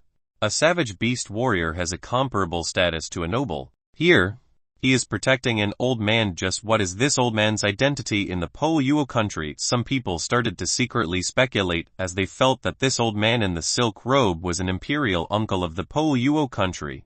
Savage beast warriors are indeed as tough as the rumors claim. His battle prowess is comparable to an early god-based cultivator. A few cultivators were breathless from the aura of the savage beast warrior. They could only retreat backwards one step at a time. Fang Feiyan still grasped the diamazation stone tightly while standing tall on the long street, even though his clothes were tattered and had disheveled hair, like a crow's nest. Along with his muddy bare feet, his expression showed no fear. Even though he was in a stormy situation, he stood firm and calm. Bam! The savage beast warrior unleashed a fist that carried the force of several dozen thousand jin onto Fang Feiyan's chest and directly made him slide backward. Even though he was forced back, he was not injured at all. The warrior was quite surprised. His fist's power was capable of shattering an early god-based cultivator, but it could not harm the enemy. This Brett truly had the ability to act arrogant. Right when he was about to act again, Fang Feiyan's figure suddenly flashed and appeared right in front of him. One palm struck him right on the head. Crack! The armor on the warrior's body cracked into pieces as his body heavily shook. He then softly fell onto the ground and couldn't stand up anymore. Fang Feiyan didn't bother looking at the warrior that was now lying on the street. His gaze swept all the cultivators nearby and coldly declared, "If anyone else wants to fight, I will entertain you to the end. If you want to seize the diamazation stone, you better have some real skill." Then, his eyes deliberately shone on the old man who wore the silk robe. The old man from beginning to end stood to the side without moving. Even though the warrior was his underling, the old man did not change his expression at all even when he died in Fang Feiyan's hands. Only, his claw-like hand began to emit flashing murderous waves as his old pair of eyes also darkened. This old man was absolutely a true master. As they gazed at each other, Fang Feiyan felt a penetrating sting from the old man's eyes. "Young man, you truly don't know the immensity of the heaven and earth. Daring to kill a general from the Poluo country at Fire Beacon City. I'm afraid you won't live for much longer." The silk-robed old man slightly stepped forward as an invisible force shook from the ground. Fang Feiyan felt a mountain-rending force coming from below him. It wanted to break his legs, so he quickly channeled all of his energy to retaliate towards the ground. Boom! Fang Feiyan had to retreat for 3 steps in a row before neutralizing this force.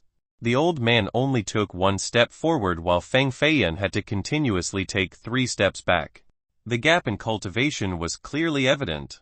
To have such a cultivation at your age is truly rare, and your natural talents could be considered excellent. Hand over the diamazation stone. You cannot hold on to a treasure of this level, and it would only bring about a deadly disaster to yourself. The old man no longer beat around the bush and directly revealed his intention of wanting the stone. With such an innate talent, it would be such a shame to suddenly die in this place. The old man, once again, took a small step forward as his aura became even more terrifying. It did not only compel Feng Feiyan to take another 3 steps back. All the nearby cultivators were forced to retreat as well. People with a weaker cultivation immediately vomited blood from the pressure. Feng Feiyan steadied his blood inside his body and fortified his stance. Then he spoke. You are nothing special compared to others. If you didn't live longer than me for several decades, and if I could cultivate for 3 or 5 years, then I would kill you like killing a pig. The old man's look turned into a dark surly as he was angered by Feng Feiyan. Lightning cracked on his palm as he unleashed a fist across the air. This palm caused the wind to flutter as 6 killans rushed forward. His fist actually unleashed 6 killans, a force of 320. Just the wind flying by alone caused others to ache as if small knives were slicing their skin. Feng Feiyan began to channel his infinite spirit ring. He wanted to use this spirit treasure to directly attack the old man, but there was someone who suddenly rushed forward. Bam! Wang Meng stomped on the ground and stepped out. His 2 feet directly shattered the tiled stones on the street. With his feet fortified underground, he unleashed both of his fists forward as he and the old man competed with one blow. Bam! More than 10 tiled stones on the street flew away. Wang Meng's feet on the ground slid backward, creating 2 long grooves on the ground. He continuously retreated for more than 8 jang before finally stabilizing the old man's palm. The old man also had to take a step back as he put down his hand. Even though Wang Meng lost in this one strike, he successfully blocked this palm. Comparing brute strength, he was only 1 level below this old man. Come again. The old man became agitated and ashamed. He personally took action. Yet he couldn't take care of these poor peasants. This was truly an embarrassment to the Po Yuo royal clan. He was indeed a royal uncle of the Po Yuo country. He had always been up high above in status. Thus he naturally disdained these peasants like Feng Feiyan. Boom! The old man unleashed another strike. This palm was even more powerful and had a force capable of blowing away a high mountain. Bam bam! Wu Jiu and Wang Meng were like 2 gods of war, standing to the left and right of Feng Feiyan, and they rushed forward at the same time. Both of them were fierce people. One was naturally born with godly strength while the other cultivated his bones into a golden color. The 2 trampled the street into small pieces and forced the old man to fly backward. The old man landed on the ground and continuously retreated all the way till the end of the street before he could stand still. Other people wanted to seize the treasure, but now they were all sucking in a deep breath and instinctively took 2 steps back. No one expected for these 5 refugees to be so powerful, with one stronger than the other. Even the imperial uncle of the Po Yuo country was forced back. Poof! Liu Qingsheng slapped off a sneak-attacking cultivator's head from his body. Blood began to spurt out all over the floor, and the bloody head flying in the sky was kicked into smithereens by Liu Chuo Zai. These 4 bandits were not only strong, they were also ruthless. This suppressed everyone at the scene. Motherfucker! Who else wants to try? Your father will fuck his whole family. Wu Jiu waved the grand machete in his hand like an evil god and roared. There was a sudden whirlwind that appeared out of thin air, emanating whistling windy sounds. Silence. No one dared to even breathe. Too savage. Too violent. Suddenly, a footstep sounded. Feng Feiyan glanced over at the young man with the Taoist robe. He unexpectedly came forward. This was the idiot who was fooled and handed 400 bronze coins to the one-armed old man. At this moment, this Taoist-robed young man had a temperament that was beyond ordinary. Like a rising bright star, Feng Feiyan activated his heavenly phoenix gaze and observed the image rising above his head. It seemed to be a burning white sun. This Taoist-robed young man had a great origin, and his personal cultivation was already higher than the silk-robed old man. Such an age with such a cultivation along with innate talents, the background behind him must be incalculable. Chapter 131 Beiming Tang. This deorobed young man was clearly a cultivator from a large immortal gate who rarely came in contact with the outside world. This was why he was cheated by the one-armed old man, even though his cultivation was extraordinary. Everyone made way for him since they could feel a force rising from his powerful breath. This young man seemed to be intent on provoking Feng Feiyun. His cold eyes from beginning to end locked onto him as he spoke. You said that with 3 to 5 more years, you would be able to kill the old man like pigs and dogs, such bold words. However, those words might be true. A younger generation fighting against the previous. It is indeed a bit disadvantageous. However, our age is similar. Do you dare to fight me? His image became bigger and bigger, like a sun hanging in the sky or a cauldron burning the horizon itself. It was suppressing down towards Feng Feiyun's direction. He wanted to use his aura to overwhelm Feng Feiyun. Boom! A powerful aura also surged out of Feng Feiyun's body and turned into the Dragon Horse Mountain and River diagram. Its majestic vastness directly pushed the young man's aura flying backwards. How could a sun match the powerful Dragon Horse Mountain and River diagram? The moment the aura appeared, the world lost its colors. Feng Feiyun's aura turned sharper and sharper as the blood in his body flowed faster and faster. The deorobed young man excited his fighting intent. The immoral foundation in his Danshan was also channeled by this aura. As the fruit growing from it became more condensed, it began to have a chance to fall down. This was it trying to turn into a god base. The first sign before breaking through to the god base realm. Feng Feiyun had reached the peak immortal foundation for some time, and the medicinal effects of the spirit spring water in his bloodstream was also agitated as the god base realm approached. Good, I will fight you. Feng Feiyun wanted to use this battle to reach the god base realm. This was a realm he was hoping. He faintly felt that the spirit energy in his body would undergo a change in essence. The quality along with quantity will multiply several times. At this moment, the thing he lacked the most was spirit energy in his Danshan. If he had sufficient energy, he would be able to utilize the power of the infinite spirit ring and actually use its power as a spirit treasure. At that point, he would be invincible against people of the same realm. At the moment, with his peak immortal foundation cultivation, he could only channel the strength of the spirit treasure once before the depletion of his Danshan. So unless it was absolutely necessary, he would never use the spirit treasure. However, once he breaks through to the god base realm and obtain a spirit energy reserve many times greater, he would be able to use the battle power of the spirit treasure several times without weakening. This meant that his battle prowess would increase by more than just a dozen times. Dan Yu? How about I fight against him instead? Wu Jiu took the initiative to ask, for he was afraid that Feng Feiyun was not a match for the deorobed young man. Feng Feiyun wanted to borrow the young man to break through. The higher the stress, the more likely he was going to break through. No need. Even if I die in this battle, you guys cannot make a move. Feng Feiyun wanted to risk it all and fight to the end. If he couldn't break through, he would not regret dying because of this decision. Without a bold fighting spirit, one could not tread the cultivation path for long. The deorobed young man chuckled and said, "You are only a peak immortal foundation. I can defeat you with just one move. If you can defeat me with one move, then I will give you the diamization stone with both hands." With the Dragon Horse Mountain and River diagram on top of his head, Feng Feiyun stepped forward with a determined expression. "These are your words." The young man's eyes lit up with a happy expression and rushed forward impatiently. He turned into a dragon-shaped tornado. His 2 hands became 2 gigantic dragon claws. The young man's cultivation was truly terrorizing. It was on the same level as the royal uncle of the Pouyuo country, and it could even be a step higher. Feng Feiyun's body seemed to be trapped in a storm and could be sent flying away at any moment. Bang, bang, bang, bang, bang, bang, bang, bang, bang. 9 continuous fist shadows struck forward as Feng Feiyun tried to block the young man's blow. Feng Feiyun's fist shattered and became bloodied with yellow drips falling down to the ground, giving off clip-clip sounds. The young man retreated. He initially thought that he could easily teach Feng Feiyun a lesson.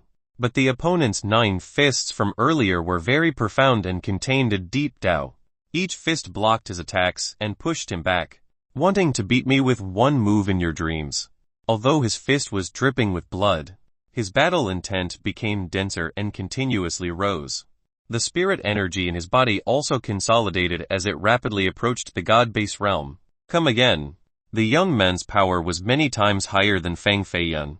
You wanted to suppress him in a few moves or even kill him in order to take the diamization stone from his hands.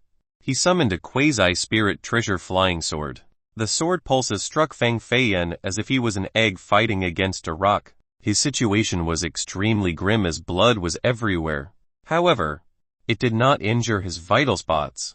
In the blink of an eye, they had exchanged 10 moves, but the young man still couldn't defeat Feng Feiyun. He became more and more maniacal as the sword gleams became faster and denser like a curtain made of water. So it is him. No wonder why his cultivation is so terrifying at such a young age. A person caught onto the deorobed young man's identity after seeing his sword technique. Who is it? A person curiously inquired. Cannot say. Cannot say. Truly a terrifying origin with an extremely powerful background. Even if he kills everyone here, no one would dare to take revenge.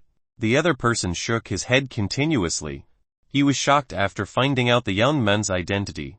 He continued on. If he announced his identity, then no one would dare to fight him. This is foolish. Just hand the diamization stone over. Why the need to offend him? Some people felt sorry for Feng Feiyun. Provoking such a grand character would only result in his demise, a death without a burial. The deorobed young man naturally heard everyone talking about him, so he freely smiled and said, "It is fine to say it. That way, everyone will know my identity." He clearly wanted to scare Feng Feiyun, and he assumed that Feng Feiyun would directly bow down in horror before him after finding out. Contrary to the young man's thoughts, Feng Feiyun was far from accepting defeat. Inside the countless sword rays, he continuously attacked. The wounds on his body were increasing and his activity space became narrower. It was as if he was forced to the edge of a cliff by a great army. Retreating was a dead end, and treading forward was also a dead end. The disparity in strength was sizable in this battle, but the fight raged on. The young man could not defeat Feng Feiyun after a long time. On the contrary, Feng Feiyun's spirit energy and battle intent became increasingly more powerful and got closer to the god-base realm. He is part of the 4 great clans of the godly Jin dynasty. The 7th young noble of the Beiming clan, Beiming Tang, Beiming Beishan, one of the 8 grand historical geniuses, is his older cousin. The other person finally revealed the identity of the deorobed young man. Boom, everyone was shaking. The Beiming clan was a super-rank clan that was on the same level as the Yin Gu clan, and it could be considered one of the 4 pillars of the godly Jin dynasty. Clans like the Feng clan were not worth mentioning in front of the Beiming clan. Such clans could easily be destroyed by them. It was no wonder why he was confident and arrogant like this. No one in the godly Jin dynasty would dare to mess with people from the 4 great clans. Doing so would result in dying an untimely death. Not to mention Beiming Tang's older cousin was the ruthless Beiming Beishan. Oh heavens, a person from the Beiming clan actually appeared in Fire Beacon City. If this news came out, all of the elders in the city would come to greet him.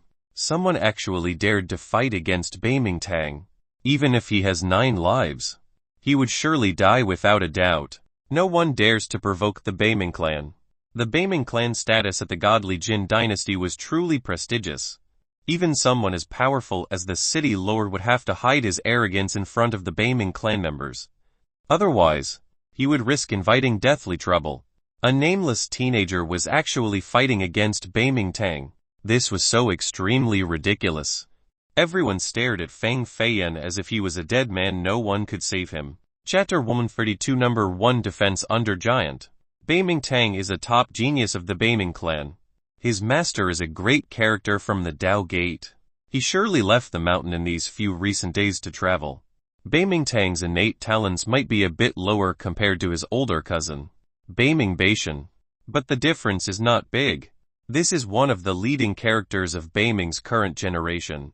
The one-armed old man who fooled 400 bronze coins from Beiming had slipped away unnoticed a long time ago. One could do nothing but run after making such a blunder. Everyone was in awe and fear towards Beiming. Even the royal uncle of the Poluo country hid his arrogance and slowly inched backward. So what if he is from the Beiming clan? Does that give him the right to be a thug? Feng Feiyan became more crazy as he fought. Even though Beiming's sword technique was still hindering him, he gained enough breathing room to even speak a little. He dared to compare the Beiming clan to thugs. Even a giant would not dare to make such a rude statement. This was the same as offending the entire Beiming clan. Something is wrong. This poor boy is also not simple. He actually managed to fight against Beiming for dozens of moves without losing. This isn't something an average person can do. Could he also be someone with a great background? Maybe he is a disciple of a reclusive giant and is dressed poorly on purpose. Otherwise, how could he dare to be so arrogant in front of the Beiming clan like this? If it is only an ordinary giant, I'm afraid he wouldn't be this arrogant in front of the Beiming clan. Everyone felt that Feng Feiyan's origin was not simple due to his boldness while taunting the Beiming clan. Everyone. Look, someone exclaimed aloud that ornamented ring on the poor boy's finger. It seems to be a treasure from the Senluo temple. The infinite spirit ring. It does look like it. Could this boy be a disciple of the evil Senluo temple? All of the spectators were shocked yet again. Before, they felt that there was something very strange about Feng Feiyan and the four bandits. At this moment, after seeing the black infinite spirit ring on Feng Feiyan's finger, they immediately turned Feng Feiyan into an elite of the Senluo temple. No wonder why he dared to clamor against Beiming. So he had the giant Senluo temple as his backing. These cultivators began to retreat. No one dared to take a step forward. This was a fight between the two superpowers, the Senluo temple and the Beiming clan. Anyone who involved themselves would be those who think that they have lived enough already. Beiming was also slightly surprised. Could this ordinary beggar boy truly be an elite from the evil Senluo temple? But so what? The Beiming clan was not scared of the Senluo temple. Beiming gathered all of the Kai in his body and condensed it onto the sword. This sword pierced Feng Feiyan's chest. But the result was outside of his imagination. It did not pierce through him. On the contrary, it felt as if it pricked a steel plate. Clang! The sound of metal heavily colliding resounded. The sword energy blasted Feng Feiyan Tenjang away. At this moment, his entire body was bleeding. A divine light from his danshan gently flashed and wrapped around his body. A pure energy started to flow into his danshan. Boom! His immortal foundation was transforming into a god base. A solid, impenetrable white stone formed inside his danshan. This god base at the moment was only as big as a rice grain. It illuminated a blinding light that contained spirit energy 7 times more than before. The change in quality of the spirit energy made it much purer, even without the usage of a spirit treasure. Feng Feiyan's battle prowess raised nearly 10 times compared to before. He had formally entered the early god base realm. Boom!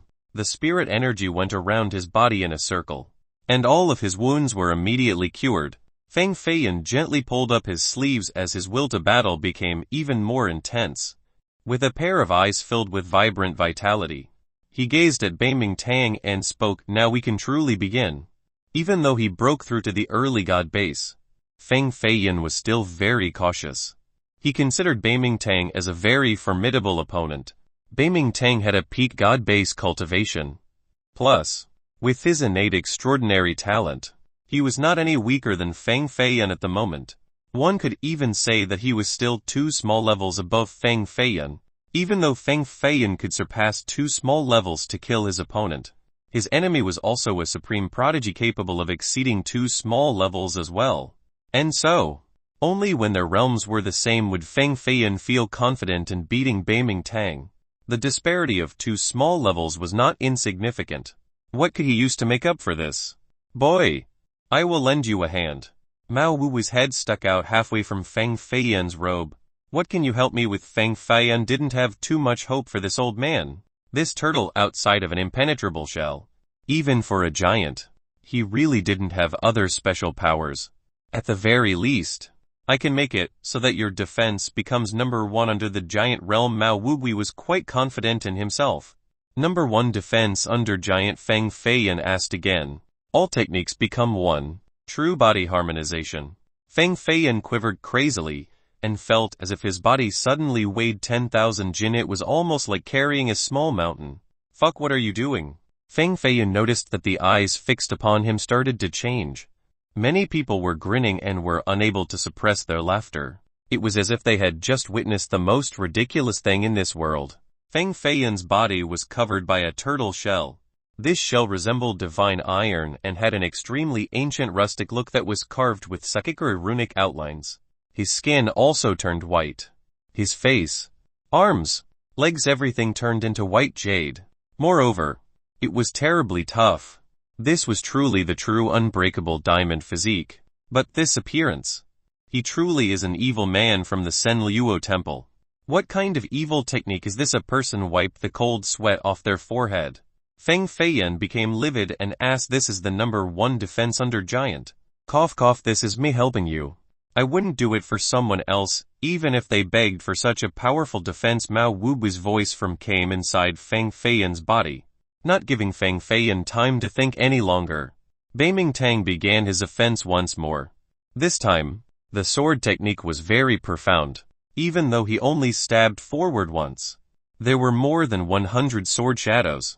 The sharp sword energies sliced both sides of the street along with the stalls into pieces, creating sounds of debris collapsing and shattering.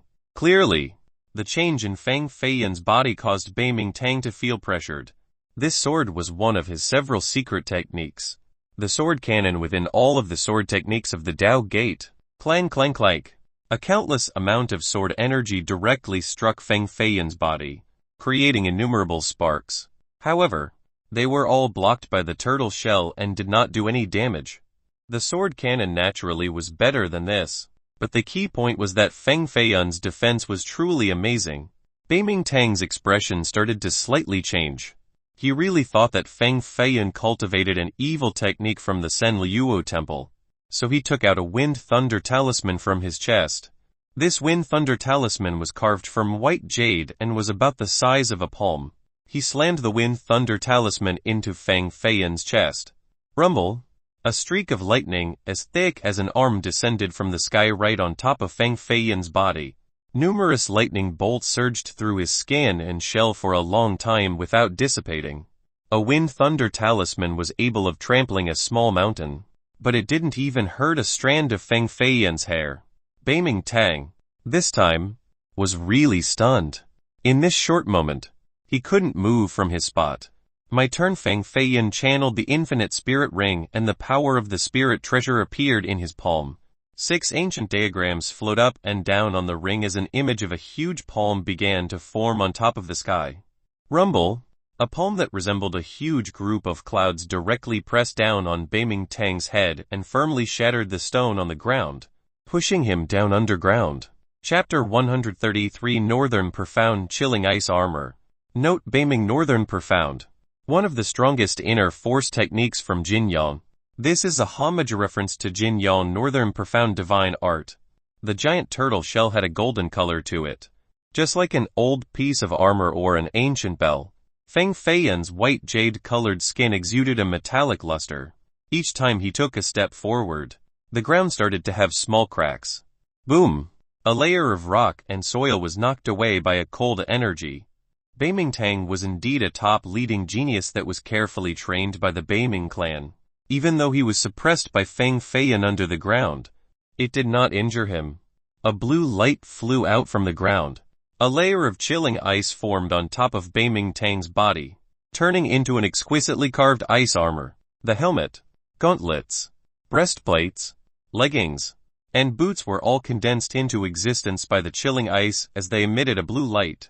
This is the Northern Profound Divine Art. Beiming Tang has cultivated to the 3rd level of the Northern Profound Divine Art, the Metamorphosing Physique, to form the Northern Profound Chilling Ice Armor. The Poluo country's royal uncle had extraordinary experience, and immediately recognized this ice armor. The Northern Profound Divine Art was the #1 cultivation manual of the Beiming clan, and only members with absolute loyalty could practice it. Each time a layer was cultivated, they would have fantastic abilities. Only by accomplishing the third level would one be able to condense the Northern Profound Cold energy to form this armor. This was the Northern Profound Chilling Ice armor. It was considered the #1 defense within the same realm. Only Beiming Tang and Beiming Beishan within the younger generation of the Beiming clan were able to successfully cultivate this technique. Strongest defense within the same level, this could already be considered unbeatable. And this was also the reason why Beiming Beishan could become one of the grand historical geniuses. Boom! Feng Feiyun once again channeled the energy of the infinite spirit ring, and a giant hand appeared in the sky. It struck Beiming Tang flying away once again, smashing into all the stores and buildings on the left side of the street. However, Beiming Tang's armor was not broken. He simply coughed out some bright blood, then stood back up. To be able to harm me through my ice armor, I'm certain that you are using the power of a spirit treasure. Beiming Tang gazed on Feng Feiyun's left thumb with a covetous look. He was from the Beiming main branch, but he couldn't get a spirit treasure. If he could get this spirit treasure from Feng Feiyun's hands, then it meant that not only would he possess an invincible defense within the same realm, but also an invincible offense within the same realm. Feng Feiyun truly used his spirit treasure. But this was not its real power, so it couldn't break through the ice armor. An early god base and a grand achievement god base will have a huge disparity in power when they both channel a spirit treasure. The higher the realm, the more powerful the power unleashed by the spirit treasure will be. So what if you know today? I will teach you how to behave and to stop thinking that all the treasures that you see belong to you. The god base in his danshin shined brilliantly, and a white energy in its entirety poured towards the infinite spirit ring. The spirit treasure was activated one more time. A crimson dragon shadow crawled on the ring's surface and roared continuously. Boom! Under the repression of the spirit treasure, Beiming Tang didn't even have the power to fight back. The sword technique was immediately dissipated by the spirit treasure. His body pummeled away yet again. Feng Feiyun tried to kill the snake by slamming its head, so he quickly channeled his spirit treasure and slammed him into the ground. Even though the infinite spirit ring's power couldn't break through the Northern Profound Chilling Ice armor, its force still permeated through the armor, slamming Beiming Tang and causing him to constantly vomit blood. His scalp was jarred into cracks while shedding drops of blood. The armor originally had a blue color, but now it was stained by fresh blood into a beautiful red. It was clear and dazzling, like an armor made from rubies. Boom boom bang. The ground had been broken into small pieces by this battle. The entire old street became a deserted and pitiful ruin as dust flew everywhere. This did not appear to be a battle between two cultivators, it was more like a mighty army had just passed by. Oh heavens, Beiming Tang is a top genius of the younger generation and also from the main branch of both the Beiming clan and the Daogate. But he actually got beaten without any opposition. Without the Northern Profound Chilling Ice armor protecting his body, he would have died long ago. The innate talents of that other boy is even higher than Beiming Tang. I can faintly see the rise of the 9th grand historical genius. If he has 10 years of time without being eliminated by the big powers, then he absolutely could become a grand historical genius. But at the moment he is still too far off compared to the other grand historical geniuses. If he really is an evil disciple trained by the Senliuo Temple, then not many powers would dare to eliminate him. Feng Feiyun's actions were decisive and ruthless, for he wanted to kill Beiming Tang at this place. One had to pull out the weeds by the roots, so he didn't want to leave him half a chance of survival. Boom! Feng Feiyun punched his white fist that resembled a steel jade.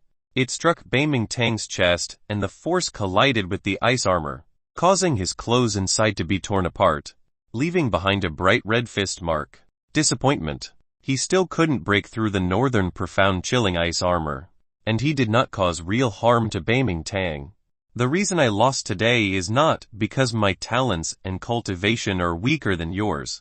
It is only because of the spirit treasure. If I also had a spirit treasure, I would surely... Poof! Before Beiming Tang could finish speaking, Feng Feiyun punched his left cheek. The wind created by the fist went through the armor and left a red mark on his face. This was a clear sign of humiliation, and it was even in front of so many people. The Beiming clan's face was completely lost. Boy! Do you know who my older cousin is? Beiming Tang's eyes were filled with hatred and toxicity. He stood up and wanted to channel his energy one last time to recklessly fight Feng Feiyan in order to save some face. However, because he had to refocus his spirit energy, Feng Feiyan once again kicked him away. He crashed headfirst into a tree, splitting it in half. Bam! The sturdy tree trunk was broken by him, and his head was basically buried underground. Even if your big cousin is the emperor's father, and if he dares to come and save you, I would still beat you down. Feng Feiyan stomped on Beiming Tang's butt and channeled all of his energy into his foot to stop him from standing up.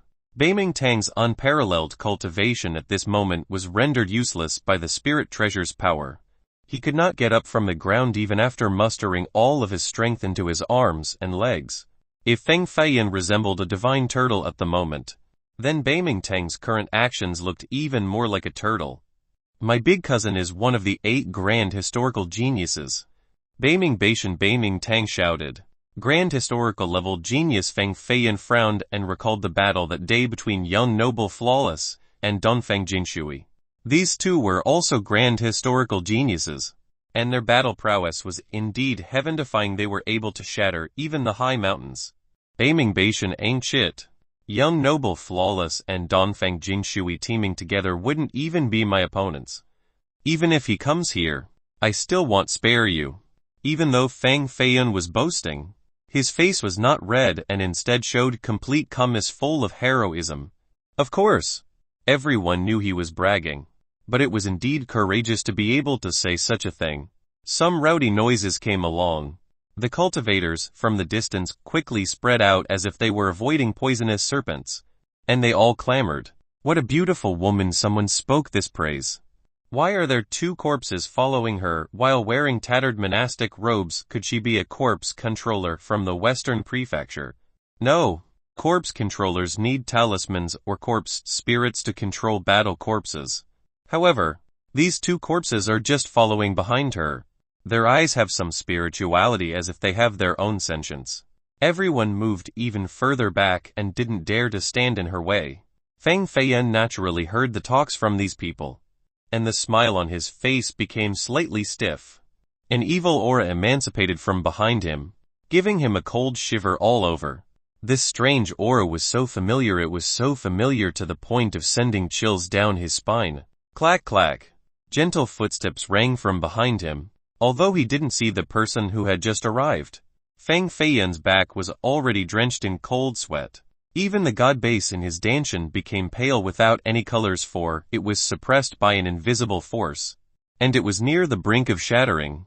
He lifted his foot from Beiming Tang's butt and slowly turned around. Hand the damnation stone over to me. A cold-ass's hand was already stretched out in front of Feng Feiyan. Her voice was also as cold as ice. Moreover, it carried a clear murderous intent. It painfully pierced the ears of all the listeners, and they felt as if they were completely frozen, being unable to move even an inch.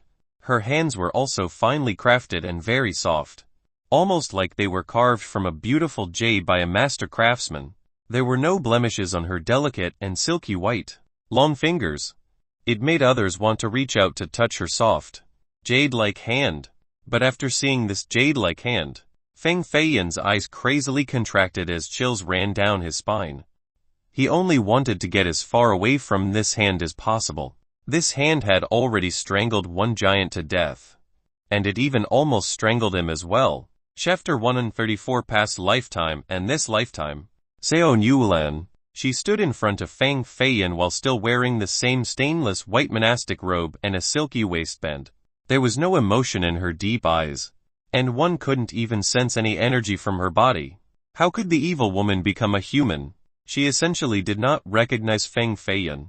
Or rather, Feng Feiyan was not worthy of being remembered by her. Why did she appear at this place? No one understood Feng Feiyan's feelings at this moment. He only wanted to get far away. The farther the better. Hey, who the fuck are you? Hey, you think we would just hand it over because you said it? Wu Jiu directly walked up and pointed at Xiao Yulan while cursing for a good while. This bald brute was indeed single-minded. Even if the most beautiful woman in the world offended him, he would still chop her head off without any hesitation. Xiao Yulan slightly glanced at him. Feng Feiyan noticed the murderous intent in her eyes, so he quickly took out the diamization stone and directly placed it in her palm. After holding the diamization stone, her murderous intent suddenly disappeared. She essentially didn't bother to look at anyone else at this place and turned around to depart. The two monk corpses also left. Their flesh was rotten, but golden lights glimmered in their eyes. They respectfully followed her. Their steps were not stiff, but rather quite flexible. Those two monk corpses have reached the third corpse transformation. With a frown on his face, Feng Feiyan clenched his fists tightly and stared towards Xiao Yulan's pretty back as she was walking away. Why did this evil woman come to Fire Beacon City? Feng Feiyan knew better than anyone about her strength and ruthlessness.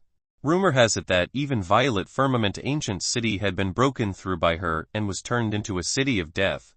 Several great powers in the city were forced to leave for they didn't dare to fight her directly. There must be a reason why she appeared at Fire Beacon City. Who was she? I felt as if my soul was breaking from just her glance. The always fearless Wu Jiu at this second was drenched with sweat, wetting his outfit. At this point, his heart was still beating fast. Xiao Yulan only gave him half a glance, yet it was almost enough to take his life. If Feng Feiyan didn't quickly hand the diamization stone over to her, then he would certainly be a dead man without even a bone remaining at this minute. Run away as far as possible when you see her in the future, Feng Feiyan murmured, not only to remind Wu Jiu, but also to himself. Even though he had to hand over the diamization stone to Xiao Yulan, there was no sense of loss for Feng Feiyan. In the end, such a treasure was coveted by countless great powers. Without sufficient strength, one could not hold on to it. The diamization stone could be considered the #1 treasure of the godly Jin dynasty. If Feng Feiyan kept it at his side, then he would be dead in less than 3 days with his corpse left behind in the wilderness. No one besides my Beiming clan should even dream about having a treasure like the diamization stone. Beiming Tang stood up with blood still dripping from the corner of his mouth. He shouted at Xiao Yulan, wanting to use his clan's prestige to scare her. Xiao Yulan immediately paused her steps. Feng Feiyan's heart jolted. He suddenly kicked Beiming Tang even further away this time. This bastard! If Xiao Yulan became angry, then all of Fire Beacon City will be reduced to ruins and everyone will die in her hands. The diamization stone belongs to my Beiming clan. Even though he was kicked flying away, Beiming Tang's voice still carried a sense of unwillingness as it echoed from far away. Xiao Yulan didn't turn around. She merely paused, then left straight afterward. Feng Feiyan at this time finally breathed a sigh of relief. Just now, he had almost been killed by Beiming Tang's foolishness. I want to find the bastard Feng Feiyan. If I don't find him, he will surely be finding other women. Don't stop me. I won't become a nun. I really won't become one if you keep on forcing me. I will kill myself. Do you think I won't dare to do it? At a bustling location in Fire Beacon City, a girl wearing a faint blue monastic dress was crying loudly in the street. She was only around 14 or 15 and had her long black hair ornamented with a jade pin. Nalan Zujian's skin was very white. It emitted a touch of brilliance with a soft Buddhist presence. Sometimes, she was as cold as ice. Sometimes, there was a simplistic naivety hinting towards cuteness. Other times, she had a solemn sacred air like a female bodhisattva. One person actually had 6 different temperaments. Her temperaments varied depending on the eyes of different onlookers. This was because of the 6 activated heavenly Buddhist essences inside her body, causing her to step towards the 6 desires of the Buddhist realm. Girl, if you can't even slash away the most basic lust, then you will have a great tribulation in the future while cultivating. Monk Jiu took a big gulp of his wine and continuously sighed while saying, I have already read his fortune. The boy only thinks of one woman in his heart, and there is no chance he will like another girl. You should quickly forget about him and learn the mortal life ancient scripture, the supreme sacred heritage of my Buddhist order. So he likes me. Nalan Zujian pulled Monk Jiu's shirt sleeve with glimmering eyes and batting lashes. Why is this girl so crazy in love? Monk Jiu sighed once again. He shook his head and replied, according to the fortune, there are signs of past and present lifetimes. The cycle of life and death is extremely chaotic and is cut off by the power of fate. I have never seen such a strange fortune like this. And I cannot see who the woman is. However, I am absolutely certain that it is not you. He called me his wife. Don't be spouting nonsense. Nalan Zujian retorted. A man can call any beautiful woman his wife, Monk Ji-ru replied. But I already have a physical relationship with him. Nalan Zujian started to blush a little bit. A man could have a physical relationship with any beautiful woman, Monk Ji-ru could only sigh. Nalan Zujian stomped her feet and angrily exclaimed, "Are you just going to deny everything I say? Girl, I am simply trying to reason with you. Even if you don't follow the Buddhist path, you still shouldn't marry Feng Feiyun. I prefer you marrying a dog over Feng Feiyun." Monk Ji-ru replied. "Do you hate him this much?" Nalan Zujian inquired. "I never hated him, and I even praised and valued him a bit. However, this and that are two different matters. Unless he could cut off his obsession, he will otherwise never be able to like you. By being too close to him, your future will absolutely be torturous. Why must you do this to yourself?" Even though Monk Ji-ru was very vulgar and rude to others, he knew the proper propriety when talking with Nalan Zujian. Nalan Zujian naturally did not believe him and felt that Monk Ji-ru was only trying to make her want to become a nun, to walk on a loveless road towards Buddhism. Buddha says that there is karma in the past and present life. In this life, if you truly really love someone but he doesn't like you, it is because, in the previous life, he really truly loves you but you didn't like him. The debt of one's previous life will be repaid in this life, and the debt of this life will be repaid in the next. At the moment, how could Nalan Zujian listen to Monk Ji-ru's words? She couldn't help but exclaim impatiently, "The Tao path cultivates for this life, and the Buddhist path cultivates for the next. I heard that I was a beautiful and cute bodhisattva in my last life, so I will have endless karmic beneficence in this lifetime. I am willing to lose all of this good karma just to have a beautiful mortal love." Before she could finish speaking, Monk Ji-ru immediately closed her mouth and scolded, "Nonsense, you cannot be spouting these words randomly in the future." Boom! A wave of evil aura soared all the way to the sky and covered all of Fire Beacon City. Monk Ji-ru slowly released his hand and looked towards the murderous black clouds in the sky to say, "Xiao Yuelan is really coming. She would not give up until the Buddhist jade bead is hers. We need to first find a place to hide." Monk Ji-ru looked around and suddenly, a pavilion with festive lights attracted his gaze. It had red columns with green tiles and there were 7 levels. There were also countless women wearing colorful dresses with smiles on their faces as if they were fairies in a heavenly palace. Wow, they really dressed in an enchanting manner. Supreme Beauty Pavilion. No matter how high of a cultivation or how powerful her spirit awareness is, she absolutely will not be able to guess our hiding place. Monk Ji-ru grinned and pulled Nalan Zujian in one hand with a big wine jar in the other and walked towards the Supreme Beauty Pavilion. Part 3 of the series ends here. Thank you for watching and listening. If you find it interesting, please give us a like, a comment and a subscription so that we have the motivation to make the next videos.